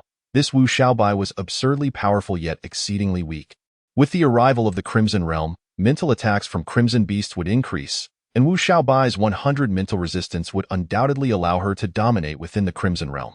However, her basic attributes were weak, entirely leaning towards support, and the halved effects of various enhancements and potions nearly negated the benefits conferred by her mental resistance. Nevertheless, viewing Wu Xiaobai merely as a pure support character, requiring no offensive output in battle, she could undoubtedly be considered the foremost support. The dilemma was her fragility in team battles. The healer is often the first to be targeted. This is an unwritten rule. Chen Ping mused. It seems I need to procure some protective gear. Aside from armor, there was the matter of lifespan. Wu Xiaobai's supportive skills were akin to Chen Ping's sacrificial abilities, requiring the expenditure of life force, and her use of the intermediate life potion would only extend her life by 15 years, effectively halving the gain. With 2 months remaining until the Crimson Realm descends, Chen Ping likely would not need Wu Xiaobai's assistance during this period. So there was no urgency to extend her lifespan. He should first focus on increasing his own lifespan, making every effort to spin the wheels for high-quality rewards. After consuming 1 intermediate life potion, Chen Ping's lifespan increased to 59 years and 357 days. Spinning the blue wheel would leave him with 29 years remaining. Please specify the reward items. 1. Fully automatic water cup, 2. Inflatable doll, 3. Ultra high definition photo, 4. Little genius watch, 5. Electric toothbrush, 6. Primary jump engine. Without hesitation, Chen Ping selected it, which could be more simply referred to as a teleportation array. By marking locations in advance, he could teleport to them at will. This was undoubtedly the most useful means of self-preservation.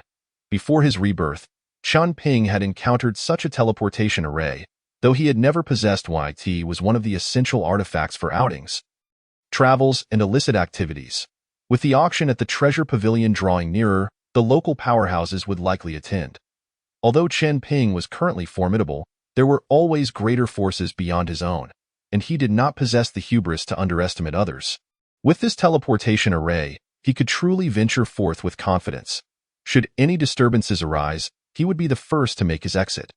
The primary jump engine could save 3 coordinates and had a teleportation range of no more than 500 kilometers. When used, it could carry up to 3 living beings and could be utilized a maximum of twice per day. For Chen Ping, this was more than sufficient. A palm-sized blue disc settled into his hand. This was the primary jump engine. The first coordinate he saved was near the Taimu camp, which, for the time being, was a relatively safe location. At present, there were still 7 or 8 kilometers to the Taimu camp. Before the onset of the Crimson Apocalypse, this area had been an airport, now utterly desolate, with all valuable items having been relocated to the Taimu camp. Jiangcheng, Jiangxin, park the vehicles in the underground parking area C. And the rest of you, take a 20-minute break. Ma Zi instructed the group. These 2 vehicles, one belonging to the Lin family and the other to the Crimson Church, outperformed the vehicles of the Taimu camp in every aspect. If they were driven back, they would essentially be claimed by the camp, potentially becoming assets for other teams. In the past, when the scavenging teams returned, the camp leaders' trusted aides would accompany them, and they would activate the recording function of the Crimson Bracelet, documenting the entire journey. However, this time, as they were participating in a mission to hunt a 3rd-tier Crimson Beast, it was undoubtedly a perilous endeavor with little chance of survival. The camp leader did not include any trusted aides in the team this time, nor did Ma Zi activate the bracelet's recording. Had Chen Ping not been part of the team, Ma Zi might not have made these preparations. After all, the camp was their only means of survival, but the situation was different now.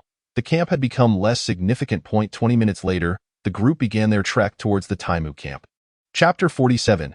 2 Little People Fighting Creek. An ominous sound echoed as the gates of the Taimu camp slowly opened. Maz. Welcome home, Sun Mu. leading the camp's various team leaders, stood at the gate, his face beaming with joy as he welcomed Ma Zi and the others. The camp leader has gone to such lengths. We are truly honored. Ma Zi responded hastily with humility. Sun Mu's brow furrowed slightly. Ma Zi, you and your team are the backbone of the camp, the sharpest blade of the Taimu camp. In the past, when Ma Zi's scavenging team returned, Zhang Tai would personally greet them. But Ma Zi had always been rather carefree, even giving off an air of arrogance. However, after the severe losses sustained during their last return, he had shown a bit more restraint. This time, he appeared even more humble. Sun Mu suddenly felt an unsettling premonition. I've heard about the Lin family mission. That third-tier Crimson Beast vanished unexpectedly. Although you returned empty-handed, it still represents the Taimu camp's face before the Lin family. Tonight, we shall hold a celebration banquet to welcome you back, Sun Mu declared with a smile. Camp leader, there is no need for that. We not only achieved nothing this time, but we also lost an armored vehicle to a tornado along the way. We should be facing penalties, not receiving accolades. Ma Zi declined repeatedly, and no matter. As long as you all returned safely, that is sufficient. Go rest for a bit. We will hold a brief meeting in 10 minutes. And you are to bring your deputy to the command room, understood? Ma Zi nodded slightly. Although everyone's physical condition had been enhanced, the arduous journey had left them somewhat fatigued after walking an additional 7 or 8 kilometers. Chen Ping sought out Ma Zi, requesting him to vacate the adjacent room to accommodate Xiaobai. Duanzhu Xian, you shall move to the room next to Yi Shanggu, Ma Zi instructed Duanzhu Xian. Huh? Why? At present, Duanzhu Xian resided next to Chen Ping. There are no questions to ponder. Carry out the order. Yes, reluctantly, Duanzhu Xian complied. The room, though not spacious, bore an unpleasant odor. After a brief tidy-up, it would serve as a suitable resting place for Xiaobai. Xiaobai, from now on, you shall reside here. And no matter who comes to find you, you need not pay them any mind. If any issues arise, come directly to me. Chen Ping addressed Xiaobai Wu. Xiaobai nodded. Xiaohei, in the coming days, stay with Xiaobai. Should any emergencies arise, contact me immediately. Master, leave it to me, you need not worry. Xiaohei emerged from Xiaobai's hair, twisting its body. At that moment, 10 minutes had elapsed, and Chen Ping found Ma Zi and Xuan proceeding together to the command center of the camp. Following the beast tide, the number of individuals in the Ironwood camp had not diminished. Rather, it had increased, with the hunting teams swelling to 10, and the guarding forces augmented to 8, each consisting of the standard 10 members. As for the number of ordinary people, it neared 2,000. All gathered from the surrounding first-level camps that had been breached. The Ironwood camp's stock of white crimson turntables was substantial, and nurturing more ordinary individuals was not necessarily detrimental to the camp, though it would significantly increase food consumption. Bang! The door to the command center was shut, and over 30 individuals sat quietly within, gazing at Sun Mu, who stood at the front. Tomorrow, the vice-camp leader dispatched by the Lin family will arrive. Sun Mu cleared his throat. When they initially agreed to submit to the Lin family and accepted the crimson turntables gifted by them, it was understood that the Lin family would send personnel to assist Sun Mu. Naturally, Sun Mu had no objections, for the distance rendered oversight difficult. Had the Lin family not sent someone to monitor, he would have hesitated to accept their benefits. Although we have submitted to the Lin family, we have not yet severed ties with the Chen family, and our Ironwood camp strength is not to be underestimated, especially since we are situated between the Lin and Chen families. To survive in this apocalypse, we must first consider our interest. We need to maximize our benefits to have leverage in this world. Sun Mu spoke gravely. The others nodded in agreement, while Chen Ping sat unnoticed in a corner of the last row, casually pulling a handful of sunflower seeds from his pocket. Peh, how can there still be bad ones? Chen Ping frowned. At that moment, the atmosphere among the crowd was fervent, incited by Sun Mu, and no one paid attention to Chen Ping. An observer's clarity allowed Chen Ping to discern that Sun Mu aimed to unify the ranks before the arrival of the Lin family, consolidating power in his hands as preparation for future maneuvering. The decline of the Chen family was merely temporary. With the advanced potions seized from Chen Ping, they would swiftly rise again, and when that time came, they would still possess the strength to contend with the Lin family. The Ironwood camp, caught in the middle, would swiftly perish if it fully pledged allegiance to one side. Thus, Maintaining this advantageous position before any open conflict arose between the two families was the most beneficial course for the Ironwood camp. Chen Ping found this arrangement acceptable, as it would allow him to remain untroubled until the arrival of the Crimson Secret Realm. As for future affairs, they would be entirely detached from him. Additionally, there is another matter. In 4 days, a clandestine auction will be held in Jincheng. Organized by Jubaoji.it, is said that several significant treasures will be auctioned. Originally, they intended to invite the Morning Light camp. But due to their inability to withstand the beast tide, they reached out to our Ironwood camp. I have sent someone to gather information. Individuals from the Chen family will attend, and the Lin family dispatched personnel the day before. En route. Furthermore, many hidden factions will also participate. With the resources of our Ironwood camp, it is nearly impossible to gain anything substantial at the auction. However, we can seize this opportunity to make connections with influential figures. Likewise, this auction may prove perilous. I plan to select a few of you, led by Zhao Chong, to attend the auction.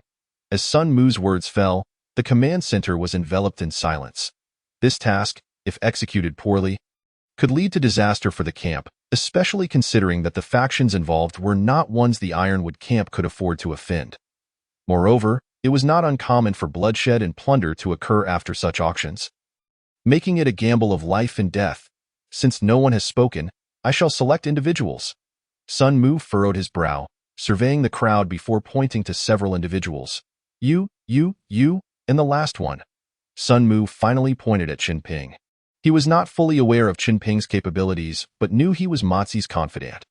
Given Mozi's current standing in the camp, which made Sun Mu uneasy, he directly included Qin Ping and Xuana in this operation. After all, these two had yet to establish significant reputations within the camp, so even if something went awry, it would not draw much attention. Qin Ping was indifferent, as he already intended to attend the auction, while Xuana felt a twinge of anxiety. However, upon hearing that Qin Ping would also be going, her tense disposition relaxed slightly. How strange, Xuana murmured, pondering when she had begun to depend on Qin Ping. This exceedingly dangerous individual, yet he imparted a sense of security. A contradictory emotion raged within her mind like two little figures engaged in combat. He is perilous, capricious, and could take your life at any moment. Nonsense. Consider when he has ever threatened you. He, like you, wears coldness as a protective guise in this world. Otherwise, he would have perished long ago. He is not dangerous. In the Crimson Apocalypse, trust was a rare commodity. For humanity to survive, unity was paramount. Otherwise, they would be unable to withstand the Crimson Beasts. Qin Ping had taken lives, but only those who posed a threat to him. If you posed no threat, he would not harm you. Xuana, wake up. You are blood rose. When did you need to rely on a man? Xuana, flustered, shook her head vigorously, delivering a forceful reprimand to each of the two little figures until they finally quieted down. Hey, what's wrong? Qin Ping inquired from beside her. It's nothing, just recalling some matters. Xuana responded in a fluster. Why do I feel like you're fighting with yourself? You won't end up with a split personality. Will you? No, you're the one with a split personality, Xuana retorted, a bit agitated. Oh? Qin Ping shrugged. Hey, what are you two discussing? Sun Mu interjected, his expression displeased as he pointed at Qin Ping and Xuana. I said, I will ensure the completion of the tasks assigned by the camp leader. Qin Ping replied earnestly. It better be so. Sun Mu frowned, continuing his motivational speech.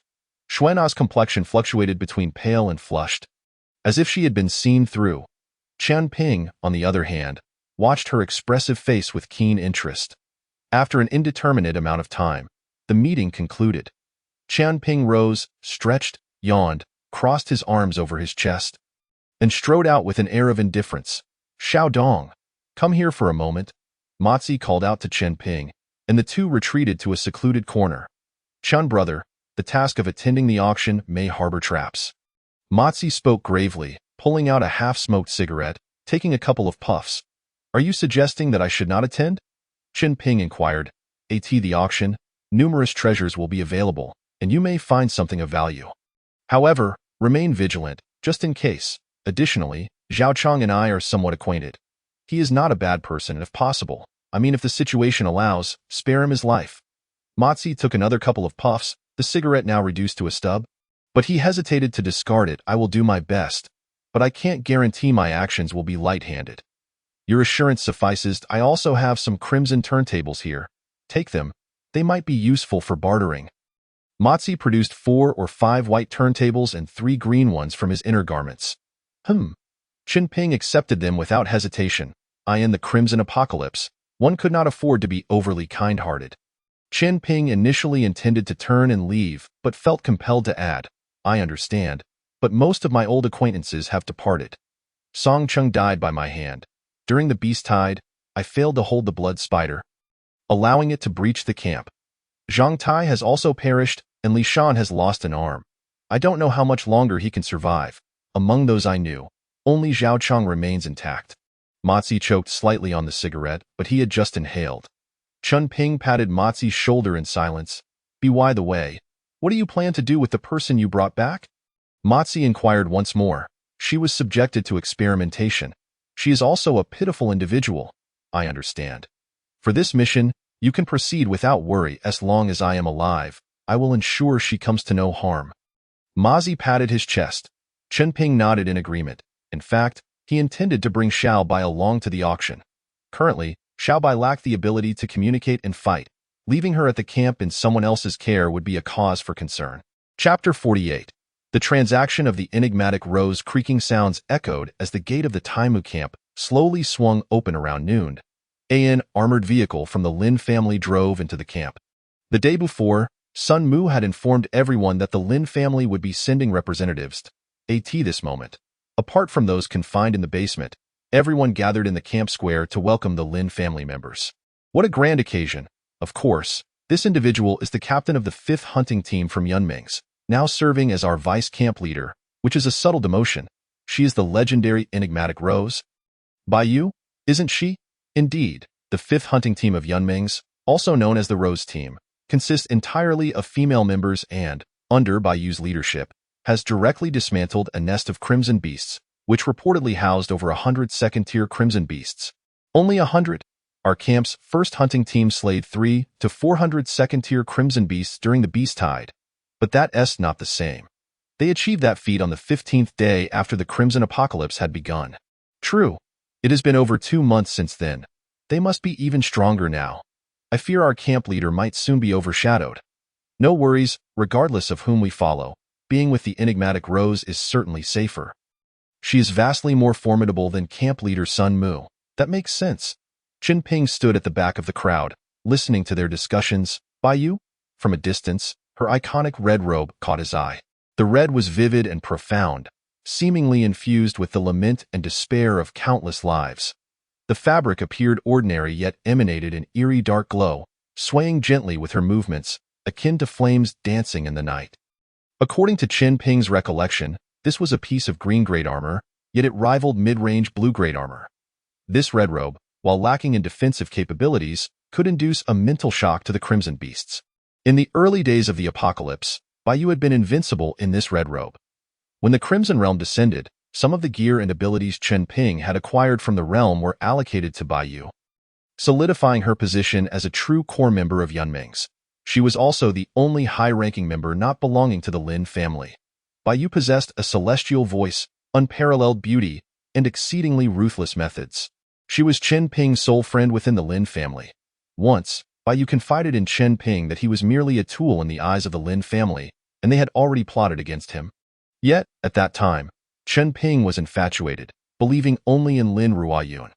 Later, Baiyu betrayed the Lin family for Chen Ping and vanished without a trace. Vice camp leader Bai, I hope you will take care of us in the future.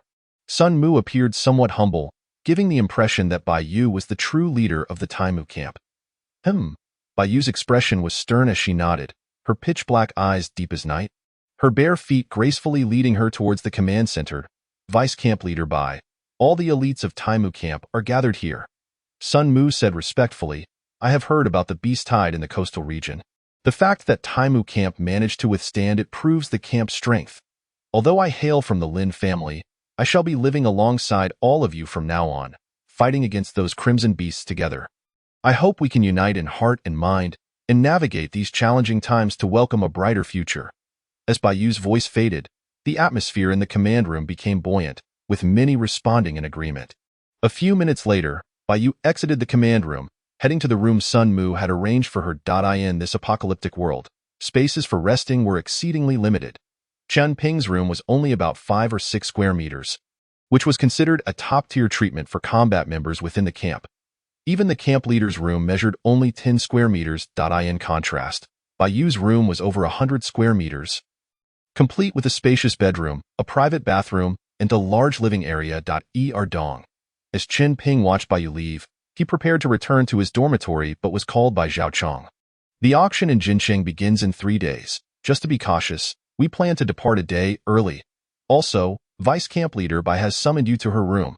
Zhao Chong informed him. Vice Camp Leader Bai? Chen Ping was slightly taken aback. He had only met Bai after entering the Lin family camp, and their relationship had grown closer after he saved her the second time he entered the Crimson Realm. Bai was a person of profound thought.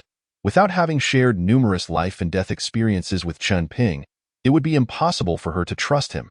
If she realized he was Chen Ping, she would normally order his immediate return to the Lin family. All right, I will head over right away. Chen Ping nodded. Vice Camp Leader Bai's room is over there. I know, nature calls, let me take care of that first. Chen Ping replied, sprinting toward the dormitory. Xiao He, come with me. Instead of returning to his dormitory, Chen Ping headed to Xiao Bai's room, bringing Xiao He along. Xiao Bai, do not leave this room, Chen Ping reiterated. Knowing that if he was discovered, he would have to vacate this place immediately, he did not wish to leave so soon, especially since it was conveniently close to the Crimson Realm, allowing him to rush there at the moment of its arrival. Master, I just dreamt that you were taking me to eat a 4th-tier crimson beast. That can't be true, right? Xiao He, still groggy from sleep, was roused by Chen Ping. Indeed, I will take you to feast on something even mightier than a 4th-tier crimson beast. Chen Ping responded, Wow. Xiao He perked up with excitement. In Area B, at the southeast corner, the only villa within the Taima camp stood in stark contrast to its surroundings. Vice Camp Leader Bai, I am a member of the first hunting team. Dong, come in. A languid voice drifted from within. Chen Ping opened the door and stepped inside quietly. Snap! A vintage lighter ignited a cigar, on a red sofa. Bai, now donned in a red Chong Sam, took a puff of her cigar and gazed at Chen Ping. Make yourself comfortable. Chen Ping, unceremoniously, walked straight to the sofa before Bai and sat down. Care for a cigar?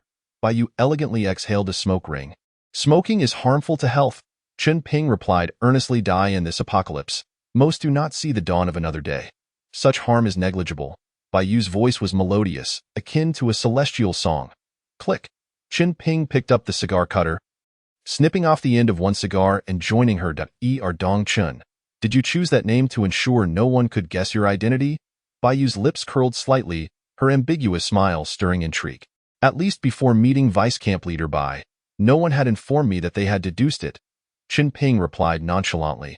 Half a month ago, when the Chen family attempted to hunt a 3rd-tier crimson beast, I was also present. Lin Shanhai instructed me to find an opportunity to eliminate Chen En, but unfortunately, Chen En did not appear during that hunt. However, I did spot a familiar figure, someone Lin Ruoyun had been searching for. Yet, my task was solely to assassinate Chen En. Everything else was irrelevant to me. As Bai spoke, she crossed her legs, her alabaster feet resting on the edge of the coffee table. The table held only an ashtray and a fruit platter containing dried fruits and several pieces of nougat. This time, the Lin family planned a hunt for the 3rd-tier crimson beast, and I had been tracking it for over 10 days, but it suddenly vanished. Later, I discovered some traces indicating that the 3rd-tier crimson beast had been killed. By the way, Taimu Camp dispatched a team to participate in this task, but when they arrived at Yunming's, one member was missing. Yet, upon their return to Taimu Camp, the team was intact, or rather, it was even one member stronger. Bai spoke slowly, her words seemingly disconnected yet hinting at a deeper connection. Vice Camp Leader Bai, let us get straight to the point. Chen Ping listened quietly for a while, flicking the ash off his cigar, and said calmly, my current strength is not weak. Yet I lack the confidence to confront a 3rd-tier crimson beast and emerge unscathed, let alone defeat it. Being forthright with you poses a considerable risk for me. Bai pressed her cigar into the ashtray on the coffee table and stood up gracefully.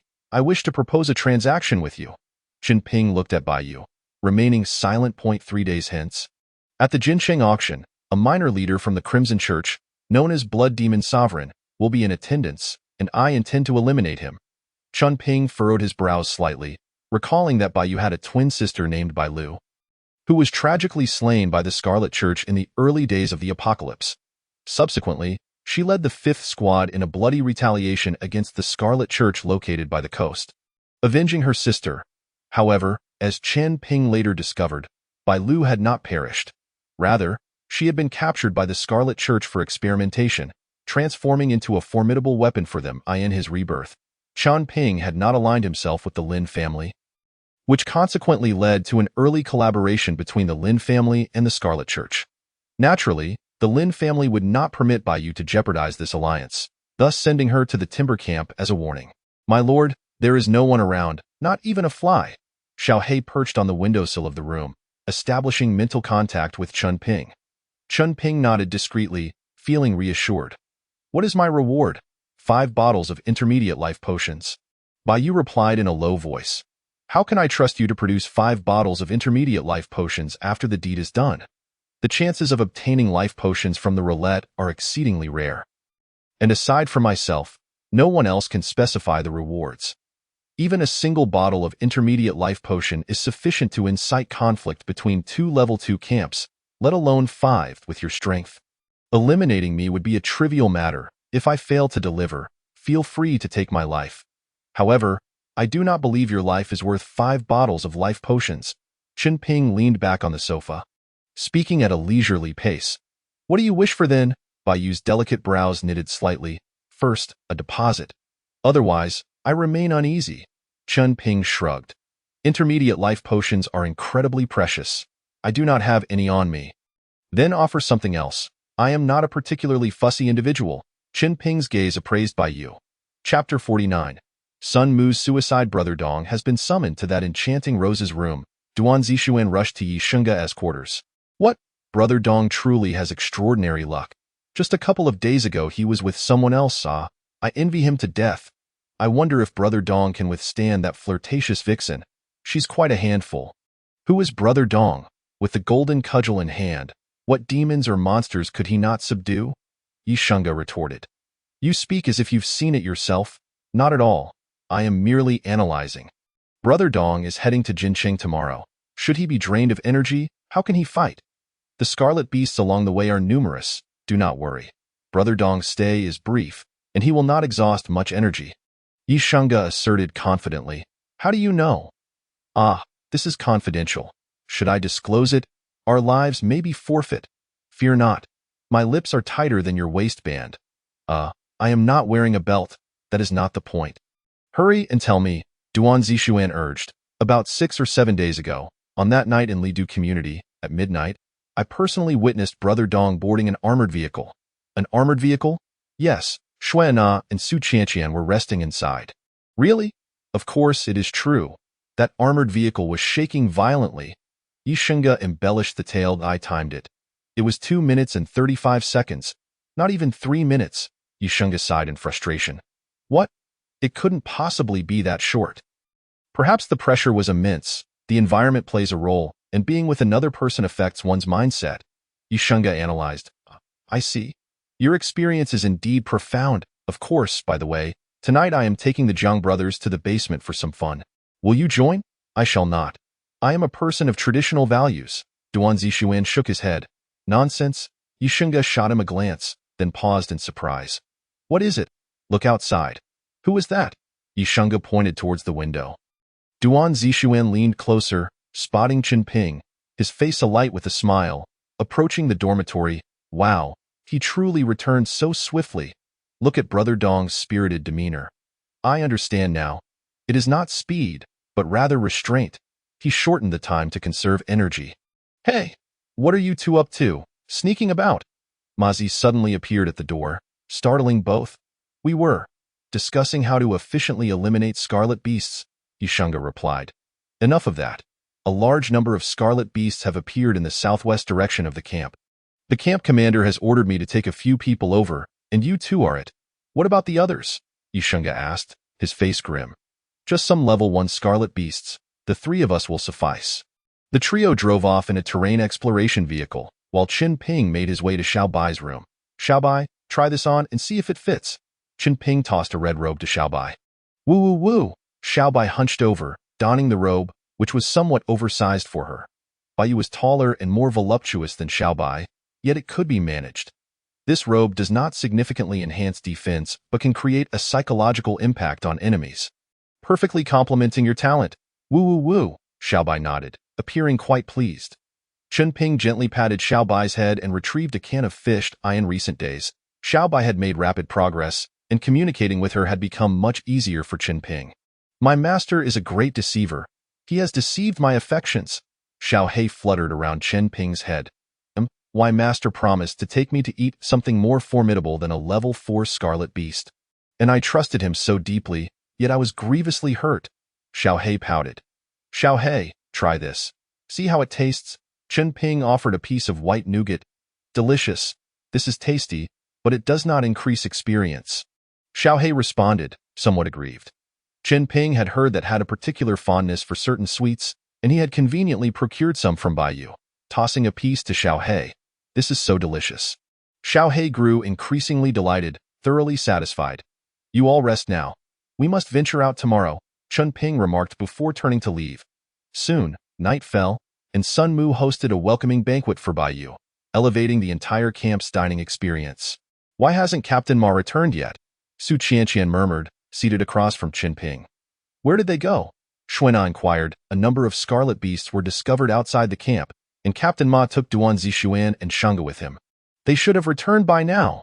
Su Qianqian's brows knitted in concern. Could something have gone awry? Li Shan expressed worry. Qin Ping continued to eat his dinner, regarding it as perfectly normal for Ma Zi and the others not to return. In a world ravaged by the scarlet beasts, such occurrences were commonplace. The last message they transmitted mentioned discovering a blood spider cave. Su Qianqian stated, A blood spider cave? Qin Ping momentarily froze. It cannot be that coincidental, can it? His first thought was of the teleportation array within the Scarlet Secret Realm. What did the camp commander say? Qin Ping queried. He said that with Captain Ma's strength, handling some scarlet insects would pose no issue. So there is no need for concern. Su Qianqian replied. Li Shan? Yes, prepare a vehicle. Qin Ping stuffed all his food into his mouth. An armored vehicle? A motorcycle. I can go on my own, Qin Ping stated. Understood. Li Shan did not dare delay, promptly heading to the garage to select a heavy motorcycle, meticulously checking it and filling the fuel tank. What are you planning to do? Just as Li Shan pushed the heavy motorcycle out, he encountered Sun Mu head-on. Captain Ma has yet to return. We wish to. I know Ma's strength better than anyone, and are you stronger than him? You would merely become a burden, Dong. Do you dare to defy orders? Sun Mu said as Qin Ping mounted the motorcycle. Bang! Qin Ping drew his gun, shooting through Sun Mu's knee. Open the gate. Qin Ping aimed his pistol at Sun Mu's head. Creak! The camp's gate slowly opened. Vroom vroom vroom. The roar of the engine faded into the distance as Qin Ping departed the timber camp alone. He dares to strike me. This is mutiny. Gather teams 2 and 3. Pursue Dong. Sun Mu knelt on the ground, his voice hoarse with rage. Captain Sun, what has happened? Bai Yu approached gracefully, her bare feet gliding over the ground. Ordinary individuals walking barefoot on this rocky terrain would soon be covered in blisters or worse. Yet Bai Yu's delicate feet remained as smooth and tender as an infant's. Deputy Bai, there is a traitor in the camp. Sun Mu gritted his teeth, suppressing the pain. A traitor? With nearby camps annihilated by beast tides. How could there be a traitor in the timber camp? Who sent him? Bai Yu questioned. This, Sun Mu faltered. Could it be someone sent by the Qin family? Is there a connection between the timber camp and the Qin family? Bai Yu furrowed her delicate brows. No, the Taimu camp will certainly not have any connection with the Qin family. What just transpired was merely a minor conflict between me and that individual. There are no traitors within the Taimu camp. That is reassuring. Given the current circumstances, it is only natural for everyone to feel uneasy. Some discord is to be expected. When there is conflict, it must be resolved. And once resolved, the discord ceases to exist. Bai Yu spoke in a gentle tone. Indeed, as deputy camp leader Bai has stated. Sun Mu's face turned ashen. He had heard in the afternoon that Qin Ping had visited Bai Yu's villa. Initially, he thought it was merely Bai Yu addressing some personal needs, but it now seemed far more complicated. If Erdong dared to shoot at him, was it possible that Bai Yu had instigated it? The thought sent a chill down Sun Mu's spine. Camp leader's son has been injured. Why are you not hastening to find someone to provide treatment? Bai Yu scanned the faces around her. Yes, observing this familiar scene, a profound sense of despair settled within Sun Mu's heart. Deputy Camp Leader Bai. No, Camp Leader Bai, please spare my life. I am willing to do anything. Sun Mu, disregarding his leg injury, hurriedly bowed his head to Bai Yu, causing his forehead to become bloodied and bruised. He understood all too well the cause of Zhang Tai's demise, and naturally, he feared following the same tragic path. Bai Yu's brows knitted slightly as she retrieved a cigar, initially intending to feign nonchalance, but now it seemed unnecessary. Bang! An unknown assailant fired a shot that pierced Sun Mu's temple. Camp leader's son succumbed to the immense psychological pressure and chose to take his own life. I believe that a camp leader need not be the one with the greatest strength. What is more crucial is the ability to lead and to command respect. Bai Yu's gaze swept over the crowd. Deputy Camp Leader Bai is correct. We must choose a camp leader who can earn the respect of all. Sun Mu, arrogant and dismissive, had never been one to heed the opinions of others.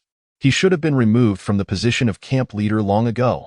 Exactly, absolutely, the crowd echoed in agreement. Let us proceed with an election tomorrow. Excluding those at the bottom, each person shall have one vote. This will ensure fairness and justice in selecting a camp leader whom all can trust. I have only just arrived at the camp and am unfamiliar with it, so I shall not partake in the election. Bai Yu concluded, turning and walking slowly towards the villa. Chen Ping had only just left the camp when he encountered Ma Zi and his companions, who were headed to the Blood Spider Cavern, which did not possess the Crimson Secret Realm's teleportation array, bringing Chen Ping some relief. Upon their return to the camp, they discovered that the position of camp leader was once again up for grabs. The role of camp leader truly is a perilous profession, Duan Zixuan remarked with a shake of his head. It appears you may not need to attend the auction after all. Ma Zi looked towards Chen Ping. Not necessarily, Chen Ping replied cryptically. Chapter 50. Arrival at the Dawn camp in the early morning, the Crimson Wilderness lay silent. Yet the Taimu camp was already bustling with activity. A nation cannot be without a leader for a single day. Nor can a camp function without a camp leader. With the former camp leader's Sun Mu's suicide, it was customary for the most powerful deputy camp leader, Bai Yu, to assume leadership. However, Bai Yu had outright declared her refusal to participate in the election. Within the Taimu camp, Deputy Camp Leader Zhao Chong and the captains of 3 scavenging teams were the most competitive candidates in terms of strength and reputation. Ma Zi was the most deserving of the position. Nevertheless, after voting, former Deputy Camp Leader Zhao Chong emerged victorious, becoming the 3rd camp leader of Taimu. For Chen Ping, this was merely an inconsequential interlude. The auction at the Gathering Treasure Pavilion was set to commence the day after tomorrow. And with Zhao Chong as the new camp leader, Ma Zi was appointed to lead the team. At noon, an armored vehicle slowly departed from the Taimu camp. Damn it, you think just because there's a new camp leader, you can skip out? Not only do I have to go, but I'm dragged along too, Ma Zi complained from the vehicle. Curse it, I haven't even had lunch. Li Shan rubbed his stomach with one hand. With Zhao Chong now the camp leader, the camp was in a flurry of activity. Ma Zi and the others only managed to grab a few provisions before hastily leaving. I heard the Gathering Treasure Pavilion provides meals. And the food is quite decent. Yishunga remarked. That's for others. If we go, we'll be lucky to get 2 potatoes, Duan Zixuan commented, suddenly noticing the figure beside Chen Ping, cloaked in a black robe. To avoid drawing attention, Chen Ping had draped 2 robes over Xiaobai, with Bai Yu's red robe underneath and a black robe borrowed from Ma Zi on top. This brother? Sister? Why have you been silent?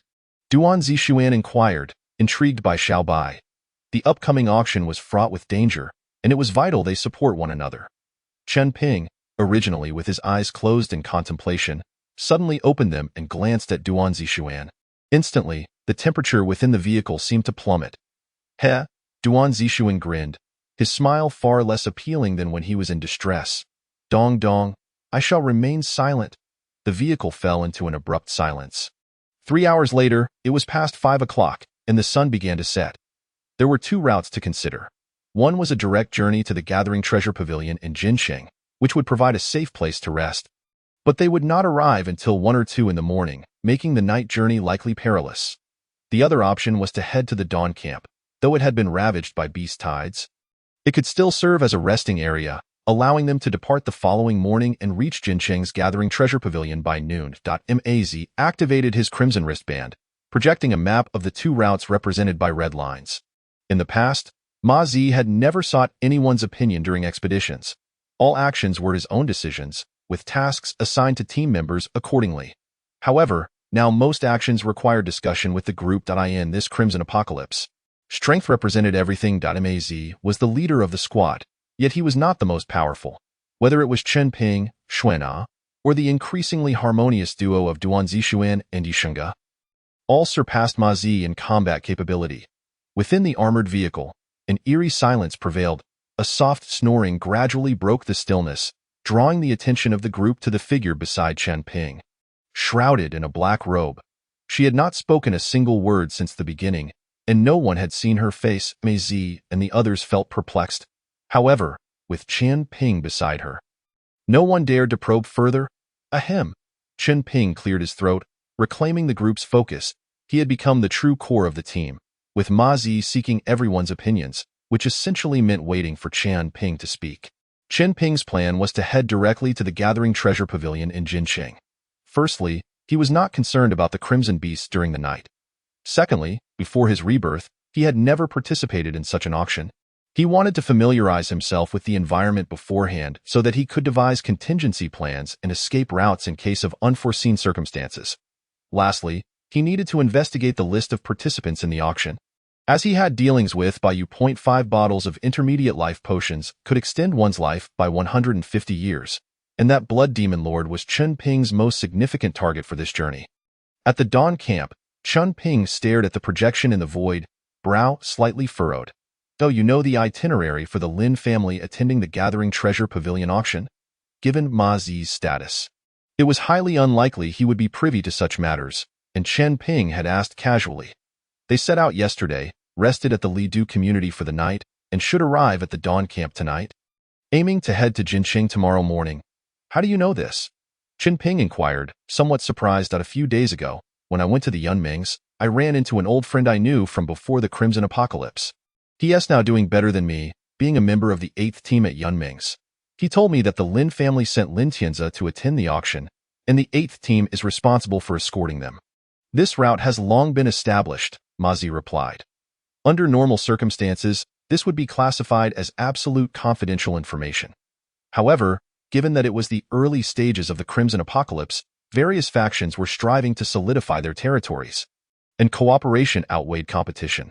Once the threat of Crimson Beasts diminished, it would be time for factions to vie for survival and resources, just as the Lin family and Chen family were wary of one another. Even wishing to annihilate each other, neither had taken action, nor would they in the short term. The first to make a move would disrupt human unity, making it difficult to rally strong allies in the future. The Lin family's convoy faced the greatest danger from the Crimson Beasts. Furthermore, by disclosing their itinerary, there was a possibility of assistance in the event of danger along the way. The Lin family was known for their generosity compared to the Chen family. Lin Tianzi was one of the key figures in the Lin family, and if he could be rescued, it would be a significant leap forward. Thus, no one deliberately concealed such information. "Are you certain this information is accurate?" Chen Ping asked solemnly. "As long as they encounter no unexpected events on the road, they will undoubtedly rest at both the Lidu community and the dawn camp," Ma Zi nodded. The journey from the Lin family to Jincheng was extensive. Even with superior vehicle performance, it would take at least 2.5 days. Lin Tianzi was an immensely important figure, and to ensure safety and preserve strength, they would definitely not travel at night. There were numerous camps and resting points along the way, and careful time management made these two locations the optimal choices. Given that the Taimu camp was now under the Lin family's control, and knowing that the Lin family would rest at the dawn camp, it was only natural for them to go as vassals, perhaps to offer assistance. Chen Ping spoke with profound significance. "Indeed, Dongzi makes a valid point. Let us rest at the dawn camp tonight." Ma Zi nodded without any doubt regarding Chen Ping's words. The others, save for Xuan'er, found no fault in Chen Ping's statement. Would he truly resort to killing again? Xuan'er felt a pang of worry. After all, those were members of the Lin family, and key figures at that.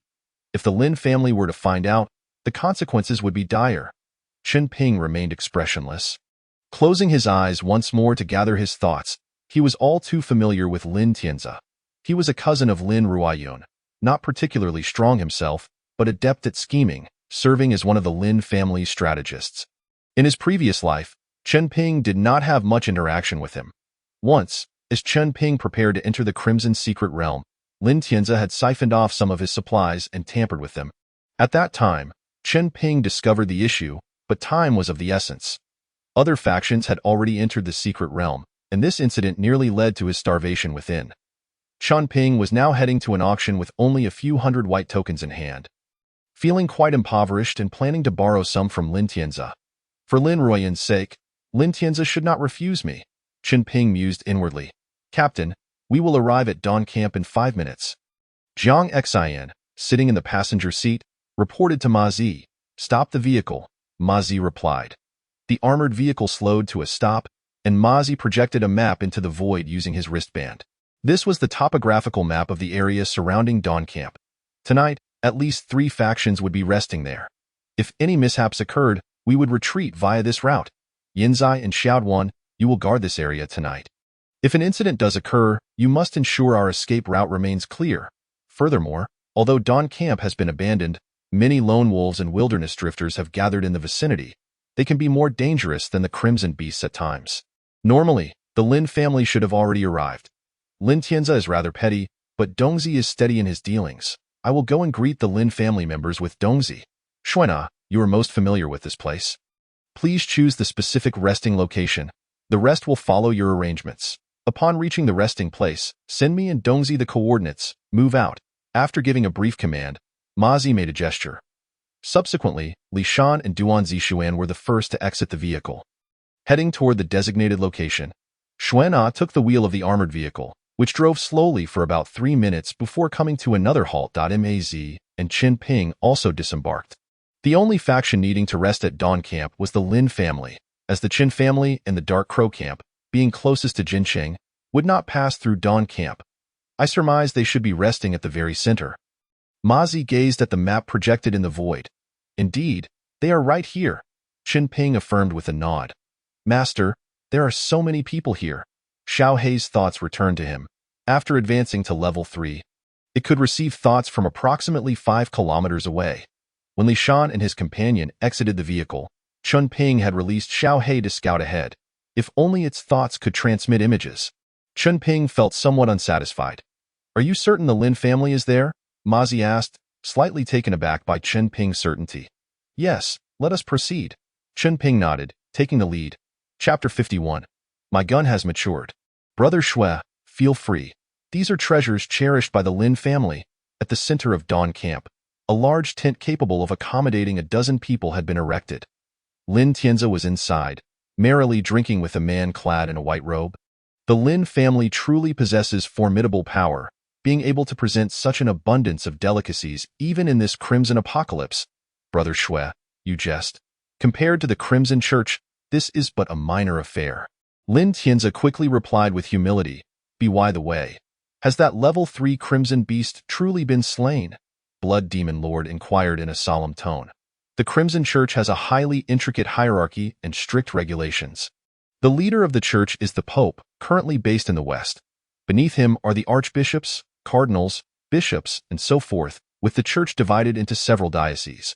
The bishop serves as the head of a diocese. Blood Demon Lord is the bishop of the coastal region, holding a rank of silver 5 stars, with comprehensive strength comparable to Baiyu, slightly surpassing Xuan Na. According to our investigations, the level 3 Crimson Beast has indeed been killed. Lin Tianze answered seriously, no one can single-handedly slay a level 3 Crimson Beast, nor could it have been done so quietly. How could you lack any leads? Blood Demon Lord frowned. This matter is indeed quite suspicious. The last level 3 Crimson Beast we hunted alongside the Qin family also vanished inexplicably. Lin Tianze shook his head. When unusual occurrences arise, there is certainly something amiss. The Lin family must remain vigilant. Especially concerning the upcoming auction, there must not be any mistakes, Blood Demon Lord urged. Regarding that herb you mentioned, can it truly? Lin Tianze spoke softly. Of course, I have also brought the experimental samples with me. As long as the Lin family can acquire that herb and combine it with the secret methods of my Crimson Church, ordinary people could possess abilities comparable to a level 3 Crimson Beast. Moreover, their strength could continuously improve, Blood Demon Lord spoke confidently. Rest assured, our Lin family is most sincere this time. I have brought. Before Lin Tianzi could finish, someone outside the tent suddenly reported, Lord Lin, Ma Zi from Ironwood Camp requests an audience. Ma Zi? Lin Tianzi pondered for a moment before recalling. Let him in. Though somewhat impatient, he acquiesced. The location of Ironwood Camp holds great significance for the Lin family. Besides its geographical importance, the camp's performance during the Beast Tide had exceeded all expectations. In the future, Ironwood Camp would serve as the Lin family's frontline fortress, a part of Lin Tianzi's plan for the family. Although Meiying Changwei Baiyu is among the upper echelons of Yumingze, she does not bear the Lin surname. If Baiyu were to harbor other intentions, it could pose significant trouble for the Lin family. Recently, Lin Tianzi had been contemplating how to cultivate his own informant or confidant within Ironwood Camp. He knew that Ma Zi was the captain of the first team at Ironwood Camp, which had performed exceptionally during the Beast Tide. Moreover, Ma Zi had promptly responded to the Lin family's task of hunting the level 3 Crimson Beast. This would be an opportune moment to make contact and assess his potential value. Brother Lin, since we have a visitor, I shall take my leave. Matters between the Lin family and the Crimson Church are not to be divulged to outsiders. Brother Shui, you haven't even begun to eat yet. Allow me to step out and relay a few words before returning promptly, Lin Tianzi quickly replied. Very well, then I shall wait here for Brother Lin's return. Blood Demon Lord glanced at the table laden with delicacies and ultimately nodded. The Crimson Church in the coastal region had yet to fully develop, and its resources were inferior to those of the Lin family. Such a lavish spread of food had not been seen by Blood Demon Lord since the onset of the Crimson Apocalypse. He picked up his chopsticks and began to eat. Just as Lin Tianzi stepped out of the tent, Ma Zi and Chen Ping approached, captain of the first team at Ironwood Camp. Ma Zi, I apologize for the intrusion, Lord Lin. Brother Ma, you are too polite. Now that Ironwood Camp has joined Yumingze, you are one of us in the Lin family. Lin Tianzi responded with a hearty laugh, walking over to pat Ma Zi on the shoulder. However, when he turned to Chen Ping, he suddenly frowned, feeling a sense of familiarity. Master, there is another person inside the tent, dressed in a white robe, looking like a big fool. Xiao He conveyed the situation inside the tent to Chen Ping through thought. A white robe? Is there any distinctive pattern on it? Perhaps eyes or the like? Chen Ping inquired. There's a big red eyeball. It scared the bugs away. Xiao He expressed its lingering fear. The sight of that pattern gave one an unsettling feeling, as if they were plummeting into an abyss, being closely watched by a demon. Based on Xiao He's description, Chen Ping could ascertain that the person inside the tent was indeed affiliated with the Crimson Church. Dressed in a white robe, their rank must be significant, seemingly a sign of a bishop, and from the information provided by Baiyu, this Blood Demon Lord is the bishop of the coastal region. Unexpectedly, there was an unforeseen gain. Chen Ping believed that arriving at Dawn Camp tonight was undoubtedly the wisest decision. At this moment, Lin Tianzi and Ma Zi had exchanged pleasantries for quite some time. Lord Lin, I cannot accept such a reward without merit. Captain Ma, there's no need for such formalities. I feel a kinship with you. It is getting late, and I have matters to attend to, so I shall not see you off. Lin Tianzi concluded, clasping his hands behind his back. In Ma Zi's hands was a stack of crimson tokens, which felt somewhat hot to him. Lord Lin, you have many responsibilities. We shall not disturb you further. Very well, Captain Ma. I shall not see you off. We shall gather again at the auction tomorrow. Please, Lord Lin, stay a moment. As Ma Zi spoke, he accompanied Chen Ping and turned to leave. Seizing the opportunity, Chen Ping surveyed the surrounding defenses. There were 6 individuals around the tents, and in the distance, 4 others were resting. The person standing at the entrance of the tent was somewhat familiar to Chen Ping.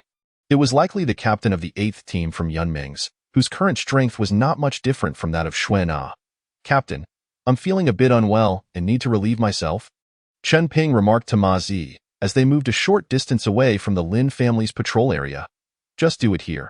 I'll keep watch for you, Ma Zi replied, indicating he would guard against any potential attacks from the Crimson Beasts. Captain, there are people nearby. I can't pull it off. Chen Ping chuckled. It's the Crimson Apocalypse, after all. I'll wait for you at our base, Ma Zi asked. Xue Na has sent you the location, right? She did. I've received it. I'll be quick. Just a few minutes. Chen Ping assured him. Mei Zi nodded. However, as a man, one cannot rush everything. Some matters are better approached slowly. With that, Ma Zi vanished into the night. Chen Ping, slightly taken aback, had no time to ponder Ma Zi's words as he turned back to the Lin family's camp. Hey, why are you? In a swift motion, a guard was struck down. What is happening over there? Bang, bang, bang. Multiple shots rang out as the sentinels atop the lookout tower and those hiding in the bushes were swiftly dealt with. Enemy attack. There are enemies. The captain of Yunming's 8th team was the first to notice the anomaly and shouted out.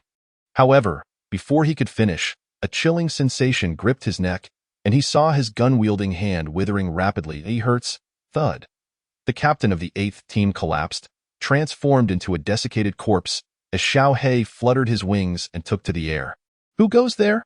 Lin Tianzi emerged from the tent, brandishing a handgun. At that moment, only Chen Ping stood quietly outside the tent. You are, bang. Before Lin Tianzi could finish, a blood hole the size of a finger appeared in his forehead. I am Chen Ping, here to borrow some money.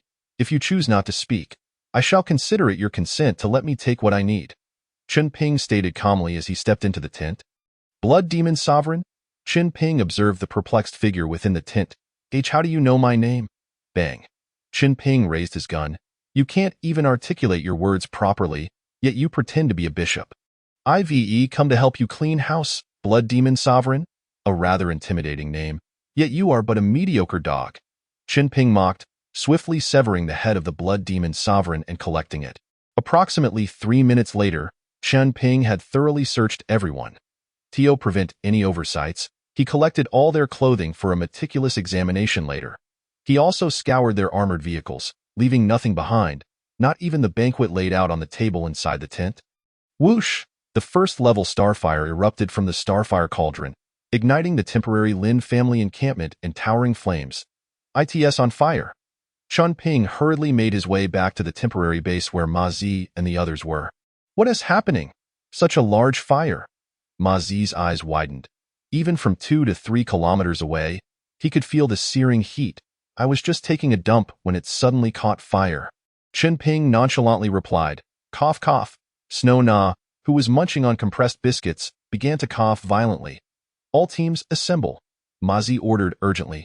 Captain, what is this? Chen Ping inquired. Firefighting. Ma Zi responded. Captain, with the Lin family's strength, they can handle it themselves. If it's something they can't resolve, our involvement would only lead to our demise. Chen Ping analyzed. Donggu is right. Jiang Cheng stood up. Boss, Donggu makes a valid point. Jiang Xian nodded in agreement. Me too. I also believe Donggu is correct. Yi Shanggu, still chewing on a potato, finally managed to speak after swallowing his food. Captain, I think we shouldn't linger here. We should travel through the night. Snow Na put away her food, glanced at Chen Ping, and finally addressed Mei Zi, gazing at the distant roaring flames, hesitated no longer. Shanzi, Xiao Duan, is everything normal over there? Report, Captain. All is well. We need to evacuate. Prepare yourselves, understood, Li Shan replied. Gather. Before Ma Zi could finish, Yi Shanggu and the others were already dismantling the tent and packing it into the armored vehicle. Rumble, rumble. The engine roared to life as Ma Zi and the others' armored vehicle sped toward Jincheng. Did you do it? Snow Na, seated in the passenger seat, looked through the rearview mirror at the receding flames. Chen Ping held the steering wheel with one hand while the other grasped a roasted leg of lamb. Huh? What? Impossible. I only dare to kill crimson beasts, never humans. It was the gun that moved on its own. Well, I have a mature little handgun that can attack automatically. Chen Ping nodded seriously. Where did you get that leg of lamb? I found it while taking a dump. Chen Ping replied earnestly. Is there any more? Yes. Do you want some? Chen Ping inquired if possible. Snow Na instinctively made a swallowing motion. 3 months had passed. 3 long months. Primarily consisting of potatoes, with the best offering being compressed biscuits. Frozen jerky and canned food had only been consumed once. Before encountering the roasted leg of lamb, Snow Na could control her cravings. Yet, with Chen Ping beside her, chewing away, the aroma of the meat began to cloud her senses. I have more meat, but there's no such thing as a free lunch. If you wish to eat, we must strike a deal. Chen Ping's gaze roamed over Snow Na, causing her to shiver slightly. Faced with the temptation of food, Snow Na lost some of her rationality and instinctively nodded. What do you want? Chapter 52.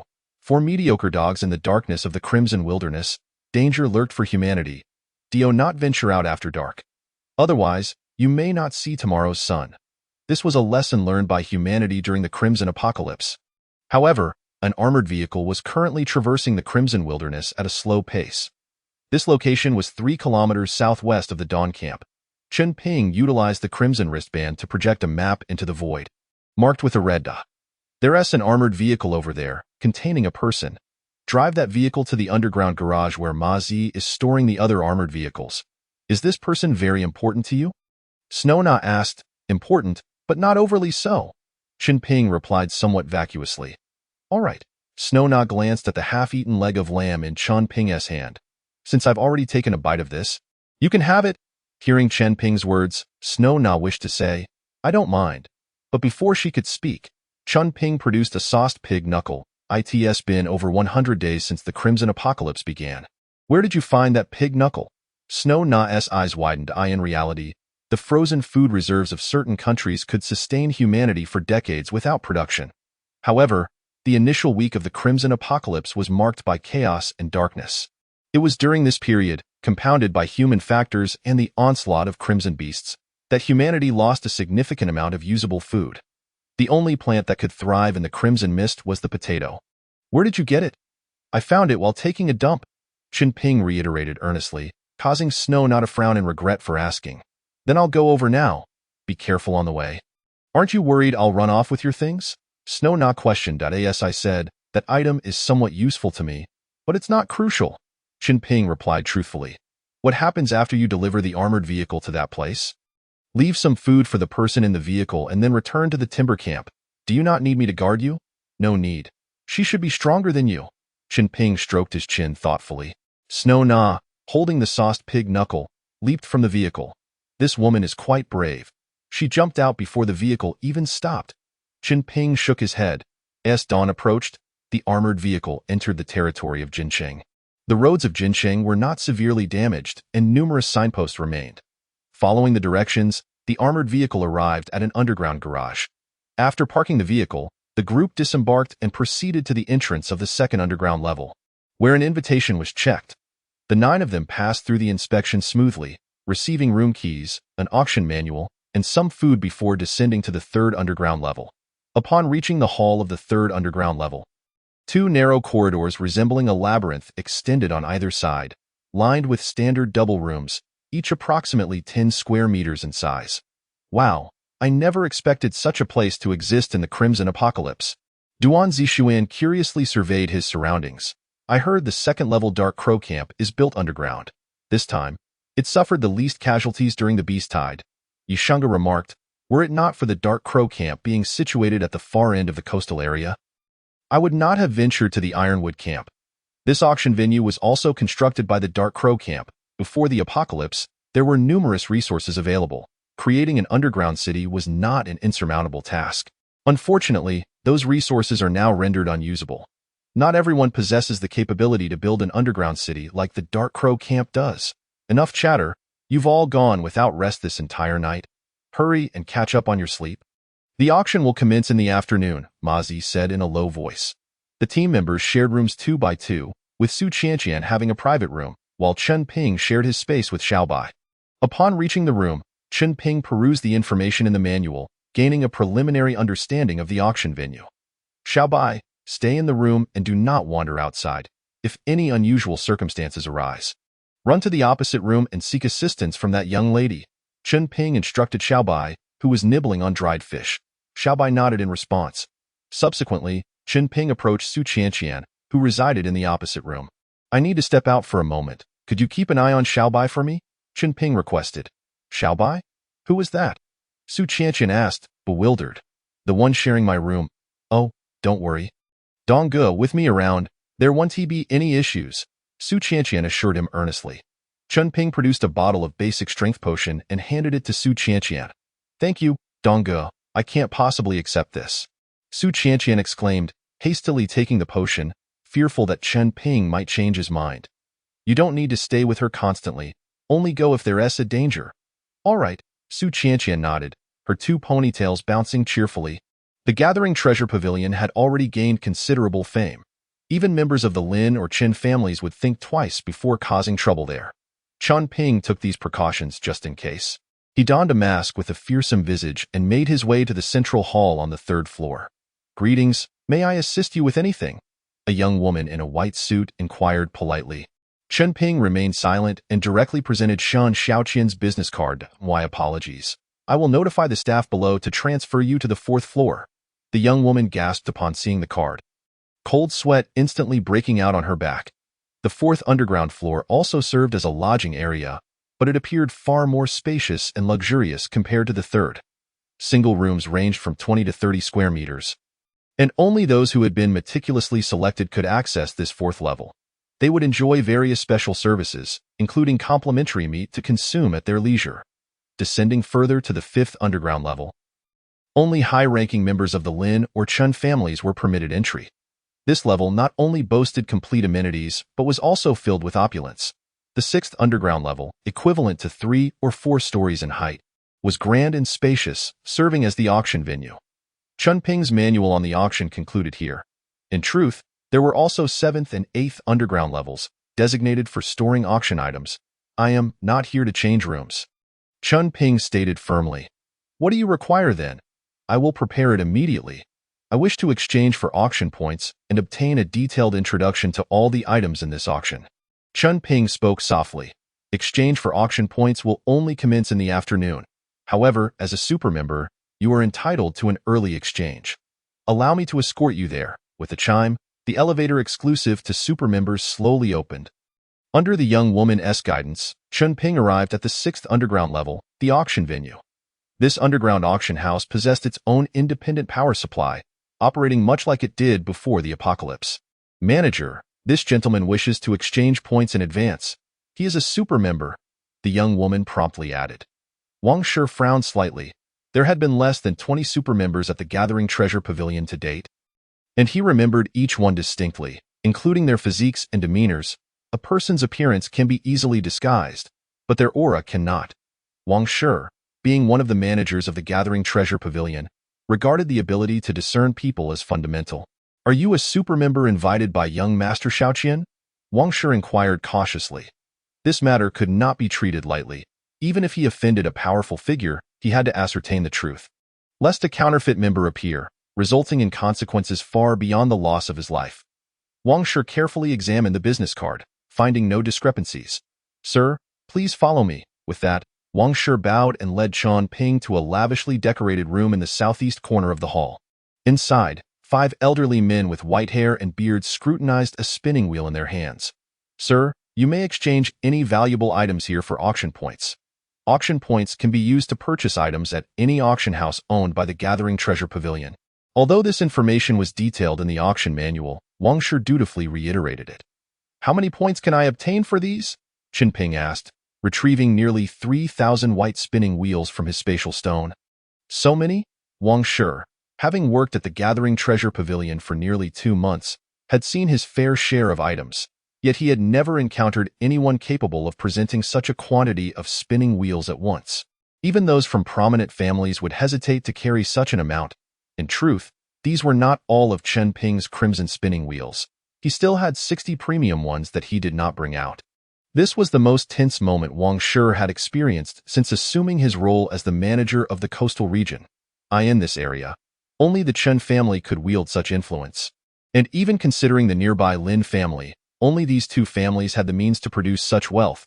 He was certain Chen Ping was not a member of the Qin family. The Lin family had sent Lin Tianzi this time. He certainly was not Lin Tianzi. Wang Shi was filled with doubts, yet he maintained a facade of calm. Sir, each spinning will possess different prizes and varying values. We will conduct a thorough examination. Due to the quantity of spinning wheels, there may be a longer wait time. Would you like any beverages or food while you wait? I can prepare something. No need. Understood. Wang Shi replied respectfully. There is a VIP lounge inside. I will wait outside, so feel free to call for me if you need anything. Wang Shi bowed and exited the room. Bang. As soon as the door closed, Wang Shi quickly activated his crimson wristband. Inform young master, there is an extremely mysterious super member exchanging points. Please come verify inside. Chun Ping entered the VIP lounge. Master, that fellow has contacted young master. Xiao Hei's thought echoed back. Xiao Hei, keep watch at the door. Notify me when someone arrives, and try to ascertain how many people come and their strength. Why should the insects work without being fed? Xiao Hei expressed some frustration. That's easy to arrange. I'll get you some food when I step out. I don't mean grass. I mean a tier 3 crimson beast. Rest assured, I will definitely take you along. Let them bulk up a bit first. You've tricked me once already, master. Someone has arrived, a total of 5 people.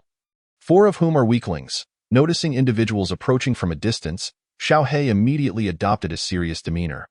However, it was unclear to him how to categorize human strength. By intuition, he assessed that 4 individuals possessed strength comparable to the Blood Demon Lord he had slain last night. Chun Ping had labeled the Blood Demon Lord as a weakling that I understand. You stay outside. Chun Ping and Xiao Hei shared a mutual understanding, knowing exactly what each meant. Chapter 53. Your whole family is a fly. Shin Shaoqian approached the door of the VIP room and gently knocked 3 times. Enter. Chun Ping cleared his throat and replied after waiting for 4 or 5 seconds. Following this, Shin Shaoqian lightly opened the door and stepped inside alone. Ah, it's the Eardong brothers. Shin Shaoqian smiled broadly. As if he and Chun Ping were longtime friends, I knew you would come. I'm merely an unknown individual. How could I dare to neglect the warm invitation of Brother Shun? You flatter me. Eardong brothers, your presence here is a testament to my esteem. The two exchanged empty pleasantries. Tio Chun Ping, this felt like a waste of time. So he directly asked, what good items are available at this auction? Don TB Hasty, Eardong brothers. Here are the 10 most important items of this auction. The last 3 are true treasures. They have previously been auctioned in other regions but received no bids. Thus remaining unsold, Shin Shaoqian produced a piece of white paper adorned with illustrations and annotations. The first 7 items included 2 blue premium spinning wheels, 2 blue quality weapons, 1 blue quality armor piece, and crimson coins. The final 3 crowning items consisted of a medicinal herb, a crimson beast egg, and a blue quality talent.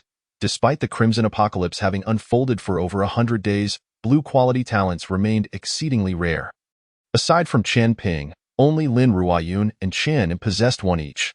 The Gathering Treasure Pavilion truly has deep pockets. Acquiring such items is no small feat, even for the reborn Chun Ping. The treasures available at this auction broadened his horizons. Just the Crimson Beast egg alone was typically found in the Crimson Secret Realm, and encountering one in the Crimson Wilderness was nearly impossible. Originally, Chun Ping merely intended to exchange a few points for several life potions using a white garbage crimson turntable. However, upon reviewing the specific auction items, he promptly altered his plans. He aimed to redeem as many auction points as possible, seeking to acquire at least the blue turntable, the crimson coins, and that particular herb. Additionally, the blue quality talent was quite appealing, and the Crimson Beast's egg was also very enticing. In any case, he resolved to bid on as many items as his means would allow. This is our acquisition price list. Shin Shaoqian presented yet another form. By the way, we also offer proxy bidding. If the transaction is successful, there is a 5% service charge. Erdong is a super member I invited. The proxy bidding fee for him is only 3%. Furthermore, aside from auctions, all items in the Treasure Pavilion can be purchased at a 30% discount. Thank you, Brother Shin. No need for such formality. Erdong. Shin Shaoqian continued in a hushed tone. This auction will also feature some exclusive sessions open only to super members. Chun Ping inquired, what items are included? Crimson Sirens, especially the ones in this auction, are truly top-tier. Crimson Sirens? Chun Ping furrowed his brow. Even in his reborn state, he had never heard of such crimson beasts. They were humans of exceptional appearance who had undergone injections of certain potions, combined with the blood of crimson beasts, rare specimens that, in terms of beauty and skills, were unseen before the apocalypse. Moreover, I assure you, they are genuine. Shin Shaoqian smiled. Is that all? Chun Ping asked. Well, if Brother Erdong is not interested in females. We also have crimson male sirens, ranging from youthful and handsome to muscular types. Whatever your taste, we can find a suitable match, Shin Shaoqian declared with confidence. Chun Ping nodded. Regardless of the world's backdrop, human nature remains constant, transcending skin color and gender. Where there is benevolence, there exists malevolence. Where there is light, darkness follows. Even in the apocalypse, the themes of money and power, beauty and desire persist. Having obtained the information regarding the auction items, Chen Ping felt his objective was accomplished and chose not to waste any more time with Xin Shaoqian. I wish to rest first, as I have traveled overnight and feel somewhat fatigued. No problem, I will arrange a presidential suite for you. No need, the previous room will suffice. Oh, understood, keeping it low-key. Once these points are tallied, I will directly transfer them to your super membership card, and you can simply swipe it at the auction. Xin Shaoqian nodded. That works. Chen Ping stood up, and Xin Shaoqian personally escorted him out. Suddenly, Xin Shaoqian noticed a fly on the wall, a black bug the size of a thumb. When did a fly get in here? You re the fly. Your whole family are flies. I am an aberrant insect? Aberrant insect? Fool! Little Black exclaimed in frustration. He can't understand you. Chen Ping remarked, his expression unchanged as he passed by. Master, may I eliminate him? Little Black fluttered his wings. Not for now. After this auction, if you wish, feel free, Chen Ping replied. With a loud smack, several burly men swung an electric fly swatter at Little Black. Why then? Chen Ping had already distanced himself. And as a level 3 crimson insect, Little Black was not concerned about these men being his matched. Tingling all over, quite delightful. Chen Ping sensed Little Black's thoughts and stumbled slightly, nearly falling. Goodness, you have such peculiar tastes. I don't. Master, please don't say such things, Little Black retorted, taking flight. Stay close to Xin Shaoqian. If he makes any moves, notify me. That level 3 crimson beast? Rest assured. Once this auction concludes, you shall have your share. Soon, Chen Ping arrived back at the twin room on the 3rd floor. With a firm thud, he closed the door and retrieved all the remaining crimson turntables from the spatial stone. He had 43 white crimson turntables, 16 green crimson turntables, and 1 blue crimson turntable. These were all obtained from Lin Tianzi, along with several crimson coins. As for the Blood Demon Sovereign, he was utterly destitute. However, in the Crimson Church's armored vehicle, Chen Ping discovered a wildling who resembled Xiaobai. Based on his judgment, it was highly likely to be Bai Yu's sister. Thus, he instructed Xue not to drive the armored vehicle back while pondering how to handle the situation. Perhaps contemplating a trade with Bai Yu, Chen Ping shifted his focus back to the crimson turntables before him. Among the 22 white crimson turntables, each contained a basic life potion, with the remainder consisting of some green quality weapons and items. These were the finest selections from over 3,000 white turntables. Glancing at Xin Shaoqian's price list, he noted that the prices for green weapons were significantly higher than those for white turntables. Even though these were premium white turntables, their prices were still suppressed. After some calculations, he resolved to extract the weapons from the white turntables to exchange for points. The green turntables held 2 intermediate life potions, while the rest consisted of green quality spatial stones and talents, which held little significance for Chen Ping. After all, he already possessed red talents. Even if he learned new talents, he lacked the resources to upgrade them. These green trash talents could still yield a considerable number of points. The sole blue turntable was the best item Chen Ping had found on Lin Tianzi. Please specify the reward item. 1. Intermediate Berserk Potion 2. Advanced Heavy Armored Vehicle 3.100 Cattle, Adult, 4. Rainbow Fart Sniper Rifle 5. Portable Barbecue Grill 6. Survival Guide Comic Book 7. Advanced Life Potion .7. Advanced Life Potion. Chen Ping reserved only the finest turntables for himself, but drawing from them required longevity. Fortunately, he had 1 Advanced Life Potion. Otherwise, he would not have been able to draw many times. The total lifespan provided by all life potions reached 220 years, while drawing from all the turntables required 233 years. After using the potion, Chen Ping had 42 years and 356 days of lifespan remaining. Glancing at the time, it was already past 6 in the morning. The auction was set to commence at 4 in the afternoon, but the actual start would be around 6 or 7 o'clock, with the final featured items likely appearing around 8 or 9. Chen Ping stored all the items in the spatial stone and promptly fell into a deep slumber. It was not until 5 hours later that Chen Ping jolted awake, his eyes opening wide. Since his rebirth, he had never experienced such deep sleep, yet this time was exceptionally profound. Suddenly, Chen Ping felt something furry nudging against his armpit. Looking down, he found Xiaobai resting there, sleeping soundly like a little kitten. Chen Ping lay quietly, reluctant to disturb Xiaobai. Donggu, Donggu. It's time for breakfast. Duan Zixuan's voice echoed through the corridor, his infectious tone ensuring everyone remembered Dong Ge. Even Xiaobai, nestled in Chen Ping's embrace, was startled awake. Wu. Xiaobai, realizing he had sprawled across Chen Ping, nearly leapt up in shock, hastily retreating to the corner and curling up. It's all right. Regardless of what happened before. That's all in the past. As long as you heed my words, no one will bully you again. Bang, bang, bang. Before Chen Ping could finish, a loud knocking at the door startled Xiaobai once more. Dong Gu, there's extra food. The treasure pavilion has provided us with more. Duan Zixuan's voice trailed off as Chen Ping opened the door.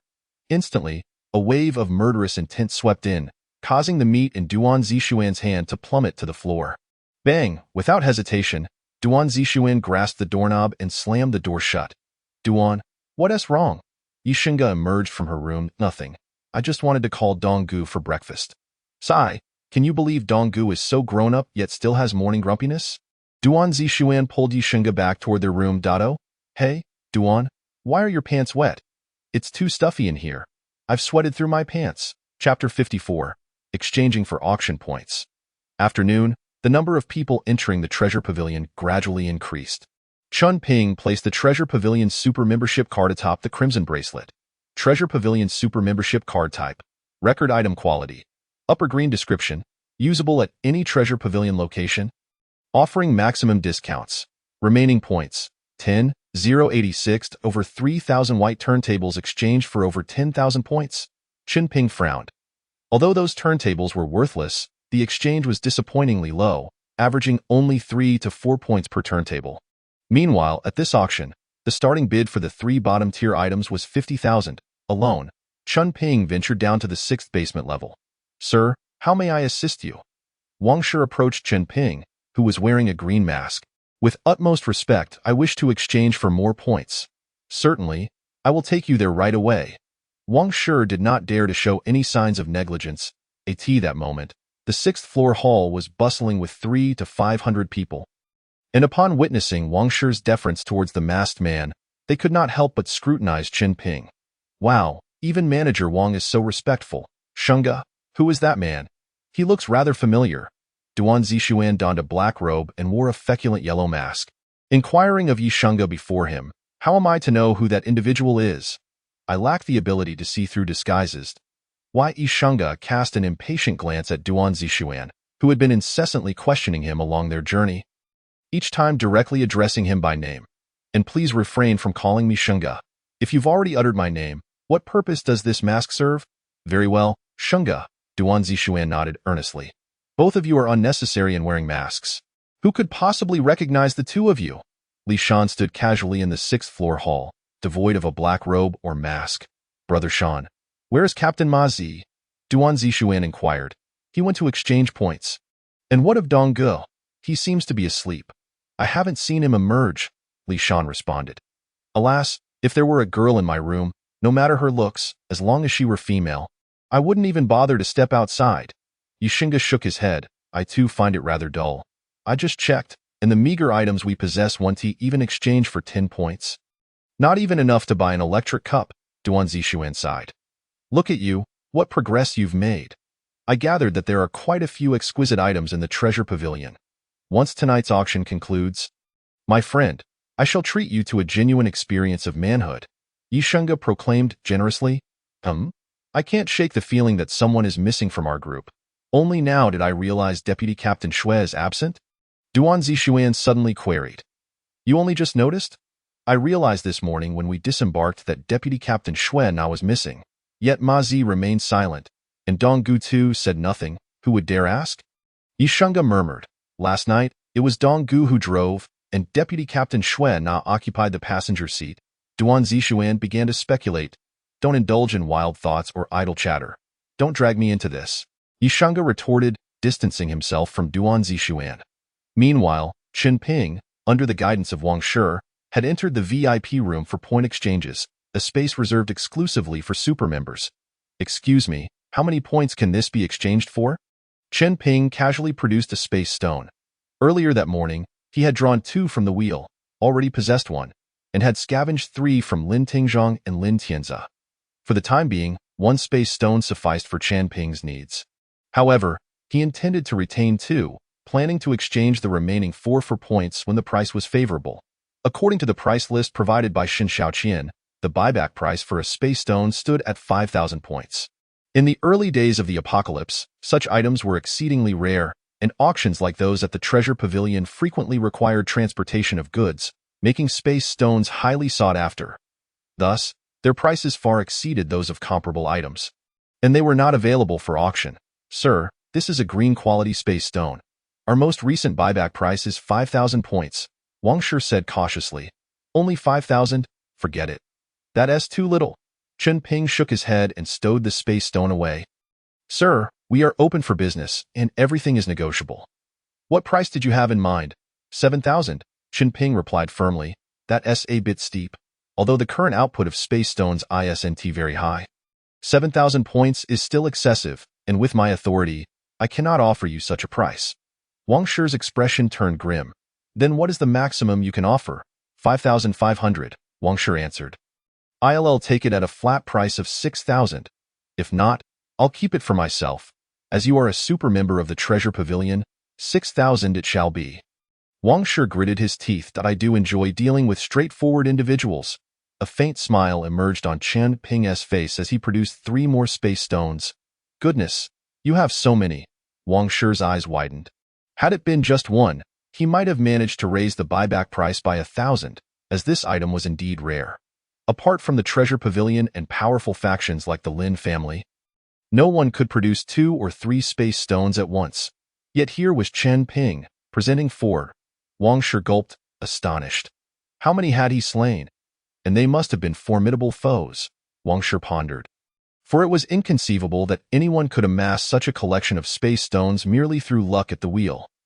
Chen Ping, however, was indeed correct, albeit only partially. I recall Shaoqian mentioning that the Treasure Pavilion values integrity. Manager Wang, you wouldn't go back on your word, would you? Chen Ping's expression darkened. No, that's not what I meant. I'll arrange for your points exchange immediately. Wang Shi wiped the sweat from his brow. Wait. Chen Ping's words halted Wang Shi in his tracks. Sir, how may I assist you? Let us see what this can be exchanged for, Chen Ping said, presenting a piece of silver armor. Just one piece? Wang Shi asked cautiously.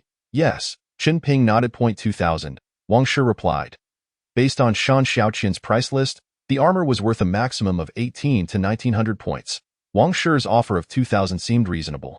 With a flourish, Chen Ping unveiled a trove of protective gear and weaponry, including robes, long blades, and sniper rifles. Sir, didn't you just say one piece? Indeed, the silver armor is just one, while the rest are numerous. Chen Ping confirmed with a nod. I won't haggle over these. Let us handle everything at 2,000 points each. Consider it a small loss on my part, given my acquaintance with Shaoqian, Chen Ping generously offered. Wang Shi wiped his forehead again. If he accepted all these items, he would incur a loss of at least 5,000 to 6,000 points, and whether his managerial position would remain secure was uncertain. Sir, I must first report to the pavilion master, Wang Shi replied, trembling slightly. Hurry, please. I have matters to attend to. Chen Ping frowned. Yes. Wang Shi bowed and exited in haste. In the depths of the Golden City Treasure Pavilion. On the 9th underground level, the true final layer, Shen Shaoqian was drenched in sweat. Damn flies. I refuse to believe I can't catch you today. Shen Shaoqian wielded an electric baton, chasing after Little Black throughout the room. Can't he catch me? Can't catch me. Hey, silly. I'm right here. Still can't catch me.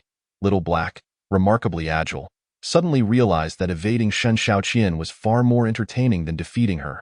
Pavilion Master. Wang Shi knocked on the door. What is it? Shen Shaoqian snapped, her temper flaring. That gentleman has returned, seeking to exchange points. Then let him exchange. But his asking price is rather high, Wang Shi replied. Let me see. Shen Shaoqian took a deep breath, set down her electric baton, and accepted the list Wang Shi handed over. 4 space stones. Where did he acquire these? Shen Shaoqian was incredulous. The entire Treasure Pavilion had only 8 space stones, and they had spent 2 months leveraging the resources of the Shen family to acquire them. 6,000 points was indeed somewhat steep, yet still acceptable. The pavilion was at a critical juncture of development, and sometimes it was worthwhile to pay a premium for essential items. What of the other protective gear and weapons? Wang Shi inquired. Accept them without hesitation. Given his capabilities, he is bound to become one of our most significant clients in the future, and it is not worth offending such a potential asset over trivial gains. Xin Shaoqian waved her hand dismissively. And remove all surveillance on him and the Taimu camp team to avoid causing any annoyance, Xin Shaoqian quickly instructed. Understood. Wang Shi bowed and exited, eyeing the room. Xin Shaoqian ceased her pursuit of Little Black and gazed at the creature perched atop the ceiling, her brow furrowed in contemplation. Surely, you aren't from the East faction, are you? This is a bit too outrageous. Xin Shaoqian felt a chill run down her spine. Minutes later, Wang Shi returned to the VIP room where Chunping awaited. Sir, everything will be exchanged at the previously agreed price. I'll tally your points immediately. Wang Shi maintained his respectful demeanor.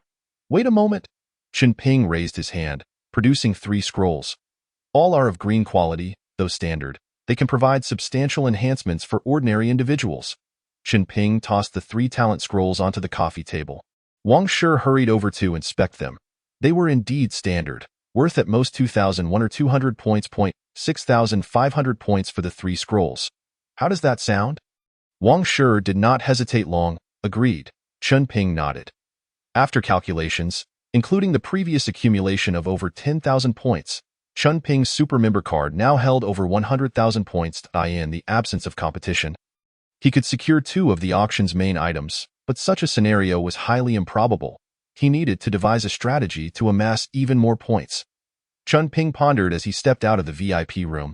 In the 6th-floor hall, the crowd had swelled, and Ma Zi and the others had found their seats. A few hours remained until the auction officially commenced. On the central platform of the hall, a dozen alluringly clad dancers performed with fervor. Chapter 55. Donggu is truly a good person. Knock, knock, knock. A gentle rap echoed at Chunping's door. The door is unlocked. Chunping had just returned to his room. Reclining on the bed while reviewing the auction item list, Donggu? There's a show happening down in the hall. Aren't you going to take a look? Su Sisi gently opened the door and peeked inside. Wait, let's see. It seems rather uninteresting, Chunping casually remarked. Donggij, what is that in your hand? May I take a look? Su Sisi, filled with curiosity, stepped into the room. It's the list of auction items. Chunping handed the list to Su Sisi. The manual provided by the Treasure Pavilion offered no introduction to those 10 items, aiming to preserve an air of mystery. In truth, this was not a matter of great secrecy. After all, the reveal would occur in just a few hours. Chunping, however, found Su Sisi somewhat inscrutable and was eager to discern her true intentions. Are there any items you wish to purchase? Chunping inquired tentatively. What's the matter? Su Sisi's gaze remained fixated on the list. Her complexion paling, and her body began to tremble. Donggij, is this list genuine? Su Sisi suddenly looked up at Chunping. He was momentarily taken aback, noticing her ponytails swaying without wind and her large, sparkling eyes now tinged with our it should be authentic.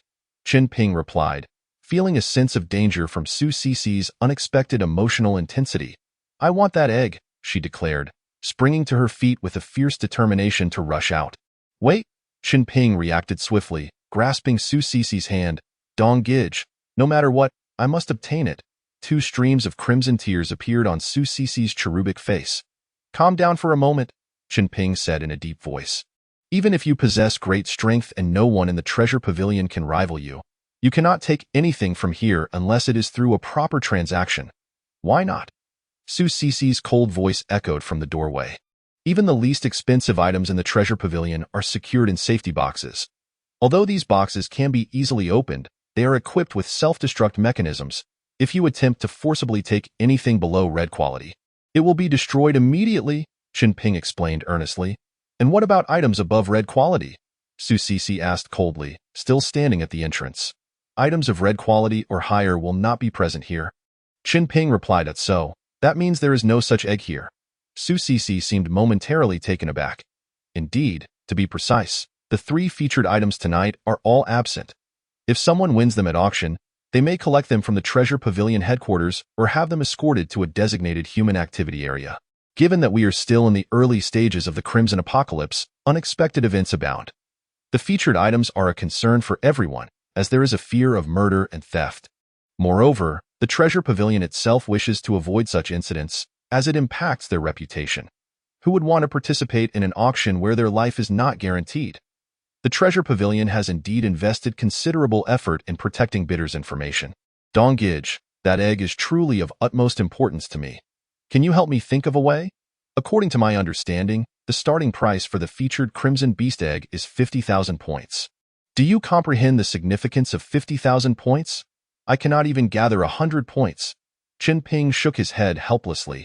Then what can be done? Su Sisi stomped her foot, her breathing becoming rapid as her chest heaved violently, her delicate hands clenching her clothing as she fidgeted restlessly. Oh, you have anything valuable on you? Perhaps the scales of a two-headed serpent? Qin Ping asked quietly. Serpent scales? I gave you the last ones. And I have none left, Su Sisi replied, her eyes brimming with tears as she gazed at Qin Ping. Qin Ping felt a pang of sympathy, his heart aching as he said, Alas, then I am unable to assist you. His expression seemed more sorrowful than Su Sisi's. Thank you, Donggij. You have already helped me immensely. I will seek assistance from others. Su Sisi turned to leave. Who will you seek? One of my elders. How long will it take to return? I do not know where she is. It may take years, Su Sisi said, her spirit deflating like a punctured balloon. Be why then? The egg will be spoiled, and even if it isn't, it will have been turned into an omelet. I haven't had a fried egg in ages, Qin Ping mused, rubbing his chin. What? Su Sisi could no longer contain herself, bursting into tears. The frightened little white creature huddled in the corner trembled again. Crying won't solve the problem. What can we do? Think again. Is there truly nothing of value left? Qin Ping was unconvinced that someone who could produce serpent scales would lack other valuable possessions. I only have this, but I cannot sell it. It was personally crafted for me by Mama Wu.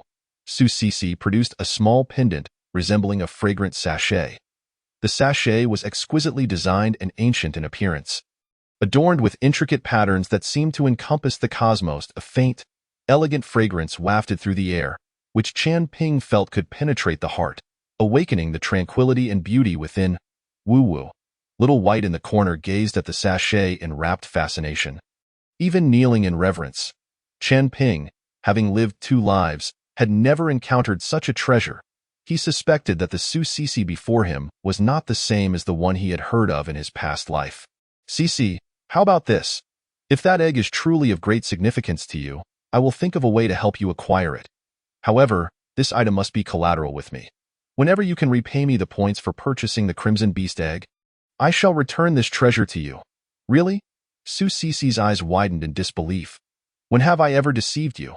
I will not ask for any interest, as long as it is of equal value. That will suffice, Qin Ping nodded. He was indeed being truthful with Su Sisi. This item was clearly not ordinary, and the mention of Mama Wu made him feel apprehensive. Proposing an exchange was also a way to grant Su Sisi a favor while examining the item's utility, which might prove crucial for survival in dire situations. Even if Su Sisi redeemed it later, he would not incur a loss. Donggij, I truly do not know how to express my gratitude. Here? Wait, aren't you without points? Su Sisi furrowed her brow. We are friends who share both trials and tribulations. I must assist you, even if it means traversing a mountain of blades or a sea of flames. But where will the points come from? I shall procure them even if it means selling a kidney, Donggij. Is your kidney truly that valuable? Su Sisi asked, puzzled. Well, actually, I know the head of the treasure pavilion. This list of items was given to me by him, so I can borrow some points. Qin Ping continued to fabricate. The head. They acquired that egg. Su Sisi's face flushed with anger. Sisi, do not be so impulsive. In reality, many items in the treasure pavilion are auctioned on behalf of others. They charge a handling fee. This Crimson Beast egg belongs to someone else and is not related to the pavilion. Qin Ping fabricated this story, concerned that Su Sisi might cause a commotion. Oh, Donggij, then I entrust this matter to you. If you need anything in the future, just let me know. I will venture into a volcano or cross a sea of blades. What was that phrase again? It is of no consequence. I understand your intentions, Image. Su Sisi nodded, her 2 ponytails bobbing cheerfully, her mood significantly lifted. I will now seek out the head of the treasure pavilion. Please wait here for a moment. All right, thank you, Donggij. Su Sisi looked at Qin Ping with immense gratitude as she departed. Hee, Donggij is truly a good person. Werewolf. Little White nodded in agreement. Jinping, well acquainted with the surroundings, made his way back to Wangshi, heading to the 6th floor to exchange for points.